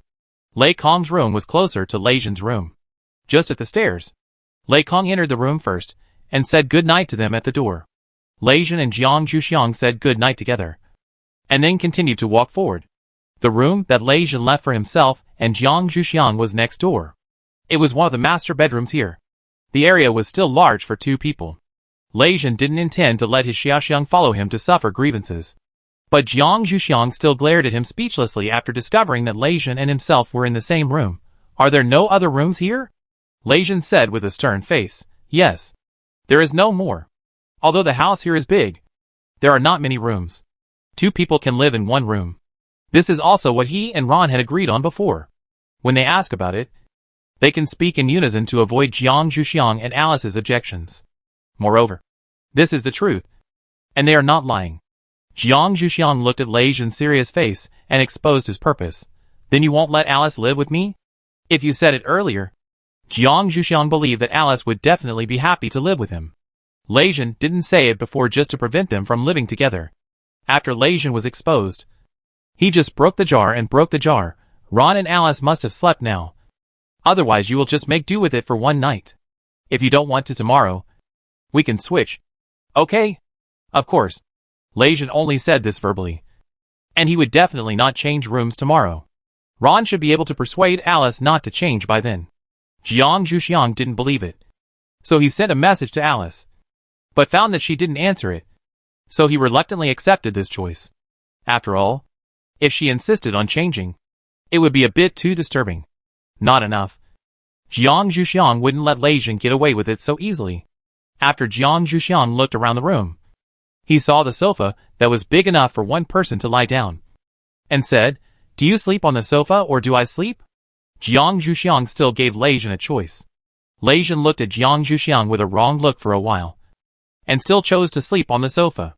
After all, he still had to take care of his wife's body. The bed was more comfortable than the sofa. Lei Jin looked for other quilts in the room, but found nothing. Lei Jin once again fought for the right to sleep on the bed together, and the reason was naturally that there was no quilt. Jiang Zhuxiang threw a set of bedding from his personal space and threw it into Lei Jin's arms. Go to sleep on the sofa, or I'll sleep in the living room. At that time, he wouldn't care about Lei Jin's face, who made him so shameless. Lei Jin stopped making trouble and went to make his bed. This was Zhuxiang's quilt.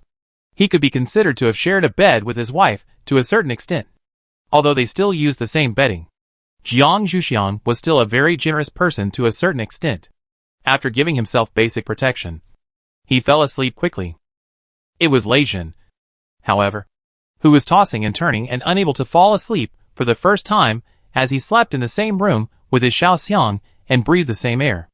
After hearing Jiang Zhuxiang's steady breathing, Lei Jin became a little restless. He opened the cup and tiptoed towards the bed. Unfortunately, after getting close to a certain distance, he could no longer get any closer. Lei Jin did not expect that his Xiaoxiang would be so defensive, so he had to lie back on the sofa. After Lei Jin thought aimlessly about when he could really share a bed with his Xiaoxiang, he fell asleep without knowing when. The next morning, when Lei Jin woke up, Jiang Zhuxiang had already washed and dressed. Lei Jin missed the opportunity for a second intimate contact, so he could only hurry up to wash and follow her out. Jiang Zhuxiang was going to exercise as usual, while Lei Jin was waiting for Ron and the others to come down in the living room. Some things had to be discussed to avoid being exposed. He didn't know if Ron had dealt with Alice. Ron spent some time last night to appease the anxious Alice, which caused them to get up a little late. When they came down, Tao Tai and the others had already gotten up, and Lei Jin couldn't talk to him about this in the living room. The two decided to go to the study to talk about this. Alice said she wanted to listen in. If there was anything, she would definitely tell Jiang Zhuxiang this time. Although Ron gave so many reasons to convince himself last night, Alice still decided to monitor them and not let them easily calculate them. Ron had no choice but to smile at Lei Jin. Lei Jin could only smile. After all, this was someone who needed to be coaxed. If he didn't tell Jiang Zhuxiang, their plan would have no chance of being realized. Lei Jin's conversation with Ron in the study became much more reserved because of Alice's participation. Chapter 607 Checking the Infrastructure. Ron even started his conversation like this. Did you have a good rest last night? Lei Jin's answer was also very conventional. I slept on the sofa last night, and slept well. Lei Jin would certainly not tell anyone that he was forced to sleep on the sofa. He only told the fact, and this fact could also reassure Alice. So Lei Jin did not waste his efforts.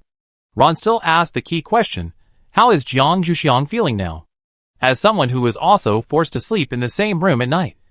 Alice's mood was obviously not very good now. Ron needed to confirm Jiang Zhuxiang's mood, so that he could continue to persuade Alice to sleep with him. Otherwise, Alice would definitely abandon him without saying a word and team up with Jiang Zhuxiang. Lei Jin was a little hesitant about this question. I don't know how she feels now. Her emotions are not easy to tell, so I usually have to guess. In fact, it is easier to tell her mood by looking at her attitude towards herself the next day. If she starts to torture herself, then her mood must be bad. She got up too early this morning and hasn't tortured herself yet, so she should be in a good mood. Seeing Lei Jin so uncertain, Ron began to worry and asked directly, then how do you usually guess her mood? Ron said he wanted to learn. Lei Jin said, there is one thing that can be used to guess her mood right now, which is to see how rich the breakfast she makes is, and how much breakfast she gives us. This standard is quite easy to find. Naturally, the more, the better. Less means that she is not in a good mood, or is dissatisfied with herself. If she is similar to other people, it means that her mood is also very calm or even a little bit disgusted. After all, my relationship with her should be considered relatively close. If it becomes the level of ordinary people, then there is naturally a problem. After Jiang Zhuxiang finished his own business, he was indeed preparing breakfast in the kitchen. Seeing that they were hesitating and couldn't explain clearly, Alice decided to go out to help first. Lei Jin and Ron simply gave up and went out to wait for the trial. When Alice went to help, Jiang Zhuxiang was already ready. Jiang Zhuxiang asked Alice leisurely, why did you come down so late today? Generally speaking, Alice also likes to exercise in the morning. So Jiang Zhuxiang is still a little confused. Alice didn't want to answer this question. So she changed the subject. I slept late at night. Can I take these out now? As soon as she mentioned this question, she had to mention the room last night. After all, if she mentioned this question, she would be tempted to mention the issue of sleeping with Jiang Zhuxiang. And Ron would be so angry at that time. Seeing her like this, Jiang Zhuxiang stopped asking questions and brought out breakfast together. Jiang Zhuxiang directly distributed the breakfast. Leijun and Luowen's breakfast was no different from others, and even less than their breakfast in terms of quantity. Alice thought of the basis on which Leijun judged Jiang Zhuxiang's mood before. It seemed that Jiang Zhuxiang was still a little dissatisfied with what Leijun did last night. If she tried hard, maybe they could sleep together. After Leijun and Luowen came down, they saw Jiang Zhuxiang serving breakfast and the amount of their own breakfast. After breakfast, Leijun took the initiative to find Jiang Zhuxiang to admit his mistake, saying that he shouldn't have arranged their rooms together without asking for her opinion. Jiang Zhuxiang was still quite satisfied with this. But she didn't know if he was the kind of person who took the initiative to admit his mistakes, and was determined not to change. Therefore, Jiang Zhuxiang brought up a matter to test his attitude of admitting his mistakes. Then I will sleep with Alice tonight. You go pack your things and move to sleep with Ron. It's just right for the two of you to share a room. If he agrees, I can consider forgiving him. If he hesitates, then I need to consider how to teach him a lesson. When Leijun heard it just now, he still wanted to struggle. But when he saw Jiang Zhuxiang's evaluating expression, Leijun immediately changed his attitude. No problem. I will go back and pack up right away. Leijun didn't think Ron's current situation would be much better than his own, because Alice also went to talk to her. Alice and Ron had a very straightforward conversation. I want to sleep with Xiaoxiang. You go sleep with Leijun. Ron saw her determined attitude and did not struggle, but just asked, when will it end? The question was naturally when he could sleep in the same room with her again. Alice said, it depends on my mood. Alice thought Jiang Zhuxiang's method was good. Otherwise others could easily know their mood, and they would be more careful with themselves. Ron silently complained that this person was really quick to learn bad things. When Ron started to pack his luggage, Leijun had already moved his luggage over.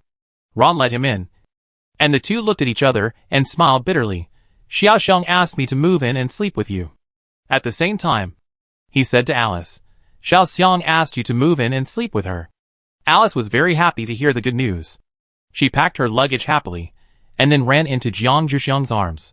After the two girls packed up, they decided to go out for a walk. Jiang Zhuxiang didn't go out last night because she had to help Lei Kong. Leijun and Luowen also packed up and came out to be bodyguards for the two ladies to improve their favorability and hope to return to their original state as soon as possible.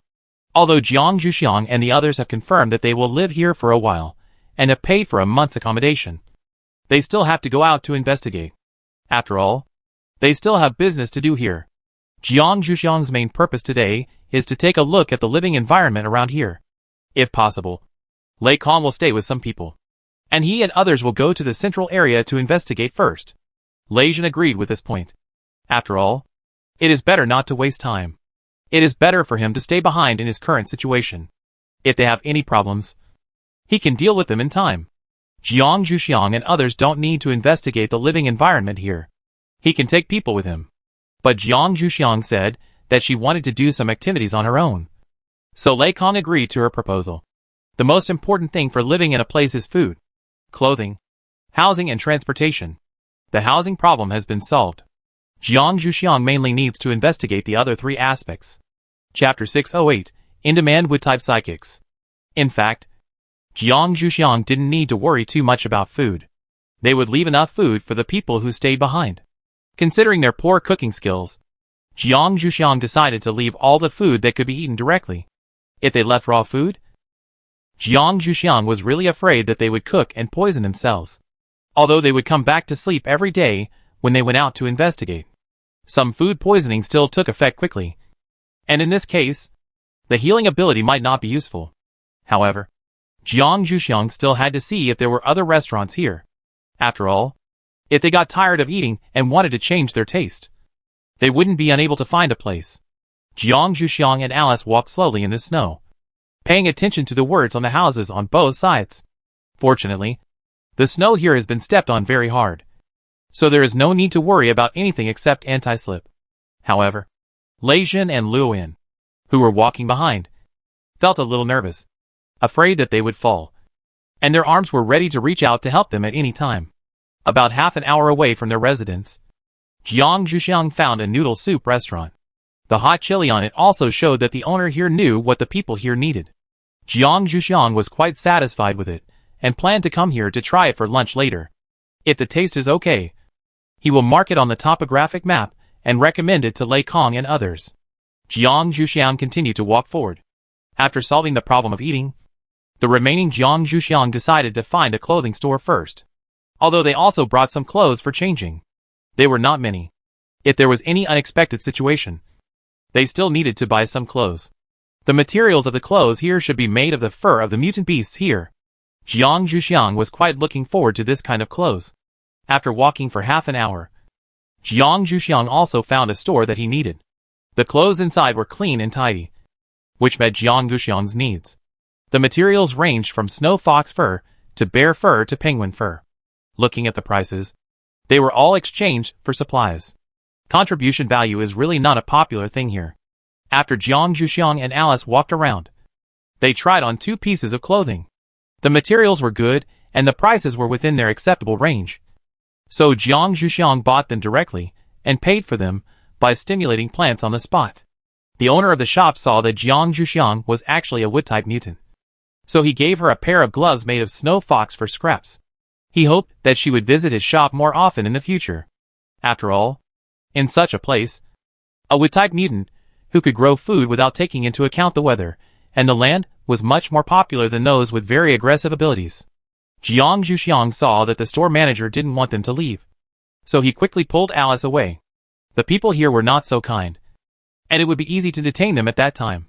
Fortunately, Lei Jin and the others were waiting at the door, and the store manager could still feel the threat from the 2 of them, so he let them leave smoothly. After walking a distance away, Alice said with lingering fear, "I didn't expect that this place is so welcoming to wood-type superpowers. If it weren't for the bad weather here, I believe that wood-type superpowers would definitely be willing to live here." Lei Jin frowned. It seems that he can't let his Xiuxiang go out alone in the future. Otherwise, he will be detained by others one day, and it will be too late for him to regret. Jiang Zhuxiang didn't know that Lei Jin would start to be so urgent and aggressive because of this experience. Now they only have this one way left. Jiang Zhuxiang and his friends turned around but couldn't find a car to rent. They happened to meet the person who arranged accommodation for them on the road. After they greeted each other, Jiang Zhuxiang asked this question, "Is there no place like a car rental here?" The man shook his head, "No. There are only sleds here. Other vehicles are not allowed to drive here because of the ice. Because the ice in some places is very thin. It often broke and sank the car. So later they simply banned the driving of such vehicles. As for sleds, everyone here has one. I will send you a list when I go back. You can contact them. As long as they don't use it, you can rent their sled for a day by paying a day's worth of food. It's quite convenient. And the key is safety." After hearing what he said, Jiang Zhuxiang gave up the idea of turning the aircraft into a land vehicle. It would be better to travel by sled. Jiang Zhuxiang thanked him, and after saying goodbye to each other, Jiang Zhuxiang continued to walk around to see if there were any other restaurants and clothing stores. It was a pity that there were no other stores of this kind here, mainly because the residents here could only consume the goods from one store, and there would be no use if there were more, which would instead cause vicious competition. Jiang Zhuxiang could only return to the noodle soup restaurant he had seen before, and now he could only hope that the noodle soup restaurant tasted good. Otherwise, Jiang Zhuxiang thought that Lei Kong and the others should not come out to eat. It was almost time for dinner, and there were already a few people eating in the noodle restaurant. Jiang Zhuxiang looked at them eating sloppily, and initially concluded that the taste should be pretty good, mainly because the chili here smelled really good. Jiang Zhuxiang and Alice picked a table in the corner, and Lei Jin and Ron sat outside them, and began to look at the menu on the table. Jiang Zhuxiang didn't expect that such a noodle shop would have such a paper menu. It seems that the business here should be pretty good, otherwise it can't afford such a menu. Jiang Zhuxiang and Alice muttered about the menu for a while, and then began to choose the noodles they wanted to eat. After choosing according to their usual tastes, Jiang Zhuxiang saw that there were also various dried meats here. So he chose a mixed dish, which was just right for 4 people. There were very few vegetables in this store, and the prices of the few kinds could be called sky high. Jiang Zhuxiang didn't choose to order them. After all, he could eat vegetables anytime he wanted. But it seemed that he had to leave more vegetables for Lei Kong and the others, and then ask if they could provide help. After Lei Jin saw Jiang Zhuxiang had made his selection, he called the waiter over and handed him the menu he had drawn. Jiang Zhuxiang then asked directly, "If customers bring their own food here, will you help cook it?" The waiter had never encountered such a thing before and said, "I'll go ask the store manager." Chapter 609. The First Exploration of the Southern Fragment. After all, everyone who has lived here knows that sometimes food is as precious as wealth, and it will not be shown to others unless it is necessary. Those who can take it out to cook for others are either foolish and bold or have too much food. No matter which one, the waiter needs to be cautious. Jiang Zhuxiang nodded to show that he knew, then go and ask. The waiter bowed slightly and left their table and walked into the kitchen. It is estimated that the store manager stayed in the kitchen. Lei Jin was still a little curious about Jiang Zhuxiang's question. "Xiaoxiang, what are you going to do? Do you plan to let the people here help you cook in the future? If so, it would be good. You can also take a break when you go out to explore in the future. It is also tiring to cook and eat." Lei Jin felt a little distressed that his Xiaoxiang had to cook for so many people, even though those people were either his teammates or Jiang Zhuxiang's seniors. Jiang Zhuxiang looked at Lei Jin speechlessly. Cooking was not something that would make him tired. "I'm looking for someone who can cook for the people who stay here after we go out. Otherwise they can only eat the food and bread I make." Lei Jin smiled awkwardly, and immediately became serious. "It's enough for them to have something to eat. Don't we have to come back every day? They just have lunch, so it doesn't matter if they make do with it." Jiang Zhuxiang didn't want to say much about the lifestyle of people like Lei Jin, and just waited for the waiter to come out to hear the answer he wanted to hear. The waiter came out with a big tray, which contained 4 bowls of noodles and the assorted food they ordered. After serving them the noodles, the waiter gave Jiang Zhuxiang the good news. The manager said it's okay, but we will charge you 10% for the food you brought. This was already a very fair price for them, and the waiter helped Jiang Zhuxiang negotiate with the dean because she might be a wood-type mutant. Jiang Zhuxiang expressed his gratitude. "Thank you for your trouble. When they come over, can I just ask them to say my name? In order to avoid future troubles." Jiang Zhuxiang still had to ask clearly. The waiter nodded and continued to serve other guests. Jiang Zhuxiang and the others began to enjoy their lunch.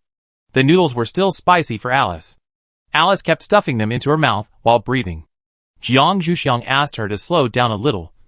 "Is there anyone trying to snatch it from you? Eat slowly."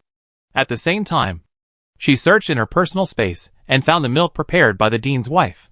She took it out and asked her to drink a few sips to relieve the spiciness.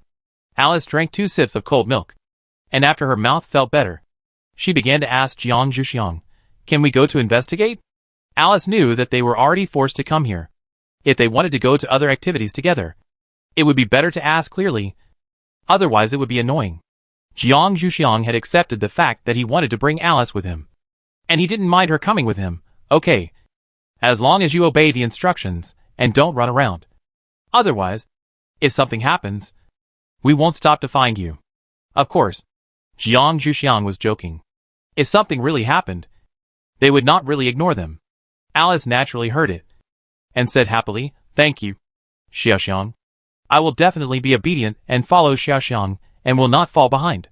If possible, Alice would like to fight side by side with Jiang Zhuxiang, but unfortunately this position has been occupied by Lei Jin. So Alice can only take a step back and seek a position behind Jiang Zhuxiang. Jiang Zhuxiang didn't believe Alice's promise, and only said, "Then I'll wait for your performance. I hope you won't let me down." Lei Jin and Ron saw that the 2 girls looked like they were going to abandon them, and quickly interrupted, "Eat quickly. After eating, we have to go back and talk to those who want to stay about the situation here." Jiang Zhuxiang and Alice also speeded up their actions after being reminded. This matter is really a serious matter that cannot be delayed, and Jiang Zhuxiang will still listen to Lei Jin's advice. The portion here is quite sufficient. Jiang Zhuxiang and his friends were very full, and the taste was pretty good. Lei Kong and his friends would definitely be satisfied.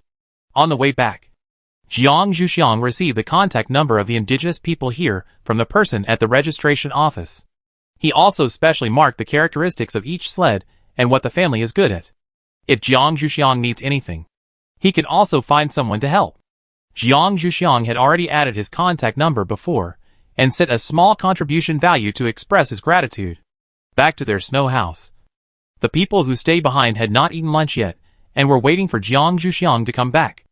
Jiang Zhuxiang walked into the kitchen a little helplessly. If he had known earlier, he would have packed for them and brought them back. It seems that it is a very correct choice to find someone to help them cook. These people can skip meals if no one helps them cook. Jiang Zhuxiang and Alice quickly prepared their food and asked them to come in and get it. Jiang Zhuxiang and Alice held 2 cups of tea and watched them eat. They were already full and didn't want to sit with them at all, fearing that they would vomit.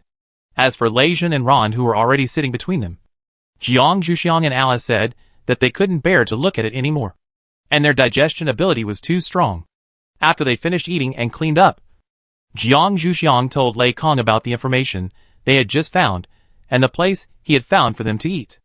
Jiang Zhuxiang only trusted Lei Jin to do this kind of thing. After all, the title of Kong Butler was not called for nothing. Even if his strength was slightly reduced now, it was much better than others. Lei Kong was also surprised that Jiang Zhuxiang could get so much information. Jiang Zhuxiang would never do such a thing before. She has always been a person who insists on taking things as they come. Lei Kong had said a few words to her before, but she never changed. Now it seems that people really need to be forced.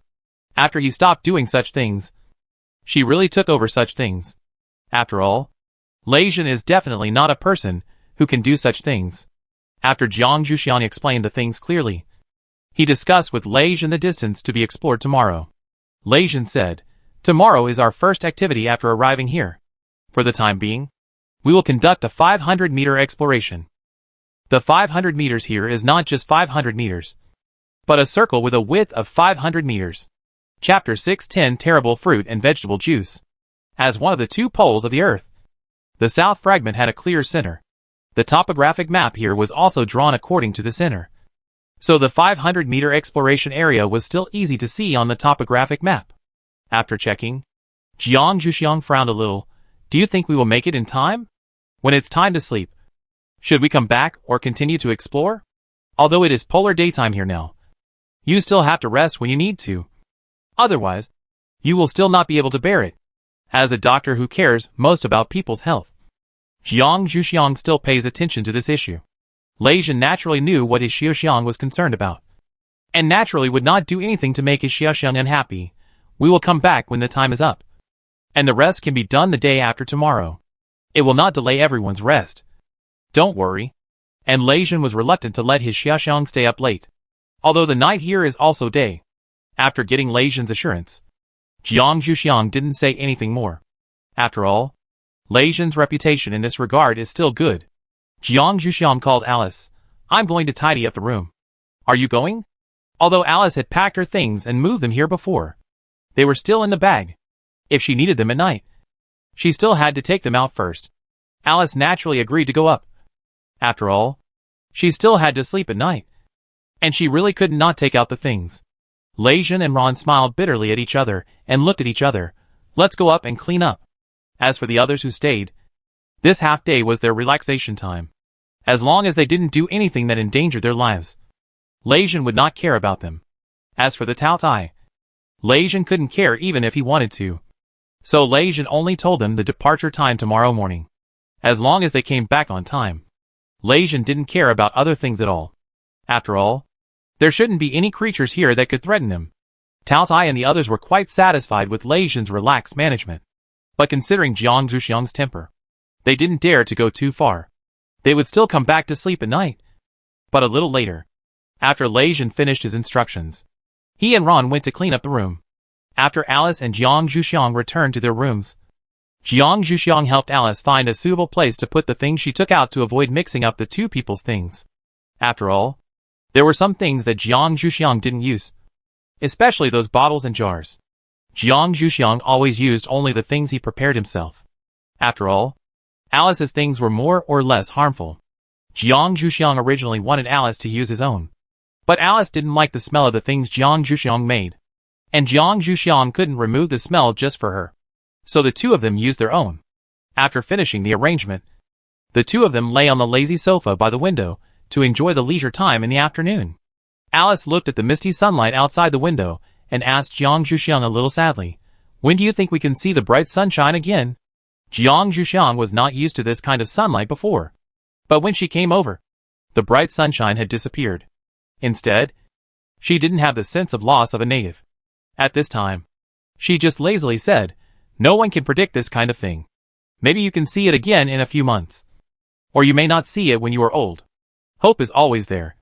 But you also need to have enough patience." Right? Jiang Zhuxiang said this at this time, and definitely didn't expect that it would really come true later. At this time, it was just a comforting word, hoping that Alice could be a little bit happy. Alice also knew that Jiang Zhuxiang's words were just to comfort herself. But she couldn't help but feel a little happy. After all, it's better to have hope than no hope. The afternoon passed quickly, and Jiang Zhuxiang took Alice downstairs to prepare dinner for everyone. Seeing that the gluttons didn't appear on the table, he didn't feel too surprised. After all, Jiang Zhuxiang also knew that they couldn't stay. So he just put part of the prepared dinner directly into the safe. They would definitely look for food when they came back, and they would be able to digest no matter how much was put. After dinner, Jiang Zhuxiang handed the vegetables he had prepared to Lei Kong. "You can get these for lunch tomorrow. That noodle shop only has meat. I'm afraid you will eat too much and become fat. Your captain will collapse." Although Lei Zhen himself has always only eaten meat, he has a lot of exercise and can consume it. Lei Kong understands Jiang Zhuxiang's concerns. Although he doesn't like to eat vegetables, he can still supervise others to eat. "Don't worry. They will all be eaten by then. If unfortunate, you can check when you come back tomorrow night. Of course, who eats the most by then will depend on their respective strengths." Lei Kong thinks he can still escape. Jiang Zhuxiang trusted Lei Kong and did not ask any more questions. As for Lei Zhen, who did not like to eat vegetables, Jiang Zhuxiang always had a way for him to supplement from other sources, such as the fruit and vegetable juice after dinner. Lei Zhen swallowed it down with difficulty. If Lei Zhen knew that Jiang Zhuxiang had such things waiting for him, he would definitely prefer to eat cooked vegetables. Of course, the other team members also had a cup at this time. How could Lei Zhen let his team members go? Only Lei Kong, who was still recovering, escaped. After drinking the fruit and vegetable juice, Lei Zhen drank a large glass of water, and then emphasized again the gathering time and the people who stayed behind tomorrow morning. Seeing that Jiang Zhuxiang was pouring fruit and vegetable juice again, he rushed back to his room for the first time, and took Ron, who had just finished drinking, with him, as a help to his fellow sufferer. Jiang Zhuxiang looked at Lei Zhen's fleeing figure in bewilderment. He only poured a cup for himself. Why did they run so fast? This is the power of this fruit and vegetable juice. He didn't want to drink the second cup at all.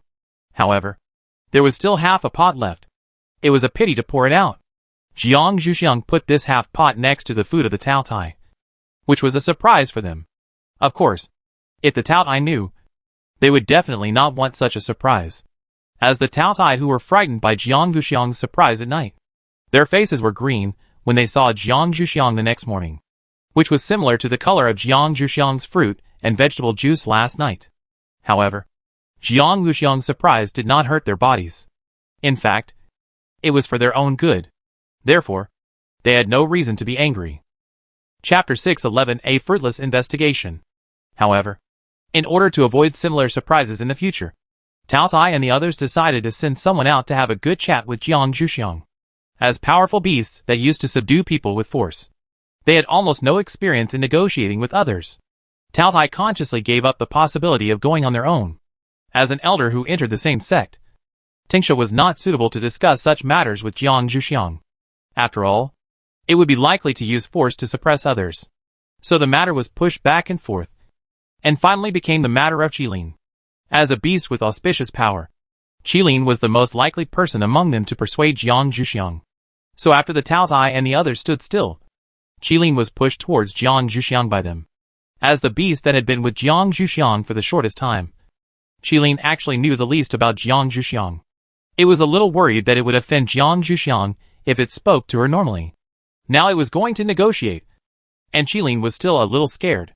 However, it had been pushed out, So Qilin had to bite the bullet. Qilin walked to Jiang Zhuxiang and smiled awkwardly. Do you have time now? They asked me to come to you to talk about something.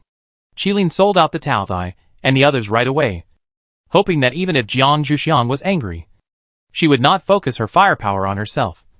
After all, she was just a poor guy who was pushed out. Jiang Zhuxiang looked at Qilin, then looked at the Taotai who were pretending not to notice him, and looked at the time. It was still early, so he nodded and told him to speak. Qilin said directly, you know, even if they are really vegetarian animals, they like certain kinds of vegetables. Some things mixed together are hard for animals to accept. If you really want us to accept vegetables in the future, you can try a single variety first. If you start with a mixed vegetable and fruit juice, it will easily make us resist. Qilin had not learned any negotiation skills, and could only express his views directly. He did not even use the power of auspiciousness, and it seemed that he had no intention of convincing Jiang Zhuxiang. Jiang Zhuxiang looked at the Taotai with amusement. Is it really a good idea to send such a passive person? Not to mention that he was sold out completely. He spoke so bluntly. If Jiang Zhuxiang was not their junior, he would definitely hate them. However, now Jiang Zhuxiang only had a feeling of not knowing whether to laugh or cry. He nodded to Qilin and said, well, I know. I will pay attention to it in the future. Jiang Zhuxiang was originally planning to give up preparing vegetables for them. Now that Qilin said so, the daily vegetable quota cannot be reduced. If Jiang Zhuxiang's decision was known by the Taotai, they would definitely regret it. Unfortunately, they didn't know it now. They were just surrounding Qilin to ask about the results of the negotiation. Qilin said hesitantly, it should be successful. Anyway, she agreed to the conditions I said. Qilin thought they would ask what the conditions were, but they relaxed directly. Well done. You will be the one to negotiate with Xiaoxiang in the future. However, their words will be overturned tonight. After Jiang Zhuxiang solved the problem of his elders, he reunited with Lei Zhen and others. After a simple breakfast, he said goodbye to the people who stayed and walked out of the house. Because this time was for exploration. He could not use a sled. After all, the speed of a sled is still quite fast, and it is easy to miss things. They walked out of the gate of Snow Village and stood in the wilderness of South Fragment for the first time. This is indeed a world of ice and snow. Apart from the color of snow, there are few other colors. Fortunately, the sunlight is very blurry now. Otherwise, they will definitely damage their eyes if they stare at the snow for so long. Lei Zhen opened the map in the communicator, assigned each person their own area of responsibility, and then began their own exploration. Considering their respective strengths, the positions near the inner circle were assigned to Taotai for safety reasons. Lei Zhen only reminded them a few words, move slowly. Otherwise the people in the outermost circle will not be able to keep up. It is best for everyone to keep the same speed. When exploring, it is best to keep in a position where you can see each other, so that everyone can take care of each other. After listening to Lei Zhen's nagging, the Taotai and the others agreed. After all, they still had to take care of Jiang Zhuxiang. If they didn't obey and Jiang Zhuxiang got into trouble, they didn't want to see it. After dealing with him, Lei Zhen asked Jiang Zhuxiang for her opinion and arranged her near him. If she was too far away, he wouldn't be able to see her and would be worried. Jiang Zhuxiang had no objection to this decision. She also knew that he was worried about her. She just felt sorry for being arranged at the outermost position. After all, that should have been her job. As the person with the lowest attack power here, Lei Hua felt Jiang Zhuxiang's apology and shook his head without caring at all. Taking care of girls is what they should do. Not to mention that Jiang Zhuxiang is the wife of their captain, so it is even more important to take care of her. Moreover, they can rest in the outer circle. Lei Hua actually has no complaints about this arrangement, but it is rare to encounter Jiang Zhuxiang's guilt. So Lei Hua still wants to fight for something. Do you have anything to remove the fire poison? Recently, I feel that the superpowers of my body have been a bit violent. Maybe there is too much fire poison accumulated, and I need to clean it up. Jiang Zhuxiang said, yes. But it still needs to be treated with the right medicine. I will help you check when I go back tonight to see if your supernatural power right is caused by fire poison. After all, the problem of taking the wrong medicine is still very serious. Jiang Zhuxiang never gave medicine without checking the patient's condition, unless it was some health-preserving medicine. Lei Hua knew Jiang Zhuxiang's principles and agreed to this request. Then I will come to you in the evening. After Lei Hua and Jiang Zhuxiang finished discussing this issue, they returned to their own route. After everyone was in place, Lei Jin gave an order, and everyone started to move, staring at the snow with high concentration, not letting go of any unexpected situation, looking for possible creatures on the snow. When they were halfway through the investigation, it was already noon. Because there were no problems along the way, the speed was still quite fast. They gathered around Lei Jin and wanted to discuss whether they should continue the investigation in the afternoon. It felt a bit inefficient. Could they use the life detector in the afternoon? This should be much faster. Everyone except Jiang Zhuxiang looked at Lei Jin expectantly. Chapter 612. The Ideological Problems of the Team Members. Lei Jin never knew that his team members had become so impatient. Why are you so impatient? There are not many creatures here. It is normal to not see any creatures for several days in a row. The life detector cannot be used unless necessary. Have you forgotten that you had to ambush for several days to guard a mutant beast? Keep calm. Lei Jin stared at his team members with some disappointment in his eyes. Maybe it was because of the smooth progress during this period that they began to become so impatient. Fortunately, they found it now. I hope it is not too late to correct it. If it is not necessary, Lei Jin still does not want to give up his team members. Although according to the family motto of the Lei family, even the abandoned team members can still live well. Jiang Zhuxiang stopped interfering when he saw Lei Jin start to deal with his affairs. After all, sometimes you still have to give a man some face, especially in front of your team members. Jiang Zhuxiang took Tao Ai and the others to the side, took Alice and Ron with him, and prepared to start making lunch. Lei Jin was very grateful for Jiang Zhuxiang's thoughtfulness. When no one else was paying attention, it didn't matter how harsh Lei Jin was on his team members. When the team members saw the others leave here for a distance, they knew that their captain was probably going to get serious. But they didn't know what they had done wrong. After all, they had always come here according to the captain's orders, and didn't do anything out of the ordinary. If there was any mistake, it was just that they had just proposed to use the life detector. In their eyes, this was not a big deal. After all, it was not that they had not used this kind of thing in the mission before. Lei Jin could see the dissatisfaction on their faces. But he still had to say, maybe you think that using a life detector to shorten the mission time is not a big deal. But do you remember how you treated the mission before? Adequate preparation, patient execution, repeated confirmation. Aren't these the 3 points I emphasized to you when the mission just started? What do you remember now? You just remember to complete the mission quickly. Lei Jin's tone was not very harsh, but it still touched their hearts and made them start to reflect on their behavior. They were indeed a little anxious recently, but it was also because the captain was absent for a period of time, which caused them to feel a little resentful.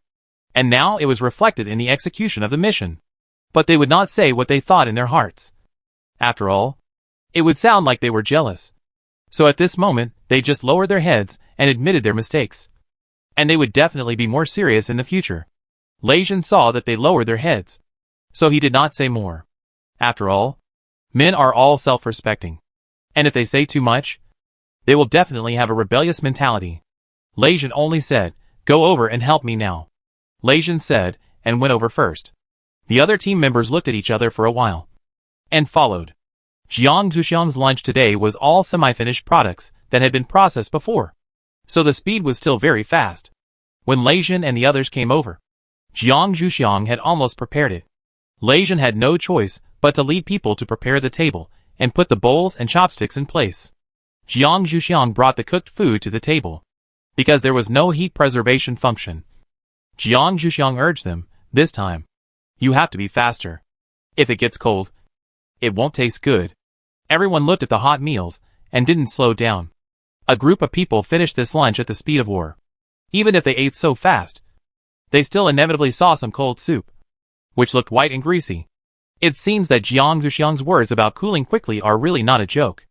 Jiang Zhuxiang directly took these tableware back to his personal space. In the absence of hot water, Jiang Zhuxiang didn't want to wash these dishes at all, mainly because they couldn't wash them clean and wasted time. Lei Jin helped Jiang Zhuxiang put the dirty dishes into the storage box, and then continued with the morning's work. After being taught a lesson by Lei Jin, the team members behaved a lot better. Even though they still found nothing in the afternoon, they still didn't mention the life detector. Lei Jin was a little relieved. And he also explained why the life detector couldn't be used here. This is a convention here. All resources in the South Fragment are public. If everyone uses these advanced equipment, no matter how many resources there are, they will not be enough for them. Therefore, only people can use things if they find them themselves. And the things they find themselves are not unlimited. They must first report the quantity of the things, and then use them under everyone's supervision. Therefore, if they were discovered using the life detector, they would definitely become the public enemy of all forces in the Southern Fragment. At that time, they would be trapped in a situation where they could not move forward, unless they could seek the protection of a force. But that would require a price, the first of which was freedom. Lei Jin explained this series of things to his team members, hoping that they could understand his painstaking efforts. After all, he did not want to be separated from them. Jiang Zhuxiang saw Lei Jin finish what he wanted to say, and then stepped forward to remind him, "It's almost time. We should go back. Otherwise Lei Kong and the others will come out to look for people." After all, they agreed with them on the time to go back before coming out. And it was also for the safety of each other. Lei Jin stopped talking and led his men back. The team members looked at Jiang Zhuxiang with gratitude. They didn't know that their captain would be so nagging. After returning to the snow village, Lei Kong was alone guarding the door of the snow house, and the others were also staring at the door on the sofa in the living room.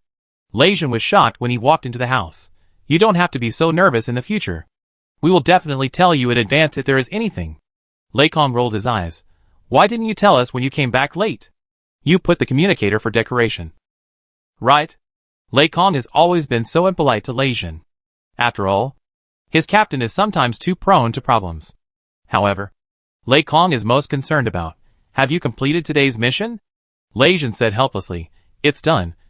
But I didn't find anything useful. I guess they have already looted everything outside. I didn't see anything today." Originally, Lei Jin was thinking about finding something to please his little Xiang. But now it seems that he should be more content. Lei Kong looked at Jiang Zhuxiang, who nodded and acknowledged Lei Jin's words. This result was also within Jiang Zhuxiang's expectations. After all, they came a little late. Chapter 6:13 Conflict and Escalation. Jiang Zhuxiang began to ask Lei Kong, "How was your day today?" After all, Lei Kong had not fully recovered, and Jiang Zhuxiang was still a little worried about whether he could fully coordinate the lives of the people left behind. Lei Kong naturally saw Jiang Zhuxiang's concerns, and said a little speechlessly, "Of course there is no problem. I just can't use the space temporarily. Not that people can't move. Today at noon we went to the noodle shop you found for us before. The taste there is still good. We went out to eat, and came back, and were warm all over. It's just that the boss is a little greedy. He withheld half of the vegetables that Jiang Zhuxiang made, and didn't touch the meat at all. It's just that they don't like to eat vegetables very much." So Lei Kong didn't expose the boss's little trick. But Lei Kong still planned to tell Jiang Zhuxiang about this matter, so that she wouldn't be cheated in the future if she didn't know the situation. Lei Kong considered his tone, and explained the situation to Jiang Zhuxiang. "We took 10 potatoes, 10 cabbages, and 10 tomatoes. And the amount the boss brought out was obviously only half of what we took. Xiaxiang, if you want to go to that noodle shop again in the future, you should be careful. I suspect it is a black shop. Although it did not reach the bottom of murder for money, withholding the ingredients from customers is almost the same as robbery." Jiang Zhuxiang nodded to show that he understood what Lei Kong said. He could understand this situation. After all, there were too few vegetables here, so it was normal for the boss to want to stock up. If Jiang Zhuxiang was willing, he could sell more vegetables to the boss. I believe the boss would be happy to accept them. But Jiang Zhuxiang didn't have the energy to do so now. So he just told Lei Kong and the others. "When we talked to him before, we said that we would use ingredients to offset the processing fee. You can mention it to him when you go there tomorrow and let him stop. If he doesn't stop, you don't need to bring vegetables next time. Just bring meat. I believe he will know how to make a choice. This kind of person who forgets his principles for the sake of profit must be punished with profit. Otherwise, he will become more and more excessive." Jiang Zhuxiang's words made Lei Kong feel as if he had suddenly realized something. Lei Kong used to deal with things in the team, and he had never encountered such a person who would take advantage of others. I believe that after this incident, Lei Kong will definitely learn how to deal with such people. Jiang Zhuxiang looked at the time. It was almost dinner time. Jiang Zhuxiang took Alice to the kitchen and asked Lei Jin and the others to take a rest first. Dinner was prepared and served as usual. However, as a beverage to go with the meal, Jiang Zhuxiang readily adopted Qilin's suggestion and used a single carrot juice, slightly added a little honey, and when it was served, it only tasted like carrots. I believe they will definitely be able to accept it this time. After seeing the carrot juice, everyone at the table was shocked and said, "What is this? Although the color looks pretty, the taste is a bit too strange. It's a bit unbearable to smell it before you start drinking it." Jiang Zhuxiang said lightly, "This is carrot juice. Didn't you dislike the mixed taste before? Now there is only a single carrot. You can't be unable to drink it, right? And now in this environment, your eyes still need carrots. The vitamins in carrots can prevent snow blindness." After hearing Jiang Zhuxiang's explanation, the person who was originally planning to pour it out secretly put down his hand that was doing small movements, drank the glass of carrot juice mouthful by mouthful like drinking medicine, and then quickly picked up a large chopstick of food to rinse his mouth. Jiang Zhuxiang stared at them all until they finished drinking.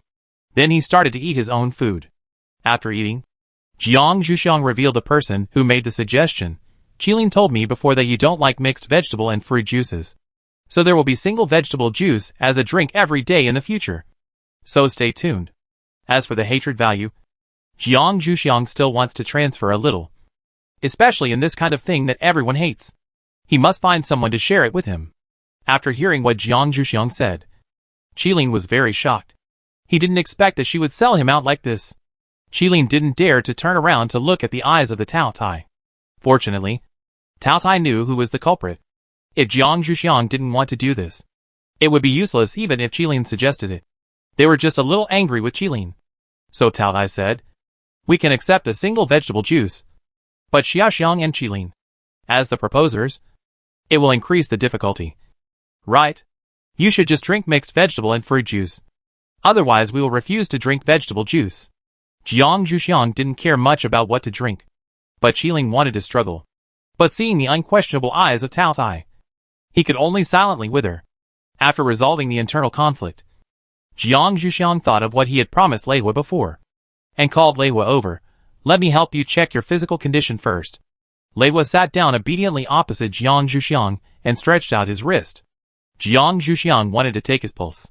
Lei Zhen quickly put a handkerchief on Lei Hua's wrist. Jiang Zhuxiang looked at Lei Zhen strangely. "What are you doing? This is not in his own era." Even in his own era, only male doctors had this kind of treatment. As for female doctors, like Jiang Zhuxiang, they never need to avoid such things. And people in the world don't have any taboos about such things. Lei Zhen silently said, "Men and women should not touch each other.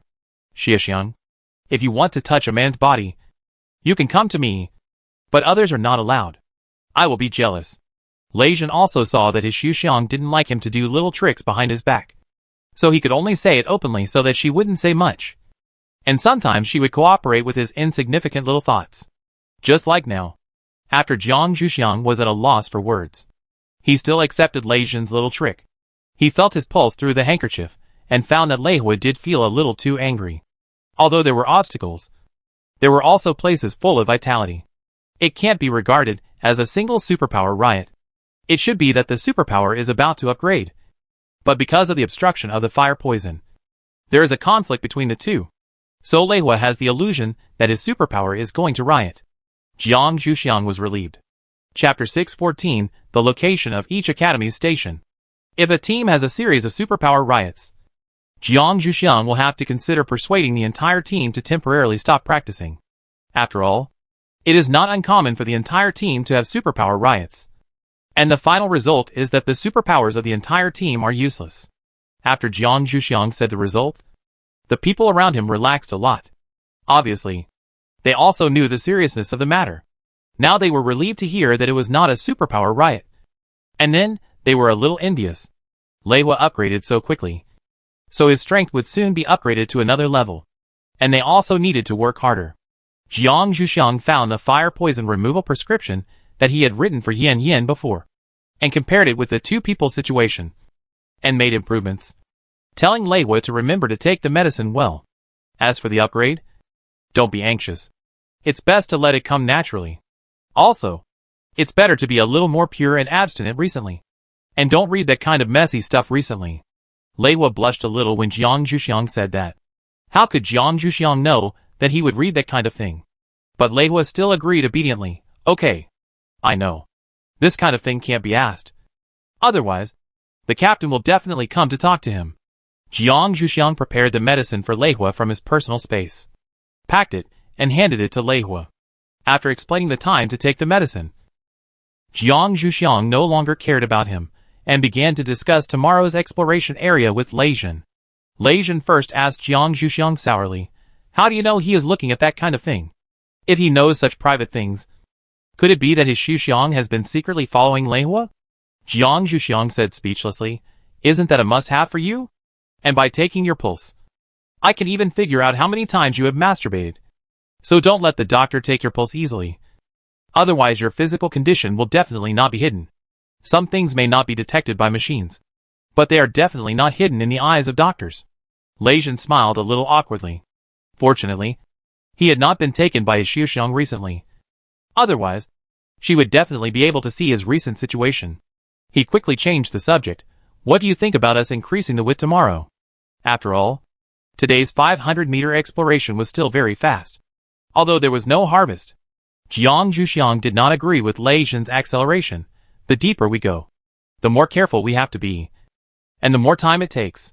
Let's use 500 meters as the exploration distance tomorrow. I hope we can gain something tomorrow." Jiang Zhuxiang looked at the 500-meter journey tomorrow and found that he could encounter many stations. That place is the distance that scientific researchers like. Some scientific explorations can be carried out at that distance.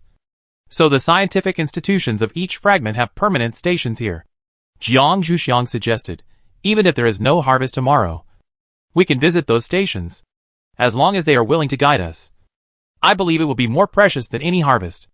Lei Zhen asked, "Is our Academy of Sciences stationed there?" Jiang Zhuxiang said, "Of course it is there.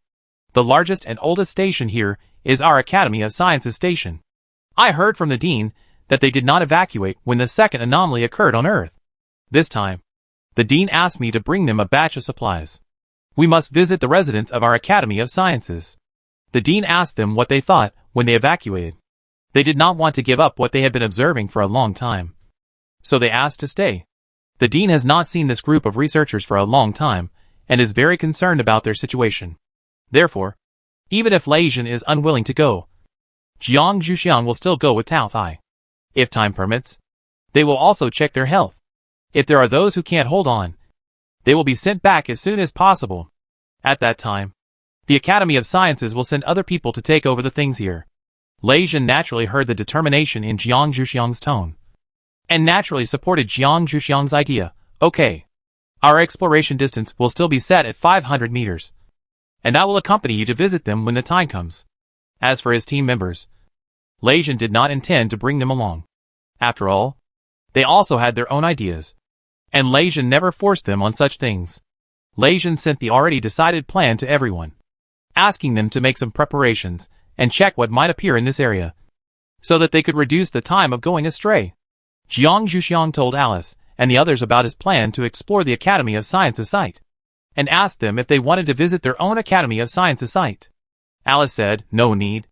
Our Fragment Academy doesn't like to contact forces like us, and their confidentiality has always been very strict. Even if we visit them, they won't let us in." Jiang Zhuxiang looked at Ron, who nodded to agree with Alice's statement, and added the reason that Alice didn't say, "Our Fragment Academy was once resisted by superpowers because of its research on superpowers, so our relationship is not as harmonious as yours. I also suggest that you don't visit. After all, who knows what they are researching here, in such a hidden place in the South Fragment. No one will find out even if they continue human experiments." Jiang Zhuxiang said thoughtfully, "Well, I will pay attention to it. If I have time, I will go there to submit the post. If I don't have time, I won't go there." Jiang Zhuxiang didn't think of seeking justice here. After all, he didn't come here alone, so he still had to consider others. After turning over this topic that she hated, Alice continued to ask Jiang Zhuxiang, "Can we go to visit your academy's site with you?" Although she didn't have the opportunity to visit the academy where Jiang Zhuxiang was, she should be able to get a preliminary feel of the atmosphere of their academy by contacting the researchers from her academy. Alice was still looking forward to this kind of thing. Jiang Zhuxiang had no intention of rejecting their request for a visit. After all, The academy where he worked had a high level of ethics in this regard. At least, there were absolutely no human experiments. So he was not afraid of his friends coming with him. So he nodded and said, "Sure. As long as you don't think they are boring. They will definitely be willing to meet other people. After all, they have been here for many years, and have seen familiar faces. Any new face is precious to them." Chapter 6:15. The appearance of mutant penguins. Alice heard that Jiang Zhuxiang agreed to his request, hugged Jiang Zhuxiang happily, and then took Jiang Zhuxiang away directly. Ron wanted to pull her back, but it was too late. Ron wanted to try to get her to move back at night. After all, Lei Jin could never convince Jiang Zhuxiang, so he had to do it himself. As a result, Alice did not cooperate, and Ron could do nothing about it. Lei Jin saw Ron's ending and gave up directly. After saying something to others, he went back to Ron's room. The remaining team members sighed silently. Sure enough, the captain's wife is more powerful. The next morning, Jiang Zhuxiang got up, exercised as usual, prepared breakfast, and began to count the things in his personal space to make sure that nothing was missing. When Lei Jin came down, he saw Jiang Zhuxiang sitting on the sofa with her eyes closed counting things. Lei Jin sat next to her, patted her shoulder gently, and asked, "Are there enough things? If not, we can also give them some of our supplies. After all, Xiaoxiang, you can catalyze seeds to supplement them." Jiang Zhuxiang, a wood-type superpower, is really a very useful superpower in this environment. At least, they don't have to worry too much about food. Jiang Zhuxiang ignored Lei Jin's words at first. He concentrated on counting his things before opening his eyes, and said to Lei Jin, "No need. They have been here for so long. Even if they really need something, it's just vegetables and fruits. After all, although there are not many types of mutant beasts here, there are still a lot of them. They will definitely not lack meat. This time I mainly bring them the latest research trends of the Academy of Sciences, and various newly developed equipment. When the time comes, I will supplement them with some vegetables and fruits on the spot." Jiang Zhuxiang is still quite clear about this. After all, it is a site belonging to his own Academy of Sciences. It is better to come by himself if there is any need. If the time comes, it will be entangled in the economy, and it will be difficult for Jiang Zhuxiang to gain a foothold in the Lei family in the future. Although Jiang Zhuxiang doesn't care about this, some things can still be avoided. Lei Jin naturally understood Jiang Zhuxiang's thoughts. Lei Jin always felt a little defeated about this. Which married couple would be so clear about this matter? Lei Jin could only attribute it to the fact that his daughter Xiang did not trust him enough. He planned to continue to work hard to make his daughter Xiang willing to use his things. When they were talking about these things, Alice and the others came down. Jiang Zhuxiang saw Lei Kong and asked, "Do you want to stay today or change a few people?" After all, it would be too much if Lei Kong and the others stayed behind during the exploration. Jiang Zhuxiang had no plans to do so. He had considered taking turns to stay behind before, and now it was just right to propose, in the future, only one person should stay behind. Or else arrange a shift now? Lei Kong was very grateful for Jiang Zhuxiang's suggestion. After all, he didn't want to stay all the time. It was good to take turns like this. However, it still depended on the captain's opinion. If he didn't agree, it would be useless. So Lei Kong looked at Lei Jin and asked him to express his opinion. Jiang Zhuxiang thought Lei Jin would definitely agree. After all, this was a good thing. It would give everyone a chance to go out. Lei Jin thought about it and agreed, but still expressed his opinion, "I won't be in the queue." After all, the leader is still needed. Mainly, if Jiang Zhuxiang's turn came to stay, the Tao Tai would have to rely on themselves to communicate.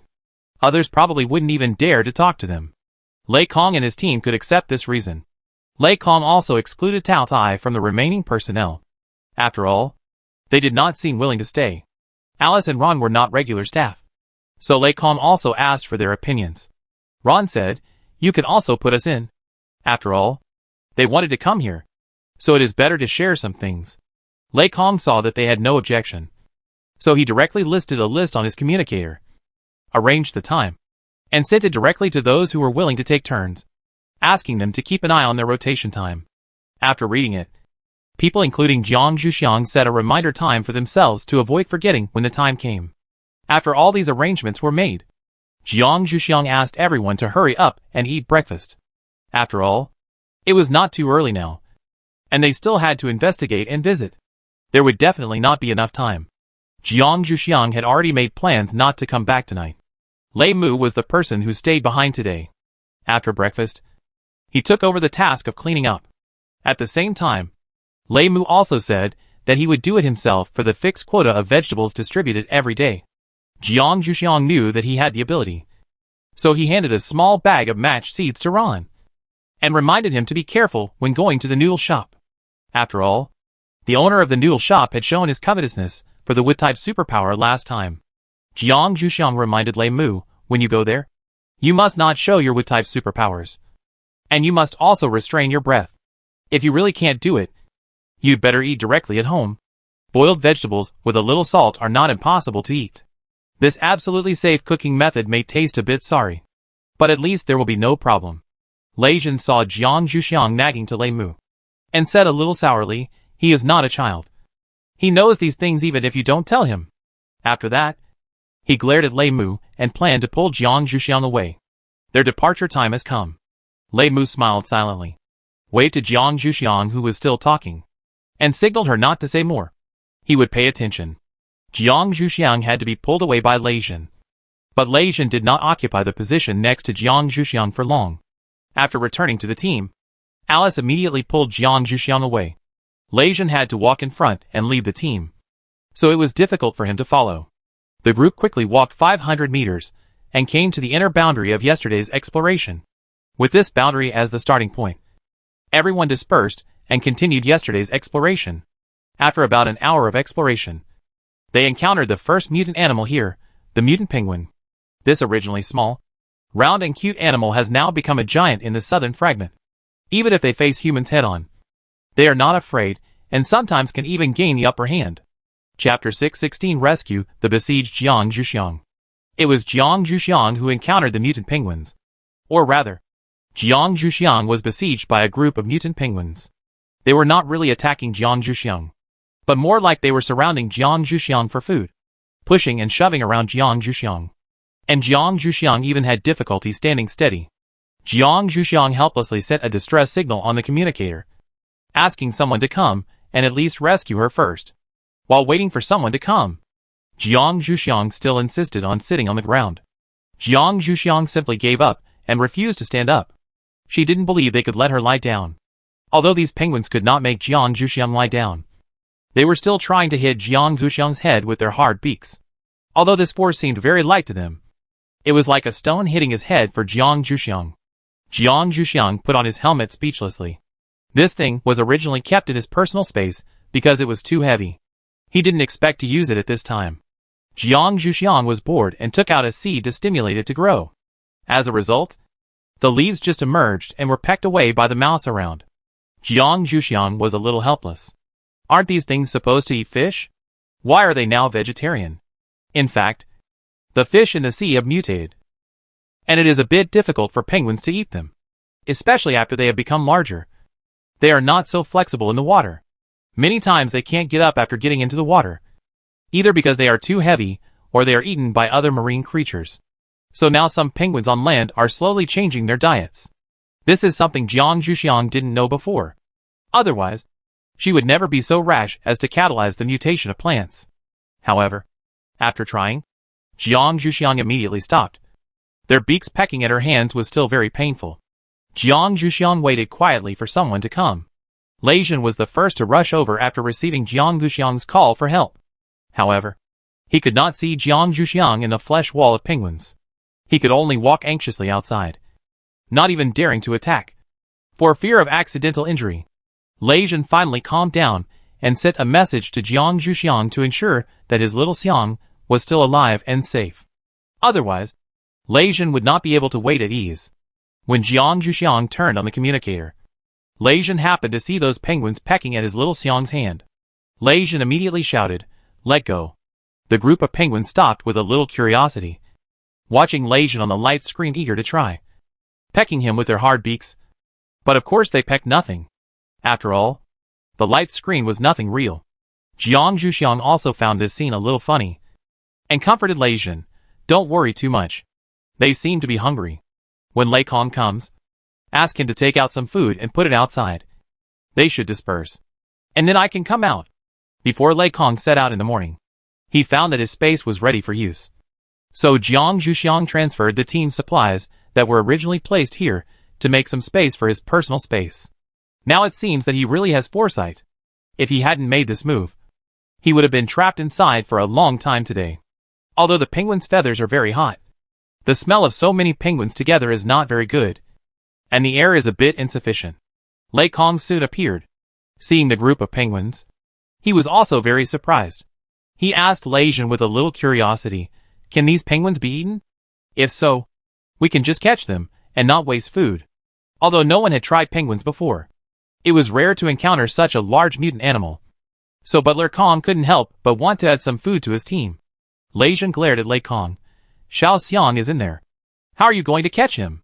What if you accidentally hurt Xiao Xiang?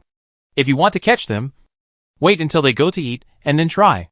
You can catch as many as you want, as long as you are responsible for eating them by yourself." After all, they still didn't want to try the meat of this strange creature easily. If Lei Kong was willing to try it, let him try it first. Lei Kong smiled awkwardly. After everyone else arrived, he explained the situation to them, distributed some food to them, and asked them to find a place to open the vacuum packaging bag of food as bait to attract penguins. Of course, it would be good if they could walk away without the food being eaten. After all, their food was limited. Jiang Zhuxiang and Lei Jin's communication was always open. Seeing Lei Kong was so distressed about the food, he felt a little helpless. It doesn't matter if it is eaten. If it is really not enough, I can ask the dean to send some more. Also, I can catalyze more rice and wheat. There will be no problem with staple food. As for meat, it is also good to get it here. Lei Jin thought so too. After all, Lei Jin had never worried about food. Otherwise, he would not have said that food was used as bait. Lei Kong finally felt relieved after hearing Jiang Zhuxiang's words. He still insisted on the previous order, but added one more sentence. "Your own safety is the most important. You can give up the food in your hands when necessary." At Lei Jin's command, everyone took up various positions and tore open the vacuum packaging bags at a certain distance. The penguins began to get restless. They hesitated for 2 seconds between guarding Jiang Zhuxiang's good smell and eating the food they hadn't eaten for a long time. In the end, the temptation of food was a little greater, and they staggered away from Jiang Zhuxiang. Jiang Zhuxiang only saw their fat tails. Jiang Zhuxiang breathed a sigh of relief, stood up from the ground, waved to Lei Jin, indicating that he was still alive, and then slowly followed the penguin towards Lei Jin and the others. After running for a distance, the group of people holding food in their hands threw the food into the penguin's mouth. They kept the packaging bags themselves. After all, this kind of thing was a big source of pollution before the end of the world. The environment after the end of the world is more fragile, and this kind of thing can't be thrown into the environment. After Jiang Zhuxiang and Lei Jin joined together, other people also gradually moved over here. Lei Jin said something in the communicator, and then he and Jiang Zhuxiang explored together, asking others to expand their exploration range. After all, no one knew whether those penguins would come back to find Jiang Zhuxiang again. Having himself next to his little Xiang at least had some deterrence. After all, it would be a bit too wasteful to ask them to take out food again. Chapter 617, Initial Harvest of the Southern Fragments. After the mutant penguins ate the food that Lei Jin and his friends had thrown out, they turned around and found that the person with the good smell was gone. They couldn't help but get a little angry. How could she not wait for them? They liked her so much. Once the penguins got angry, they started to chase while screaming. The penguins had a good sense of smell and followed Jiang Zhuxiang and his friends all the way. Although they were larger in size after the mutation, their movements were still very flexible, and they were definitely more skilled than Jiang Zhuxiang and his friends in walking on the snow. When they encountered some slopes, they could directly rely on their smooth fur to slide. So soon, these penguins appeared not far behind Jiang Zhuxiang and his friends. Jiang Zhuxiang heard the screams and had a bad feeling. He looked back and saw a large group of mutant penguins rushing over angrily. Jiang Zhuxiang tugged at Lei Jin's sleeve. What should we do now?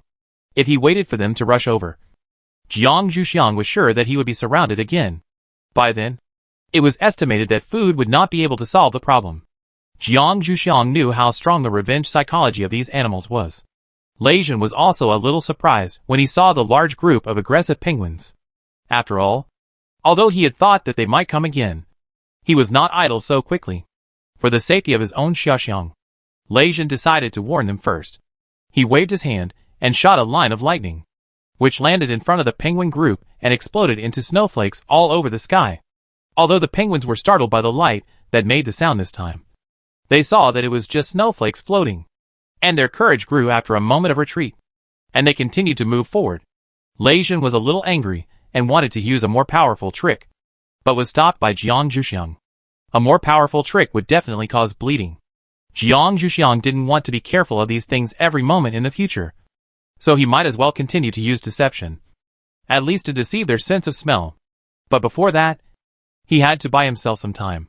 Jiang Zhuxiang took out the array plate he had prepared before from his personal space, dug through the snow pile and buried it. This was a maze array with an effective range of 1,000 square meters. This was the array plate with the largest effective range Jiang Zhuxiang had so far. He still felt a little distressed when he took it out to use it, but for the sake of future comfort, Jiang Zhuxiang still took it out with pain. After this array appeared, the effective range directly covered the location of the group of penguins. The group of penguins began to be confused and did not continue to move forward. Instead, they began to circle around in the same place. Jiang Zhuxiang breathed a sigh of relief when he saw that it was effective. Then he began to fiddle with the medicinal materials he had on him, trying to make something that could deceive the penguin's sense of smell. It didn't have to be so troublesome. They could just use animal repellent medicine. But because they had to continue to investigate, they estimated that they would not be able to see any mutant animals after using this medicine. Lei Jin saw that his Xiaoxiang had solved the problem neatly. He was proud and frustrated at the same time. He wished that he could help his Xiaoxiang deal with such things someday. Now he felt that he was still too useless. Jiang Zhuxiang put on the Chinese medicine bag he had prepared, then took away the array plate and continued to move forward with Lei Jin. Although those things followed him for 2 steps out of habit, they soon stopped. The pleasant smell of people disappeared, and instead turned into a bitter smell. Penguins hated this smell even more than taking medicine, and turned around to continue wandering in other places. Although Jiang Zhuxiang was moving forward, he also noticed the movements of these penguins. After finding that they were no longer following him, Jiang Zhuxiang was also relieved. After all, the feeling of being chased by something was not very good. Near noon, except for Lei Jin, who did not find anything else because of these mutant penguins, people on other routes had more or less some gains. When they reported to Lei Jin, Jiang Zhuxiang was still a little surprised. After all, there were still many stations in this area, but there were so many things left. It was simply unscientific. Jiang Zhuxiang originally thought that being able to meet that large group of penguins was the biggest gain. The team members were actually quite surprised, but they didn't know there were so many stations here, so they weren't too surprised. After reporting, they started to prepare food. With Lei Kong here, Jiang Zhuxiang didn't have to work too hard. He just had to follow the instructions. Jiang Zhuxiang checked the distance between his own academy station and himself, and found that the distance was very close. Jiang Zhuxiang told Lei Jin in advance, "When we get there, I will go in to visit first, and you can continue to investigate. Don't waste time for me. After all, my visit this time will definitely not be short, and it would be bad if I can't finish the investigation." Lei Jin was still a little worried after hearing what his Xiaoxiang said. "At least let me take you in before you leave. Otherwise, I won't feel at ease." After all, there would be no one in contact with the Academy of Sciences. Who knows if they would have their own ideas? Jiang Zhuxiang said with a smile. "Even if they have other ideas, there is no need to hurt me, and they even want to use me to help them communicate with the dean. Besides, those people are so strong that I can beat 10 of them by myself. Okay? What do you have to worry about? Besides, Alice and Ron will go with me, with their abilities plus my own strength. You should be worried about them." Lei Jin thought about it, and felt that it made sense. He just didn't want to be separated from his Xiaoxiang. Not because he was worried about the danger of his Xiaoxiang. After his Xiaoxiang said it so clearly, Lei Jin didn't force it. After all, he also had his own things to do. If he followed Jiang Zhuxiang regardless of anything, Lei Kong would definitely have something to say. After assigning the tasks, Lei Kong found that his captain was sticking with Jiang Zhuxiang again. Lei Kong shouted a little speechlessly, "Come and help. Just waiting to eat here is definitely not okay." Lei Kong will not let someone enjoy the fruits of others' labor in vain. even if this person is the captain. Jiang Zhuxiang. Lei Kong can tolerate it. After all, when he didn't come with her, I heard that she prepared lunch alone. It's not impossible to let her take a break today. Jiang Zhuxiang reacted immediately and immediately pushed Lei Jin away and went over to help. Is there anything I can do? Lei Kong looked at it and assigned Jiang Zhuxiang a relatively easy task. You go and help control the fire. Chapter 6:18. Meeting an old friend in a foreign land. In such a place, it is still very comfortable to do things like making fire. After all, even if you don't stretch your hands out to warm the fire, just looking at the bright colors will make you feel warm. Jiang Zhuxiang was very satisfied with this task. After sitting cross-legged on a mat on the snow, he began to concentrate on watching the flames. Lei Jin saw that his little Xiang was so leisurely and wanted to go over, but Lei Kong pulled him back and asked him to find fuel. After all, they didn't bring much fuel when they came out. Now Lei Hu couldn't use the fire ability casually because of the fire poison, so a lot of fuel was needed for cooking. Lei Jin was not someone who did not obey orders. After knowing the situation of Lei Hu, Lei Jin was quite obedient and went to look for fuel. However, it was icy and snowy here, and it was difficult to find suitable fuel. After all, there had been no trees growing here for a long time. So Lei Jin came back empty-handed after going out for a while. Lei Kong said that he could understand it. After all, it was not a simple matter. But Lei Jin did not get nothing. He was just not sure whether this kind of thing could be used. Lei Jin put a small package of things he found in front of Jiang Zhuxiang. It looked black. Jiang Zhuxiang looked at Lei Jin with a little surprise. This was coal, which was already in small quantities before the end of the world. He did not expect Lei Jin's luck to be so good that he could encounter such a good thing as soon as he went out. Where did you find it? If there are more reserves, you can still collect more. After all, coal can be used to make many useful things. Lei Jin obviously knew what Jiang Zhuxiang was concerned about, and told her in detail what he had seen before. This thing was dug out from the Snow Rabbit's cave. There are quite a lot of this kind of things in that place. If you want it, I will take you there after dinner. Jiang Zhuxiang didn't want to get these things immediately, so he said, that's not necessary. Do you remember the specific coordinates there? Just give me the coordinates, and I will let others get these things. The most important thing for you now is to continue to explore, and don't waste time on this kind of thing. Doesn't Lei Jin know how to look at Lei Kong's face? If he really agrees to it, Lei Kong will definitely regard him as a beauty. Fortunately, after I persuaded Lei Jin not to investigate, Lei Kong's face became much better, showing a little appreciation for me. But the look he gave Lei Jin became more severe, just like looking at an ignorant child. Jiang Zhuxiang shrugged his shoulders silently, and he should not intervene in their struggle. Jiang Zhuxiang buried his head and continued to burn the fire, pretending that he didn't see Lei Kong pulling Lei Jin away by the ear in a rebellious way, probably to do ideological education. After the food was prepared, Lei Jin came back a little pitifully, came to Jiang Zhuxiang's side, silently pulled her sleeve for comfort. Jiang Zhuxiang touched his head speechlessly, and she didn't know what Lei Kong said to him. She didn't know where to start comforting him, so she could only serve him a bowl of soup for him to eat. Sometimes food comfort is much more useful than verbal comfort. Others also started to eat by themselves. After all, food here is easy to get cold. So they learned from yesterday's lesson and didn't serve the food. They put it directly in the pot without turning off the fire to keep the food warm. If they wanted to eat, they would go and serve it themselves. After serving it, they would eat it while it was hot. Everyone was very happy to eat. As a result, there was no dining table. So Jiang Zhuxiang and Lei Jin just ate with bowls in front of the fire. Lei Jin would pick up 1 or 2 pieces of meat to feed Jiang Zhuxiang from time to time, mainly because he saw that Jiang Zhuxiang had only eaten vegetables, and was afraid that she would not be full. It was not that Jiang Zhuxiang could not eat meat, but she preferred vegetables more, and the vegetables were stewed with meat. Jiang Zhuxiang felt that drinking soup was enough, and she did not necessarily need to eat meat to supplement nutrition.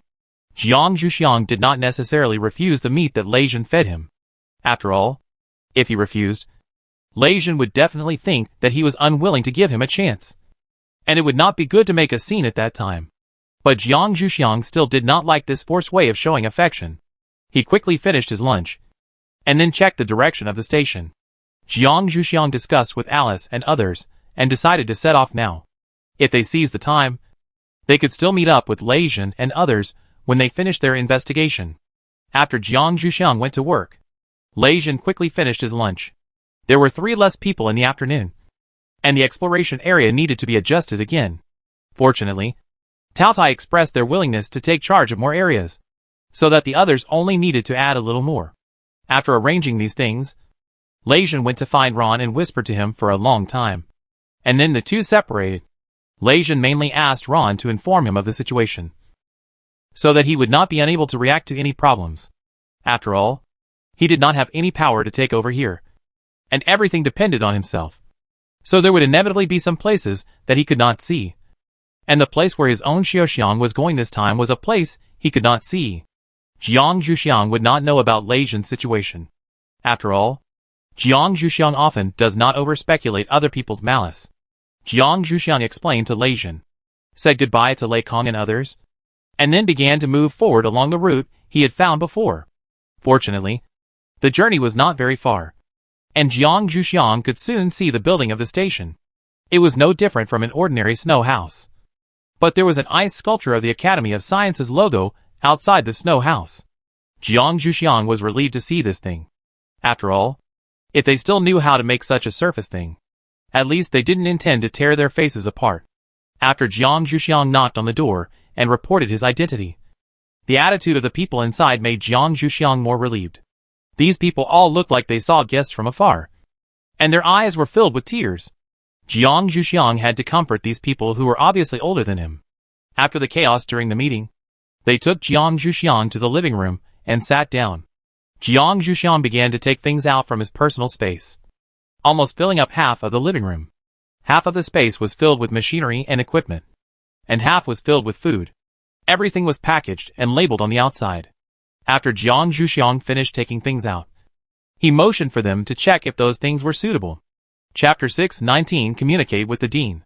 Those people were obviously not as enthusiastic about the supplies as Jiang Zhuxiang thought. They were more concerned about the situation of the Academy of Sciences. After all, they had not contacted the Academy of Sciences since the second mutation, and they didn't know how the old people they were doing. So for a while, Jiang Zhuxiang's ears were full of questions about who was doing what. Jiang Zhuxiang shouted stop with a headache. When there was no sound around, Jiang Zhuxiang signaled them to go back and sit down, come one by one. Otherwise I can't even hear the name of the person you are asking. How can I answer your questions? Also, there are some things you can contact them through the communicator and ask them yourself. Why don't you ask them yourself? Those people paused suspiciously and decided to tell the truth. We dare not contact them ourselves, for fear of hearing bad news. After all, the situation before was very dangerous. If we had not completely locked up the room here, there might be casualties. So now our communication signal with the Academy of Sciences is still cut off. Miss Jiang, can you tell us what the situation is like for the people in the Academy of Sciences now? Jiang Zhuxiang was a little surprised by their answer. It turned out that they unilaterally cut off the communication signal with the Academy of Sciences. No wonder the dean asked him to come here. It was probably because he was a little worried because he couldn't contact them. Jiang Zhuxiang was not unable to meet their request. But Jiang Zhuxiang still wanted to solve the communication signal problem first. Can your signal be restored now? The Academy of Sciences is also worried about your situation here. If you can restore it, it is better to contact them first. The people looked at each other for a while, feeling a little embarrassed. Finally, someone came out to explain, we burned the signal source directly with fire. Now we don't have a complete signal source, and it is estimated that it will be difficult to recover by ourselves. If the Academy of Sciences really needs it, can Miss Jiang report it on their behalf? This will also be considered as having our information. Right. The situation was also very urgent at the time, and no one knew what the future would be like. Considering that if the Academy of Sciences received bad news, it would be difficult for people here to hold on.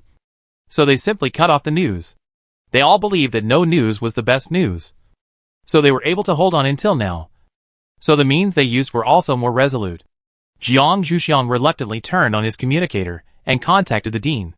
Jiang Zhuxiang's communicator had its own signal source, so he was not worried about not being able to contact him. Jiang Zhuxiang briefly reported the situation here, then turned the screen to those people and asked them to report their own situation. The dean was still very surprised by what Jiang Zhuxiang had said before. After all, The people here were sent by the old dean.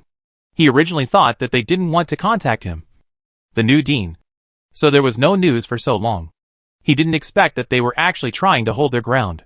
Therefore, when the dean faced them, his expression was still relatively gentle. After all, such loyal people are still worth encouraging. The people here were relieved to see the new dean's gentle attitude. After all, they thought they would have to be severely tested before they could pass. Now it seems that they don't need to be too restrained and can just report their situation directly. After they reported their situation one by one, they also said the names of their relatives and friends in the Academy of Sciences, hoping that the dean could help them convey the message. The dean wrote down one by one, and it seemed that he really intended to help them do this. They also knew that the dean's time was precious, so they didn't say much in the communicator. After reporting the basic situation, it was the next person's turn. After everyone had their turn, they took the initiative to turn the communicator screen back and return to their original seats. Jiang Zhuxiang was a little surprised to see the dean's rare serious face. The dean looked up and saw Jiang Zhuxiang and said, "Did you bring extra communicators this time? If so, give them a few so that they can contact their families. As for the signal source, there is no need to repair it. A batch of new communicators will be sent over, which will make it easier to contact them. As for their desire to know the news of their relatives and friends, you can help them answer. If they have other requests, agree to them if you can agree to them. If you can't decide on your own, contact me. Try to satisfy them. After all, they are loyal people." Jiang Zhuxiang nodded to show that he understood. He really brought a lot of communicators, mainly for the Taotai and their kind here. Now it is useful. The dean was also in a hurry to deal with this matter, and hung up the communication without saying much to Jiang Zhuxiang. Jiang Zhuxiang could only come to talk to these people face to face and solve their problems. It seemed that he would definitely not be able to go back at night. Jiang Zhuxiang signaled Alice and the others to contact Lei Jin to explain the situation here and his decision not to go back at night. Alice and Ron went to another room to contact Lei Jin, and Jiang Zhuxiang began to answer their questions one by one as an answering machine. Fortunately, Jiang Zhuxiang had basically understood the basic situation of the researchers in the Academy of Sciences under the dual indoctrination of the dean and the dean's wife. Otherwise, he really couldn't answer their questions. They even asked about the situation of their own pets. Jiang Zhuxiang's heart was broken. After dealing with the last person, Jiang Zhuxiang wiped his sweat, breathed a sigh of relief, pointed at the pile of things, and said weakly, "You guys go and take it apart. Let me take a break first, and then I'll find a communicator for you." They were still very excited to hear that there was a new type of communicator, but seeing Jiang Zhuxiang's tired face, they had to follow her orders to take the boxes apart first. After all, he had just answered so many of their questions, and they were embarrassed not to let him take a break. While they were taking the boxes apart, they grabbed the instructions to read. It seemed that the people at the Academy of Sciences were quite considerate. Without the instructions, they really could not use these new equipment. When they unpacked the food, they were not so excited. After all, it was all meat. If it was vegetables, they might be happy. After Jiang Zhuxiang recovered, he took out several communicators from his personal space and only left 2 for himself. One for backup and one for giving away. Chapter 620, Storing Vegetables. Seeing that they had finished unpacking the boxes, Jiang Zhuxiang called them over and handed them the communicator in his hand. "I only have these now. The dean said that he will send another batch soon. You can discuss who to bind with. After all, this thing is still quite useful for you at present. Those who have it should cherish it, and those who don't have it should not be anxious." Jiang Zhuxiang also knew that they were all anxious to contact their families, but for the sake of their future harmony, Jiang Zhuxiang still said this in advance. The people at this site still felt it was quite novel to be educated by such a young man as Jiang Zhuxiang. Of course, after listening to Jiang Zhuxiang's words, they decided to draw lots to decide who would bind these communicators, and agreed not to use superpowers, and let Jiang Zhuxiang supervise. Jiang Zhuxiang was quite pleased to see them solve the matter in such a cooperative way. Moreover, they didn't seem to have an obvious leader, so it was quite surprising that they could reach a consensus so quickly on such a matter. After all, under equal conditions, wrangling is the easiest thing to happen. Jiang Zhuxiang took out a piece of paper from the space and made a sign for them to draw lots. He wrote the corresponding number of communicators on it, then crumpled it into a ball. put it in a wooden box, shook it, and then opened it, and let them draw by themselves. Of course, Jiang Zhuxiang didn't really supervise whether they used their supernatural powers. After all, they would have some face in front of him, and would not do such a shameful thing. After they finished drawing, they opened them one by one to check the results. Jiang Zhuxiang asked them to come and get the communicator with the signature paper. After they got it, they directly used the sampling needle on the communicator to collect their own genes, and then directly bound it to themselves. This kind of thing is still very familiar to them. After all, the previous communicator was also bound to genes. After they finished binding, they did not start using it directly. After all, if they already have a communicator, they can contact at any time. Jiang Zhuxiang also gave them the communication numbers of all members of the Academy of Sciences, so that they can look for them by themselves. Seeing that they were still calm, Jiang Zhuxiang said, "Do you have anything else you want? If there is, I can tell you. If I can't solve it, I can report it to the Academy of Sciences. The dean will definitely be willing to help you solve the problem." They seemed to be waiting for Jiang Zhuxiang to say this. As soon as Jiang Zhuxiang finished speaking, he directly raised a request. "Do you have vegetables in your supplies this time? If so, can you give us some?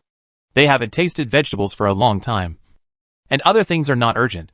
Jiang Zhuxiang had considered this kind of thing before, so he was not stumped, and his special ability could be used at this time. Before coming out, Jiang Zhuxiang applied to Mr. Kunping for lifting the ban. Kunping maliciously agreed, considering the danger of the southern fragment. After all, no matter how much ability one has in such a place, it is not enough. Therefore, Jiang Zhuxiang agreed very readily. "You don't need us to share it with you. I will give you a batch of them now, so that you can eat fresh ones. I also brought the seeds here. Do you have any place to store food? Although the climate here in the South Fragment is very cold, you still need to be careful when storing things to prevent frostbite. Frosted food cannot be eaten, so most of the vegetables eaten here are actually dehydrated vegetables or dried vegetables. Otherwise it is really difficult to store." They obviously did not expect Jiang Zhuxiang to be so generous. With some doubts, they took Jiang Zhuxiang to their vegetable cellar, which was a small ice storage located underground.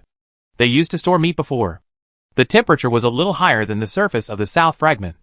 At least the vegetables would not be frozen. Jiang Zhuxiang chose a clean place without water accumulation and began to catalyze vegetables. The others watched Jiang Zhuxiang produce a cabbage in a few seconds, which was as fresh as if it had just been picked from the ground, and then gradually piled up into a small hill. Cabbage is actually one of the vegetables that people in colder places eat more in winter. Even if it is used for pickling, it can be used. After all, the cabbage still has sufficient water content even after pickling. The second vegetable Jiang Zhuxiang chose was potatoes. This kind of thing can not only be eaten as a vegetable, but also as a staple food under special circumstances.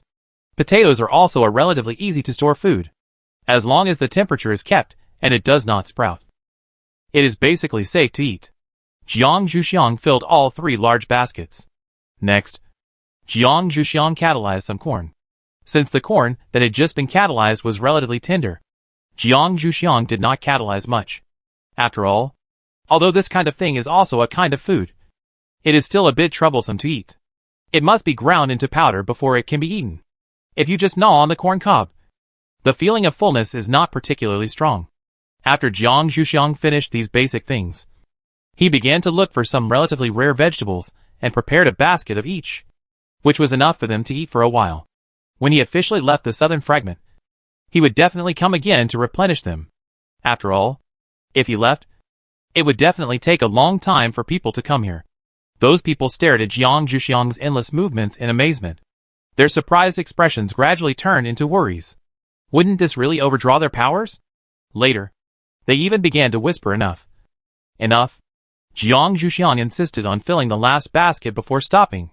The people next to him handed Jiang Zhuxiang 2 with crystal cores. These were their previous stocks. There were very few mutant plants in the South Fragment. Even if there were, they were in the sea, and it was difficult for them to get them. Jiang Zhuxiang shook his hand and refused. He didn't need this kind of thing to replenish his powers. In fact, Jiang Zhuxiang didn't think he had consumed much. He would practice at night and feed the little demon spirit in his dantian, and the powers he had consumed would be back. Jiang Zhuxiang asked them, "Can you cook?" Jiang Zhuxiang only remembered to ask this question after preparing so much. If they can't cook, then all the things they prepared will be wasted. Luckily, their answer was affirmative. We can still make simple stews. Cut the vegetables cleanly and cook them with meat. It is absolutely no problem to eat them by yourself. Otherwise, you can stay tonight to taste our cooking skills. Chapter 621. Living Room becomes Pharmacy. Jiang Zhuxiang didn't have high expectations for their cooking skills. It was enough to be able to do this. Jiang Zhuxiang didn't refuse their invitation. After all, he still had things to do for them. After finishing, it was obviously too late to leave with Lei Jin and the others. However, Jiang Zhuxiang would not let them work on their own. You can stay for dinner. I will ask someone to help you. Please don't refuse. Alice and Ron didn't know what they talked to Lei Jin about. They could ask them to help prepare dinner. After thinking about this, Jiang Zhuxiang stood up immediately and said, I'll go see how the other two are preparing, and ask them if they want to stay for dinner. You can pick out some vegetables for dinner and take them up first, so that you don't have to come down later. After all, the food in the ice storage is not very good, so it is better to have fewer people. The people at the station were very touched by Jiang Zhuxiang's concern. They followed Jiang Zhuxiang's words and took out the vegetables that they could eat for dinner. They cut a large piece of meat and then went up with Jiang Zhuxiang. The other two people didn't know that they were in the ice storage. Now they couldn't find them and might be very anxious. If they were anxious, they would report to the higher-ups, and the higher-ups would send people to find Jiang Zhuxiang back. Then, they would lose more than they gained. Ron and Alice were indeed a little anxious while waiting, but they had not yet reported to Lei Jin. After all, Jiang Zhuxiang's self-protection ability was still very strong. Even if he was controlled by someone and couldn't escape, he could always ask for help. But when they saw Jiang Zhuxiang appear, they were still relieved. They just told Lei Jin that they would not go back at night, and vowed that there was no problem with the safety here. Now they just hope that Jiang Zhuxiang will not give them a negative answer. Otherwise, they will be slapping themselves in the face. Jiang Zhuxiang saw their worried expressions and knew they were a little worried. So he quickly explained, I just went to help them prepare some vegetables. They invited us to stay for dinner, and I have agreed. But I have to do a physical examination for them later. Can you go with them to prepare dinner? Originally, Jiang Zhuxiang could go by himself, but the physical examination would take a long time. So Jiang Zhuxiang came back to ask for help. Alice didn't expect Jiang Zhuxiang to go to do this, but she could understand why she didn't show up for so long. Alice would naturally not refuse Jiang Zhuxiang's request for help. Okay. Go with peace of mind. Even if Ron doesn't know how to cook, his wife has already agreed. So he has no choice but to agree. Even if he doesn't know how to cook, he can help out. Jiang Zhuxiang smiled gratefully at Alice and took them to the kitchen, where they were all gathered. After Jiang Zhuxiang walked in, he said directly, I found two people to help you. You keep the one who cooks the best here, and the others come out with me. I will check your health. After that, he showed Alice and Ron. Alice and Ron greeted them, then walked in silently and started to help. Seeing their quick movements, they knew that their level should be very good. So they left one person at ease, and the others followed Jiang Zhuxiang to the living room. Jiang Zhuxiang found a table of suitable height and sat down, then motioned them to sit opposite him. His physical examinations were always conducted by taking the pulse.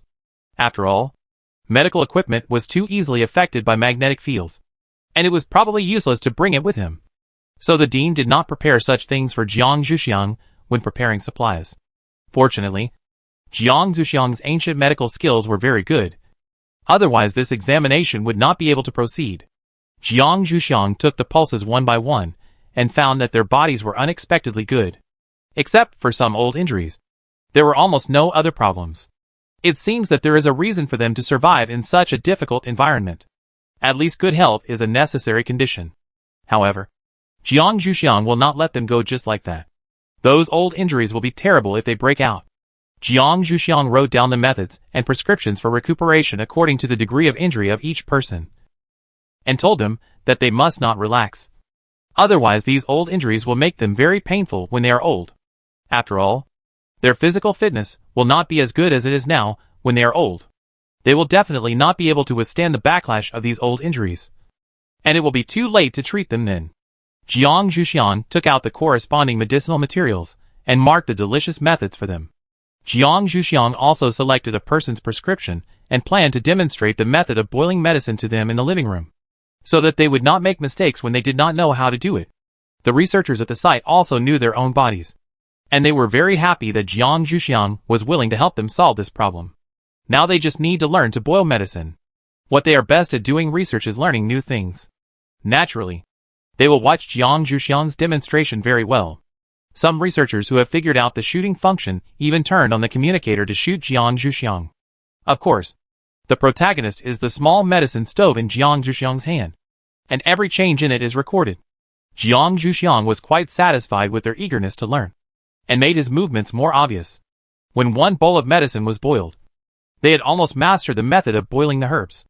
Jiang Zhuxiang pointed to the one who watched the most seriously and asked him to boil the other one.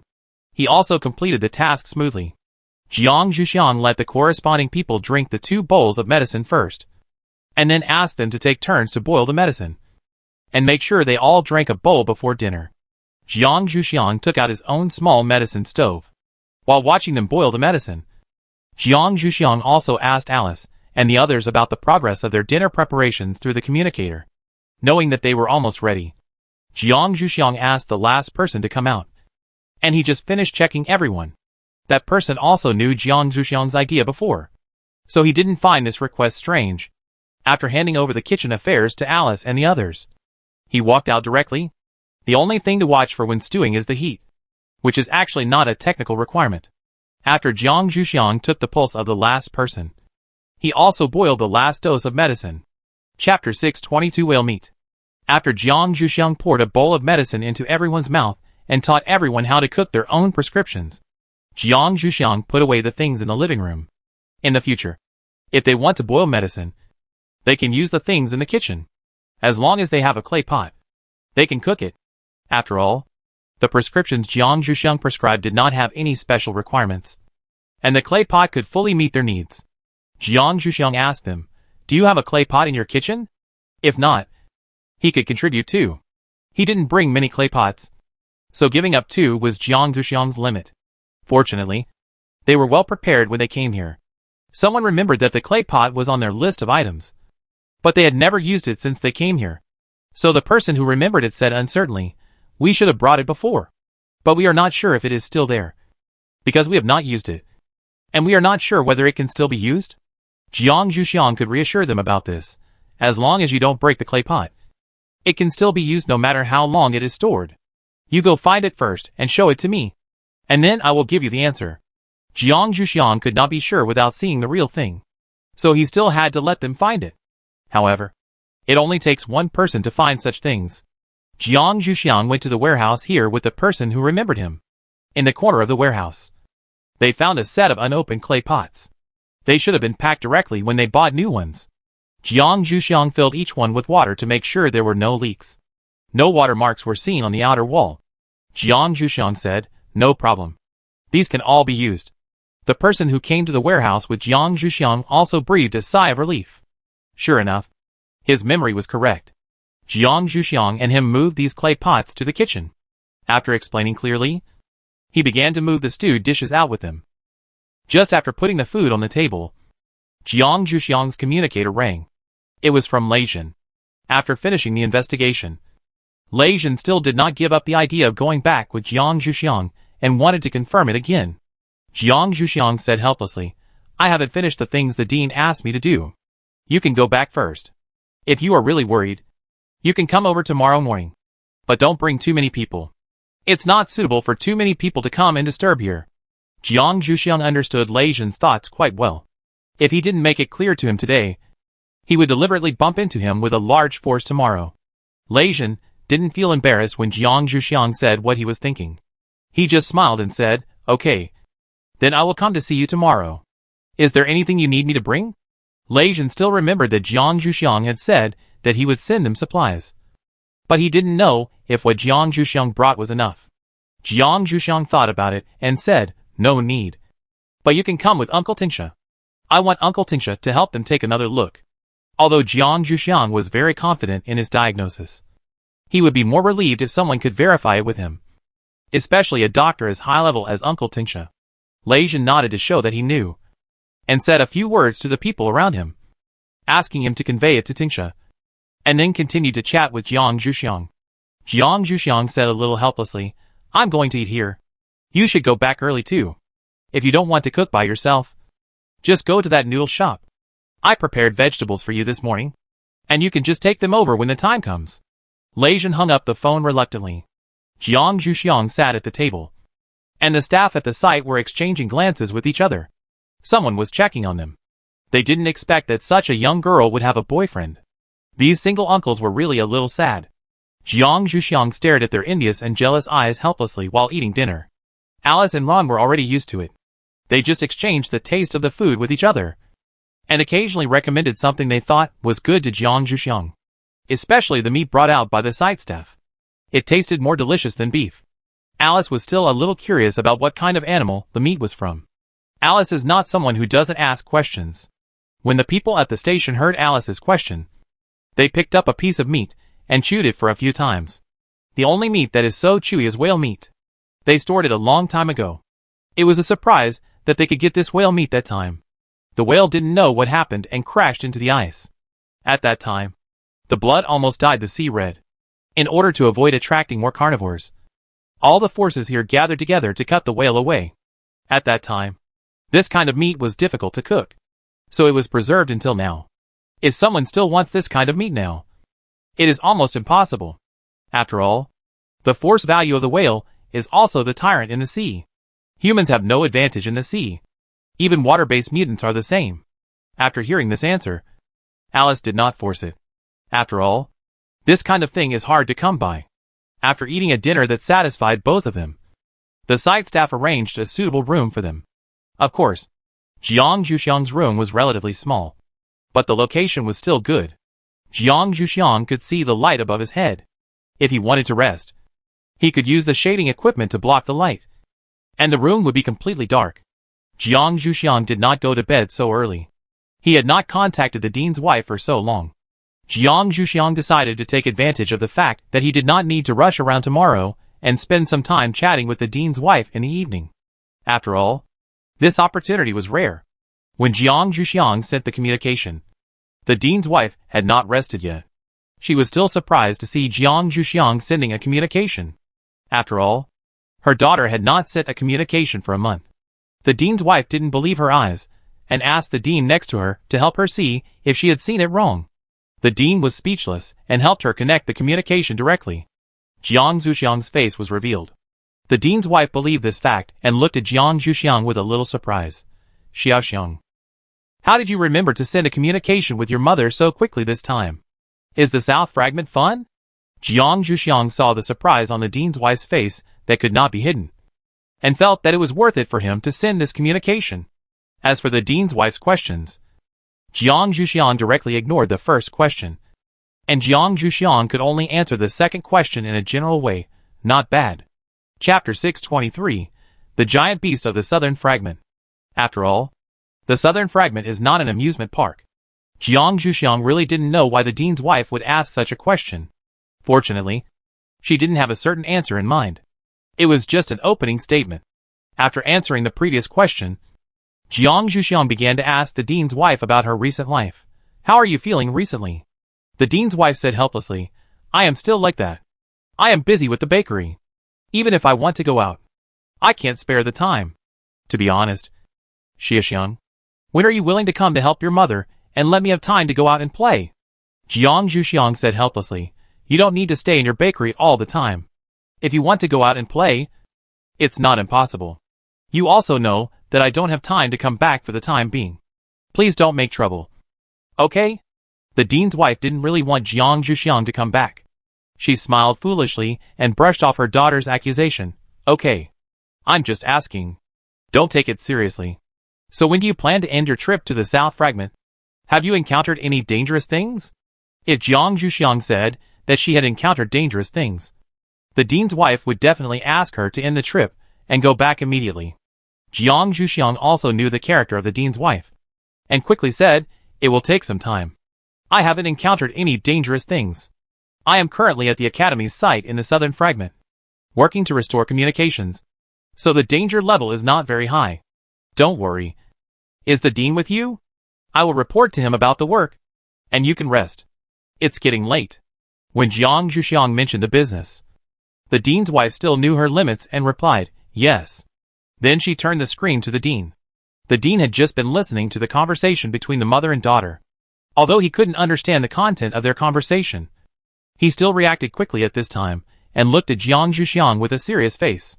Jiang Zhuxiang directly reported the situation and progress here, and then asked him how the things there were prepared, and whether they could arrive before he left. The dean said, when you sent the communication before, I had asked them to prepare it. They had already loaded it into the unmanned aerial vehicle before they left the laboratory in the afternoon.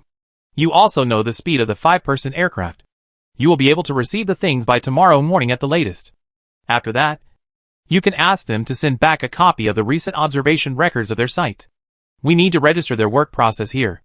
And by the way, send them the subsidies that should be given to them during this period. Jiang Zhuxiang was relieved after hearing what the dean said. He nodded to show that he understood his instructions. I will urge them to do a good job. I believe that no one will have trouble with money. However, the purchasing power of the contribution value here is very low. If possible, you'd better exchange the contribution value directly for supplies. They are most short of vegetables and fruits here. Although I replenish them once today, after I leave, they will have to go back to the situation of having no food for the next meal. The dean himself had been to the South Fragment when he was young. But the situation in the South Fragment was not bad before. He didn't expect that the situation is so bad now. He also paid attention to the situation that Jiang Zhuxiang said, okay. I know. I will ask the farm to prepare it at that time. It seems that a transport aircraft is needed to go there. Jiang Zhuxiang nodded. Apart from these things, there was nothing else to do. Jiang Zhuxiang took the initiative to hang up the communicator. He believed that the dean would not be willing to talk to him anymore. After all, the nighttime should only belong to the couple. Jiang Zhuxiang would not choose to disturb them at night unless he had no choice. The dean was very satisfied with Jiang Zhuxiang's tact. As expected, she was the daughter of his wife. This ability to know and understand was completely inherited by her. After Jiang Zhuxiang hung up the communication, he began to use cultivation instead of sleep. Although the people in this station had no bad intentions, it was good to have more force on the South Fragment, and it was just right to restore the superpowers consumed during the day. Jiang Zhuxiang found that the speed of cultivation here was much faster than in his own fragments after he started training. Perhaps it was related to the sparse population. The total population here should not exceed 5,000. And there were even fewer people who could practice. So there was a lot of surplus energy here. Moreover, the southern fragment was in the polar daytime, and it could be exposed to sunlight all day and all night. Although it was not strong enough, it was enough for cultivation. It was the first time that the demons in Jiang Zhuxiang's Dantian could absorb sunlight while Jiang Zhuxiang was repairing. So the essence of plants and trees produced directly upgraded Jiang Zhuxiang's wood ability by 1 level. And the original consumption was completely replenished. And even the next point for upgrading was touched. If Jiang Zhuxiang himself was willing to rush, he could still upgrade. Jiang Zhuxiang always likes to take steady steps and doesn't like taking risks. So he suppressed the urge to upgrade and stopped practicing. Otherwise, the little demons in the Dantian would definitely continue to produce plant essences and directly increase his ability level. The moment Jiang Zhuxiang stopped practicing, the old pine tree in the Dantian noticed something and warned Jiang Zhuxiang, I feel the purest energy in this world awakening. But I don't know whether it is kind or malicious. I hope you will be more careful. Maybe from now on, the danger here will increase a lot. If possible, I still suggest you leave here now. In the center of the southern fragment, a giant beast opened its eyes, obviously sensing something. Jiang Zhuxiang knew that the old pine tree's reminder was kind. But they came here to gather with the last companion, and could not leave because of danger. Jiang Zhuxiang just said, okay. I will pay attention. If something happens to me, you can go back to the main body at the Academy of Sciences to continue to survive. The plants cultivated by your main body are growing well, and should be enough for you to survive. The Academy of Sciences will also take good care of you. In order to reassure them, Jiang Zhuxiang directly explained their retreat, and also showed his determination not to leave here. After hearing what Jiang Zhuxiang said, the old pine tree didn't say anything more. At most, he would accompany her and take a risk. Anyway, there was a way out. Jiang Zhuxiang looked at the time. It was already morning. So Jiang Zhuxiang went to wash up directly, just in time to see if the unmanned aerial vehicle from the Academy of Sciences had arrived. Chapter 624 Defense outside the snow house. The dean's words last night were indeed correct.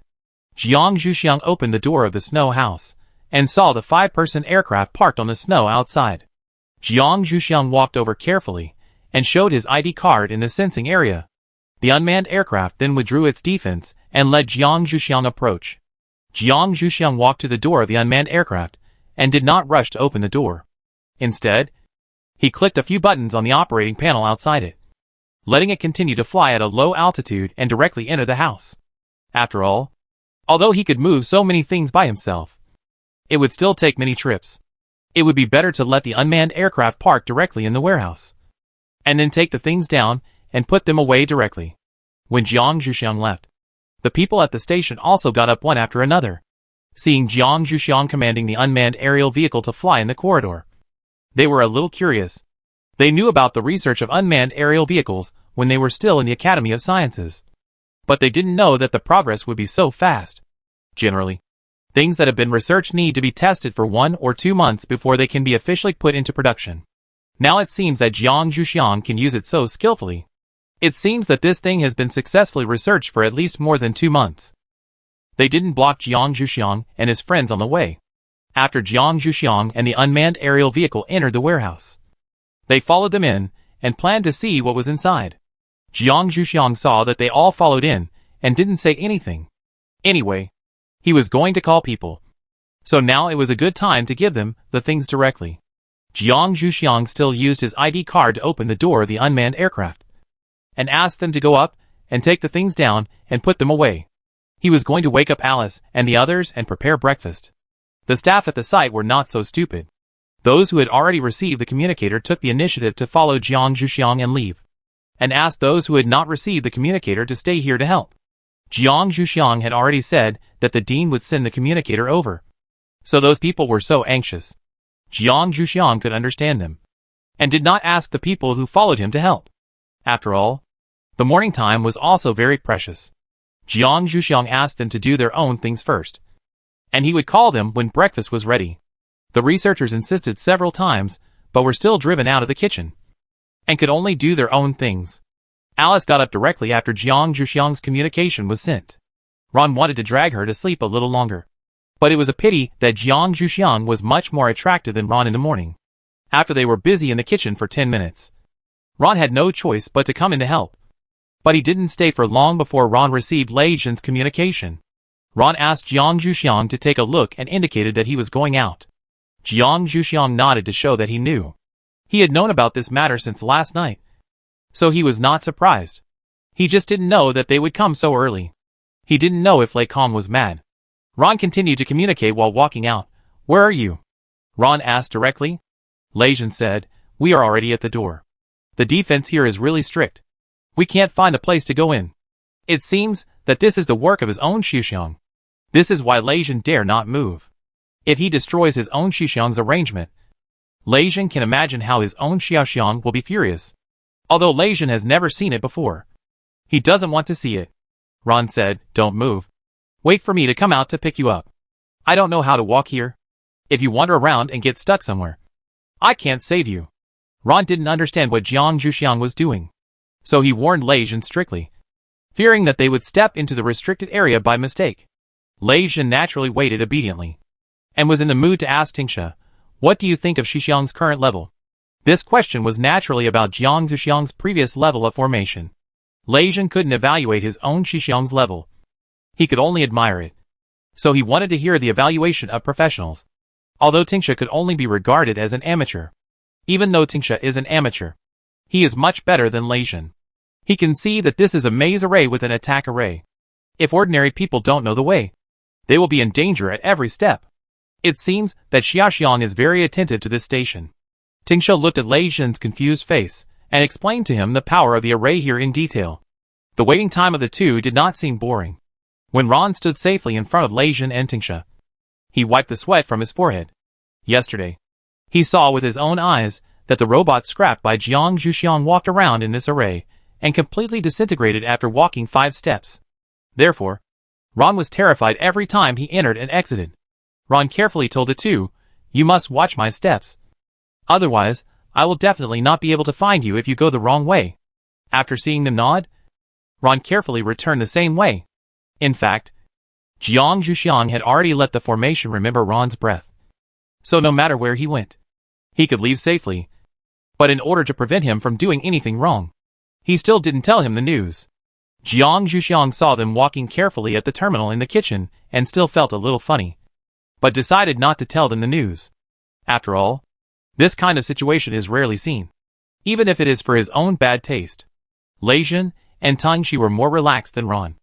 They knew Jiang Zhuxiang's character better. She wouldn't be so cruel to the people she cared about. However, they still followed Ron seriously. After all, it was out of kindness.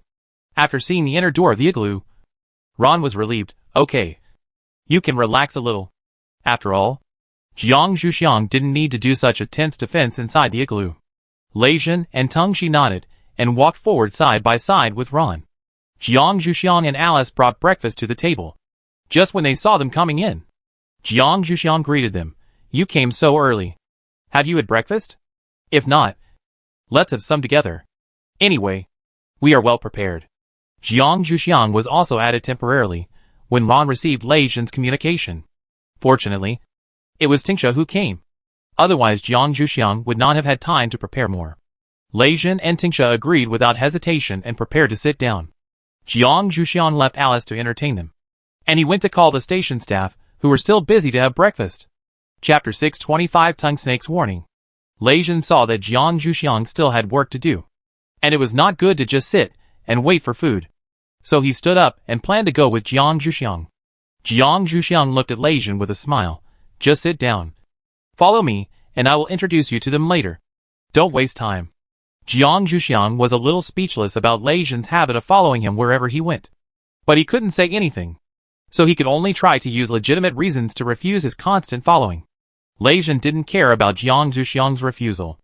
Every time he wanted to follow his little Xiang, his little Xiang could always find various reasons to refuse him. The chance of his success was once in 5 times, which was considered good. Before, Xiao Xiang had just promised him to come and see him, and Lei Jin also knew that his request to act together later would probably not go smoothly. So when Xiao Xiang used a very convincing reason to refuse him this time, Lei Jin sat down obediently, which made Tang Shi, who was a little worried, look at him strangely. Jiang Zhuxiang went to the warehouse and observation room and called those who were still fiddling with the communicator and observation equipment to eat. When those people saw Jiang Zhuxiang coming, they didn't refuse, but they were a little hesitant. Jiang Zhuxiang deeply felt that it was the right thing for him not to allow Lei Jin to come with him. Otherwise, their breakfast might become lunch. It was also the first time that Jiang Zhuxiang saw such a hesitant person. Jiang Zhuxiang's only way to deal with such people is to keep urging them. And when they feel annoyed, they will definitely speed up obediently. Sure enough, Jiang Zhuxiang's Tang monk-like nagging skills made these people feel as painful as listening to the Tidehuk curse. They quickly arrived at the restaurant hoping that they could get rid of Jiang Zhuxiang's nagging skills. How could a young girl be so nagging? They sat down at the table and saw 2 strangers at the table. They looked at Jiang Zhuxiang with a little surprise. Who are these 2? They were busy with their own things early in the morning, and no one must have gone out. This person could only be brought by Jiang Zhuxiang. Jiang Zhuxiang did not hide anything and introduced them directly. "One is the captain of our operation, and the other is my elder, Uncle Tung. He is a good doctor and has been practicing medicine for longer than me. We invited him here to check you again. You should have breakfast first, and we will start after breakfast." Jiang Zhuxiang was also urging Lei Jin to go back after breakfast. After all, he still had a lot of things to do. Lei Jin knew that Jiang Zhuxiang's permission to come and see him was already a big concession, if he wanted to stay, not to mention whether Jiang Zhuxiang would agree. Even his team members would not agree. Therefore, Lei Jin accepted Jiang Zhuxiang's urging without any struggle. Before leaving, he strongly requested Jiang Zhuxiang to return to the team as soon as possible. Jiang Zhuxiang said with a bit of amusement, "Don't worry. I will definitely go back to where I used to live after things here are done. After all, they have a lot of things to do here. I'd better not hang around here as an idle person, lest I get hated." Jiang Zhuxiang's words were actually a joke. The researchers at the site were still very welcoming to Jiang Zhuxiang, especially after she helped solve so many problems. Even though Jiang Zhuxiang was particularly nagging, it did not cause them to be disgusted. However, they also knew how to look at the faces. Lei Jin and Jiang Zhuxiang looked like a couple at first glance, and they couldn't separate them. So they also joked, when the time comes, we will definitely send her back. You can go without worry, young man. Lei Jin smiled at them gratefully, and then left. Jiang Zhuxiang simply cleaned up and put the dishes in the dishwasher. There was no shortage of various kitchen equipment here, which saved Jiang Zhuxiang a lot of work. Jiang Zhuxiang signaled those who had finished eating to go to Tongue Snake. Tongue Snake had already sat in the position where Jiang Zhuxiang had sat before. Its temper was much worse than Jiang Zhuxiang's. Jiang Zhuxiang was also worried that if they angered Tongue Snake, it would punish them. The people at the station had a beast-like intuition about human strength. When facing Tongue Snake, they all became respectful unconsciously, which made Tongue Snake feel respected for the first time. Of course, this does not mean that people in the past did not respect Tingsha, but they were more afraid of Lei Jin than respecting him. So Tingsha still found it very novel. Therefore, he was more serious during the inspection, and actually found a few symptoms that Jiang Zhuxiang had not seen before. He corrected a few of the prescriptions that Jiang Zhuxiang had originally prescribed, which did not embarrass Jiang Zhuxiang. Tingsha was older than him, and had more experience than him, which was normal. After Tingsha confirmed that there were no other mistakes, Jiang Zhuxiang and Tingsha planned to leave.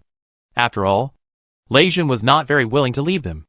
Although the staff at the site were a little reluctant, they still sent them away. However, everyone added Jiang Zhuxiang and Tingsha's communication numbers to facilitate future contact. When Jiang Zhuxiang and Tingsha rushed back, Lei Jin had already left. Lei Jin had considered that Jiang Zhuxiang and his friends might come back late and probably couldn't catch up with them. So he decided to let them stay behind this time, so that they wouldn't have to chase them later. This was what Lei Jin had agreed with Jiang Zhuxiang when he left the site before. So Jiang Zhuxiang and Tingsha went back slowly, and were not in a hurry at all. Anyway, they had their own keys. When Jiang Zhuxiang and Tingsha returned to the snow house, they happened to meet the owner of the noodle shop. The owner of the noodle shop was a little surprised to see them, and said, "You are the only one left today. Do you want to come over for lunch at noon?" Of course, it would be best to bring enough vegetables. After all, I have made a lot of money from this batch of vegetables in the past few days, so I naturally have to seize this rare opportunity. Jiang Zhuxiang smiled and declined. "We won't go there today, and we will take care of the boss's business later." The noodle shop owner was also quite tactful. He knew that he couldn't get a bargain today, so he didn't pester him. Otherwise, Tingsha would definitely give him a good look. Jiang Zhuxiang and Tingsha entered the house. Tingsha said slowly, "Sometimes you can't let others take advantage of you all the time. Otherwise, if you don't let them take advantage of you one day, it will be easy to cause problems. Especially for some things that shouldn't belong to them. It's easy for them to be greedy, and then it will be difficult to end." Chapter 626 Inexplicable Attraction. Jiang Zhuxiang naturally knew the principle of gratitude and resentment. But for the owner of this noodle shop, their relationship with him was just a normal trading relationship, not a favor. Jiang Zhuxiang was not afraid of such a thing. After all, trading was something that could be stopped at any time. However, Jiang Zhuxiang would still accept Tingsha's kindness. "Okay, I will pay attention to it then." Tingsha also knew that Jiang Zhuxiang might not really listen to his words. But no one would believe such a thing if it had not happened before. So Tingsha did not say much. After all, only the lessons he had experienced were real lessons. Otherwise it would be useless for others to say anything. Jiang Zhuxiang prepared lunch for Tingsha and himself, and solved his stomach problem. He started to have nothing to do, so he planned to add formations to this snow house. At that time, they would be fine even if no one stayed behind. Tingsha saw Jiang Zhuxiang started to work again, so he had to follow him. Otherwise, Jiang Zhuxiang didn't know how long he would finish it alone. While Jiang Zhuxiang and his friends were busy, Lei Jin started to encounter problems. Someone accidentally smelled a very attractive smell and unconsciously began to move towards a place. The team members couldn't stop him, so they had to knock him out in the end, planning to take him back when the time came. Lei Jin didn't take it seriously at first, but then the situation started to happen in the team one after another, and half of the people started to get the drug. The higher the level of the supernatural power, the more likely they were to get the drug. Lei Jin didn't feel anything at all, and he suspected that his team members were drugged. Seeing half of the people lying down, Lei Jin was a little helpless and planned to go back. It was obviously impossible to continue investigating in this situation. Otherwise, his team members would probably have to confess, and he couldn't afford such a loss. However, Lei Jin looked at Cao Tai and found that none of them were affected by this, and he couldn't help but feel a little dissatisfied with his team members. But Lei Jin still knew the difference between Cao Tai and his team members, so he didn't say anything, and directly asked Cao Tai, "Can you send us back first? And then you can come out again." Cao Tai and the others naturally smelled the smell, but their concentration was much better than those of the superpowers. At the same time, they also felt that the smell was a little familiar, a kind of smell of the same kind. So after hearing Lei Jin's request, they did not refuse, and planned to send them back first and then find someone. After all, this might be their last companion. Lei Jin rarely saw Cao Tai and the others cooperate so well, and was slightly moved. In the future, he would not fight with them for the food cooked by Xiuxiang. Anyway, it was not impossible for him to ask his own Xiuxiang to cook a small meal. At that time, maybe his own Xiuxiang would feel more distressed for him. After all, Cao Tai and the others were elders.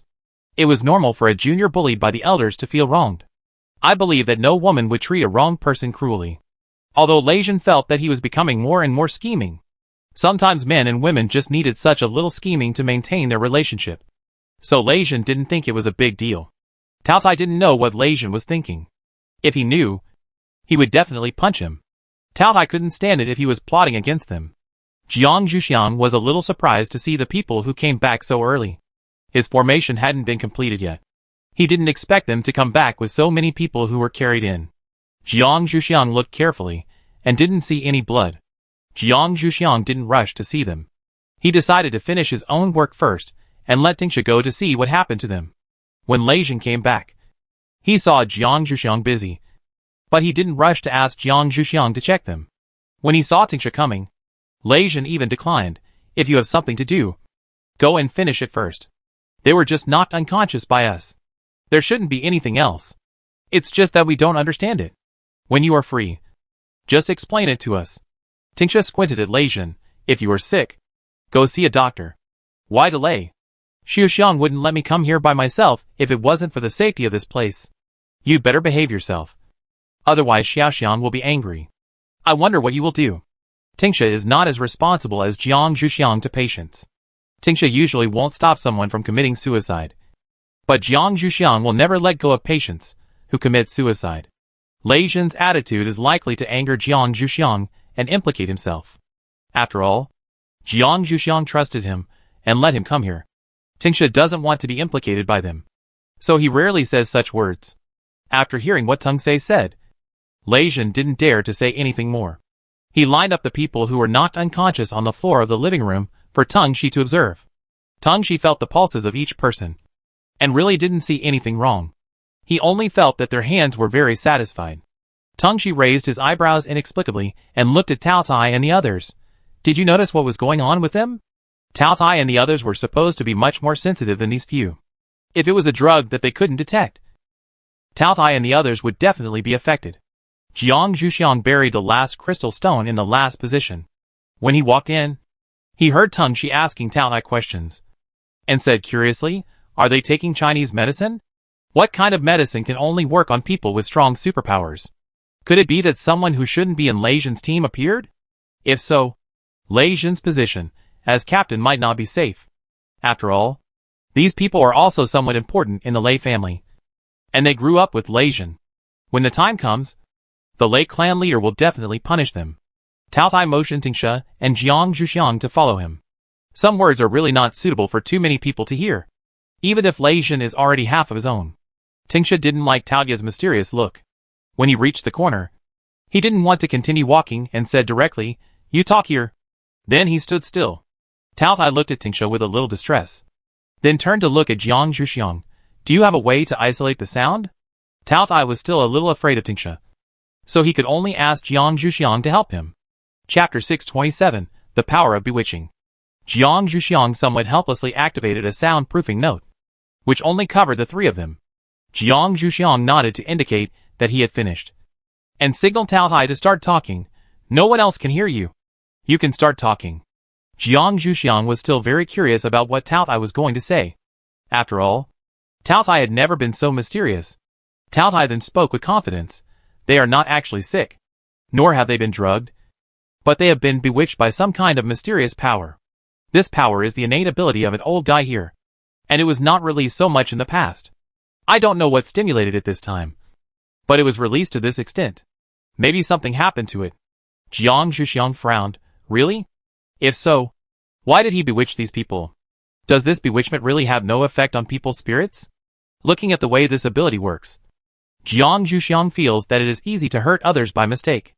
For Jiang Zhuxiang, this partner of the southern fragment makes Jiang Zhuxiang feel that it is a bit difficult to distinguish between good and evil. And the first impression is not very good. Tao Tai hurriedly explained. His ability was originally only effective for animals with energy. He relied on this ability to hunt at that time. It's just that now, he doesn't know that people have energy. So he bewitched those people. This is completely an accidental injury. After all, in the time of Shenong, he had strictly restricted their diet. And humans were absolutely not allowed to enter their diet. Tao Tai had also sworn an oath under the supervision of Shenong before. So Tao Tai still believed that the person would not dare to break the oath easily. Jiang Zhuxiang said, then let's just treat it as an accidental injury. How should we deal with them now? How to remove their status and ensure that they will not be bewitched for the second time? After all, if this kind of thing is not resolved, then our investigation will be completely impossible. If they are attracted away as soon as they arrive in the wild, then they can only keep knocking out their team members. And the investigation will be a joke. Tao Tai really didn't have any good solution to this problem. After all, he knew nothing about medicine. He could only speak from his own experience. We were bewitched before. That one has been around for a long time. When we were young, our parents threw us beside his cave and asked us to pass the first test, which was not to be bewitched into his cave. At that time, we had to fix ourselves in one place every day when he was hunting. The strength of the fixation was so strong that even we couldn't get rid of it. That's how we got through it at the beginning. At that time, our claws were broken. However, after being bewitched more and more, we gradually didn't need to fix ourselves. We just had to scratch each other to remind each other, until we had no reaction to his bewitching power. Our parents let us go. During that time, they all thought that they were not their parents' biological children. They didn't want to pay attention to their parents for a period of time after they returned. The one who was the most upset took a whole year to be coaxed back. Tao Tai continued to add, so, the best way to get rid of this kind of bewitching is to bury yourself. Otherwise it will be difficult to move freely. And after burying it, you can completely resist it when you encounter such things in the future. After Tao Tai finished his supplement, he stopped talking.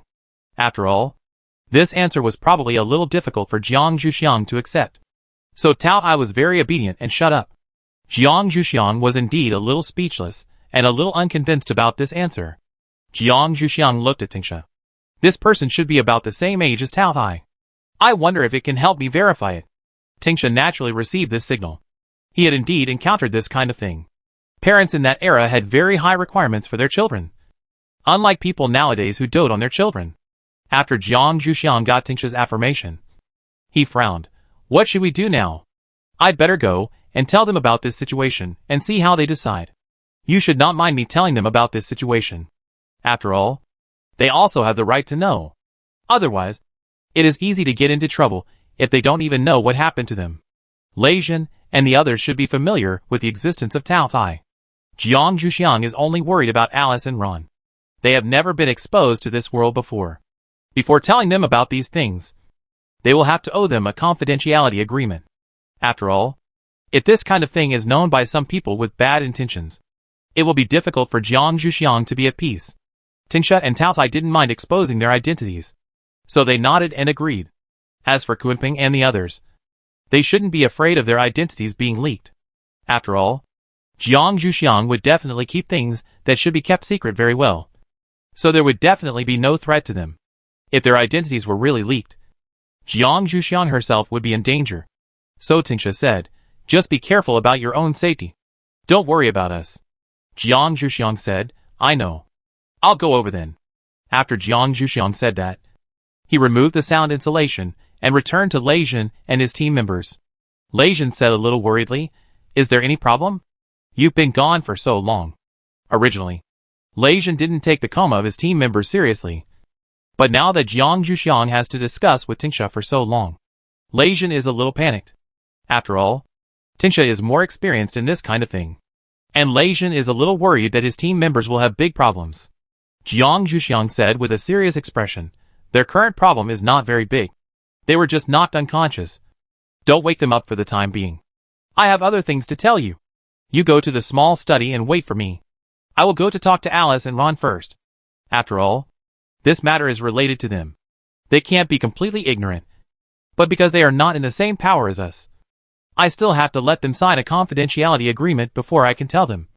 So it may take some time. You organize them to go first. Lei Jin nodded to show that he understood, and then led his team members to the small study. Jiang Zhuxiang went to find Alice and Ron. They were preparing things in the kitchen.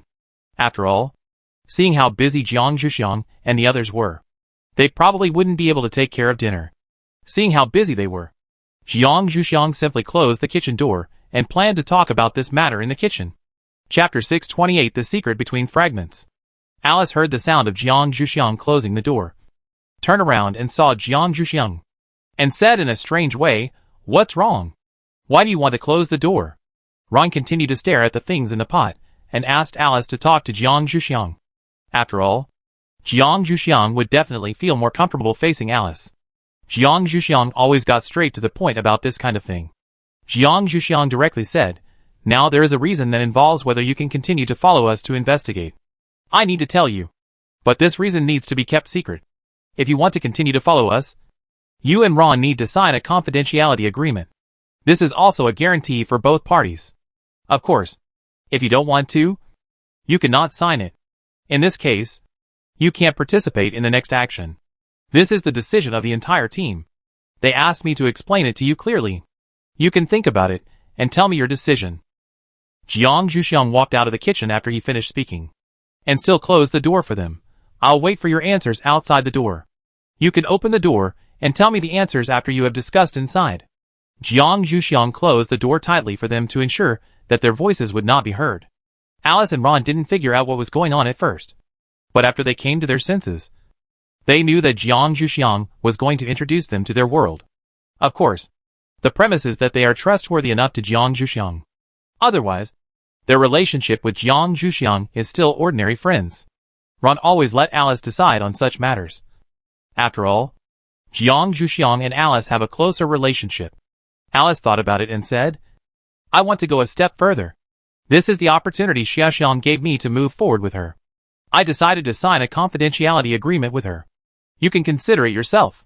In this matter, Alice still respects Ron's right to choose, even if they are husband and wife. Ron is still a little dissatisfied with Alice's estrangement, but this is also the norm of their fragment.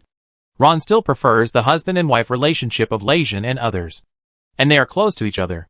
However, this probably requires further efforts. At this time, Ron's response to Alice is this: "I will follow the husband this time. I will go with you to sign this agreement. I just don't know what kind of shocking secret they are going to tell us." After Ron made his decision, Alice opened the kitchen door and gave her two answers. Jiang Zhuxiang didn't say much, but only asked one question: "Have you almost prepared your dinner? If so, let's go to the study together. Everyone who is still awake is in the study, so we can go there and listen to the solutions they have discussed." Alice looked at the situation in the pot. Everything that should be cooked was already cooked. The next step was to keep it warm. So she and Jiang Zhuxiang moved together and walked to the study. Ron fell behind a few steps, set the electric stove to keep warm, and then caught up with the speed of the two people in front. At this time, the small study was quiet. Jiang Zhuxiang knocked on the door and broke the stagnant atmosphere, allowing everyone to temporarily focus on the three people who had just entered. Lei Jin stood up and walked over to say, "Did they agree?" Jiang Zhuxiang nodded. "Prepare a confidentiality agreement." Lei Kong was more skilled in this aspect. Jiang Zhuxiang watched Lei Kong prepare the agreement, and after checking it, he sent it to Alice and Ron's communicators and asked them to sign it themselves. After Alice and Ron signed the confidentiality agreement, Jiang Zhuxiang asked them to sit down and planned to show them some videos related to the original bodies of Tao Tai. Mainly some videos taken when they transformed. Jiang Zhuxiang used to put them in the top secret files. This time it was an extra benefit for Alice and others. After all, few people can see such scenes. Alice and Ron didn't believe it at first, and kept asking Jiang Zhuxiang, when did your special effects become so good? And the connection was seamless. How did you model the images of these beasts? Can you give us a little hint? Jiang Zhuxiang said expressionlessly, this is not a special effect, but a real shot. I don't believe you didn't see that there is no artificial component in it. This is one of the secrets I want to tell you today. That is, there are such powerful beasts on our Earth. The people around me are all like this. And there is also such a powerful beast in the center of the fragments where we are. And it is unclear whether it is an enemy or not for them now. This is also one of the reasons why the people who went out today will be brought back lying down. The closer it is to the center, the stronger its power is. And the more it will affect people with superpowers. It may even feed on human superpowers. Maybe something went wrong, and now it is in urgent need of energy to replenish. So I just asked you to sign the agreement first. Otherwise, these things really can't be told to you. Alice listened to Jiang Zhuxiang's words, and finally believed that Jiang Zhuxiang was not joking with her. She said with a little worry, then is there a solution to this problem? Alice was not afraid of danger. The fact that they did not get into trouble this time clearly showed that the beast looked down on their energy. But if they continued to go inside, they would probably deliver themselves to the door. Jiang Zhuxiang's words just now clearly revealed this meaning. Jiang Zhuxiang smiled comfortingly. There is a way, but it may be a bit difficult for you. After all, we will not take everyone to take risks. The way is to get closer to the center little by little, and slowly improve your resistance until you can completely control yourself. Then we can go to meet the beast. But in this way, our exploration time may need to be extended. Do you want to talk to the people in your shelter first, so that they don't worry at that time? This was one of the reasons why Jiang Zhuxiang suggested that they could end the investigation. After all, they were not as free as they came here. Alice and Ron felt relieved after hearing Jiang Zhuxiang's words. This kind of test of willpower was a rare opportunity for them. As for the time issue, they were all out. Could they still catch them back? They were not Jiang Zhuxiang, who had a mother who liked to tie her up. Lei Zhen had told Ron about Jiang Zhuxiang being tied up before. After Alice learned about it from Ron, she had been sympathizing with Jiang Zhuxiang, and she could still joke with Jiang Zhuxiang at this time. Chapter 629, Conflicts Between Men. Jiang Zhuxiang glared at Alice when she mentioned what happened before. Who told you? He remembered that he had never mentioned this to her. And those who knew about it also asked him not to tell anyone. Who was the one who didn't control his mouth? Jiang Zhuxiang looked at Tao Tai fiercely. Tao Tai felt that they had received an unexpected disaster and shook their heads. They had forgotten about this matter a long time ago, and only remembered it when Alice mentioned it now. If it wasn't them, then it was Lei Zhen. Jiang Zhuxiang's eyes could almost condense into a substantial knife. Lei Zhen smiled embarrassedly. He was the one who leaked this matter. It was just that he didn't mean to do it at that time. He didn't expect that his daughter Xiaoxiang would mind it so much. He hoped that Xiaoxiang wouldn't be angry for too long this time. Lei Zhen faced Jiang Zhuxiang's sharp eyes and approached her, trying to comfort her. Jiang Zhuxiang pushed Lei Zhen away directly. She didn't want to see this face during this period. Jiang Zhuxiang walked to the kitchen alone and planned to serve dinner. Alice followed quietly. At this time, she should get forgiveness as soon as possible. Otherwise the angry person would get even angrier later, and then it would be impossible to reconcile. Alice still didn't want to lose Jiang Zhuxiang, a good friend, so she still had to work hard. Jiang Zhuxiang saw Alice following him in the kitchen. At first, he ignored her, but as Alice kept approaching him, Jiang Zhuxiang patted her head speechlessly and decided not to bother with this little clingy person. Otherwise, he would definitely be pestered to death.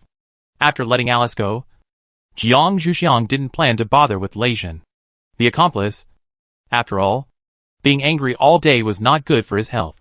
Lei Zhen received the signal that Jiang Zhuxiang's attitude had softened, and immediately approached with a smile, saying sorry repeatedly. After Jiang Zhuxiang beat Lei Zhen up, he said that he forgave him. Lei Zhen foolishly touched the slightly painful part of his body, saying that if he was still angry, he could beat himself up. Jiang Zhuxiang said directly, I don't have the energy. I want to eat dinner. Others were already waiting at the table, but Jiang Zhuxiang still felt that dinner was more important. Alice left a seat for Jiang Zhuxiang next to her, and Jiang Zhuxiang sat down next to her. Lei Jin could only sit with Ron. If Lei Jin wanted to pick up food for Jiang Zhuxiang, he had to step over Ron and Alice. After receiving it twice, Jiang Zhuxiang sternly rejected Lei Jin's behavior and said, "You should just eat quietly. I have my own hands to pick up food by myself." After a noisy dinner, Jiang Zhuxiang and Tao Tai discussed the plan for tomorrow. After all, it was something that required testing people's will, and the intensity needed to be well controlled. Jiang Zhuxiang still needed to improve their tolerance little by little. At this time, they still needed the help of Tao Tai, who had had this kind of experience before. The version that Tao Tai received at that time was a rough version. Now Jiang Zhuxiang had to do fine control. After all, human bodies were not as strong as theirs. Correspondingly, everyone had different wills.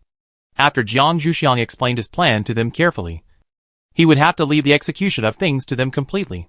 After all, Jiang Zhuxiang himself was not sure whether he could not be affected. It was the first time that Tao Tai and the others received such an important task, and they were very serious when they agreed. After Jiang Zhuxiang finished talking about these things, he went back to the room with Alice to rest, leaving a group of men downstairs who were not sure what they needed to do. After all, some people were still in a coma, and they didn't dare to leave them like this. In the end, they decided to move them back first. It was estimated that they would not wake up until tomorrow morning. Lei Jin said, "Rest early. We don't know what will happen tomorrow.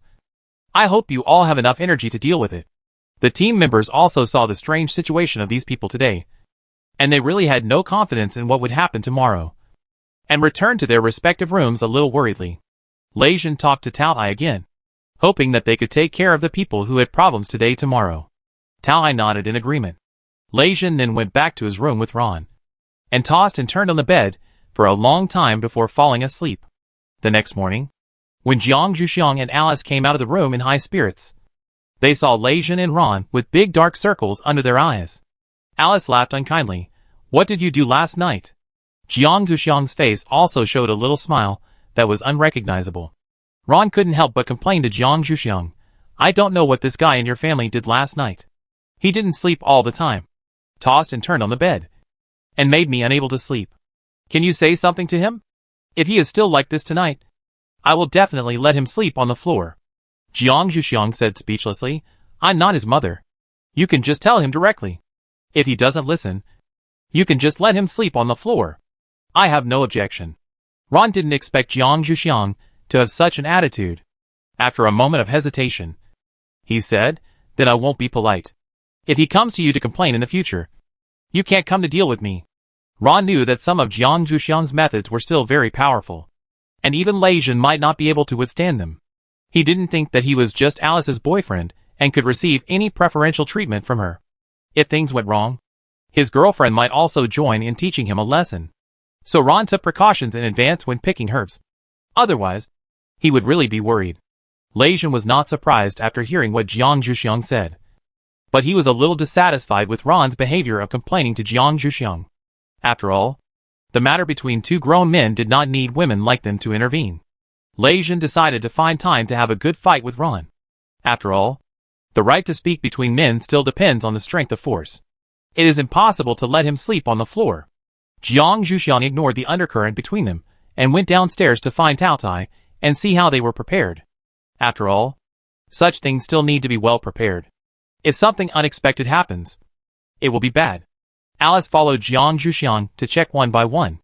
After ensuring that there was no problem, they went to prepare breakfast. Lei Jin and Ron were staring at each other outside the kitchen, competing with each other in momentum. Chapter 630 Struggling in the Bewitching. After preparing breakfast, Jiang Zhuxiang and Alice found two door gods blocking the door. Alice, who was speechless, stepped forward to push the two away and help Jiang Zhuxiang to clear the way. These two people had no sense at all. In such a busy morning, couldn't they find a corner to stay quiet? Jiang Zhuxiang walked over with a big tray, turned his head, and said to Lei Jin, "Go to the kitchen and bring out the remaining things. Don't stand there in a daze." After that, Jiang Zhuxiang walked over. Sitting at the dining table, Jiang Zhuxiang and Alice found that everyone was not in a good spirit. Jiang Zhuxiang said a little worriedly, "Didn't you get enough rest last night? Can they really go out in this state today?" They said a little embarrassedly, "Because I was a little worried. I went to bed a little late last night." But don't worry. We will definitely not let down today. Although the sleep time was very short, they were definitely able to cheer up today. After all, this matter was related to whether the future things could proceed well, and they dared not be careless.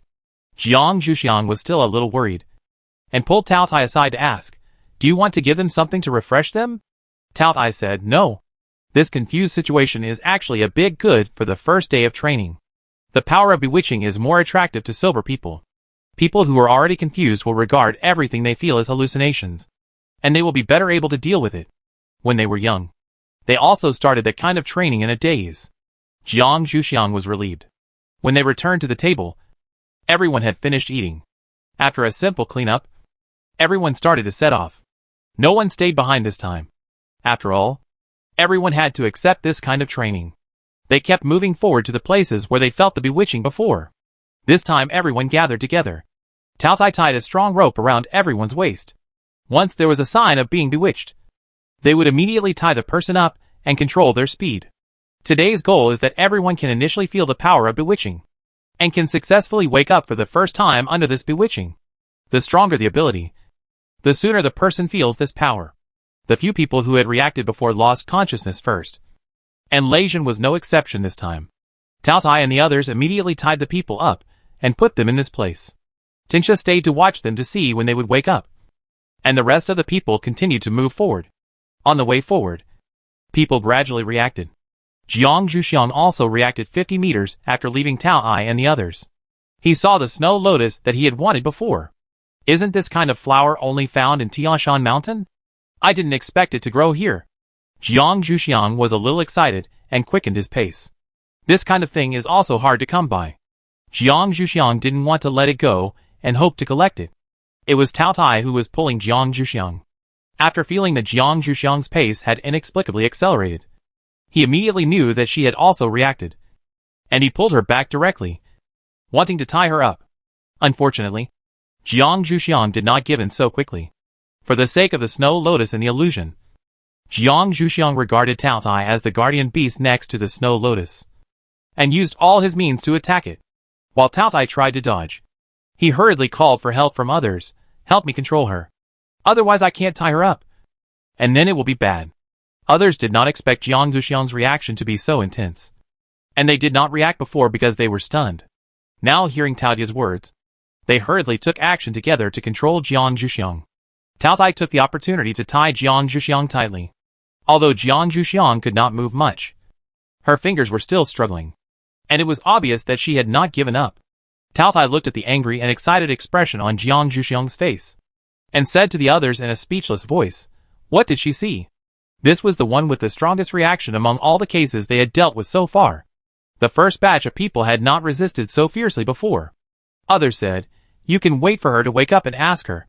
Remember to tell us then." They were also very curious about what Jiang Zhuxiang saw. With such a strong obsession, they had always thought that this little guy had no desires or demands. Because it was the person in charge of Tao Tai who reacted, it was natural for Tao Tai to stay. Although there was only one person, the others did not dare to be careless at all. Only Tao Tai could resist it. After seeing Jiang Zhuxiang's reaction, the others were a little worried about themselves. In fact, the more people stayed behind, the stronger their reactions were. Their worries were normal. Lei Mu, the last one to react, was almost tied up by Kuinping's vines when he was about to tie him up. Kuinping could only tie himself up with him in the end. Tao Tai and other awake beasts complained about the reactions of the people they were responsible for in the communication group. After laughing at each other, it was a long wait. The first group to wake up were the first to react. After Leijin woke up, he wanted to go inside immediately, but was stopped by Tingsha. "Do you want to be bewitched again? The more you go inside, the stronger the bewitching power will be. If you are bewitched twice in a row in one day, your own mental power will be easily damaged. I know you are worried about Xiaoxiang, but this is not a reason for you to ignore your own situation. If something happens to you, do you think Xiaoxiang will be moved or angry?" Leijin still believed Tungshi's words, but he was still a little worried.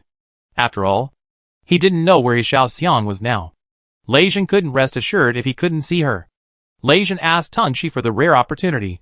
"Can you help me send a message to Senior Tao Tai so that I can see Xiaoxiang? Just one look will do." as long as he could see that his Xiaoxiang was safe and sound. Lei Jin could wait for her outside with peace of mind. Tengshi gave Lei Jin Taotia's contact number. Go contact her yourself. There were a few people here who needed to be taken care of by themselves. Tengshi didn't have time to do this for him. If he contacted him himself, he could watch her as long as he wanted. Lei Jin smiled gratefully at Tingsha and quickly contacted Tao Tai. When Tao Tai saw the unfamiliar number, he didn't want to answer it at first. But later he saw that the number kept sending messages. Seeing that Jiang Zhuxiang was still not awake, Tao Tai decided to answer it to relieve his boredom. However, he didn't expect that the person on the other end of the number was Lei Jin. Tao Tai was a little speechless and turned the screen directly to Jiang Zhuxiang. This guy definitely didn't send messages to chat with him. Chapter 631 Jiang Zhuxiang's Awakening. Lei Jin didn't expect that after the communication was connected, he didn't see Tao Tai, but saw his own Xiaoxiang directly. Lei Jin saw that although his Xiaoxiang was tied up with ropes, his face was peaceful, and it seemed that he should be awake soon.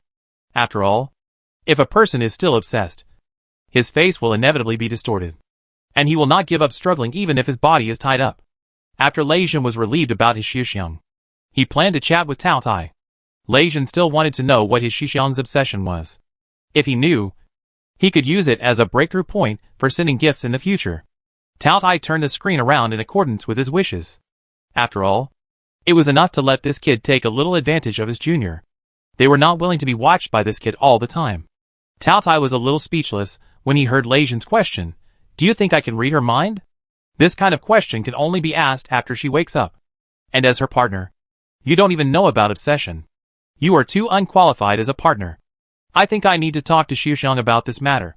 Tao Tai always believes that a partner is a person or animal who can understand you. If you find someone who knows nothing about you as your partner, and you have to tell him everything, it will be too tiring. Lei Jin was shocked by Tao Tai's words. After the shock, Lei Jin felt a little guilty. He still had some understanding of Xiaoxiang, but he hadn't penetrated into his heart yet. It seems that he still has to work hard. Otherwise it will be too bad if others remind him in the future. Xiaoxiang can tolerate her not understanding once, but it is impossible to tolerate her not understanding every time. However, Lei Jin still had some guesses about his Xiaoxiang's obsession. His Xiaoxiang was very interested in ancient medical skills. If there was any obsession, it would probably be related to this aspect. Lei Jin told Tao Tai his guess, and Tao Tai agreed with Lei Jin's guess. They knew Jiang Zhuxiang's identity more clearly. Knowing that Xiaoxiang was a descendant of Shenong, she would naturally be more impressed by the skills she had learned in the past than what she had experienced in this era. Tao Tai reluctantly said, then when Xiaoxiang wakes up, let's ask her what she saw. At that time, we can verify our guess. As for your performance just now, I will not tell Xiaoxiang for the time being. Keep the criminal record first. If you commit the crime again in the future, I will tell Xiaoxiang together. You should be more vigilant. Lei Jin thanked Tao Tai for his kindness, and signaled it to continue to pay attention to Xiaoxiang. They just happened to pay attention to when Xiaoxiang would wake up. Tao Tai turned the screen directly to Jiang Zhuxiang, paying attention to Jiang Zhuxiang's every move. Jiang Zhuxiang had been struggling to watch the snow lotus from its appearance to its blooming and withering. When the snow lotus withered, Jiang Zhuxiang felt that it was impossible for her to get it. So she calmed down a little and began to consider whether this scene was real or illusory. After all, the effect of the bewitching power had been explained before she came. Jiang Zhuxiang had just thought of this, when the snow lotus in front of her began to bloom again. Although Jiang Zhuxiang was a little excited this time, she just watched it. When she saw it withering again, Jiang Zhuxiang was sure that this scene was an illusion. But she didn't know how to break it. Jiang Zhuxiang kept staring at the ever-growing snow lotuses. Later, his eyes felt a little tired, and he wanted to close his eyes to rest. Unexpectedly, when he opened his eyes again, he saw Tao Tai and the screen in front of him. Jiang Zhuxiang wanted to greet them reflexively, but then he found that he couldn't move his body, and found that he was tied up. Jiang Zhuxiang said speechlessly, "Can you help me untie it?" Jiang Zhuxiang already felt that his body was a little numb because of the tight rope. This is a symptom of poor blood circulation. In this case, Jiang Zhuxiang could not try to mobilize his supernatural powers, or the energy, in the Shenong secret technique he cultivated. Because if he was not careful, it would cause damage to the tendons and veins. After Tao Tai found Jiang Zhuxiang awake, he began to prepare to untie Jiang Zhuxiang. But he had tied him too tightly before, and it would take some time to untie him. Tao Tai comforted him. Wait a moment. I want to see how to untie this rope. After all, Tao Tai didn't know how he tied Jiang Zhuxiang when Jiang Zhuxiang struggled before, so he naturally had to observe carefully now. Jiang Zhuxiang looked at the dense ropes on his body and asked, "Is everyone treated like this?" Tao Tai was busy untying the ropes for Jiang Zhuxiang. Lei Jin answered this question, "Yes. Everyone is treated the same. The deeper you go, the tighter they are tied. It is said that there is a pair inside, Lei Mu and Kunping. They are both said to be tied up tightly. Now I have no idea how they will solve it when the time comes." After Lei Jin finished speaking, he showed Jiang Zhuxiang the marks left by the rope. Although they were not very obvious, they still existed. Jiang Zhuxiang didn't say anything when he heard that everyone was treated the same way. As for Lei Mu and Kunping, then the Tao Tai should be able to go in to help. I'll come to you later. We'll wait for them outside and get some food. By the way, how is Lei Kong now? Their food was all with Lei Kong. Jiang Zhuxiang's personal space became his own property again. Everyone's supplies would still be placed with Lei Kong, and Lei Kong could be considered to have just recovered from a serious illness. So Jiang Zhuxiang was still a little worried. Lei Jin said, "I'll send a communication to find him. He's probably still inside. Xiaoxiang, you can wait for him. We can come out together." To be honest, Lei Kong's strength is not as good as Jiang Zhuxiang's. After all, Jiang Zhuxiang has both open and underground strength, and his overall strength is still very strong. Jiang Zhuxiang said he understood and helped Tao Tai turn off the communicator. Tao Tai finally found a little clue to untie the rope, and slowly helped Jiang Zhuxiang untie the rope. Originally, the rope that Jiang Zhuxiang tied tightly could be cut with a knife. But considering that these ropes would be used later, Tao Tai chose such a time-consuming method. Tao Tai also put the untied rope well to avoid losing it next time. Jiang Zhuxiang touched his hand that had no feeling, and began to move slowly, intending to practice a set of movements he had practiced in the morning, which happened to be able to dredge the meridians and activate blood circulation. Tao Tai watched from the side. Chapter 632, Reinforced Kunping. Jiang Zhuxiang felt that his body was back under his control after practicing twice in a row. The blood in his body flowed freely. Jiang Zhuxiang tried to mobilize the wood power to catalyze an apple tree for himself. Of course, it was a smaller version. 2 apples came out, one for Tao Tai and one for himself. While chewing the apple, Jiang Zhuxiang flipped through his address book. He had Lei Kong's number saved, so he sent a message to try it out. Jiang Zhuxiang didn't have much hope of being connected. After all, Lei Kong was a very meticulous person. The more such a person was, the more obsessions he had. So Jiang Zhuxiang was really just giving it a try. Qiongqi was in charge of Lei Kong. Qiongqi was watching more than just Lei Kong. So Jiang Zhuxiang had to wait for a long time before Qiongqi opened his eyes. Jiang Zhuxiang greeted Qiongqi. "How is he?" Qiongqi looked at Lei Kong's condition and said, "Still stable. He will probably wake up in a while. Do you want me to keep the communication for you?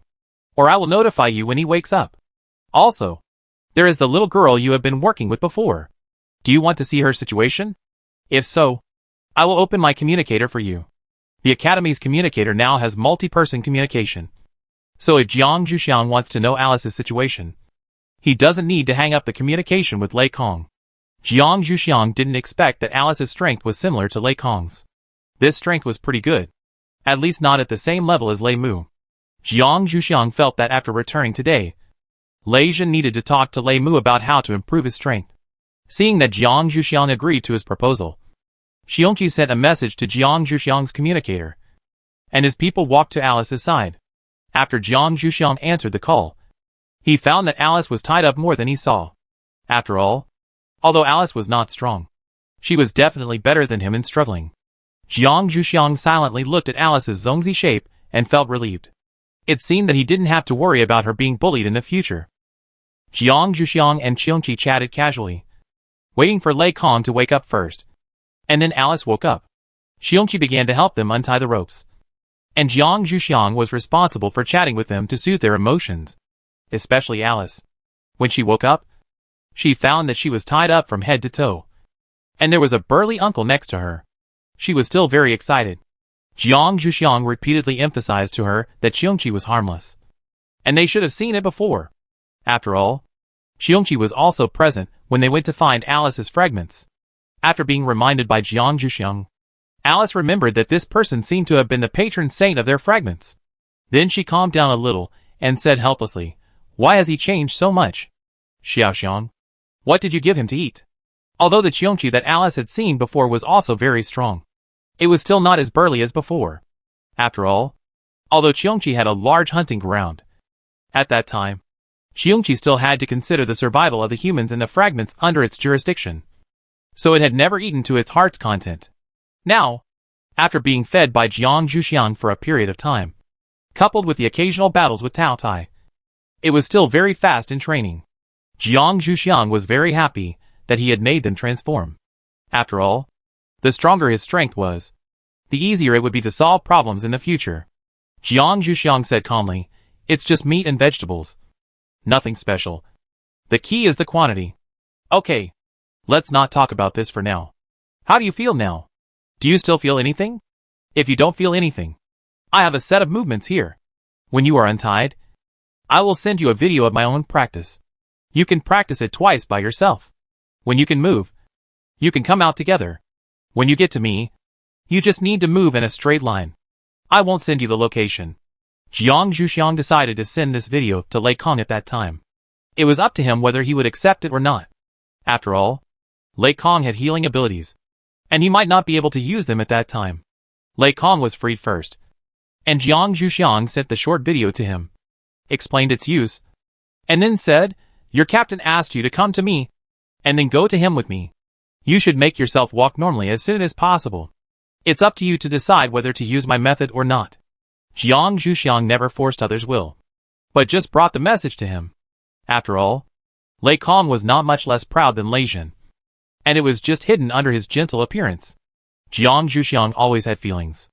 After that, Jiang Zhuxiang reduced the communication screen of Lei Kong and only chatted with Alice, which was just enough to divert her attention.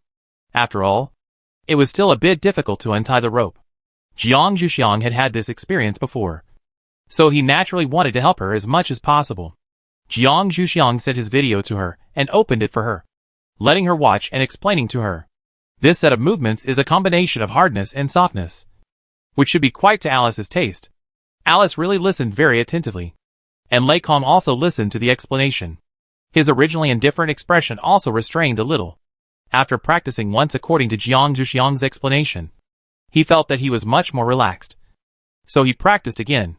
After his body was fully active, Lei Kong moved to Alice's side and helped Qiongqi. Looking at the red marks on Alice's body caused by the rope, he felt that this rope was a bit unreasonable. When he went back today, he would discuss with his captain about ways to improve it. After all, it was still a bit harmful to girls' skin. After Alice was completely released, she followed the movements that Jiang Zhuxiang had explained before. Qiongqi said, "I'll go inside to help him. You stay here to watch her. If she can move freely, you can take her out." Qiongqi naturally said this to Lei Kong. After all, it is natural for males to take care of females. Alice was a little unsatisfied after practicing twice, so she practiced twice more. After a little sweat on her forehead, Alice stopped. Alice said to Jiang Zhuxiang, "Then we'll come to find you. I'll hang up the communication first." Ran and Lei Kong nodded and walked in front first. Jiang Zhuxiang turned off the communication between the two and waited in place. At the same time, he said to Tao Tai, "Do you want to go in and help?" They all heard what Qiongqi said just now. Obviously, Qiongqi was going to help Kunpeng. If Tao Tai didn't go, it would be a bit regretful. Chapter 633, Squatting. Tao Tai said, "I will go in after they come. Your safety is my responsibility." I believe Kunpeng will agree.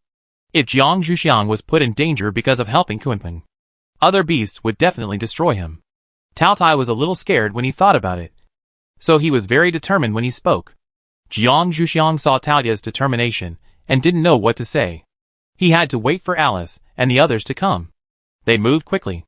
After 15 minutes, Jiang Zhuxiang saw their shadows. Jiang Zhuxiang looked at them running over and couldn't help shouting, "Slow down. I'm not in a hurry. Running on the snow is a very dangerous thing. Jiang Zhuxiang doesn't want them to fall. If they get hurt, it will be difficult to deal with it."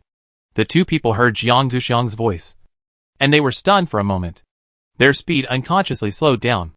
However, because they ran too fast before, they stopped in front of Jiang Zhuxiang in a jogging posture and almost fell on their buttocks. Jiang Zhuxiang and Tao Tai held them one by one. They smiled gratefully at Jiang Zhuxiang and Tao Tai. Jiang Zhuxiang said helplessly, "Didn't I tell you to slow down?" Alice said a little embarrassedly, "I can't control the speed." They also wanted to slow down all of a sudden. But if they did so, they would probably fall on the spot. Jiang Zhuxiang glared at them, motioning them to tidy themselves up and adjust their breathing. Tao Tai said, "I'll go over." Then he continued to walk inside. Jiang Zhuxiang waved goodbye to it and said, "I'll prepare the barbecue you like." Tao Tai listened to Jiang Zhuxiang's words and even walked a little happier. Originally reluctant to help, now there is no complaint at all. They have always been easy to please, as long as there is food. And Tao Tai is not as picky as Pichio, so it is naturally easier to satisfy. Jiang Zhuxiang expressed more than once that he was lucky that he did not meet Pichio, although Pichio can bring wealth. In the end times, wealth is far less important than survival. Jiang Zhuxiang thought about this and that for a while, then put the matter behind her and continued to walk outside with the two of them. Lei Jun and Luo En must have been a little anxious waiting. Jiang Zhuxiang and the others walked quickly for 15 minutes. Fortunately, she was not far from Jiang Zhuxiang. When they were a little tired, they saw Luo En and Lei Jun. They stood on the dividing line and did not dare to go in. It was obvious that Tingsha had told them well. However, they were still very worried about Jiang Zhuxiang and the others, so they kept paying attention to the movements in the direction of Jiang Zhuxiang and the others. After seeing Jiang Zhuxiang and the others appear, they were obviously a little excited. Jiang Zhuxiang and Alice and the others quickened their pace, and they were obviously a little excited. Lei Kong, on the other hand, slowed down his pace consciously when he saw the two of them appear. He knew that the next scene was obviously a kind of harm to a single man like him. Lei Kong walked backwards directly after a certain distance. Out of sight, out of mind. Jiang Zhuxiang and Lei Jun hugged each other to celebrate the successful passing of this test. Alice and Ron were already kissing, and Lei Jun was also a little eager to move. Jiang Zhuxiang directly slapped his head away. Lei Kong was still there, and he didn't want to perform in front of so many people.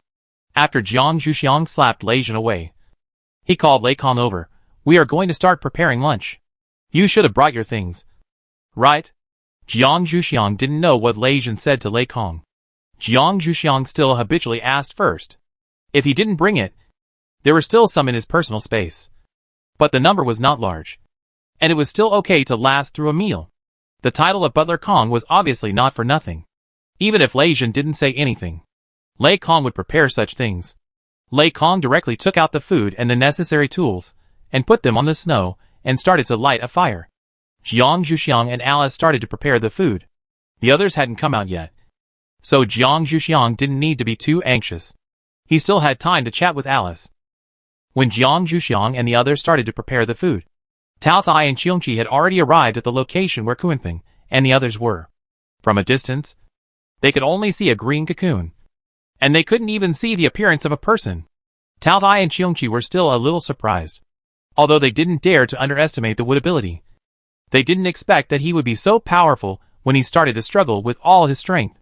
When Tao Tai and Qiongqi really stood in front of them, Tao Tai reached out and knocked on the cocoon wall, asking, "Is there anyone alive inside?" Kunping's voice came out, quickly cut off some of the branches outside. "Let me out first," Qiongqi said with some embarrassment. "Where are you exactly? It would be bad if I can't determine it and accidentally hurt you."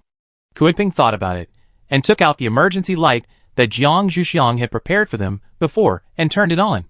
With the light, they would always be able to determine their position. Tao Tai and Qiongqi took out a small knife and slowly cut off the vines outside bit by bit. Although the sturdiness of these vines was not as good as those made by Jiang Zhuxiang, they were better in number. Tao Tai and Qiongqi worked for half an hour before they peeled Kunping out. But after these vines disappeared, they found that Kunping was still tied to Leimu. Tao Tai and Qiongqi said, "Do you need help to untie it?" Kunping said unhappily, "Of course. Otherwise why would I ask you to come? I can handle those vines by myself. If I wasn't so bound, I wouldn't need your help. As a Kunping who can have thousands of changes. If he wasn't so trapped, he wouldn't need help from others at all." Tao Tai and Qiongqi looked at the rope that was tied up in a clueless way. In order to untie it, they could only turn it around and around, hoping to find a way out. Kunpeng was almost dizzy from their spinning, so he had to close his eyes helplessly. If it weren't for the fact that Jiang Zhuxiang had reminded him not to damage the rope before coming out, Kunpeng would not care about turning into his original form and breaking the rope directly. Tao Tai and Qiongqi finally found a head and started to untie them together. In the process of untying the rope, Lei Mu slowly woke up and was shocked to see that he and Kunpeng were trapped together. Seeing Tao Tai and Qiongqi untying the rope, he asked in confusion, "Are they all awake?" Tao Tai and Qiongqi said, "Yes. You are the only one left. They are preparing lunch. After we untie them, you can stretch your body, and we will rush to their side." After that, Tao Tai and Qiongqi accelerated their own injuries, and Kunpeng, whose hands had been freed, also began to help. Chapter 634, Each Obsession. Lei Mu said a little embarrassedly, "Sorry to bother you." Lei Mu never thought that he could actually deal with Kunpeng in his outburst. This old senior in the information provided by Jiang Zhuxiang should have a considerable force value. In fact, it was not that Kunpeng could not suppress Lei Mu with force at that time, but the damage value of its attack methods was too large, considering that the relationship between his junior and this person was also quite good. Kunpeng was also afraid of the consequences, and could only be tied up by Lei Mu helplessly. Tao Tai and Qiongqi still had some impression of Lei Mu. This person and his Xixiang's current identity were the same in terms of supernatural power types, and his Xiaoxiang had saved this person before, and later they had maintained a relatively good relationship. So Tao Tai and Qiongqi regarded him as a junior to a certain extent. For his words, they rarely answered, "No trouble. We can just escape the cooking for a while." Jiang Zhuxiang has recently started to train the Tao Tai to cook for themselves. After all, they can't live with him all the time, so they have to be able to take care of their own lives. Therefore, recently, the Tao Tai have been hiding from Jiang Zhuxiang. Lei Mu knows what Jiang Zhuxiang has been doing recently, and doesn't think they can just escape Jiang Zhuxiang's training. Jiang Zhuxiang always finds things for them to do. There are also many things to do after dinner. In Lei Mu's opinion, things after dinner are far more complicated than things before dinner. However, Lei Mu will not ruin Jiang Zhuxiang's plan, so he could only smile and say nothing. After they struggled with the rope for half an hour, the ropes on Lei Mu and Kunpeng were finally untied. Kunpeng rolled up the rope casually and stuffed it into his backpack. He turned into his original form and went to the sky to exercise his body. After all, flying is Kunpeng's instinct. Lei Mu moved his hands and feet speechlessly on the spot. Tao Tai turned on the communicator and played the videos sent by Jiang Zhuxiang to Lei Mu. If he was interested, he could also practice this. This is the set of movements that Xiaoxiang has been practicing. If you can stick to it, it should be good for your strength improvement in the future. Since her own junior was willing to record the video, it meant that she didn't mind others learning it. However, Tao Tai revealed these contents to Lei Mu, mainly because she felt that Lei Mu's strength was too weak. He couldn't even compare with a few girls. Tao Tai was still a little sorry. Lei Mu listened silently in his heart, practiced it carefully twice, and then followed Tao Tai back. At this time, Tao Tai must have prepared the food according to the speed of his younger generation. Tao Tai and Qiongqi ran back quickly with Lei Mu on each side. Jiang Zhuxiang had indeed prepared lunch. Seeing Kunpeng who had returned, Jiang Zhuxiang asked curiously, "Why did you come back first to help your Tao Tai and Qiongqi?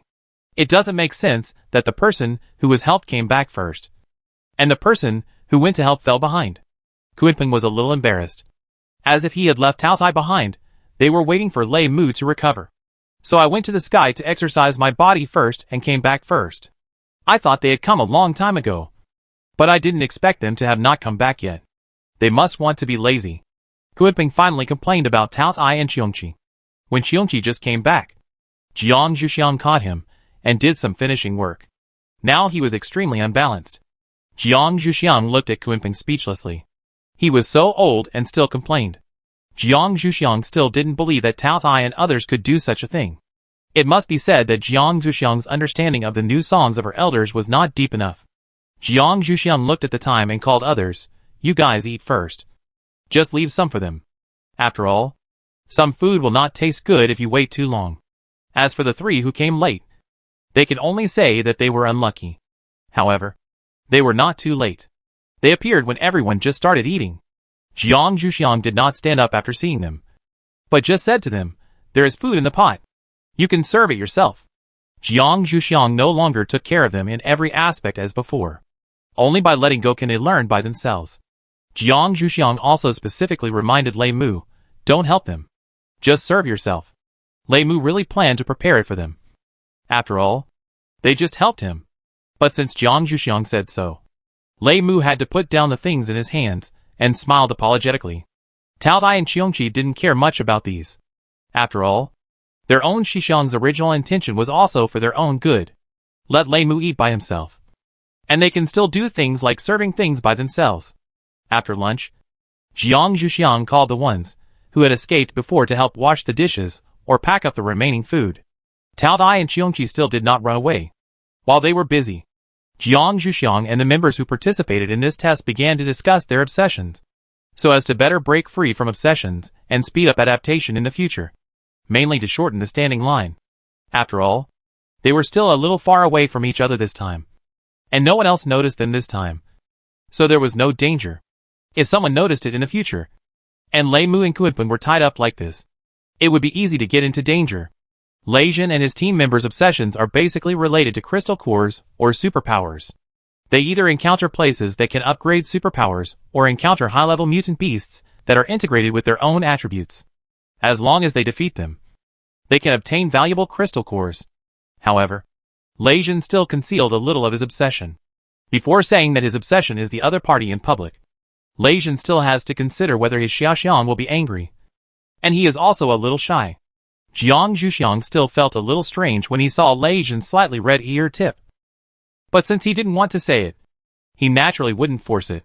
Jiang Zhuxiang turned his gaze to Ron and Alice, two people with obvious cultural differences from their fragments. He wondered if their fragments were obviously different. Ron first explained his obsession. "I also encountered a place that can upgrade my superpowers, the Eye of the Storm, and I almost fell into it." Ron still looked frightened when he said this. Chapter 635. The Obsession of Human Inheritance. When Jiang Zhuxiang heard Ron mention this, he felt familiar with the place where Ron upgraded his ability. It seemed to be the place where a senior lived before. However, Jiang Zhuxiang could not say it out loud. Finally, Kunpeng saw that Jiang Zhuxiang was feeling uncomfortable and took the initiative to say, "If you still need to experience the power of wind in the future, you can go to the place where I used to live. The European fragment. There are strong winds all year round where I live, which is very suitable for wind-type ability users like you to break through, as long as you don't worry about your own danger." Kunpeng's original resident wind force may just be enough to help Kunpeng take off. But for wind-type ability users, like Ron who are not very strong, there is still a threat. It depends on whether Ron is willing to take the risk. The most respected thing in the beautiful fragment where Ron was located was personal heroism. So there were many adventurers. Ron didn't care about the danger mentioned by Kunpeng at all, but asked with a little surprise, "Can I really go?" Kunpeng looked at his excitement and nodded helplessly. Young people are always impulsive. Although he made this suggestion, he still hoped that he could think about it more. However, it is a good thing for young people to be aggressive. After all, they can't always protect them. Ron's matter was put aside for the time being, and Jiang Zhuxiang turned around to ask Alice about her obsession. Alice couldn't say the advantages of her mumbling. Even though Alice was also a member of the beautiful fragment, she was still a little shy as a girl. Alice blushed and said, "Can I go back and tell you alone?" There was a plea in her eyes. Jiang Zhuxiang didn't know what Alice's obsession was, but it wasn't difficult for Jiang Zhuxiang to take care of Alice's mood. So Alice nodded and agreed. Jiang Zhuxiang made a summary to Lei Jin and the others. "It seems that most of you have obsessions related to superpowers, so there is a direction to solve them. Do you still remember how you got out of it? In fact, the more important thing is the way to get out of it." The main reason is that Jiang Zhuxiang was not sure whether they were willing to say it at the beginning, so he took a detour. After explaining what they were obsessed with, it didn't matter if they said the way to get out of it. Sure enough, they all explained their various ways of escaping. Some woke up suddenly, some realized it by themselves, and some, like Jiang Zhuxiang, accidentally escaped. Maybe they just closed their eyes or smacked their lips. Jiang Zhuxiang was still a little helpless about this answer. Everyone has different ways of escaping. It seems that there is no effective way to summarize. Is there only a way to let nature take its course? Jiang Zhuxiang still gave his own suggestions. I think everyone can try to stare at it fiercely when you feel that you are obsessed tomorrow. But don't let yourself move. You will naturally feel bored if you look too much. You can get out of it by closing your eyes and opening them. Of course, if you still like your own method, you can continue to stick to it. Jiang Zhuxiang always only makes suggestions. Whether they accept it or not is their business. Others attach great importance to Jiang Zhuxiang's suggestions and say, I will try it, and tell you the result then. After discussing these things, it is almost time to rush back. Physical and mental strength have been restored. Lei Zhen led everyone back to the big snow house that belonged to them temporarily. Everyone really relaxed. Jiang Zhuxiang suggested, we won't make dinner by ourselves today. Let's go to that noodle shop to eat noodles together. It's just right to drive away the cold. Anyway, you don't like the taste of ginger soup, so I won't force you to drink it today. Anyway, the effect of chili peppers is similar. They can all make you sweat, and the taste may be more acceptable to them. Regarding Jiang Zhuxiang's proposal, some people who have never eaten chili peppers considered the terrible taste of ginger soup and decided to take a risk. After all, no matter how bad something is, it can't be that bad. Seeing that they agreed, Jiang Zhuxiang took Alice back to the room to tidy up. Their image was a little damaged when they were fighting with obsession before. If they want to go out to eat, they still have to tidy up. Before Jiang Zhuxiang went in, he said to them, you should also tidy up, so that the noodle shop owner won't dislike you. Jiang Zhuxiang was a little curious about Alice's obsession that she was unwilling to say before. So going back to the room to tidy up was an excuse. And the main purpose was to listen to Alice's obsession. Alice obviously knew the purpose of the main idea. While taking off her coat with Jiang Zhuxiang and looking for suitable clothes, she told Jiang Zhuxiang what her obsession was. Alice, I have always wanted to have a child of my own in Ron. Of course, if Ron doesn't want it, I can raise it myself. After all, children are the cutest when they are young. It's just that Ron and I have been together for so long. But we still haven't gotten pregnant. This time, the obsession made me see a child. I think this is a good sign. Maybe it's the fate of me and the child. Jiang Zhuxiang had checked Alice's pulse before, and knew that there was nothing wrong with Alice's body. As for Ron, he had checked him before when he was treating his injuries, and he didn't have any hidden problems. If they didn't have a child yet, it was really their destiny. I hope they can have a chance to have a child of their own after they go back this time. After the end of the world, the birth rate of children is indeed decreasing. Jiang Zhuxiang thinks that if there is still no movement after they go back, he can consider researching drugs to help pregnancy. This is also a research that conforms to human instinct, and it shouldn't be too difficult. Jiang Zhuxiang agreed with Alice's idea. Then you work hard. If it still doesn't work, come to me, and I will think of a way for you. Jiang Zhuxiang was very considerate of Alice. After all, she was the first female friend he had met. Alice would tell Jiang Zhuxiang about her obsession alone. One of the purposes was to ask Jiang Zhuxiang for help. After all, Jiang Zhuxiang's ancient medical skills were very experienced in regulating people's physical problems. It would be good if she could get some prescriptions. Although Zhuxiang's medicine never tasted good. Now that she had received Jiang Zhuxiang's promise, Alice felt relieved. She put on the clothes she had picked out and went to the bathroom to put on makeup. After all, she had to look better before going out. Chapter 636, 5 Senses Control. Jiang Zhuxiang didn't care much about his complexion. He would just wash his face after Alice came out. At most, he would apply some moisturizing cream to prevent cold. After dinner, he would rest. Jiang Zhuxiang didn't want to do too much. Alice always knew her friend's hobbies. After tossing her face, she stood in the room for a while. Sure enough, Jiang Zhuxiang came out of the bathroom soon, exuding a faint bitter smell. Alice pinched her nose helplessly. She really couldn't get used to this smell. Jiang Zhuxiang said speechlessly, "Can you still smell this? I have tried my best to improve it. If it is less, this warming cream will not work." Alice didn't know why her nose was so sensitive to this smell. It's much lighter than before. I just can't get used to it. It's not allergic. Zhuxiang, don't worry about it. This sensitivity is probably due to my special ability. It's not a big problem. Everyone with special abilities will have more or less sharper 5 senses. So Jiang Zhuxiang didn't feel too strange about Alice's reaction. After all, he also has very sharp 5 senses. But he can control the opening and closing of the 5 senses. So there is no big problem. And Alice's mastery of this aspect is much worse. So she has this reaction now. Jiang Zhuxiang walked out while asking, "Are you really not going to solve the problem of your five senses? If you keep doing this, you will be at a disadvantage in some special environments. For example, in some places with irritating gases." Alice said, "There is no way. It is already a good control for a power-type mutant to be able to control his own power. For such a delicate place as the head, it is still too difficult for us. I have also tried the method you told me before. But for me, that method is basically useless. Maybe it has something to do with the fact that I have not practiced for a long time." Alice said a little distressedly, "So Xiaoxiang, if you have any small props to provide, please give me as many as possible.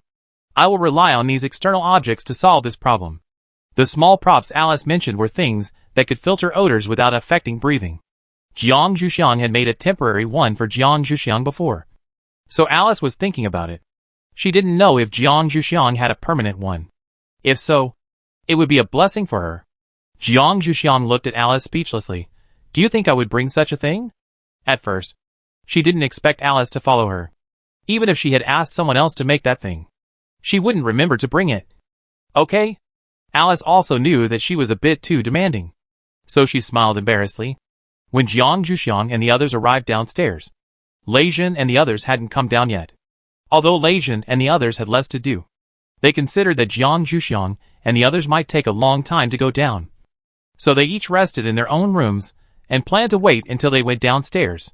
Jiang Zhuxiang directly sent a message to Lei Jin. "Aren't you going to have dinner? Come down quickly." Jiang Zhuxiang didn't think they were getting ready, and probably rested upstairs. Lei Jin said in a slightly hoarse voice, "Okay. I'll be down right away. I just fell asleep without paying attention." And didn't pay attention to Jiang Zhuxiang and the others. I hope she didn't wait too long. Jiang Zhuxiang hung up the call, thinking of Lei Jin's voice just now, and decided to check his pulse later. If he has symptoms of a cold, he should take medicine early.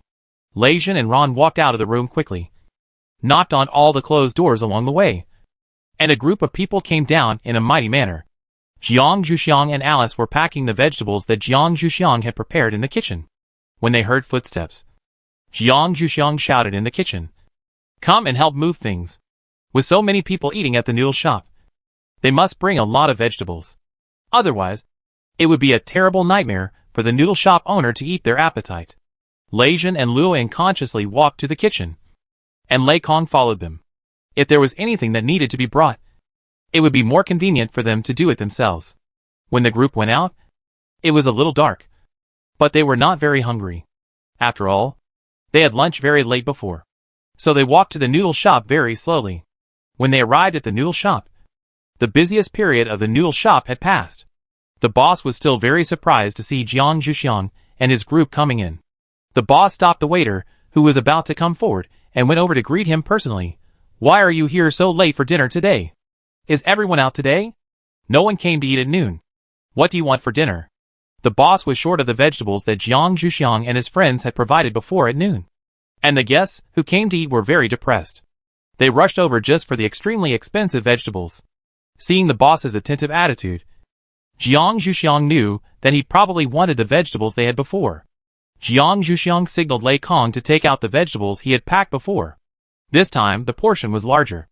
Jiang Zhuxiang still carefully instructed the boss, "Give each of them at least the same amount of vegetables as meat in their bowls. The rest is the boss's hard work fee. We will probably come at night during this period, during the training to resist the power of bewitching. It is estimated that it will take until this time to come out for dinner, so it is necessary to tell the boss in advance." The boss saw the 2 boxes of fresh and full vegetables, and he didn't care about Jiang Zhuxiang's request at all, even if the amount of meat was the same. How big could each person's bowl be? The boss still felt that he had made a fortune. When Jiang Zhuxiang and his friends ordered meat in pots, he also filled them up. Anyway, the meat was cheap and the vegetables were expensive here, so he was taking advantage of it. After the boss brought the meat, he went down to cook the staple food they ordered for them, and asked the waiter to serve them the wine. It was very light, almost no different from boiled water, but it was also very rare here. Jiang Zhuxiang and his friends only had this little wine and ate slowly. It was estimated that the boss even served the bottom of the pot for these pots of meat. The meat was fully flavored, and the taste was quite good. These meats were all added with chili peppers. Jiang Zhuxiang and his friends' faces turned slightly red after eating, and their bodies were completely warmed up. Chapter 637 United Front. After warming up, Jiang Zhuxiang and the others slowed down their eating speed and began to chat about tomorrow's plans. Jiang Zhuxiang first asked Tao Tai, "What are your plans for tomorrow?" After all, they were almost in a coma before and didn't know how they performed. So Jiang Zhuxiang still wanted to hear their plans first. Tao Tai and the others were breathing and stuffing meat into their mouths. When they heard Jiang Zhuxiang's question, they put down the meat with a little regret and swallowed everything in their mouths first. And then said, "Tomorrow you need to continue to stay where you are today until you can fully wake up and reach the position you arrived today. Then you can continue to advance. The length of this period depends on your own will, and it can't be rushed. As long as you get through it, then some other mentalists will probably have no way to deal with you. After Tao Tai and the others have survived this test, their parents can let them go out on their own without worry." So Tao Tai said this to Jiang Zhuxiang. Jiang Zhuxiang said helplessly, "Okay, we will be patient." Jiang Zhuxiang glanced at Alice and the others, wondering if they have the time. Alice understood the doubt in Jiang Zhuxiang's eyes, and patted Jiang Zhuxiang's hand to comfort him. Since they have come out, as long as there is nothing serious in the shelter, they don't need to rush back. Kunping suddenly said, "People inside should wait for the people outside. Otherwise we are so scattered. It is still easy to have accidents. But if we can maintain a unified progress, we can help each other." Kunping had thought of this proposal when he was tied up by Lei Mu before, but it was difficult for Kunping to bring it up before. Now the atmosphere is relaxed, and Kunping intends to understand everyone's opinions. It would be best if it is feasible. Jiang Zhuxiang said a little dazedly, "How can this be unified?" Kunping had never thought about this problem. Now that he thinks about it, it is really difficult to deal with it. If the people inside and the people outside are kept at the same distance, they will not get exercise. Let the people outside go in faster, which is a bit stressful for them.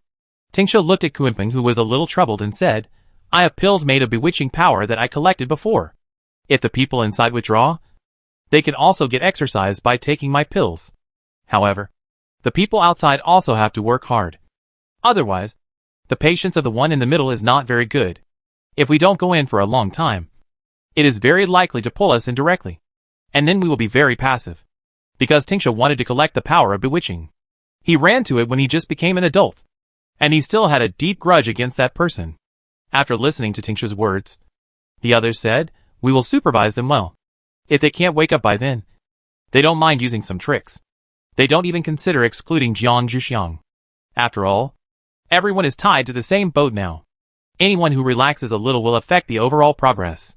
Jiang Zhuxiang and her friends wanted to shiver when they were stared at by Tao Tai. They felt a little cold all over. Jiang Zhuxiang and the others accelerated their eating speed again. Seeing Jiang Zhuxiang and the others' behavior, the Tao Tai also quickly sped up their pace. Food was still very important to them. The noodles prepared by the boss finally came up. Jiang Zhuxiang looked at the full bowl and used chopsticks to check the amount of vegetables in it. He was quite satisfied. He stared at the Tao Tai and said, "If you eat all the vegetables in the bowl, I won't prepare vegetable and fruit juice for you when I go back. If you plan to drink vegetable and fruit juice, I don't mind preparing it for you." After Jiang Zhuxiang said this, he stopped staring at them. They would know how to choose by themselves. At that time, he only needed to make subsequent arrangements based on their choices. Tao Tai thought about the terrible smell of the vegetable juice, smelled the smell of the vegetables cooked with meat, and felt that it was acceptable. So they began to eat the meat and vegetables one by one. And finally there was not even a leaf left.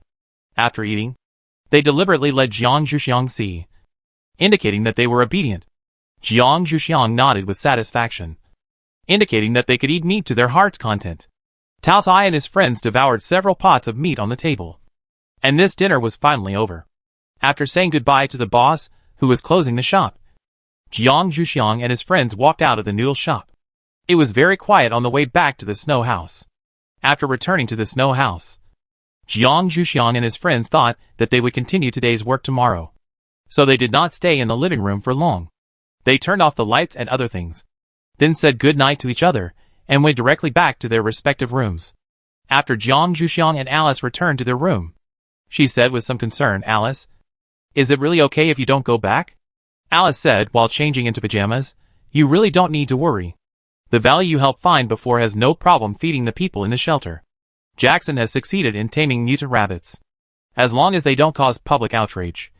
It doesn't matter whether we are in the shelter or not. However, if they cause public outrage, it will be useless for us to go back. Alice seemed a little cold when she said these words. But people without fragments don't have a strong sense of family. So Jiang Zhuxiang couldn't say much. Jiang Zhuxiang only cared about Alice's shelter. Alice and her husband, and Einard, whom they had saved before. In fact, he didn't have such deep feelings for others. This was why Jiang Zhuxiang didn't say much. After all, Alice and her husband were with him, and Einard could survive no matter where he went. Jiang Zhuxiang watched Alice get on the bed and said, "You go to bed first. I still have something to do." He went into the bathroom as he spoke. Recently, Jiang Zhuxiang changed his place of practice to the bathroom. He always stayed in the bathroom for a long time every night, and Alice was used to it. Alice said, "Come out early. Girls still can't stay up late. Otherwise their appearance will not be maintained." Jiang Zhuxiang waved his hand to show that he knew, and directly closed the door of the bathroom, placed a futon near the window, and began to enter the state of practice. When he got rid of his obsession before, Jiang Zhuxiang felt that his realm was a little loose, and it seemed that he needed to practice well during this period to break through. Chapter 638, Binding Techniques. After staying in the bathroom for 2 hours, Jiang Zhuxiang stopped practicing, took a simple shower, and returned to his room to prepare for bed. Alice had fallen asleep, leaving a night light on for Jiang Zhuxiang, which emitted soft light, just enough for Jiang Zhuxiang to see his half of the bed. Jiang Zhuxiang laid down in his own quilt, adjusted his breathing, and soon fell asleep. There was no conversation all night, and Jiang Zhuxiang was the first to get up in the morning. However, Alice also woke up in the process of Jiang Zhuxiang getting familiar with her, but she didn't want to leave the warm quilt yet. Jiang Zhuxiang looked at Alice speechlessly as she moved in the quilt like a caterpillar, and fastened the last button of his coat. "If you still want to sleep, you can sleep a little longer. I'll prepare breakfast and call you later. I'm going down first. I still have to exercise, and I don't have time to waste with Alice on whether she should get up or not." Alice heard what Jiang Zhuxiang said, and tried to stick her head out of the quilt, and said goodbye to Jiang Zhuxiang. "Okay. You go down first. I will try to get up by myself." Alice tried to stand up while talking. Jiang Zhuxiang was already walking out, and he didn't comment on Alice's words. After Jiang Zhuxiang closed the door, Alice struggled hard in the bed, and finally got up. She went to the bathroom to wash up, and woke up completely. She carefully checked the bathroom, wanting to know what Jiang Zhuxiang was doing here at night. However, Jiang Zhuxiang didn't miss anything for Alice to find, so Alice had to walk out of the bathroom regretfully. After all, there should be no secrets between best friends. Alice was really curious about what Jiang Zhuxiang had been doing during this period. Jiang Zhuxiang was preparing the ingredients for breakfast in the kitchen. The rice porridge was already cooking, and Jiang Zhuxiang had to prepare other things that could help him stay hungry. Alice pushed the door open and came in, just in time to help Jiang Zhuxiang put the prepared things into the steamer. Jiang Zhuxiang found that Alice was doing this, and started to prepare other things. Meat and vegetables were also indispensable in the morning. After Jiang Zhuxiang put everything in the pot, he asked Alice to watch the fire, and he was going to exercise first. Alice said, "Can I go with you?"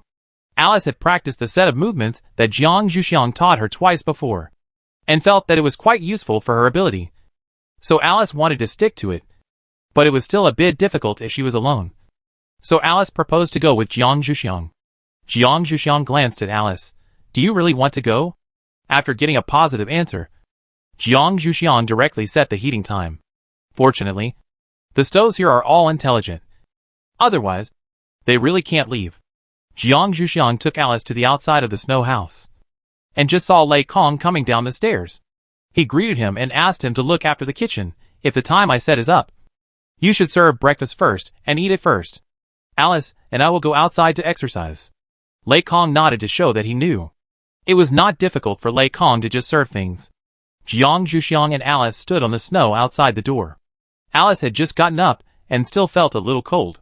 She asked with a little shiver, "Why do we have to go outside? Can't we exercise indoors?" Although Jiang Zhuxiang also felt the temperature outside, He didn't feel timid at all. He took a deep breath of cold air and said, exercising outside can not only exercise people's bodies, but also temper people's will. Training in the hottest days of summer and the coldest days of winter is a common practice for martial artists. Alice didn't say anything more when she heard that it could hone her will, and followed Jiang Zhuxiang carefully. However, compared with Jiang Zhuxiang's smooth movements, Alice still had some bumps and bumps. However, Alice was already very satisfied. After all, she had only practiced twice before, and it was good enough to be able to keep up now. When Jiang Zhuxiang finished and stood up, Alice also finished. She saw Ron and Lei Jin at the door with her sharp eyes. Alice reminded Jiang Zhuxiang and rushed to Ron. Why are you so early today? After saying that, without waiting for an answer, he exchanged a good morning kiss with Ron. Jiang Zhuxiang followed Alice slowly, glanced at Lei Jin calmly, and walked past him, as if he had not seen the movements of Ron and Alice. This made Lei Jin, who had originally expected something, a little disappointed. However, after reacting, he felt that it was normal for his little Xiang to behave like this. After all, his little Xiang was not as open as Alice. Lei Jin followed Jiang Zhuxiang into the house, and remembered that he had come out to call people for breakfast before. So he hurriedly took Jiang Zhuxiang to the kitchen, fearing that there was no breakfast for his little Xiang in the kitchen. Fortunately, those who ate first were still sensible. There was enough breakfast for 4 people in the pot. Lei Jin took 2 and put them on the tray, motioning Jiang Zhuxiang to follow. Lei Jin did not intend to squeeze on the table with those people to eat. The 2 of them could just sit face to face on the small table to eat, which was relaxed and comfortable. However, Lei Jin was not the only one who had the same idea. Ron and Alice also liked the small table.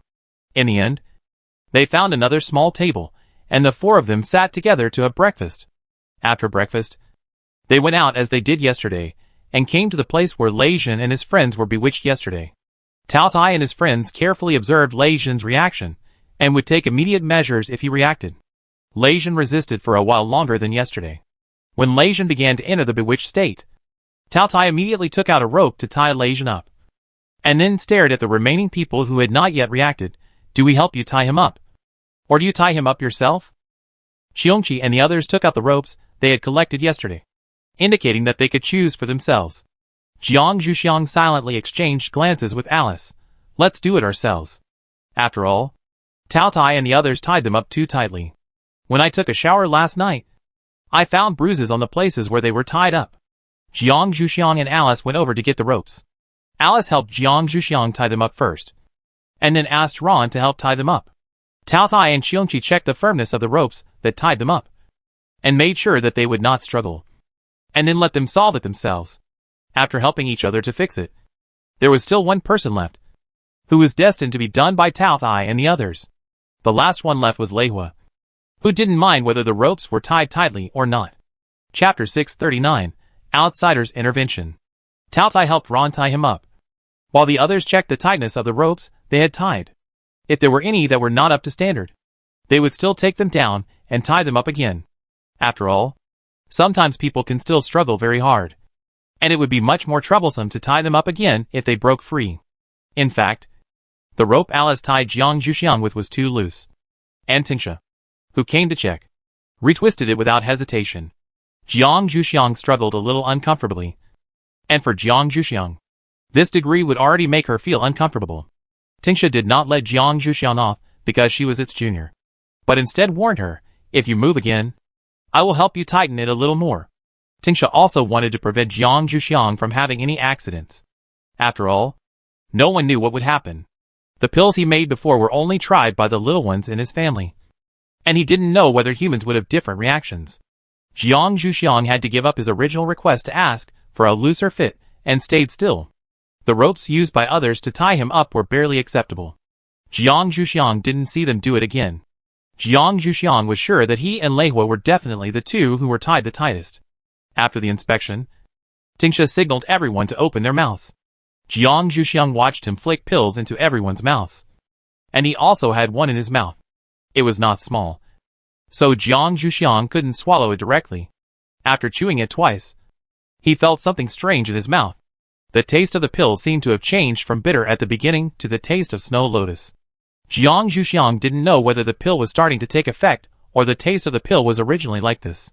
The more he chewed, the more fragrant it became. Jiang Zhuxiang was a little reluctant to swallow it. In fact, this was the beginning of the effect of the pill.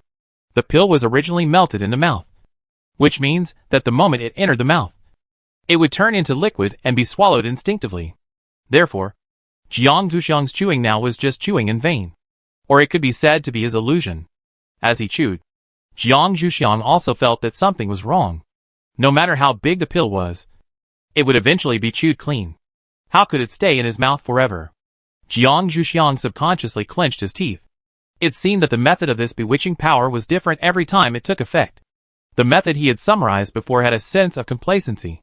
When Jiang Zhuxiang started to fight against the bewitching power, others also started to move. The Taotai and the others were watching closely. They only paid attention to whether their ropes were broken and whether there were any threats around. This time, they were not as quiet as last time. There were always people passing by. Although they looked busy looking for something, some people would stop and look at them. They were more or less surprised to see the Taotai and the others guarding so many tied people. After all, this situation was like seeing someone being punished. It was just that the punished party looked thinner, and the Taotai and the others looked like they were not easy to mess with. People looked at them and felt that Jiang Zhuxiang and the others were being bullied by evil forces. Most people still hold the attitude of each one's own business. On this fragment, a force with strong bodyguards like Taotai is still not easy to mess with. So they can only sympathize with Jiang Zhuxiang and his team, and decide to remember the appearance of Taotai and his team, and avoid them when they see them in the future. But there are also a few guys who are skilled and brave, who come forward to negotiate with Taotai and his team, saying, I don't know what they did wrong. If it's not a big mistake, just give them some courtesy. It's not easy to survive on this fragment. A good body is still very important. They dare to say this because they are sure that Jiang Zhuxiang and his team can't have made a big mistake. After all, if they really made a big mistake, it can't be handled by one force. At most, they have offended someone in this force. Now they are begging for mercy. Maybe they can get help for them in the future. Taotai and the others were speechless. These people were too nosy. In order to avoid trouble, Taotai and the others simply pretended to be fierce and ferocious. How can you have a say when we deal with these people? If you say more, we will tie you up too. It's okay to ask them to help talk, but it's impossible to share the joys and sorrows. These people dared not say anything and glared at Taotai and the others. Before leaving, they were still observing their arrangements. Obviously, they had not given up completely. After driving away such a group of people, Tingsha said speechlessly, it seems that Xiaoxiang needs to arrange the formation in advance when we go out in the future. Otherwise, this kind of thing is still unavoidable. If we are often seen by these people, if they report our situation here to the local forces, we will be tempted by the local forces at that time, which will be another trouble. I hope they don't act so quickly. As a beast of good fortune, Shilin had a good impression of these people. They are pretty good. At least they know how to rescue Xiaoxiang and the others. If they come again later, can you be gentler when you attack them? Shilin also saw that they had not given up, and had a hunch that they would come back. So Qilin still had to take precautions in advance. It must be said that as a mascot, Qilin's understanding of human nature is still a little shallow. But Taotai and the others did not ask it to mature all of a sudden, but said seriously, if they come here openly, we will naturally not be too concerned about them. If they come here secretly, we may not be able to control the severity of the attack when the time comes. But Taotai didn't think they had that chance. After all, they must have something to do when they came out. If they couldn't find their flaws, they wouldn't necessarily keep fighting with them. And when Jiang Zhuxiang and the others woke up, they would know that this was not some bullying incident by evil forces. They would definitely think it was something within the forces.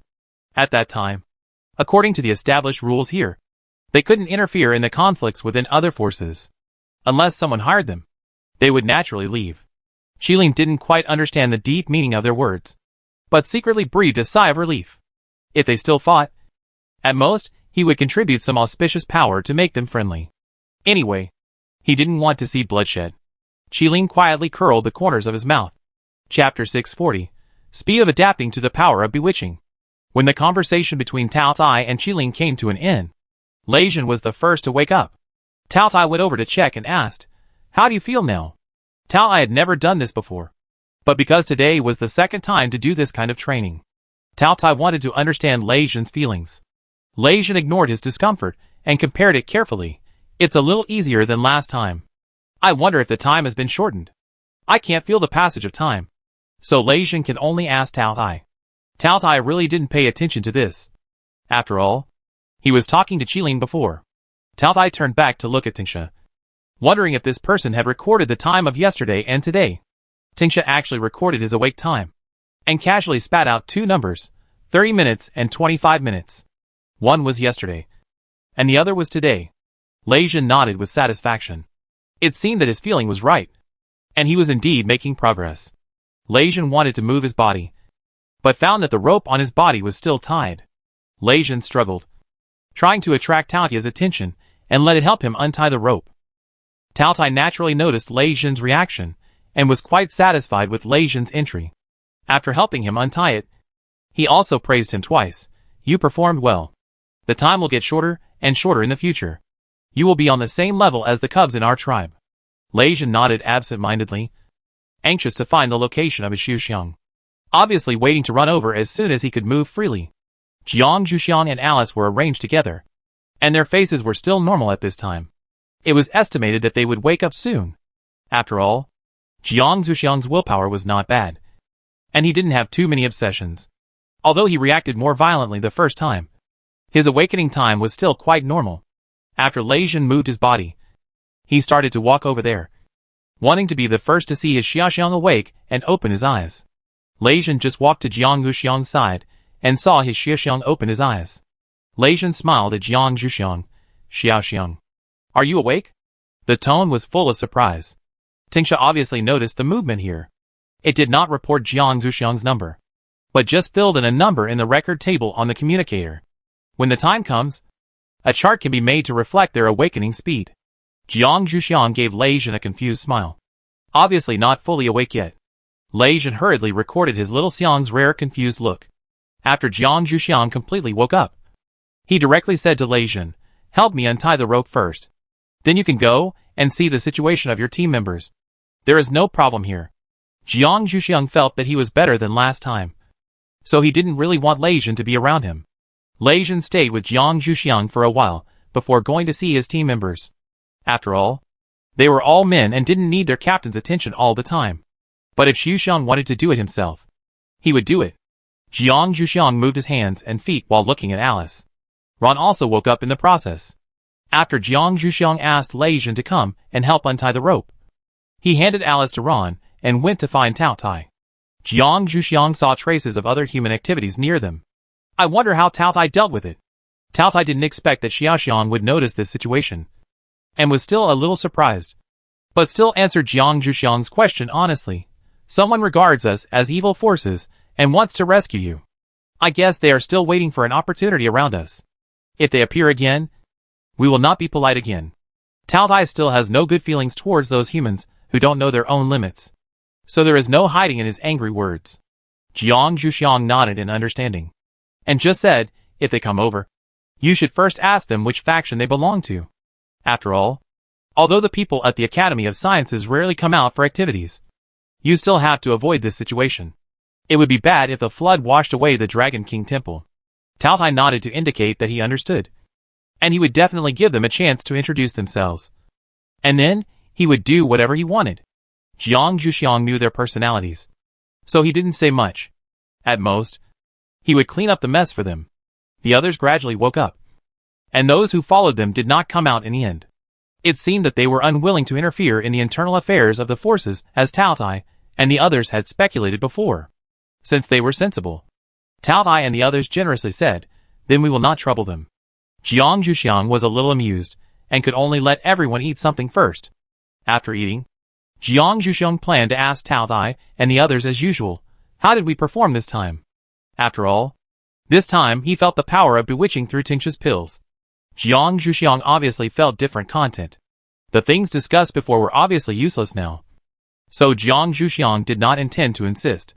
Shortcuts were indeed not easy to find. After Jiang Zhuxiang gave up this kind of thing, he could only pay attention to everyone's progress speed. After all, this kind of data can infer the time it takes for everyone to go inside. Tingsha sent the data he had just recorded to everyone's communicator, including the 2 personal times and a chart of everyone's overall progress speed, which can clearly show everyone's progress speed.